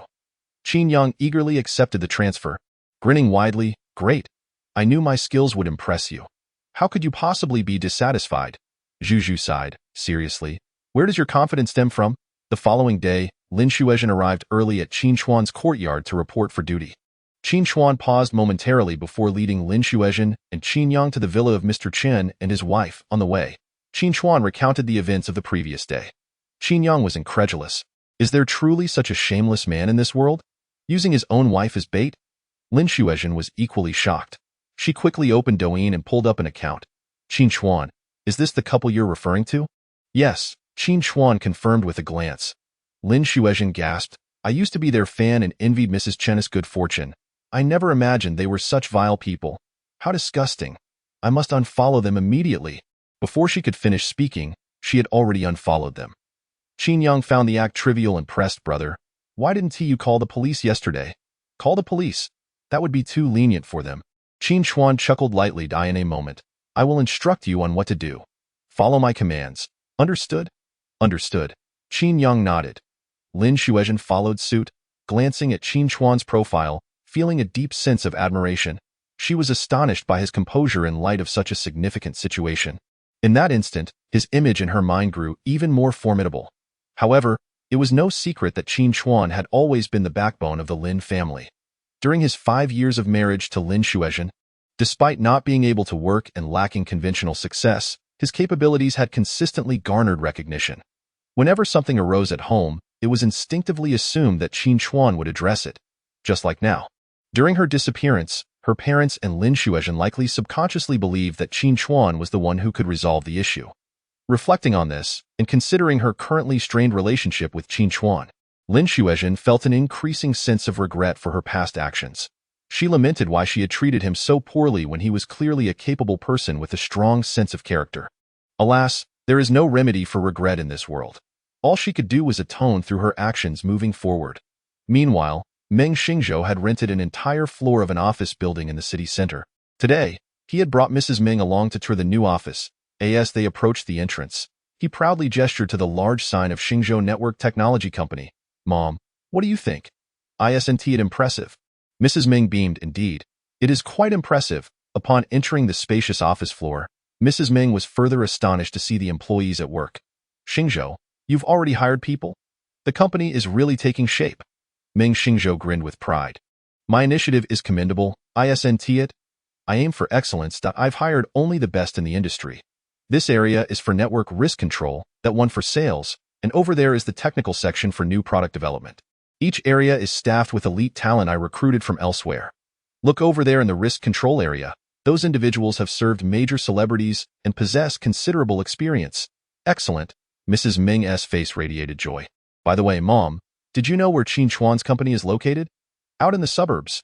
He's renting an old house for less than 1,000 yuan a month. Nobody wants that place. He lives there while using it as a company. How pitiful, Mrs. Meng sneered. It's only fitting. My son deserves to be in a respectable company. He is the son of that wretched woman, so naturally. He should be starting his business in a backwater area. As she spoke, Mrs. Ming transferred 5 million yuan to Ming Xingzhou. I'm off to play cards. Work hard and make your father take notice. Don't let him keep referring to you as that wretched woman's son. If you need more money, just ask me, understood. After Mrs. Ming departed, Ming Xingzhou approached the risk control team, instructing them, start a live stream and keep an eye on Qin Chuan's broadcast. I don't care about anyone else's stream. Focus solely on his and critique it. If you spot any issues, immediately hire trolls to tarnish his reputation, exaggerating any problems he has. Whoever can get his stream banned will receive a bonus. With that, Ming Xingzhou returned to his executive office, reclining in a plush chair with a smug grin. Qin Chuan, you seek to rise through the power of the internet? Then I shall use that very power to ensure your undoing. In that moment, Qin Chuan's car arrived at the Chen family villa. Once again, it was Mrs. Chen who answered the door, clad in a revealing silk nightgown. Lin Xueyan could not help but curse inwardly. Shameless, vile woman, seductress. What respectable person would answer the door dressed like that? Upon opening the door, Mrs. Chen sensed the animosity in Lin Xueyan's gaze, yet instead of being offended, she flicked her long waves of hair and teased Qin Chuan. Oh, you've brought 2 helpers today. With that, she shot a flirtatious glance at Qin Yang. This young man is quite handsome. Qin Yang immediately shivered, his mind flooded with the image of his little wealthy lady. The gaudiness before me is indeed worlds apart from that of the charming heiress from his household, who is undeniably delightful and attractive. A group of individuals entered the Chen residence, tools in hand. Upon noticing them, Mr. Chen let out a light chuckle, remarking, bringing helpers is futile. I tell you, the evidence is in my possession. Allow me to show you. I have meticulously edited it.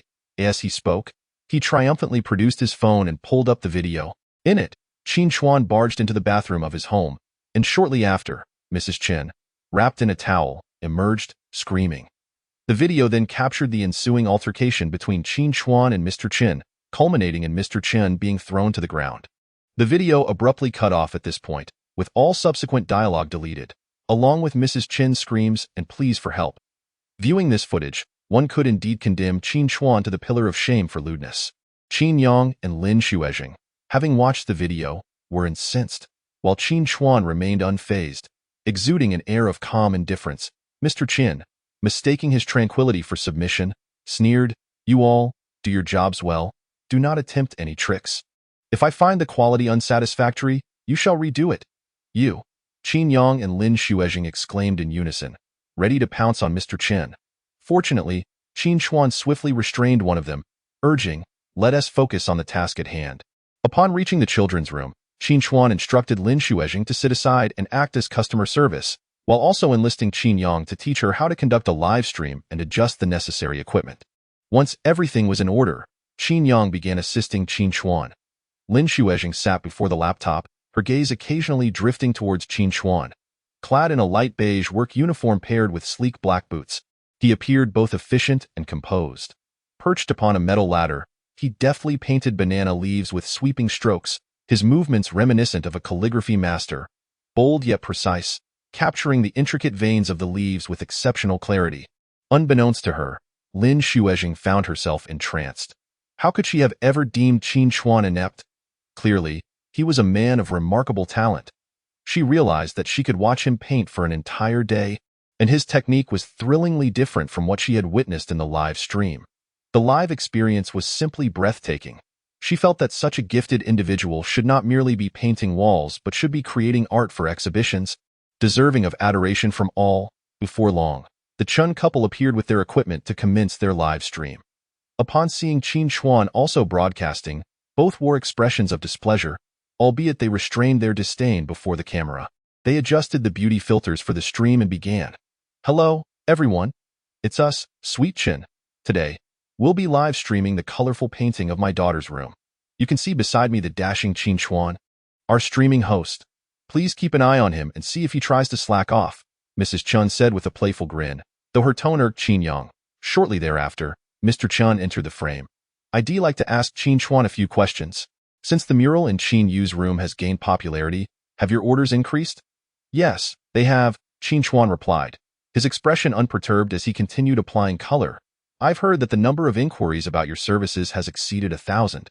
And over 50 clients have booked requests for a similar design in Qin Yu's room. Is that true? Yes, Qin Chuan responded. Is it really that many? Mr. Chen asked, astonished. With an average price of 80,000 per household, that amounts to 4 million? Your wall paintings are that expensive? Yes, it costs 4,000 per square meter. A slightly larger room would cost nearly 100,000. Are there really that many people commissioning your work? You're not deceiving me, are you? Mr. Chen bluntly stated Qin Chuan's pricing. Chapter 68. Qin Chuan's live stream to collect payment. Upon hearing this, Qin Chuan felt a surge of irritation. They had previously agreed that the pricing was a commercial secret and should not be disclosed. To his astonishment, the man before him lacked integrity, going back on his word. Qin Chuan paused his work, turning to glare at Mr. Chen. Are you not human? Mr. Chen was momentarily taken aback, then erupted. How dare you speak to me like that?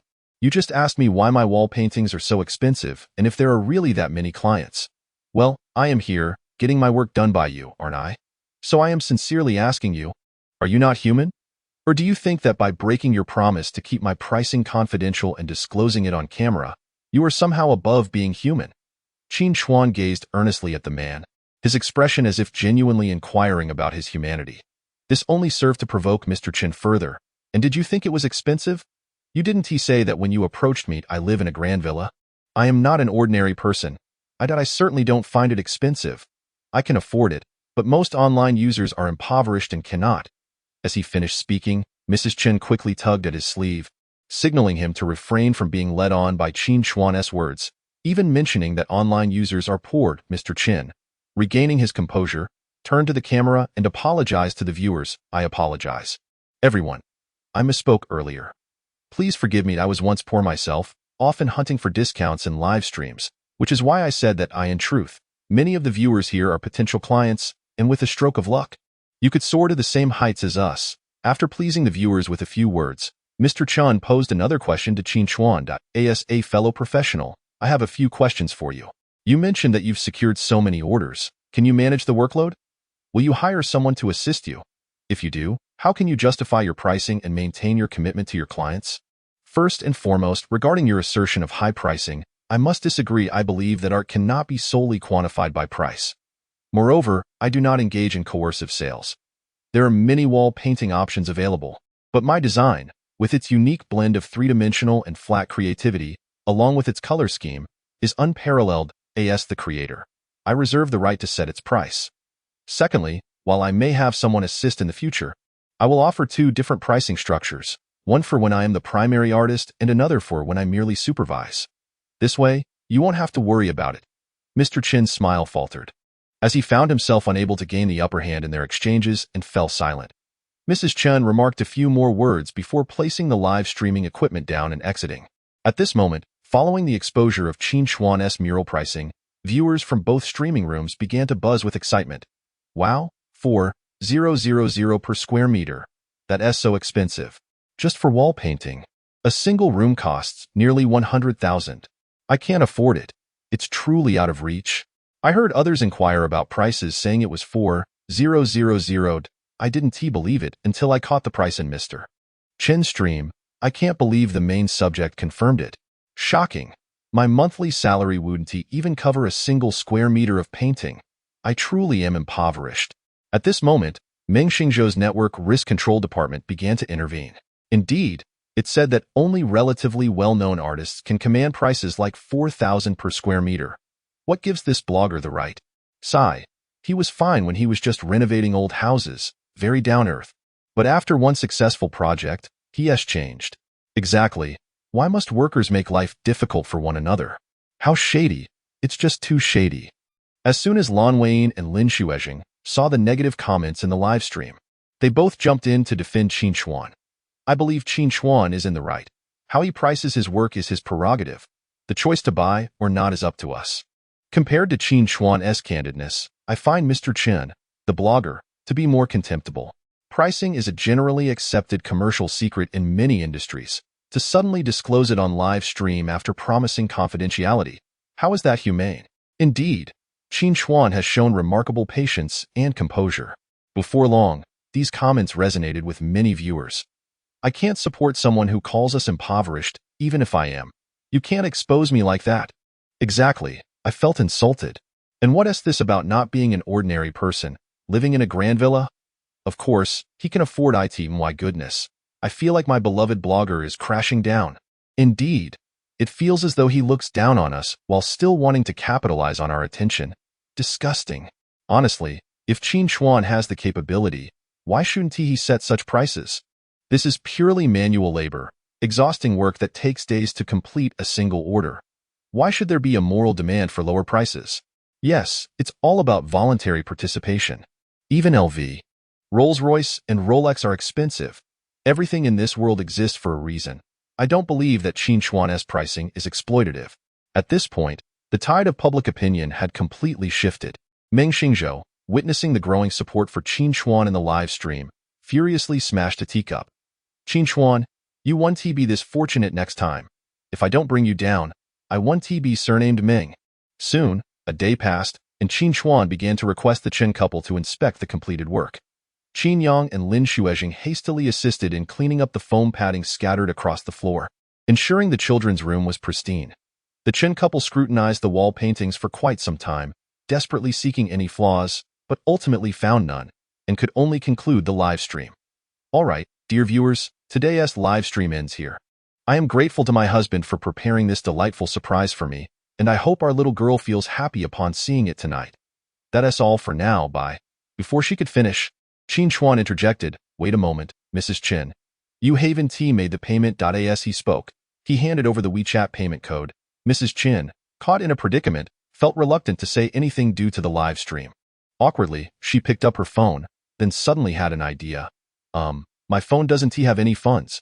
The phone with money on WeChat is currently streaming. How about I pay you after we finish the live stream? With that, Mrs. Chen attempted to end the stream. No need to complicate things. We also brought a POS machine, Qin Chuan replied, gesturing to his streaming equipment. Please, Mrs. Chen, conclude our live stream with a perfect finale. Yes, Qin Yang chimed in, eager to let the vast audience see how generous Mrs. Chen is while making the payment in her grand villa. Oh, by the way, are you using a black card? I'd love to see a black card in action. As the words fell, Mr. Chen stormed in. What do you think you're doing? Qin Chuan, stop pushing your luck. We agreed to cooperate for your live stream, and it should end here. Are you going back on your word? Mr. Chen glared, his eyes narrowing menacingly, threatening Qin Chuan to speak respectfully.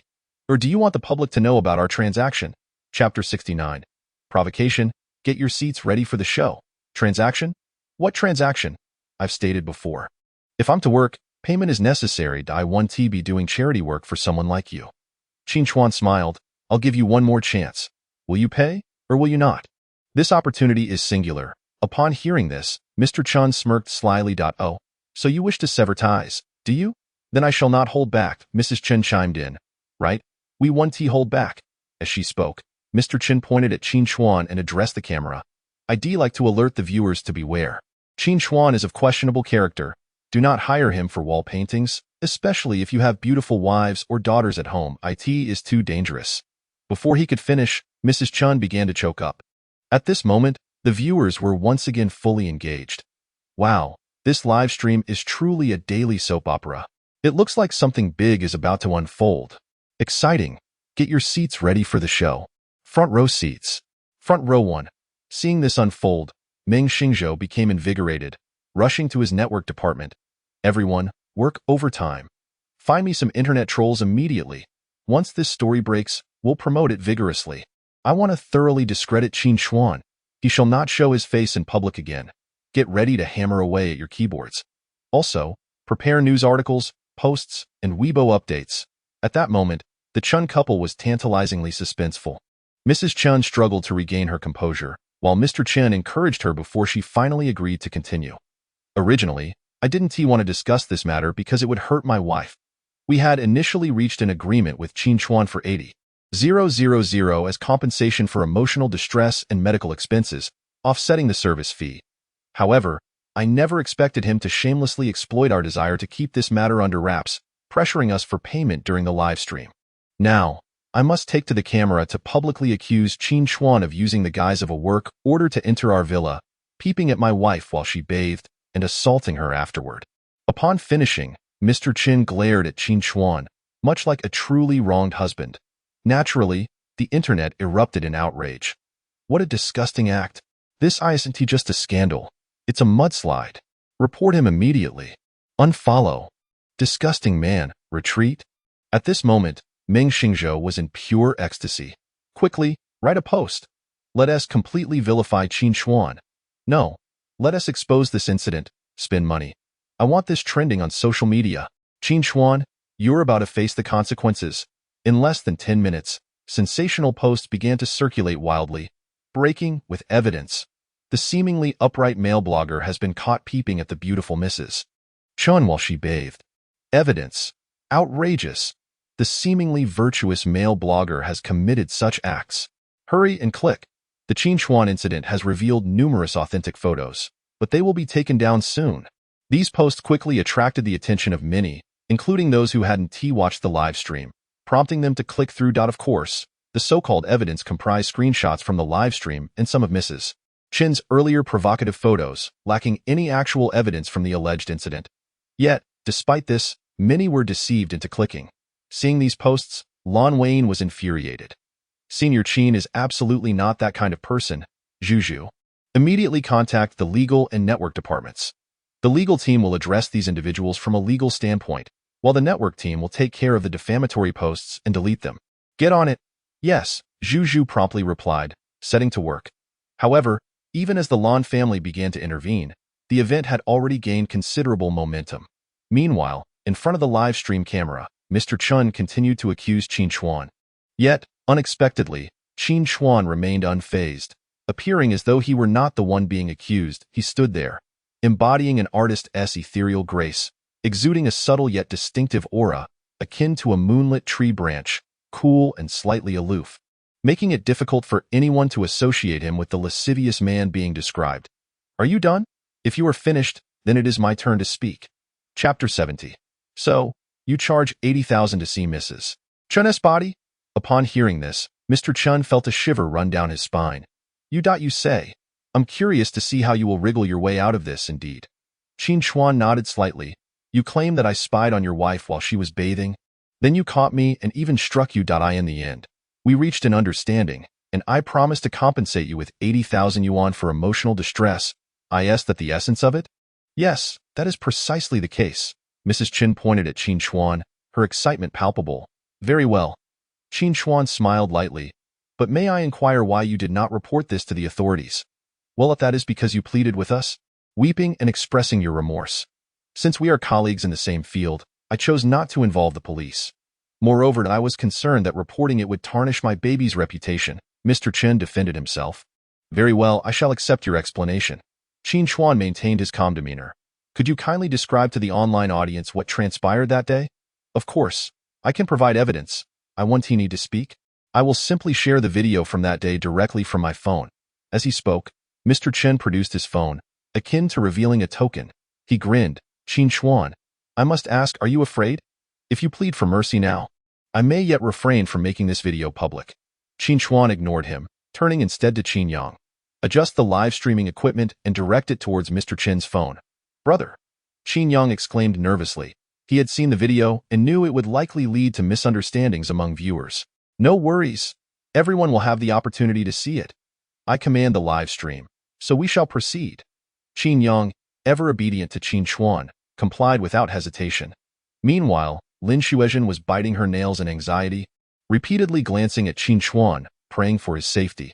How could he remain so composed? The sentiments of the online audience mirrored Lin Xueyan's own. Let us not discuss anything else. Don't you think Brother Chuan is remarkably calm?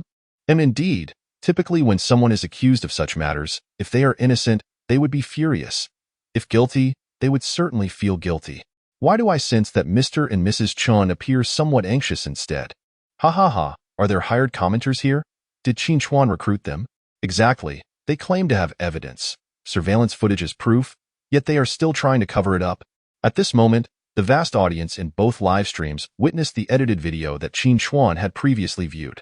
Instantaneously, the crowd erupted anew. The police have been notified. No need for politeness. Goodness, how shameless. You can't tell from their appearance that they are such individuals. Qin Chuan, go perish. Hurry and get back to your sewing machine. I feel something is off, yet I cannot quite articulate it. At this juncture, Ming Xingzhou before the live camera was laughing so hard he could hardly breathe. Qin Chuan, I am eager to see how you will meet your demise this time. Everyone in the online department, heed my command. Secure trending topics for me, draft posts. I want the entire nation to be aware of this affair. No matter the cost, I shall ensure Qin Chuan is utterly disgraced. Understood. The crowd responded in unison. At this moment, Qin Chuan stood tall before the live camera, resembling a poplar tree lining the frontier roads, exuding an aura of tranquility. The description of remaining unperturbed in the face of calamity and unwavering in the gaze of danger epitomized Qin Chuan at this moment. Mr. Chin's hand trembled as he held his phone, his emotions spiraling. Qin Chuan, do you have anything to say now? Very well, then let me ask you, when I supposedly attempted to spy on Mrs. Chun while she bathed, where were you? I was upstairs. Do you truly believe I would choose to kick down the door to spy on Mrs. Chin? Mr. Chin's expression shifted dramatically, and he hastily defended, that is because my wife refused to open the door. Right, you had no idea I was home, did you? Very well, since you claim I was unaware of your presence, then the person I was discussing the contract with was indeed Mrs. Chun, correct? May I inquire why Mrs. Chun chose to bathe in the middle of the day while negotiating a contract with me? That is because you had already finalized the contract. My wife is particularly hygiene conscious and often bathes multiple times a day. This is hardly unusual. All right, I will concede that explanation. Now allow me to pose another question. Why would a reasonable man, upon discovering such a situation, not seek to retaliate fiercely? Why reconcile instead? Furthermore, the amount settled upon is precisely the price I quoted for your wall painting. How did you arrive at this figure? Or should I surmise that merely catching a glimpse of your wife bathing is worth 80,000? If that is the case, then opting for a peaceful resolution through monetary compensation seems inconsistent with your persona as a devoted husband. You claim you refrained from filing a report out of concern for your wife's reputation. Anyone with a sound moral compass understands that, should this matter come to light, the blame would rest solely on the man, not the woman who was spied upon.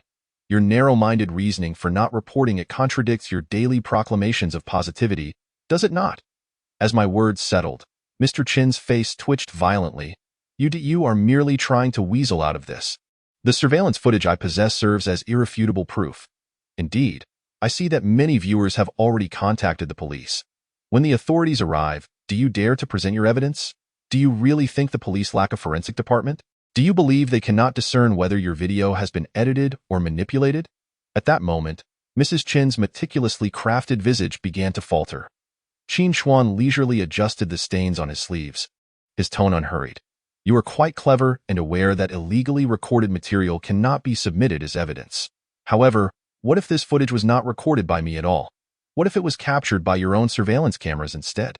As he spoke, Qin Chuan raised his gaze, a smile gracing his lips. I apologize, but this morning I requested your Wi-Fi password and conveniently downloaded all footage from the surveillance cameras connected to your network. Shall we allow the audience to judge the authenticity of the unedited footage? Mrs. Chin's complexion turned pale, and without a moment's hesitation, she lunged for Qin Chuan's phone. Qin Chuan stepped back, saying, Mrs. Chun, if you have nothing to hide, why would you attempt to seize my phone? Hearing this, Mr. Chin quickly restrained his wife, insisting, do not be fooled. He surely cannot possess such abilities. He is deceiving you. At this moment, Mrs. Chin trembled uncontrollably, her mind in disarray. Unable to process the situation, Qin Chuan continued to smile. So shall I broadcast it? Mrs. Chin anxiously glanced at her husband, whispering, what should we do? Should we gamble or not? Mr. Chin swallowed hard, suggesting, wait, let us settle this privately. You must end the live stream now. That will not suffice. You must pay first. Qin Chuan calmly offered his payment code once more, his expression steady and composed. I recall stating that should I have spied on Mrs. Chen, I would naturally compensate you. However, if I did not, then my labor deserves remuneration. Chapter 71. Lin Xueyan encounters her sister with Qin Chuan. As the words fell, Mr. Chun's face turned as pale as a ghost. These words were indeed those Qin Chuan had uttered previously. At this moment, he could not ascertain whether Qin Chuan possessed evidence, yet he could not afford to gamble, ultimately resigning to transfer the funds with great reluctance. Upon receiving the payment, Qin Chuan promptly opened the video and directed it towards the live stream, allowing viewers to clearly hear Mrs. Chun calling out. She was crying for help, prompting Qin Chuan to kick down the door. Moreover, After Qin Chuan threw Mr. Chen aside, there was more to follow. Mr. Chen openly admitted to orchestrating the scheme and stated that Qin Chuan was merely at his mercy. His expression was utterly disgusting. When Qin Chuan inquired whether many items within the villa had been similarly acquired through deceit, he did not deny it. As the video played, Mr. Chen made a move to intervene, but Lin Xueyan stood in his way. It is too late to intervene now. The vast audience has already seen your true colors. You, Qin Chuan, you are being hypocritical. Mr. Chen seethed with frustration. Qin Chuan smiled innocently, his expression conveying feigned innocence. I never claimed I wouldn't broadcast it once I received the payment. Before Mr. Chen could utter more, the sound of sirens echoed from afar, growing closer, striking fear into the hearts of both him and his wife, causing them to tremble uncontrollably. Soon, an array of scandals involving the Qin couple were unearthed by Lin Xueyan's team and swiftly circulated online. It turned out that their fade of wealth was nothing but a ruse. The villa was rented, and much of the furniture, appliances, and decor had been acquired through deceit. Most instances involved Mrs. Chen luring individuals while Mr. Chen caught them in the act. Yet, there were also those who genuinely fell for Mrs. Chen's allure, fearing their partners would discover the truth, thus falling prey to their schemes. The incident rapidly escalated, propelling Qin Chuan into the limelight, earning him the moniker of Calm Brother. His follower count on Weibo and Douyin doubled. It seems Brother Chuan has become even more popular. This streamer has truly gained my admiration. Love it, love it. This time, it is certainly not a script designed by Brother Chuan, especially since the Chen couple has been apprehended. I adore the melodramatic scenes in Brother Chuan's livestream. Haha, offline. After Qin Chuan finished giving his statement at the police station, he drove Qin Yang and Lin Xueyan back to the small courtyard. The trio had just arrived, barely stepping into the yard when Lin Xueyan angrily stormed out of Qi Silan's car. Rushing towards Lin Xueyan. How could you be with Qin Chuan? She looked just like a wife who had caught her husband cheating. Her face was flushed with fury. Lin Xueyan, caught off guard by her sister's confrontation, felt an overwhelming sense of unease. I came here for work. Lin Xueyan understood that her family would undoubtedly disapprove, especially her younger sister. Yet she wished to delay the revelation for as long as possible, savoring every moment spent near Qin Chuan. Little did she expect that after just one day's work, her family would discover the truth. Lin Xueyan's heart raced with panic. She even harbored an unwilling desire to flee. Working? What could you possibly do here? Lin Xueyan's brow furrowed deeply, her mind racing with alarm, her thoughts conjuring the image of her sister tightly embracing Qin Chuan. Unpleasant. She was extremely displeased. As an assistant, Lin Xueyan swallowed hard, unable to meet her sister's gaze. Qin Chuan was hiring assistants online. I had no idea it was him. I merely came for the interview. Lin Xueyan dismissed her sister's explanation outright. Even if she did not know her boss's name, she certainly could not be ignorant of the location. She refused to believe that Lin Xueyan was unaware of Qin Chuan's address. You, come back with me. I forbid you to work here. Lin Xueyan seized Lin Xueyan's hand, attempting to drag her back to the car. Lin Xueyan resisted, refusing to leave without a fight, the two tugging at each other. Yin, I have my own thoughts on this matter. Besides, we signed a probationary agreement on the system. If I leave now, I genuinely worry it will affect my account level, making it even harder to find work in the future. When Lin Xueyan realized her sister was resolute, she approached Qin Chuan, asserting herself like a leader of a girl group. Qin Chuan, I command you to fire my sister. Right now, immediately. My sister's ignorance is one thing. But how could you indulge her in this nonsense? It is scandalous for an aunt to work as an assistant for her brother-in-law. How does that reflect on us? Have you lost your minds? Have you considered my feelings? Qin Chuan, I rushed to find you as soon as I disembarked from the plane, bringing with me a carefully selected gift from abroad. And what did I see? I witnessed you and my sister laughing together. Is this how you repay my efforts? Have you considered how hard I worked abroad? I toiled tirelessly, only to be confronted with this scene. Qin Chuan, do you have a conscience? The more Lin Xueyan spoke, the angrier she became, feeling increasingly wronged, and ultimately hurled the gift bag she was holding. A beautiful heart-shaped crystal rolled out from the bag. In stark contrast to Lin Xueyan's agitation, Qin Chuan remained motionless, saying nothing. For a fleeting moment, Lin Xueyan felt as if he had reverted to the past, becoming the Qin Chuan who would endure all of Lin Xueyan's tirades without retort. He simply stood there, his demeanor perpetually calm, as serene as a full moon in the sky. After a long silence, Qin Chuan allowed Lin Xueyan to vent her frustrations before finally speaking. "On what grounds do you command me? What authority do you possess to give me orders?" Lin Xueyan was taken aback, unable to respond before Qin Chuan's emotionless voice interjected. "Allow me to remind you, we are divorced." This statement struck Lin Xueyan like a heavy blow. Causing her eyes to widen in shocked eye in that moment, she felt utterly disheveled and out of control. In truth, ever since leaving the Civil Affairs Bureau, she had been leading a tour abroad. During these days, she had filled her time with work, leaving no room to contemplate anything. Thus, she believed there was little difference between being married and divorced. She had even nearly forgotten the fact that she and Qin Chuan were no longer husband and wife. It was only upon being reminded that she abruptly realized the gravity of the situation, understanding that they were no longer a couple. Strangely, as this realization dawned upon her, she felt an icy chill wash over her, her heart constricting painfully, as if she were on the verge of death. This familiar sensation of impending anguish had only occurred before when Qi Silin had proposed a breakup years ago. Lin Xueyan could not comprehend why she felt this way at this moment. All she could do was gaze blankly at Qin Chuan's lips as they moved. "At present, Lin Xueyan and I are no longer bound by the ties of sister-in-law and brother-in-law. Furthermore, it is not my desire to establish a master-employee relationship with her. She simply refuses to leave." Additionally, Qin Chuan paused, and Lin Xueyan lifted her head to look at him, her eyes dazed yet tinged with an undercurrent of anxiety. "What?" Chapter 72. "Qin Chuan, I do not believe you harbor no feelings for me." Lin Xueyan, "Everyone is striving to make a living, and we all face hardships. Do not project your exhaustion onto others. You have often returned from abroad, repeatedly emphasizing how challenging and tiring your experiences were, as if unleashing your frustrations on others grants you some semblance of relief. Yet, have you ever considered that I have never asked you to work so hard? All I ever desired was a simple life for our family of three, sharing conversations, enjoying leisurely walks in the park, grocery shopping together, and sitting down for a proper meal. That was all I ever wanted. Moreover," Qin Chuan glanced down at the heart-shaped crystal lying on the ground, "I never requested gifts from you. Our relationship has ended. Even if you offer them, I will not accept. Please do not impose your intentions upon me." "Precisely," Qin Yang chimed in, "who would present gifts to their ex-husband, especially while accompanied by their first love? Those in the know might believe you are delivering a gift, while those unaware might think you are confronting him after your divorce. I thought that was only because I had no transportation. Ali picked me up from the airport." Lin Xueyan's explanation was cut short by Qin Chuan's interruption. "There is no need for you to explain. We are divorced." With that, Qin Chuan turned to enter the courtyard.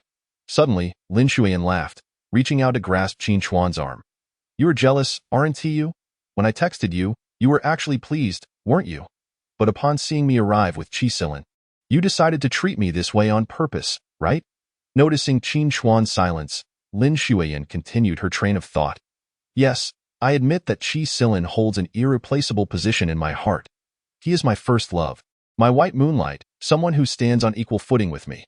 Thus, I instinctively place him on a pedestal. However, Qin Chuan, you merely occupy a slightly lower position than Qi Silin. You are Changcheng's father, someone who has been mine, someone I married. Surely you cannot begrudge me that.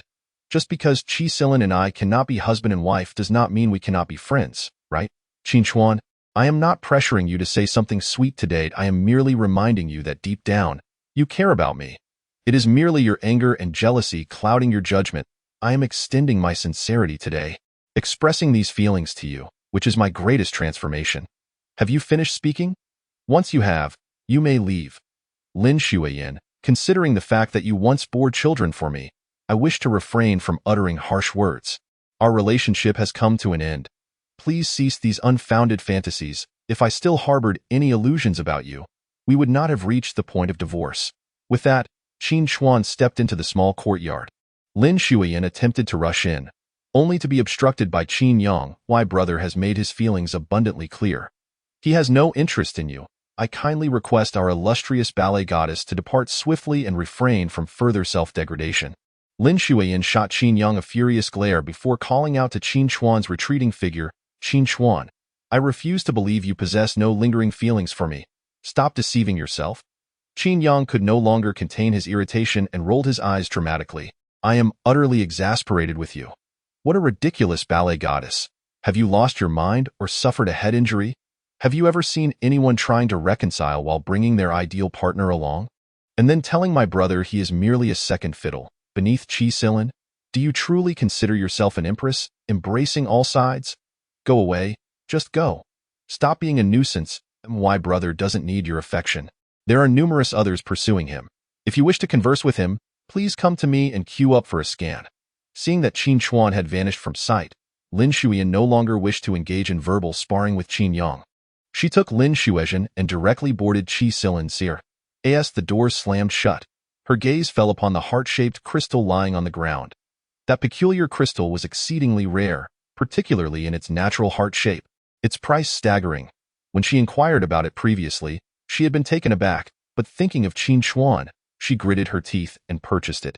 Taking a deep breath, she said to Qi Chuan, "Please hold off on driving." With that, she reopened the car door and walked toward the heart-shaped crystal. She couldn't bear to abandon such a beautiful item. Perhaps once Qin Chuan's feelings had settled, she could present it anew.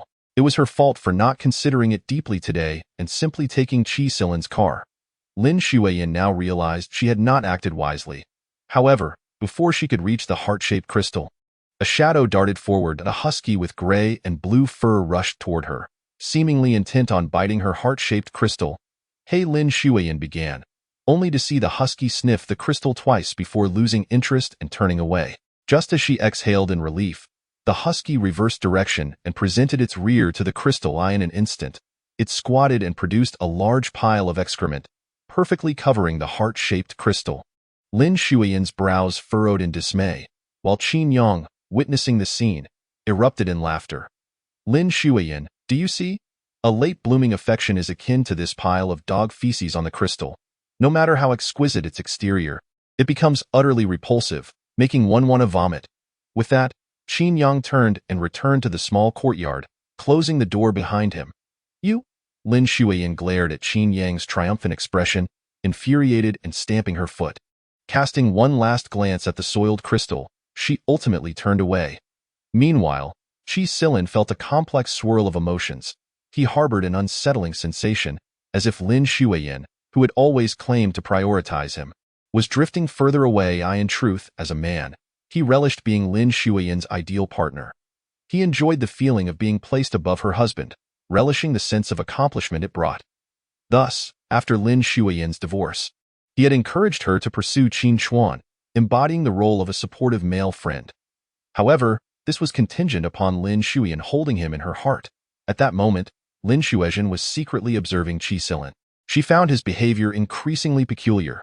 If he truly cared for Xueyan, how could any man tolerate watching the woman he liked pursue another? Little did she know, Qi Chuan had a peculiar kink. He found it challenging to become aroused by ordinary women. Only married women ignited his interest. The more they professed their love for their husbands in bed, the more thrilling it became for him, prolonging his enjoyment. Conversely, he struggled to last more than 5 minutes with other women, leaving him feeling inadequate and bored. Therefore, upon returning, he planned to win Lin Xueyan over. Little did he expect she would divorce.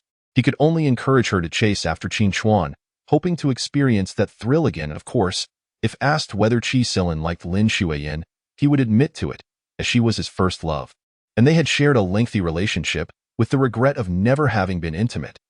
Yet, he was painfully aware that the Qi family would never permit him to marry a divorced woman. Thus, he distinguished clearly between play and marriage. Lin Xueyan was for fun and passion, while Lin Xueyan was for marriage. Before long, Qi Chuan returned Lin Xueyan to the Lin family home. Upon entering the villa, Lin Xueyan threw her bag down in frustration. Both Lin father and Lin mother looked at her in astonishment. "What happened?" Lin Xueyan angrily pointed at Lin Xueyan. "Ask her. Inquire what she has done." Lin Xueyan's heart raced. This was bad. Their family would undoubtedly oppose her being around Qin Chuan. What to do? Yet, she desperately wished to stay near Qin Chuan. Chapter 73. Touch his chest muscles. Lin mother shot Lin Xueyan a penetrating glance. "What have you done to upset your sister?" "Yes, do share. Sisters should not hold grudges overnight," Lin father added diplomatically. Lin Xueyan curled her fingers, lowering her head to mutter, "The system pushed me to Qin Chuan's studio, so I went to work there." "What?" Lin mother's voice rose sharply, piercingly incredulous. She approached her eldest daughter, scrutinizing her from head to toe. Have you lost your mind? You are working for Qin Chuan? A studio? What kind of studio does he even have? It's just a makeshift operation. Hearing her mother disparage Qin Chuan, Lin Xueyan felt a surge of displeasure. Mom, please don't speak ill of Qin Chuan, and I believe in his studio's potential. He will surely achieve great success. And have you not seen his murals? They are both beautiful and stunning and profitable. Lin mother's lips twitched, her expression odd as she regarded her. Have you been possessed? Weren't you once quite disdainful of him? Why are you willing to work for him now? Because I am unemployed. Unemployment is not an excuse. You may be able to disregard him, but I cannot. If you cannot find work, our family will support you. Furthermore, you must go on blind dates, meeting several suitors daily, and secure a marriage. Lin father nodded in agreement. Zhan, it is inappropriate for you to work for Qin Chuan. How can a sister-in-law work for her brother-in-law? Dad, Xueyan and Qin Chuan are already divorced. I am no longer in a sister-in-law relationship with him. Lin Xueyan felt uncomfortable with that label.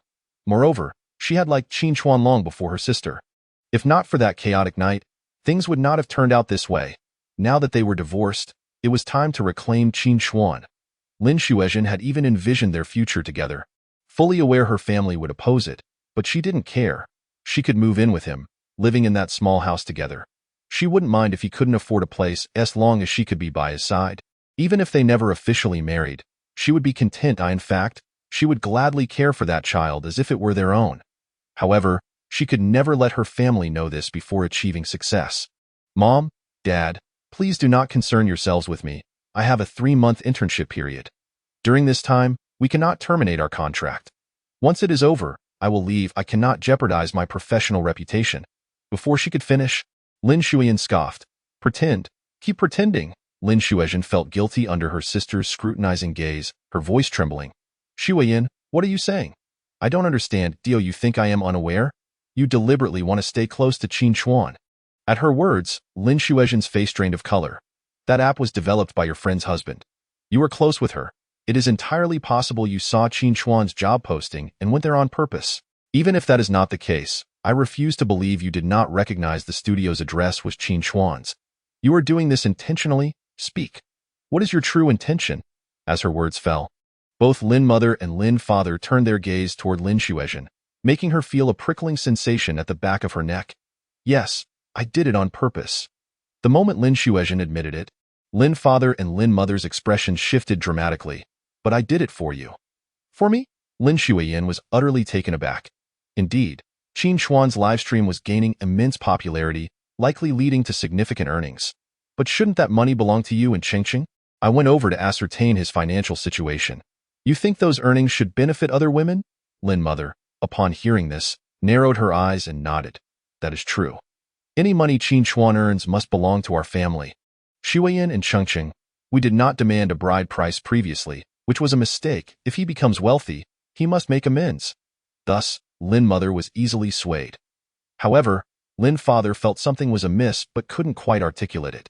At this moment, Lin Xueyan scrutinized her sister with suspicion, unwilling to be easily deceived. Lin Xueyan felt uncomfortable under her sister's gaze, and once their parents left, she lowered her voice. Actually, I did this to sabotage Qin Chuan's relationships. You have no idea. The bar owner and several others are pursuing him. If you keep me there, I can act as your informant, providing you with intelligence to win him over. You think I would let those seductive women steal Chengqing's father from you? Xueyan, I am your sister. You truly not trust me? Don't forget how we supported each other growing up. Hearing this, Lin Xueyan recalled her sister's protective nature from their childhood, softening her expression. Fine. You help me keep an eye on Qin Chuan. Inform me immediately if any woman tries to seduce him. They must not approach him. Understood. Lin Xueyan secretly breathed a sigh of relief. She had passed this round. Meanwhile, on the other side, Maotai returned to Lan Wei's side. Wagging its tail in triumph, Maotai, you did splendidly. No wonder my mother adores you. Lan Wei praised, rewarding it with a can. After feeding Maotai, she received a call from the bar owner, Ai Wei. Darling, why haven't you come to the bar lately? Have you forgotten about me? Lan Wei chuckled awkwardly. You know how busy work has been for me. Ugh, it's so dull without you all here. Ai Wei yawned several times. Oh, by the way, you know Qin Chuan? The home renovation blogger, right? Not really, Lan Wei denied, her heart racing. He's the one who recently shot to fame, the calm and collected guy, particularly handsome. Did you not notice him when you visited my bar? No. Lin Xueyan denied again, feeling increasingly anxious. Anyway, I wanted to pursue that guy. I attempted to seduce him last time, but it failed. Now that he's divorced, I find myself eager again. What do you plan to do? Lin Xueyan quickly inquired. His murals have been trending lately, so I intend to invite him to decorate my bar. I will clear an entire wall for him to paint, if he truly does it. We could earn quite a bit. Wei explained my idea is to have him come and remodel the bar as well. It will boost customer traffic. Once he arrives to paint, I can invite him for drinks, casually touch his chest muscles. He. What do you think of this plan? Upon hearing touch his chest muscles, Lin Xueyan's expression immediately grew cold. I think that's a terrible idea. Moreover, his painting style doesn't suit your bar. How can it be a bad idea? When you like someone, you must start from what they are interested in and excel at. That way, you'll have common ground to discuss. Wei argued, sipping her drink. I believe my approach is brilliant. Plus, I can use it as an excuse to go shopping with him, which is essentially a date. Lin Xueyan continued to provide various excuses to deflect. After hanging up, she hurriedly dashed toward Qin Chuan's small courtyard, peeking her head out as she looked for him. Qin Xiang, I want to remodel this self-built house. Can you help me? Chapter 74. Qin Chuan feels uneasy and turns away. Qin Chuan felt inexplicably compelled to refuse every time he saw his little junior sister's eager gaze. What kind of remodeling do you have in mind? As soon as he finished speaking, Qin Yang cast a suspicious glance at her. Is there really a need for a major renovation in a rented place? How long is your lease? Is it worth it? Upon hearing this, Lin Xueyan quickly messaged Zhu, hurry up and get your canary away. After sending the message, she heard Qin Chuan say, yes. How long is your contract? You should also consider the hidden costs. Lin Xueyan readily agreed. The length of the lease is not the issue. The key is that as a working person, especially as a girl, I always hope to return to a clean and tidy environment. I saw some lovely, warm female rooms online, and the cost isn't too high. Of course, my budget is limited, and I just want to make some simple changes to my room. Lin Xueyan consistently maintained her persona. Adopting a look of financial struggle, Qin Chuan nodded. All right, I'll come over later to see what needs to be done in your room. Okay. By the way, little junior sister, have you eaten? Qin Chuan casually asked. I just opened a pack of instant noodles, but I haven't prepared it yet. Lin Xueyan feigned embarrassment, and of course, this was a lie. She would never eat instant noodles. She said this hoping Qin Chuan would invite her to stay for dinner. As expected, Qin Yang was soon called away by Zhu, leaving Qin Chuan to invite her to dine. If you don't mind, you can join me and Yaya for dinner. I just made enough for Qin Yang. I don't mind at all, Lin Xueyan quickly replied, her smile wide and carefree. If she had a tail at that moment, it would surely be wagging excitedly. Qin Chuan felt uplifted by her joyful demeanor, thinking that this little junior sister exuded energy and had a carefree personality, which was quite pleasant. Lin Xueyan helped in the kitchen, serving the dishes, and took Qin Yu to wash her hands. She casually remarked, Xiang, I need to apologize to you. Apologize? For what? Qin Chuan paused, his hand holding the chopsticks momentarily halting. Earlier today at work, a client who owns a bar wanted to commission you for a three-dimensional mural. I turned her down. You did what? Qin Chuan's hand stopped moving. Surprised, I thought a bar isn't the same as a children's room. If you were to create a protruding mural, what if a drunken patron accidentally bumped into it? What if they got hurt or injured? I figured it was best not to add unnecessary trouble for you, so I refused her request. After hearing the rationale, Qin Chuan nodded appreciatively. You did well? Your consideration was thorough. If such a situation arose, I would indeed struggle to explain. Just then, Wei called Qin Chuan. Darling, have you missed me? Her voice sultry and inviting. Wei, please don't tease me. There's something you need? The moment Wei's name was mentioned, Lin Xueyan's ears perked up with suspicion. This moment, on the phone, Wei expressed her thoughts once more. Without a second thought, Qin Chuan declined her. The bar is not akin to a children's room. There may be instances of pushing and drunkenness at the bar. If a client were to collide with a sculpture and sustain injuries, that would be quite unfortunate. Boss I cannot take on this business. Wei was taken aback by Qin Chuan's refusal. However, after hearing his explanation, she found it quite reasonable. Unable to formulate a counterargument, she could only hang up the phone in disappointment. Meanwhile, Lin Xueyan, with her head bowed as she ate, nearly burst into laughter. I truly am a clever little thing. Behind her, her invisible little tail was spinning and swaying rapidly. Of course, at this moment, the unrestrained Lin Xueyan had no inkling of the chaotic scene that would unfold if her best friend ever caught her in the act. After finishing dinner, Lin Xueyan took the initiative to tidy the table. When Qin Chuan reached for the dishes, she firmly declined. Senior Qin, my parents taught me from a young age that if one does not cook, one must assist in washing the dishes. You've been busy from start to finish, and I enjoyed such a delightful meal without contributing anything. There is no reason for you to wash the dishes. With that, Lin Xueyan swiftly gathered the dishes and returned to the kitchen to clean up. However, the entire process was rather clumsy and noisy, not as smooth as she had hoped. Feeling embarrassed, she glanced at Qin Chuan. I'm an only child. I haven't done much of this before. But, Senior Qin, don't worry, I will do a good job. You go outside first, or I will get nervous. Qin Chuan chuckled, being pushed out of the kitchen by Lin Xueyan. He increasingly felt that this little junior sister was not only polite and cultured, but also quite amusing and forthright. If only he had encountered someone like her earlier, he might not have been so captivated by a ballet goddess like Lin Xueyan. Upon reflecting on this, Qin Chuan shook his head in amusement that it seemed inappropriate to compare them. After all, his junior sister was also quite beautiful, perhaps even rivaling Lin Xueyan in terms of looks. Yet, they belonged to entirely different types. The beauty of his junior sister radiated with vitality and cuteness, akin to an exquisite doll, while Lin Xueyan's beauty resembled that of an aloof snow lotus, proud and unattainable. And of course, this was merely Qin Chuan's current perspective point. One day, when he witnessed the decisive Lin Xueyan in the office, he would realize just how mistaken he had been. How could he liken a cute little lamb to a wolf? After tidying up the dishes, Qin Chuan followed Lin Xueyan to her rented apartment. The place was indeed somewhat shabby, with many walls peeling. Qin Chuan pointed to the living room. If you want to return home to a pleasant environment, I'll help you address these issues. Lin Xueyan nodded in agreement.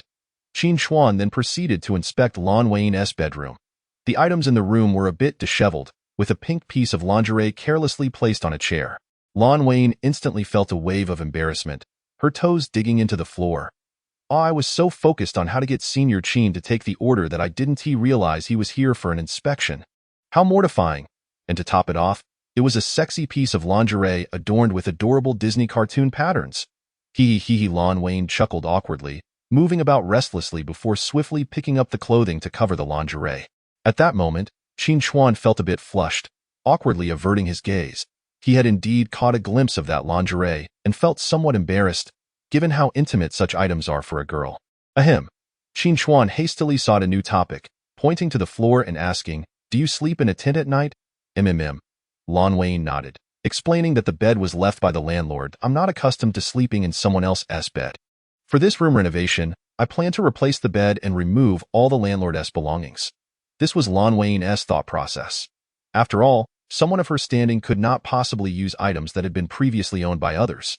Qin Chuan nodded slightly, beginning to measure the room. I'll prepare a budget for you tonight. Okay. Lin Xueyan looked a bit shy as she added, well, Senior. My relatives gave me a considerable amount of discount coupons for Blue S Plaza.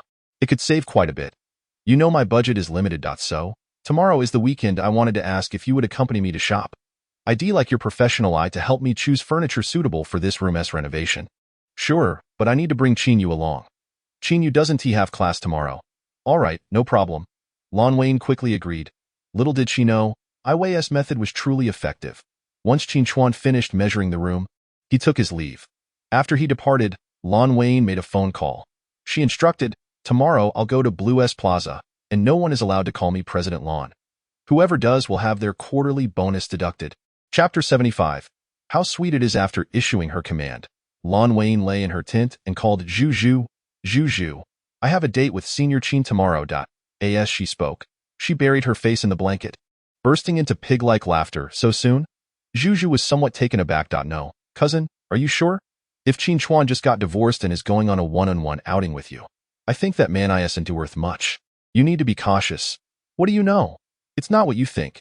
Lin Xueyan's voice turned cold. Had she not known that Juju was only looking out for her, she would have undoubtedly lashed out at her. However, not wanting to let anyone misunderstand Qin Chuan, Lin Xueyan recounted the events. Upon hearing it, Juju was speechless. Come on, cousin, this isn't called a date. It's called work. How can it not be called a date? He is going to the Blue S Plaza with me, and since Yaya is still young, rounding it up, Isn't that equivalent to us going on a private date? Zhu. Wait, you're meeting at Blue S Plaza? Aren't you afraid of being exposed? What choice do I have? I can't stand the furniture outside. Plus, buying expensive items doesn't fit my persona. I just told Qin Chuan that my relatives gave me Blue S coupons.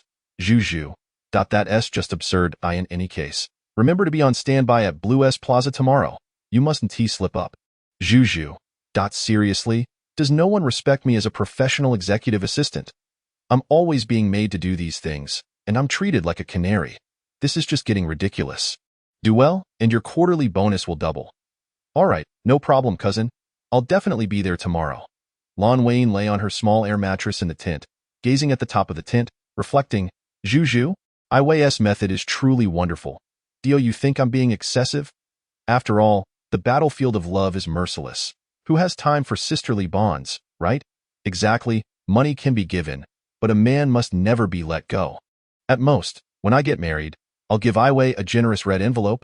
Yes, that's the plan, Zhu. That I cannot imagine how Iway will react when she learns the truth. However, her cousin is no pushover either. Oh well, working hard, Zhu just wants to save money to buy a house. Other matters do not concern her. The next day, Lin Xueyan bought breakfast from a private establishment and took it next door to the small courtyard. Senior, yeah, breakfast is ready. Lin Xueyan pushed the door open and saw Qin Chuan braiding Qin Yu's hair into small pigtails. Qin Yu's hair is still short, so not many styles can be done, but she can take small sections from both sides to create two cute little braids, making her look playful and adorable. Lin Xueyan was stunned. Senior Qin, how come you can do everything? Even braiding hair so well? Qin Chuan was amused by Lin Xueyan's exaggerated tone. Look at how you put it. It's just a minor skill, yet you make it sound like launching a missile. As he spoke, Qin Chuan continued to braid. However, Lin Xueyan earnestly corrected him. How can this be considered a minor skill? Everyone has their strengths and weaknesses. Some people can launch missiles, but in my opinion, being able to manage daily meals and live well is the most remarkable thing.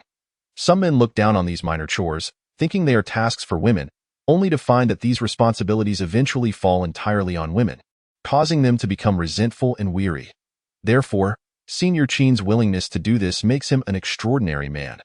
Qin Chuan was taken aback by her praise, then smiled subtly. Indeed, you make a valid point. I shouldn't underestimate myself. In fact, braiding hair is objectively just an action. There is no gender division. When Tsang was born, he couldn't wait to dress her in all the cute princess dresses and styles. He didn't see any issue in adorning his daughter. Many men actually have a tendency to want to dress up their daughters. Thus, he learned many hair braiding techniques online. However, these skills were often mocked and belittled by the Lin family, leading him to occasionally doubt himself. Noticing that her senior didn't want to discuss this topic further, Lin Xueyan quickly presented the Zilong Bao, Xiaomai, and soy milk. Senior, yeah, you both should try these. This private place is famous for its soy milk, made with organic ingredients. All the Zilong Bao and Xiaomai are freshly made, so they're very delicious. Qin Chuan glanced at the packaging, looking at Lin Xueyan in mild surprise. I know this place. They have great health standards and taste, and there's always a long line. You must have waited for almost an hour. He had previously queued for Tsang and had never received a compliment. Yet, he didn't expect someone would queue for him. A strange feeling welled up inside him. Lin Xueyan scratched her head slightly in embarrassment. I was quite lucky. I didn't wait long. It was only about 20 minutes. I thought you hadn't tried it before, so I brought it for you to taste. Besides, I often come here for meals at night, and since you haven't charged me, I just wanted to return the favor. Qin Chuan's impression of Lin Xueyan improved further. She was a girl who understood gratitude, which was quite commendable. Her values were also upright. Today, she wore a bright yellow wool sweater paired with a burgundy leather skirt, making her look radiant and charming. This was a stark contrast to Lin Xueyan, who often wore white, giving off an ethereal vibe.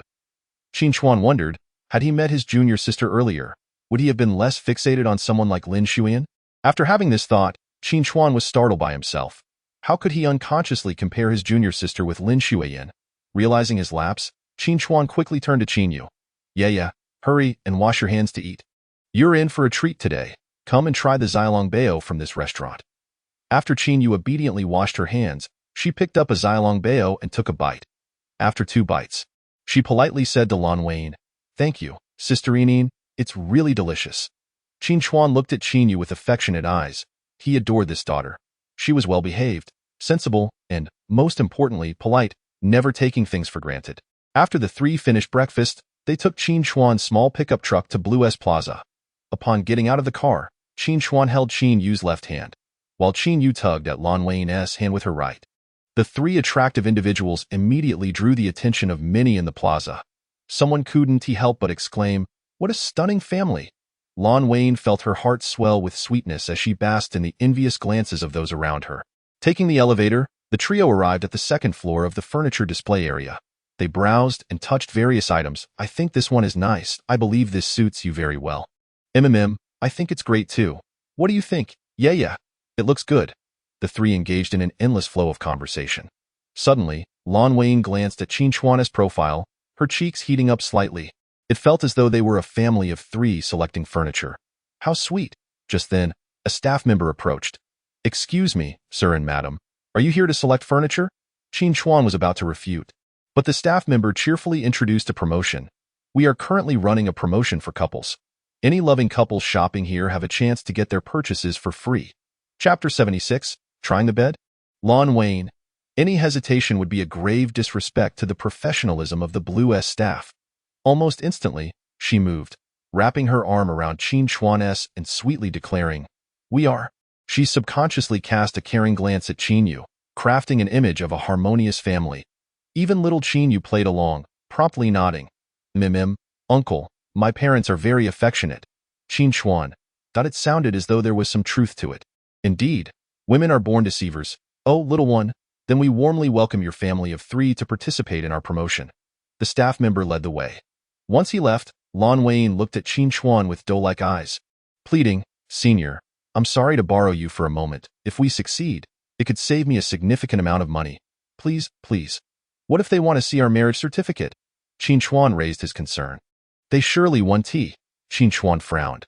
"How can you be so certain?" Lin Xueyan regretted speaking too hastily and chuckled awkwardly. "If they do ask for a marriage certificate, we'll just give up. After all, there's no real loss. Senior, being a chosen worker is tough for me. Have some pity on me, moreover. It's a crime not to take advantage of the merchant's generosity." Qin Chuan chuckled, nodding in agreement, considering it harmless. Especially now that he had completely severed ties with Lin Xueyan, he had nothing to worry about. The two followed the staff member and arrived at the high-end boutique area. These bed types are all participating in the promotion. You may choose any. At a glance, Qin Chuan recognized that these beds were of premium quality, yet inexplicably, they were cheaper than those in the outside exhibit area. Seeing the prices made Qin Chuan wonder if perhaps a couple of zeros were missing.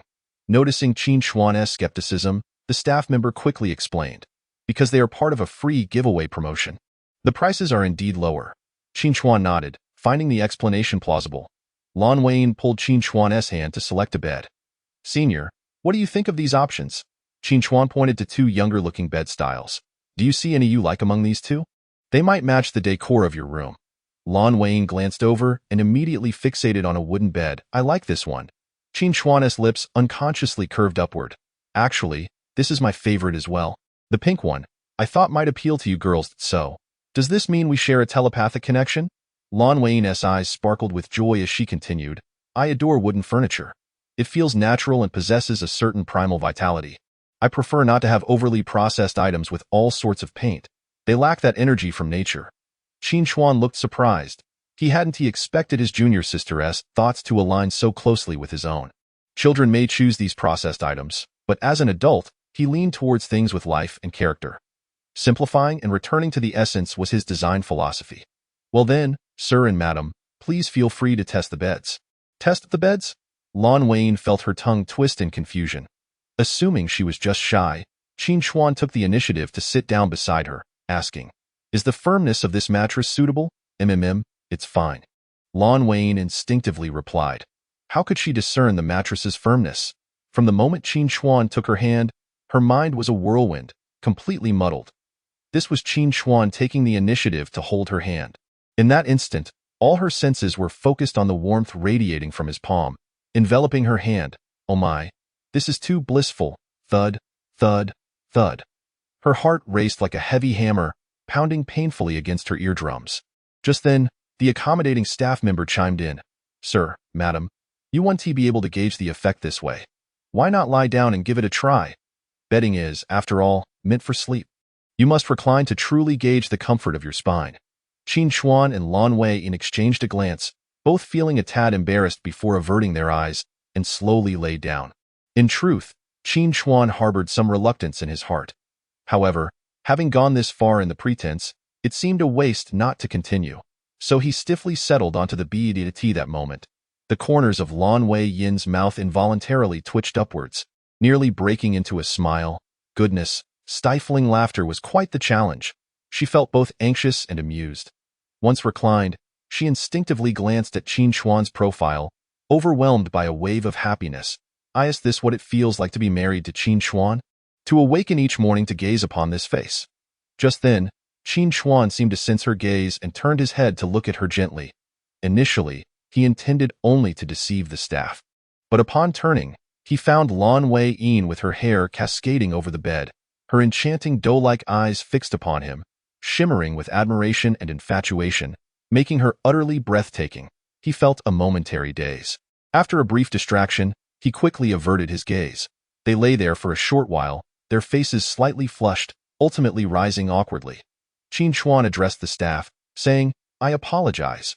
My wife tends to feel shy in public.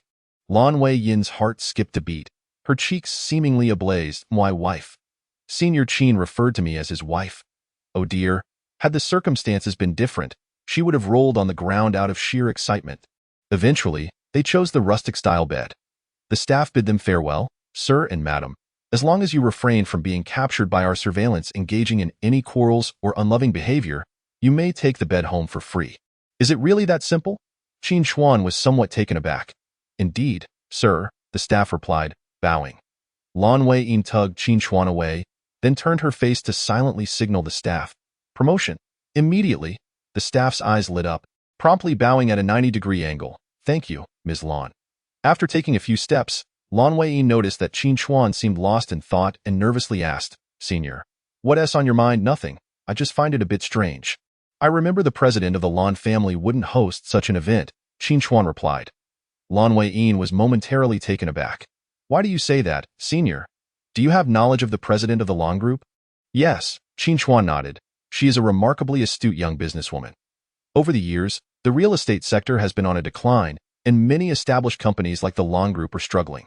However, I didn't expect the newly appointed female president of the Lin Group would leverage the customer resources from properties to develop surrounding industries, establishing the Lin Furniture Mall, the Lin Home Decoration Company, and the Lin Design Institute, all with excellent reputations, successfully transforming the traditional industry. I find this person quite impressive.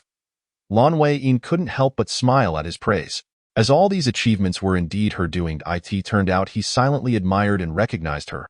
Elated, she impulsively asked, So, Senior, hypothetically, if an outstanding individual like the president of the Lin Group were to be your wife, would you be willing? Chapter 77, A Gambling Mother, an Alcoholic Father, and a Fractured Home. Qin Chuan laughed at Lin Xueyan's question. Little junior sister, that's quite a peculiar question. You phrased it as if you're asking if I would like you to be my wife? Yes, Lin Xueyan admitted, regretting her question almost immediately. She was tense, focused on Qin Chuan's reaction, and could only nod awkwardly in response. Not to mention that the Lin family is the premier wealthy family in our city. How could they possibly consider someone like me, who lacks status and background? Given her stature as such an exceptional businesswoman, she would likely seek someone whose abilities match her own, someone from the same social stratum. Why would she consider me? Qin Chuan found it amusing. It was reminiscent of young boys lying in dormitories, spinning grandiose tales and daydreaming. Yet, he had long outgrown that stage. Especially after having experienced a divorce, he understood that transcending class barriers is no easy feat. It often comes at a considerable cost. Lin Xueyan, upon hearing this, suddenly felt a surge of anger, standing firmly before Qin Chuan. Senior Qin, I will not allow you to belittle yourself in such a manner. You are wonderful, truly exceptional. You possess countless admirable qualities, kindness, a willingness to help, emotional stability, a strong work ethic, pragmatism, and extraordinary artistic talent. These traits are evident in how you adopted Yu. Skillfully aided Lin Xueyan and outmaneuvered the internet celebrity, Mr. Chen. Your divorce from Lin Xueyan stemmed from a clash of values, not from any inadequacy on your part. Now that you are divorced, you should have emerged from the psychological manipulation of the Lin family. Yes, Daddy is the best, Qin Yu affirmed, standing before Qin Chuan at that moment. Qin Chuan felt an undeniable sense of gratitude. Even his eyes felt slightly misty. After graduating, he had spent 5 long years without work as a man. This was a significant blow to him, compounded by the Lin family's persistent psychological manipulation and his own depression from being overwhelmed by household chores with no time to develop his career. Now, having severed ties with the Lin family, he was gradually emerging from that shadow, yet he occasionally still questioned himself. But here were these two individuals affirmatively telling him he was excellent. It was, without doubt, a rare beacon of light on his life's journey, a form of redemption. Deep within, Qin Chuan felt an unexpressed gratitude. He ruffled Qin Yu's hair and turned to Lin Xueyan with a smile. Thank you both. The three of them walked side by side. Lin Xueyan couldn't help but ask again, Senior Qin, you still haven't answered my previous question. To be frank, I haven't given this much thought. You know, I just ended a marriage, and I am somewhat resistant to the idea of marriage at the moment. Qin Chuan replied with a light chuckle. Perhaps it's a case of once bitten, twice shy. If you insist that I ponder this question, I believe I would still hesitate to choose such an exceptional businesswoman. As his words fell, Lin Xueyan felt a sudden tightening in her chest and immediately asked, why? Qin Chuan, thinking that his little junior sister was about to cry out of concern for his self-esteem, smiled and explained, thank you for your encouragement and comfort, but this isn't about self-esteem. I simply believe that the disparity in social class is too great. My marriage with Lin Xueyan taught me that being with someone from the same social stratum is likely more harmonious. Their lifestyles, backgrounds, and values would be more aligned. Qin Chuan shuddered at the thought of marrying someone of Lin Xueyan's caliber, who was constantly looked down upon by her family. He had no desire to be belittled again by another wealthy family. Oh, Lin Xueyan felt a pang of disappointment, wishing she could seize Lin Xueyan and reprimand her for scaring Senior Qin, for instilling a fear of marriage and wealth in him. Lin Xueyan, you truly deserve to suffer. Qin Chuan glanced at the downcast Lin Xueyan and asked, what with your sudden interest in me and the president of the Lin group? Just then, a male employee who had not seen the announcement in the group approached them enthusiastically. Ms. Lin. Hearing this, Qin Chuan was taken aback. Lin Xueyan felt her scalp tingle. However, just as the situation seemed precarious, the staff member who had assisted Lin Xueyan earlier came over. Ah, no wonder I found you so familiar. You're Ms. Lan's assistant, Ms. Lan's special assistant? Nice to meet you. The employee grasped Lin Xueyan's hand. She felt a rush of relief, suddenly not minding this male employee as much. Though she despised physical contact with the opposite sex, this employee was perceptive enough to grasp her hand gently, alleviating some of her discomfort. Lin Xueyan, embarrassed, looked at Qin Chuan and stuck out her tongue, saying, sorry, just teasing our cousin a bit. I'm genuinely curious about how outsiders perceive her. Qin Chuan pieced together the information. So, you are the president of the Lin group's assistant, or perhaps the president's cousin? Lin Xueyan nodded. After all, her surname was quite distinctive. Without mentioning their kinship, she feared it would be difficult to navigate.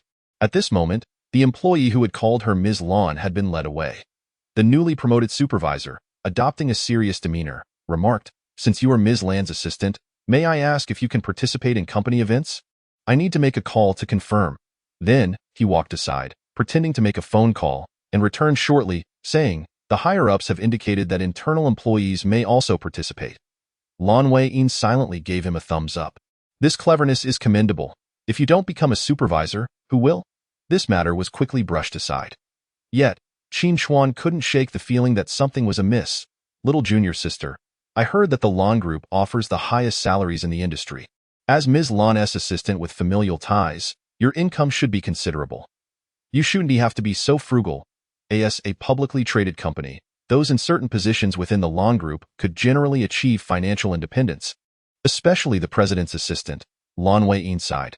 Alas, my salary was decent, it's just that I have unfortunate circumstances, an avid gambler for a mother, an alcoholic father, and a home on the verge of collapse. As her voice faded, Lin Xueyan spotted her father and his entourage surveying them all, standing not far from her. Chapter 78. Softly nestled in his embrace. Oh no. Did I neglect to check the calendar before leaving today? Without a moment's thought, Lin Xueyan dashed into Qin Chuan's embrace, burying her face against his chest. Hearing her father's boisterous laughter behind her, she instinctively clutched the fabric at his waist, pressing her face deeper into his chest. Qin Chuan's breath hitched. Lin Xueyan's sudden collision didn't hurt.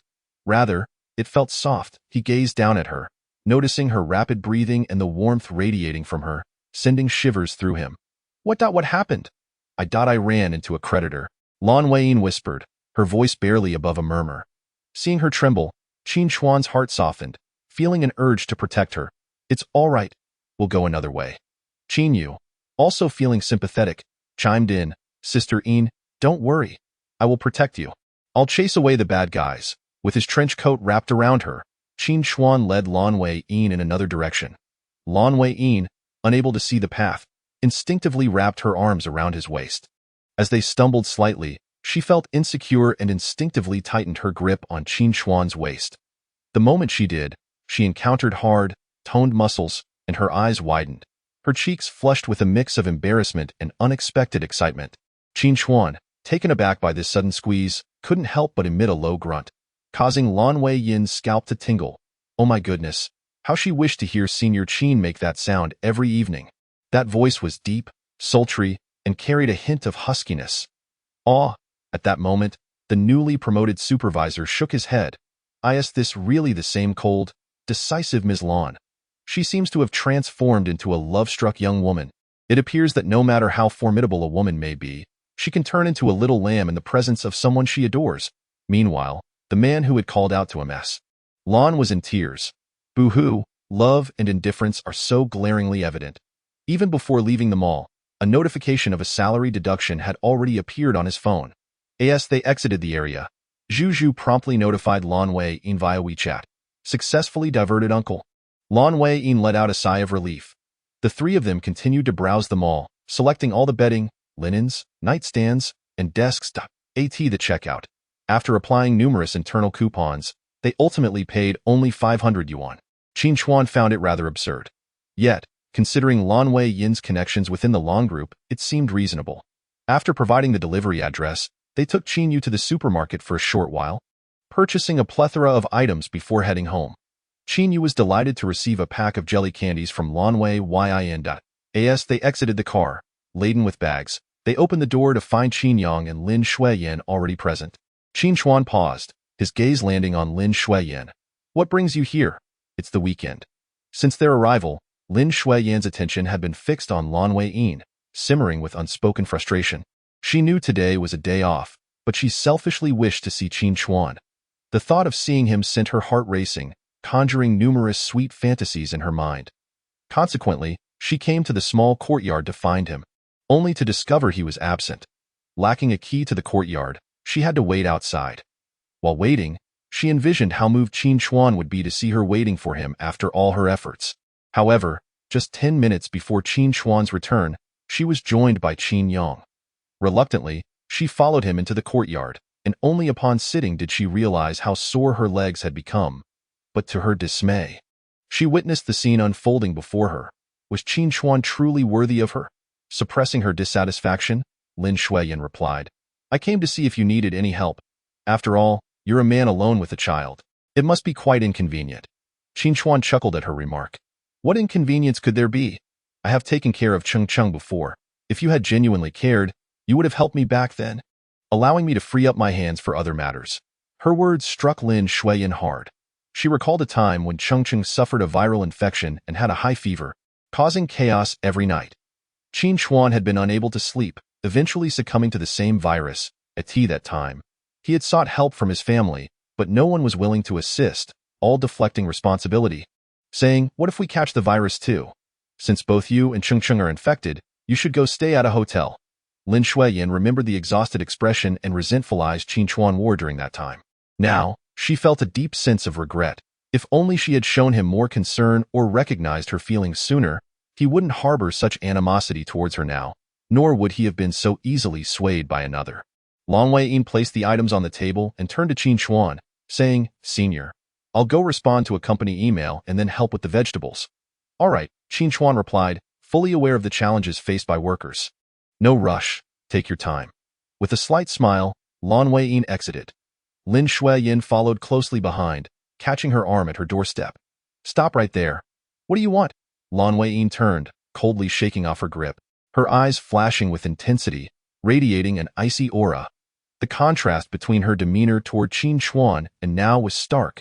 If she had appeared sweet moments ago, now she resembled a fierce adversary. Lin Xueyan was taken aback but recalled their earlier playful banter, igniting her anger. "Did I ask you, do you have feelings for Qin Chuan?"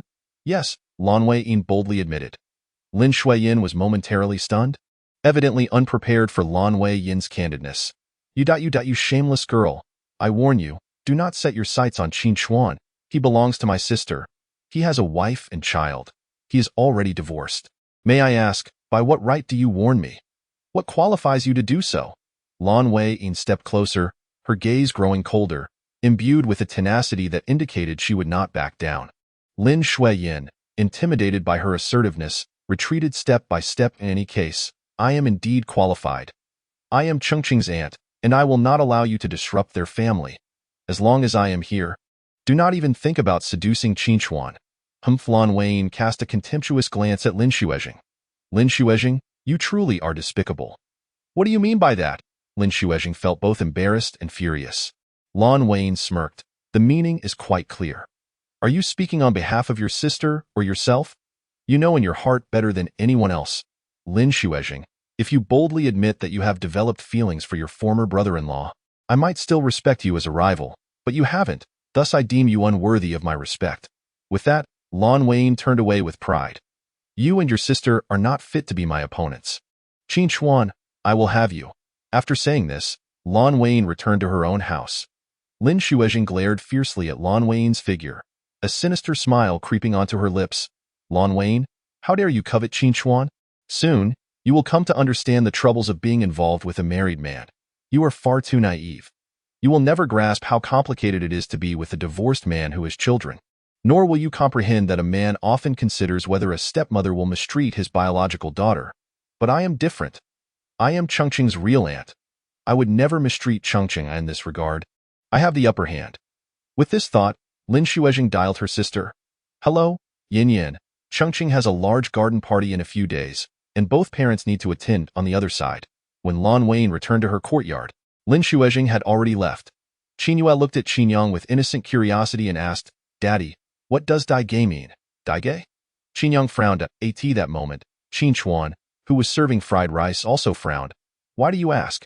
We have a garden party at the early education center in a few days, and they said both parents must attend, and I asked the teacher if I could bring 2 daddies, and then some kids asked me if daddy means Dai Ge." Qin Yang's lips twitched. "That means Dai Ge." Qin Chuan shot Qin Yang a glare. Qin Yang slapped his thigh. "Oh right, when I want to pick up Yaya." The receptionist mentioned this. It turns out that the early education institutions and kindergartens under this educational brand are collaborating for a large outdoor garden event, requiring both parents to attend. You and I won't go together. Otherwise, people will really think we are Dai Ge. Today's kids really say anything. This time. Qin Yue obediently said, "It's fine, then we just won't participate."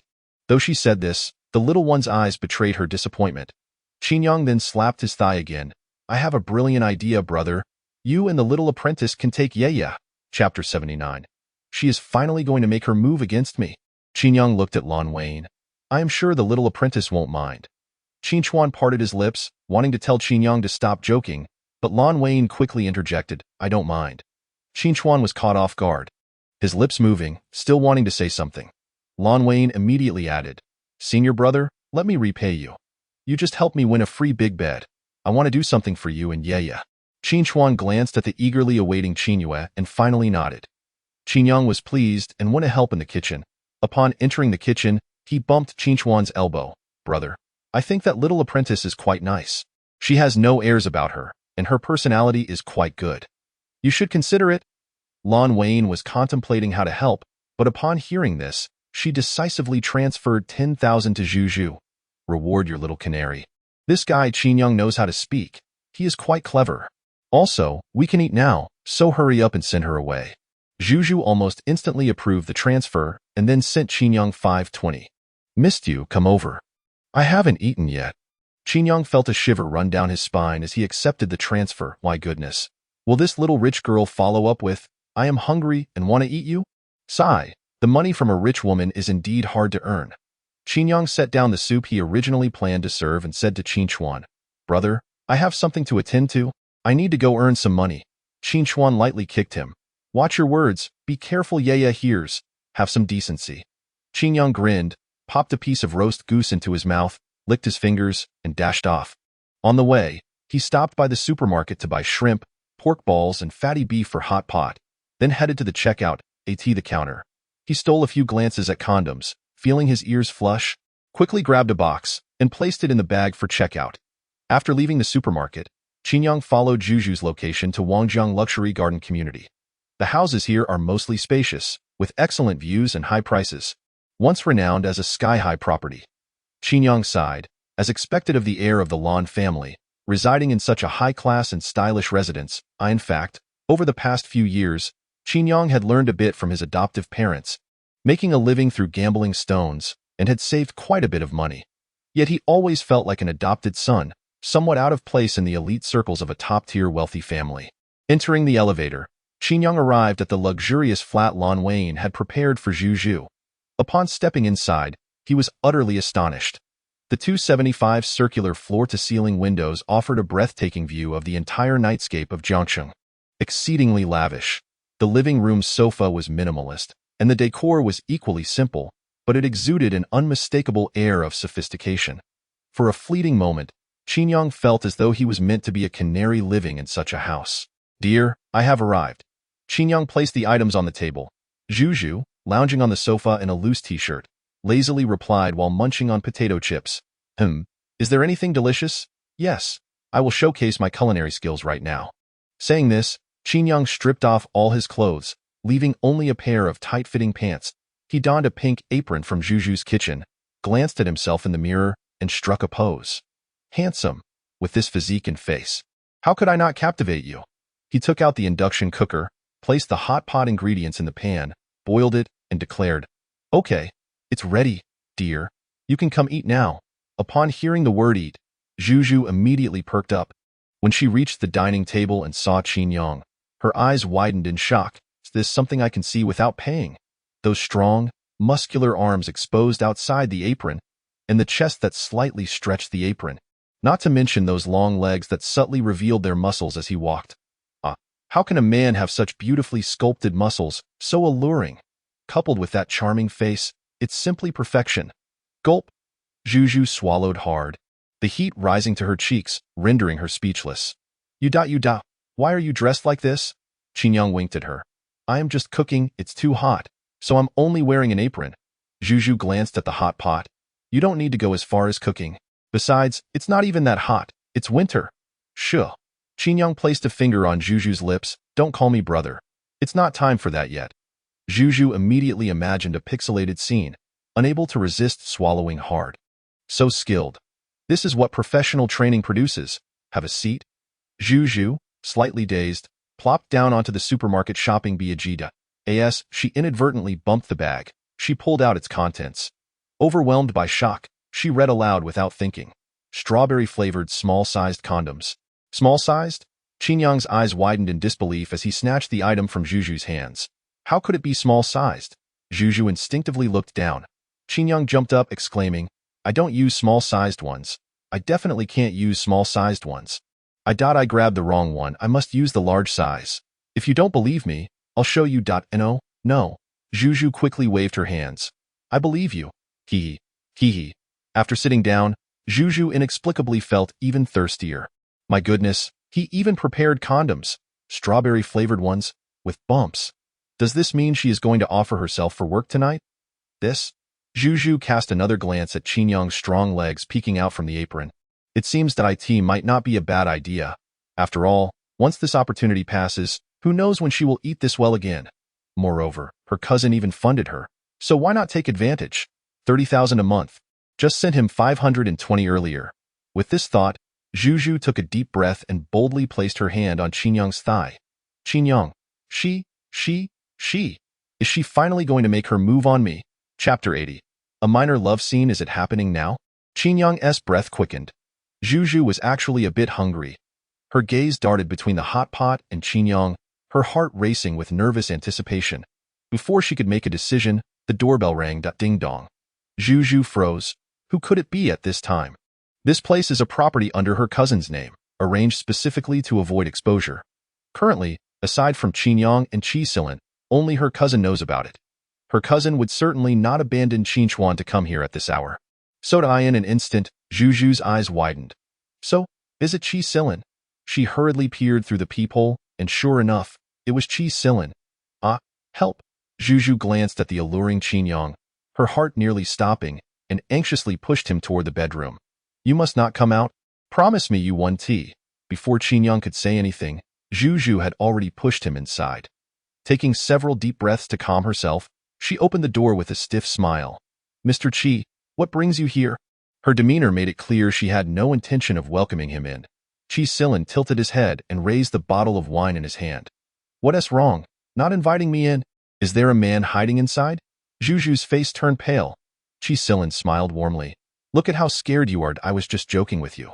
Saying this, Qi Silin stepped forward, and Zhu had no choice but to let him in. Upon seeing the hot pot and 2 sets of chopsticks, Qi Silin paused and asked, Do you have a friend over? No, my friend just got a phone call and left. As soon as she spoke, a phone rang in the room. Zhu's scalp went numb. Help! This is far more difficult than working. Qi Silin looked at Zhu with confusion. Aren't you going to answer the phone? No. Zhu stubbornly replied. It's from that company number. I'm not answering. It's off work. Let it ring. At this moment, the deliberately ringing phone made Qin face darken. Damn it. Does she really think of him as a man who needs to hide? Meanwhile, Qi Silin poured the wine at the dining table, casually saying, Since your friend has left, I'll keep you company. His gaze darkened, vaguely hinting at his desire to win Lin Xueyan tonight. Wine, solitude, a spacious flat. If nothing happens, it would be a waste of this atmosphere. Moreover, for days, Lin Xueyan had been indifferent towards him, which made him somewhat anxious. His father had begun hinting that as long as he marries Lin Xueyan, the position of Qi Corporation's president would be his. His brother would be his deputy, and he would hold fewer shares. Suddenly, Qi Silin felt something poking at his bottom. He frowned and pulled out a box of condoms. Zhu's expression shattered. Oh no, being a worker is really hard. What the hell is this cursed love scene? Did you prepare this? Qi Silin looked at Lin Xueyan in shock. Zhu. No, it's a gift from the supermarket. Hee hee. Zhu smiled so stiffly, her face resembling decades-old frozen meat. Qi Silin chuckled, but for some reason, he felt a strange discomfort in his heart. Then let us eat. Just as Qi Silin picked up his chopsticks, his phone rang on the other end. A servant's anxious voice came through.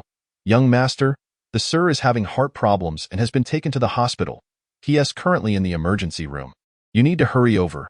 Hearing this, Qi Silin's expression changed drastically. Heart issues are serious. He naturally lost the desire to stay any longer and, after explaining a few words to Lin Xueyan, left. Upon reaching downstairs, Qi Silin unconsciously glanced toward Lin Xueyan's flat. To his surprise, he noticed the bedroom curtains moving slightly. It looked intense. It seemed like some vigorous activity was taking place. Qi Silin's fists clenched tightly. How could the curtains move like that? And that box of condoms. Could it be that Lin Xueyan really has a man hidden in her flat? In that moment of contemplation, his mother called, urging him to come quickly. Qi Silin could not afford to think any further. He got in the car and drove away. As the car pulled away, Qin finally emerged from behind the curtains. At this moment, Zhu let out a sigh of relief, sitting at the dining table and devouring several slices of fatty beef. Delicious. Really delicious. A few pieces down, Zhu felt something was off. Why wasn't Qin coming out? She opened the bedroom door and found Qin sulking at the edge of the bed, looking all pouty. Qin, come eat hot pot. Humph. Qin turned his face away. Am I that unworthy of your sight? Am I nothing to you? Oh, since Qi Silin is here, you just push me into the bedroom. When you want me, you send me 520, but when you don't need me, you toss me aside, leaving me to fend for myself. In your eyes, am I just a man who can be humiliated for a bit of money? No, big brother, can you not be so self-conscious? Don't you have any awareness? Doesn't your company train you on this? Qin, all right, don't be angry. Come eat some fatty beef. Zhu coaxed for a long time before Qin finally agreed to join her for hot pot. He angrily stuffed meat into his mouth. Humph. Anyway, I want to be easily appeased. I'm really angry. I'm here for hot pot out of professional integrity, not because I've forgiven you. Zhu wanted to curse. Who even is the real benefactor here? Isn't this supposed to be about providing emotional value? Why is this canary so delicate? After finishing the meal, Qin took the initiative to wash the dishes. Once he was done, he flopped onto the bed in a huff, lying in a sprawled-out position. Oh no, too sprawled out. Is it a flat position? In any case, he was sulking, looking like he had given up on everything. When Zhu returned to the room, she was startled. What are you doing? Serving you. As a canary, we have no dignity. If someone wants to push me into a room, so be it. After all, I am unfit to be seen. So I can only lie here at night, letting the benefactor toy with me. Come on, don't hold back. Feel free to ravage me. Zhu swallowed hard. Does it really have to be this thrilling? Well, her friends often teased her for never having touched well-defined muscles. Maybe she should give it a try. With this thought, Zhu reached out and touched Qin chest. Qin eyes widened in shock. You actually touched me? Didn't you say I could do as I please? Zhu was also a bit confused. Why did Qin look like he was being bullied? Can't you tell I'm being playful? I'm throwing a little tantrum to get you to comfort me. Zhu shook her head earnestly. Moreover, touching is a different price. Didn't I say I sell art, not my body? Zhu. But the problem is, you don't have any skills. Qin jumped up, trying to cover up his earlier embarrassment. I made hot pot. Doesn't that count as a skill? With this body, dressed like this, doesn't that count as a skill? In any case, you can't just touch me. I'm not serving you tonight. After saying this, Qin quickly threw on his clothes and bolted. This matter, he vowed to never speak of again. It was too humiliating. Too cowardly. Mingming aspired to cultivate a green relationship with Qi, yet he remained unwilling to engage in an ambiguous liaison with the petite wealthy lady. Despite his recent impulse, he managed to exercise restraint. Ultimately, he simply did not wish to be so indiscreet. It was certainly not a matter of cowardice. Furthermore, that particular aspect lacked the appropriate dimensions. Indeed, it was all the fault of that. Had it been suitable, he might have succumbed. After all, he had nothing to lose. This petite lady possessed a bit of flesh, and her smile revealed two charming dimples, rendering her rather adorable. Moreover, while her waist did not appear particularly toned, she was by no means overweight.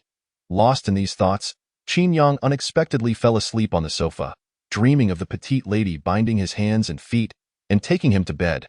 Qin. Meanwhile, Lin Xueyan dialed Qin Chuan's number, adopting a commanding tone. The day after tomorrow is the parent-child event at Confronting School. You are expected to attend punctually. Chapter 81. Prelude to the cremation of wife and daughter. Oh, and do not drive your pickup truck. The parents at Confronting International Kindergarten are either affluent or noble, so I shall drive my car and pick you up with Confronting. I am unavailable that day.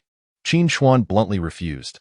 Lin Xueyan was momentarily taken aback, unable to believe her ears. She felt that by lowering her status to extend an olive branch to Qin Chuan, he should naturally reciprocate. Regardless of the circumstances, she insisted on pushing through. I had work that day as well, but I rescheduled, allowing someone else to take over. Nothing is more important than the child's event. Lin Xueyan wore an expression of self-evidence. In truth, she did not hold the child's event in high regard. When Lin Xueyan brought up the matter, she instinctively declined, citing her busy schedule. After all, she had never participated in such activities before. But Lin Xueyan suggested that she and Qin Chuan could attend together. Upon hearing this, Lin Xueyan suddenly had an idea. If she attended Confronting's school event with Qin Chuan, it might provide him an opportunity to lower his guard. In reality, Lin Xueyan still could not believe that Qin Chuan did not love her. He must be angry and jealous over her involvement with Qi. If she merely lowered her stance a little and granted him some face, he would undoubtedly restore her to his heart. On the other end of the line, Qin Chuan's cold voice came through. Lin Xueyan, you were never this concerned about school activities in the past. During the Mother's Day event at Confronting School, I was the only one present as a father to accept the carnations made by the children. Have you forgotten? I was. Before Lin Xueyan could retort, Qin Chuan interrupted her directly. I promised to accompany Yaya to their school event that day. I will not go back on my word. With that, Lin Xueyan was left speechless in anger for quite some time. What? Qin Chuan, you said you were unavailable to accompany that illegitimate child. Please mind your language. Qin Yu is a child, not an illegitimate child. You are well aware that she shares no blood relation with me. So such insults are unwarranted. Furthermore, Repeatedly referring to her as an illegitimate child or a lowborn will only serve to make you appear uncultured. At that moment, Qin Chuan felt a twinge of disappointment. Lin Xueyan's outburst resembled that of a shrew, completely devoid of the grace of the girl he had first encountered beneath the cherry blossom tree. Just then, Lin Xueyan's voice erupted on the other end of the line. Qin Chuan, listen to me. She is nothing but an illegitimate child, a lowborn. She is not even worth a single hair for my daughter. Why? Why are you going to accompany her instead of your own daughter? Qin Chuan, have you lost your mind? I see you are truly out of your wits. In response, Qin Chuan abruptly hung up the phone and switched it to airplane mode. He contemplated blocking Lin Xueyan but ultimately refrained, considering she had borne him a daughter and did not wish to sever ties completely. Meanwhile, Lin Xueyan, having been cut off, was left in a state of bewilderment. You hung up on me, Qin Chuan. How dare you hang up on me? When subsequent attempts to call went unanswered, Lin Xueyan hurled her phone away in frustration. This is infuriating. Qin Chuan, you scoundrel, you wretched bastard. As her voice trailed off, Qin Xiqing, who had been standing outside, stepped into the room. Although she had felt a twinge of longing for her father during this period, she would never admit it, because her father had changed. He had brought her shame. Thus, she would ignore him and await an apology upon his return before forgiving him. And although Uncle Qi had not been as affectionate as before, when she called him twice to express her desire for platinum ice cream, he had said he was unavailable. Yet, even with that, she would not concede that she missed her father. Upon seeing her daughter, Lin Xueyan paused, feeling somewhat awkward. Chongqing, what troubles you? I heard everything. If he refuses to go, we shall invite Uncle Qi instead. Do not plead with him. Uncle Qi is 1,000 times better than your father. You must not speak of him that way. Lin Xueyan suddenly became a bit fierce, asserting that Qin Chuan was her father, her biological father. Qin Xiqing flinched at her sudden ferocity, taken aback. After all, she was just a child, and tears sprang to her eyes. But he doesn't want me anymore. He no longer comes home. He no longer makes me breakfast, nor does he braid my hair, and he doesn't attend my school events. I despise him. I detest him. Lin Xueyan felt an inexplicable pang in her heart, and her eyes began to well with tears. She crouched down, embracing her weeping daughter, murmuring softly, yes, he no longer comes home, nor does he make me breakfast, nor remind me to bring stomach medicine when I travel, nor help me pack my bags. Lin Xueyan did not wish to admit that without Qin Chuan's presence in the home, she had no desire to return. Sleeping alone at night felt somewhat cold. These past days, she would subconsciously say, Qin Chuan, could you please bring me only to realize that the air felt stifling and stagnant. Initially, she thought she was merely unaccustomed to it.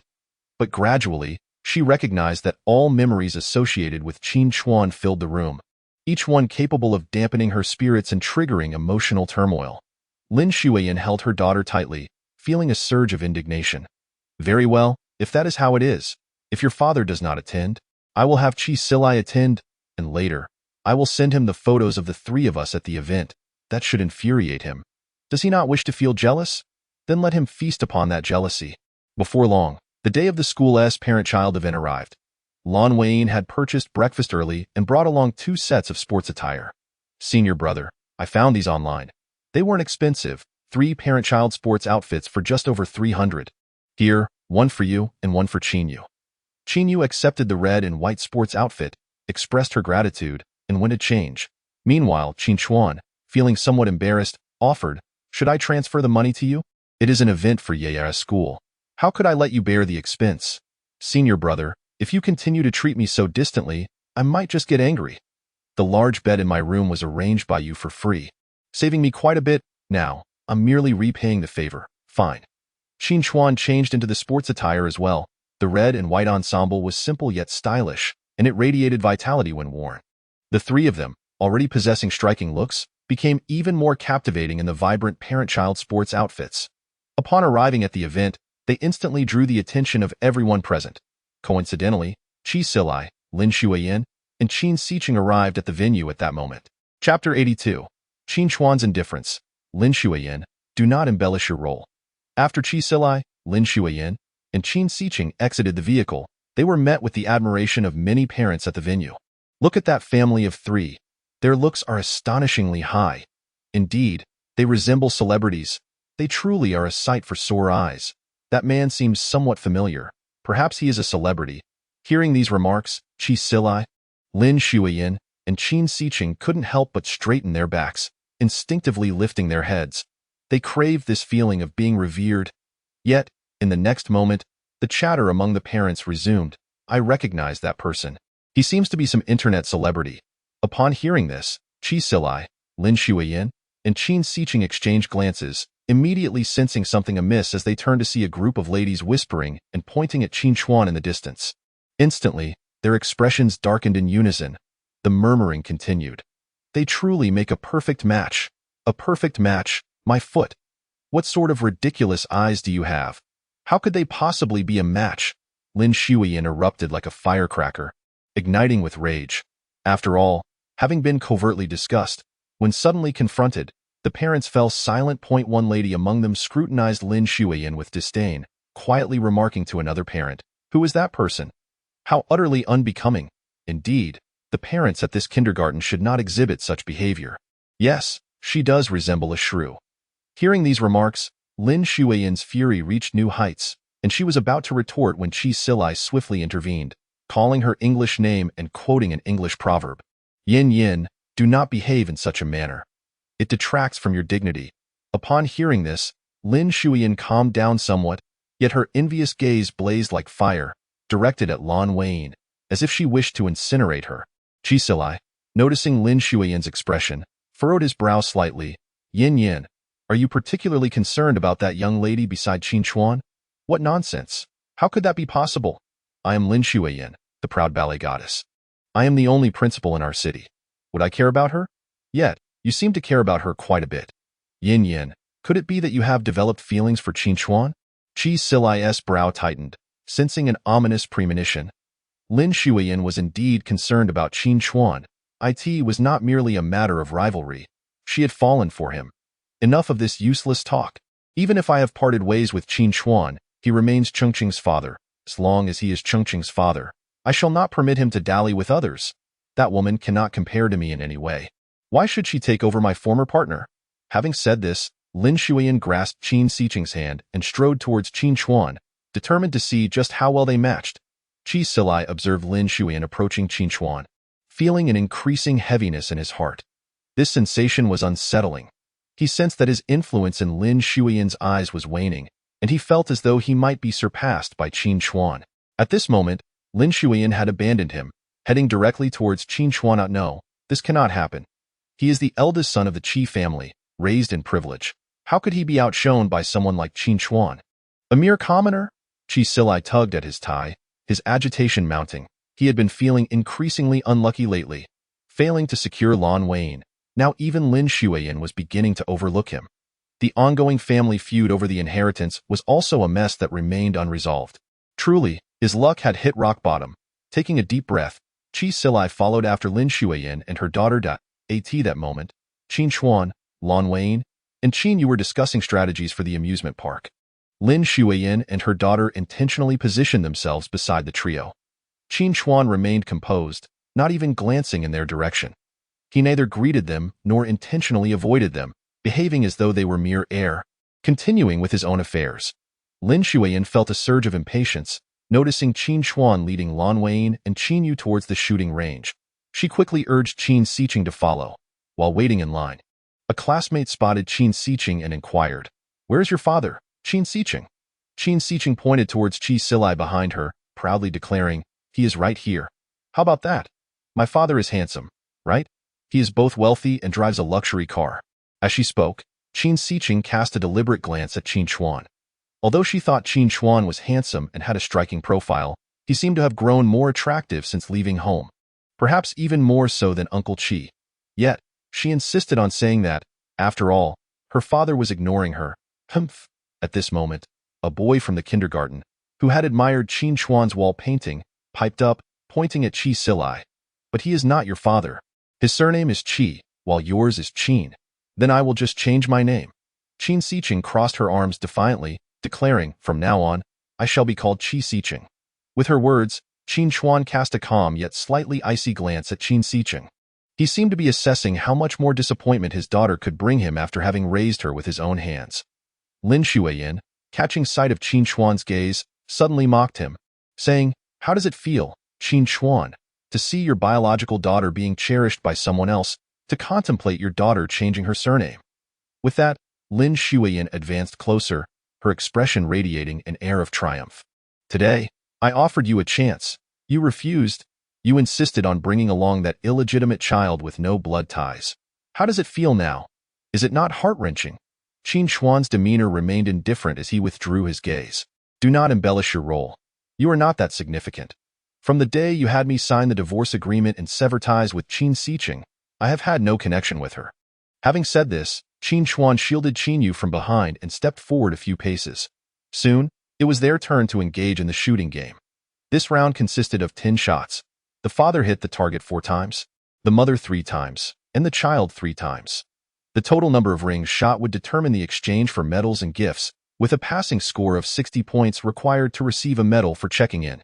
At that moment, Qin Yu pointed at a gigantic strawberry bear, exclaiming, "Daddy, that strawberry bear is enormous." Qin Chuan bent down to ask, "Do you want it?" Qin Yu gazed longingly, hesitating for a moment before nodding her head. Qin Chuan ruffled her hair and said, "Then Daddy will give it a try." Nearby parents speculated, "This is tough. That strawberry bear requires a total of 80 points. In other words, the father must hit the bullseye with 4 shots, while the mother must hit 3 bullseyes, and the child must hit the target with all 3 remaining shots to have a chance of winning it." One parent pointed at a child currently shooting. "I just observed, and most of the children have missed." Upon hearing this, Qin Xiqing raised her head towards Qi Silai and said, "Uncle Qi, I want that strawberry bear too. I cannot let them win it." Qi Silai, having previously visited a shooting club, felt somewhat confident and agreed. Qin Chuan, however, remained indifferent, choosing to disregard their presence and turning to Lin Xueyan instead. "Are you up for this? Have you played this before?" Lin Xueyan smiled and replied, "Let us give it a shot. Let us see if we can win the strawberry bear for ye." All right. At this moment, the 2 teams advanced again. Qin Chuan and Qi Silai moved forward simultaneously, both picking up their toy guns. They exchanged a glance, and Qi Silai smirked confidently. "Shall we have a little competition?" Chapter 83. Initially thought to be a bronze, turns out to be a king. Qin Chuan did not respond. It was not that he was afraid. Rather, he found it unnecessary. Since the day of the divorce, he had wished to leave the past behind and move forward into a new life. However, he did not expect that both Qi Silai and Lin Xueyan would be so entangled in the past, insisting on drawing closer to him. Qin Chuan picked up the toy gun, without hesitation, aimed at the bullseye, and shot decisively. The sound of the gun echoed. "Bullseye. 10 points? Wow, incredible." The parent who had just been analyzing with Qin Chuan suddenly perked up. Qin Chuan had taken the lead, and Qi Silai felt a twinge of fear. He aimed at the target, and with a bang, he hit the 9-point ring. He secretly sighed in relief. It was not too bad after all. The next shot would surely be a bullseye. He glanced at Qin Chuan and remarked, "Next shot, you won't be so fortunate." Before he could finish, Qin Chuan fired again, hitting the bullseye once more. "Another 10 points? Incredible. Yea's dad, you are amazing. Did you even hear what I just analyzed?" The male parent who had previously been discussing the situation with Qin Chuan suddenly realized he had been the fool. Qi Silai's expression darkened. Qin Xiqing tugged at his pant leg. "Uncle Qi, what is wrong with you? Why are you so pathetic? Hurry and win against him." Lin Xueyan couldn't help but chuckle at this, realizing that the little cotton-padded jacket was indeed full of holes. It would leak no matter who wore it. Qi Silai, feeling the pressure, fired again, only to hit the 7-point ring. Even worse than before. He instinctively glanced at Qin Chuan, expecting a taunt. Yet, to his surprise, Qin Chuan did not even spare him a glance. The greatest insult in life is when you regard someone as your rival, intending to crush them, and even fantasize about how they would mock you in the event of your failure, only to discover that they never regarded you at all. With a swift whoosh, Qin Chuan expertly fired his shot, striking the bullseye once more. 10 rings again. The male parent from earlier burst into laughter. "My friend, I initially thought you were merely a bronze-level player, but it turns out you are a champion. I can't believe it. 4 shots, all hitting the 10 rings. No wonder it's said that villains perish from overexertion. A formidable character like you should be ruthless and speak little." Impressive. Afterward, he felt slightly embarrassed and chuckled towards Qi Silai. "I didn't mean to call you a villain, just a slip of the tongue. I'm used to it." Don't take it to heart? Buddy, hitting the 9 rings is already remarkable, and 7 rings is truly commendable. Some can only manage 3 or even 1. Qi Silin regarded the parent with barely concealed disdain. The parent deciphered Qi Silin's expression and smirked, muttering under his breath, "What is so impressive about that?" As his voice faded, Qi Silin earnestly aimed at the target. Whoosh! He hit the 3 rings. Whoosh! He hit the 1 ring. The male parent couldn't help but burst into laughter. "What is wrong with my mouth? Has it been blessed or something?" Qi Silin. Meanwhile, Qin Xiqing rolled her eyes dramatically. "Uncle Qi, you're so pathetic." At this moment, Qin Xiqing seemed to feel that Uncle Qi was inferior to her father, and thus displayed some disdain. After the male parent finished shooting, it was the female parent's turn. At this juncture, Lin Xueyan and Lin Xueyan simultaneously picked up their air guns. While Lin Xueyan was still aiming, Lin Xueyan heroically fired off 3 shots in quick succession, all landing in the 10 rings. Setting down her air gun, she raised an eyebrow at Qin Chuan. "So, what do you think, Senior Qin? I didn't hold you back, did I?" Lin Xueyan was a gold member of the shooting club, so handling the air gun was second nature to her. Qin Chuan nodded, giving her an appreciative glance. "Truly impressive." Lin Xueyan, observing the flirtatious exchange between the two, felt her anger boiling, and aimed at the target as if targeting Lin Xueyan's face, firing wildly. The result? Only 1 shot hit the target. Noticing this, Qi Silin secretly sighed in relief and comforted her. "Yin Yin, you're already quite remarkable. You don't need to excel in this.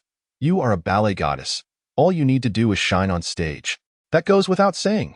Lin Xueyan glared fiercely at Qin Chuan and Lin Xueyan, completely ignoring Qi Silin. Qi Silin caught this small detail and felt increasingly displeased, yet he refrained from voicing his thoughts. Sensing that many issues seemed to be spiraling out of control, it appeared that everything had begun to unravel since Lin Xueyan's divorce. Once the adults had finished shooting, it was time for the children. Qin Chuan knelt down, patiently teaching Qin Yu how to shoot. "Hold it like this. Yes, then squint one eye. Good. Imagine your eye projecting a straight line aimed at the bullseye. Hold your breath. Don't move. Exactly. Now shoot." Qin Xiqing observed her father's patient instruction with discontent. How can he teach someone else? In her frustration, she fired her pellet without even looking, and as expected, it missed the target entirely. Meanwhile, Qin Yu, under Qin Chuan's guidance, whoosh, hit the 5 rings. "Wonderful," Lin Xueyan didn't hesitate to praise. Yeah, you're truly amazing.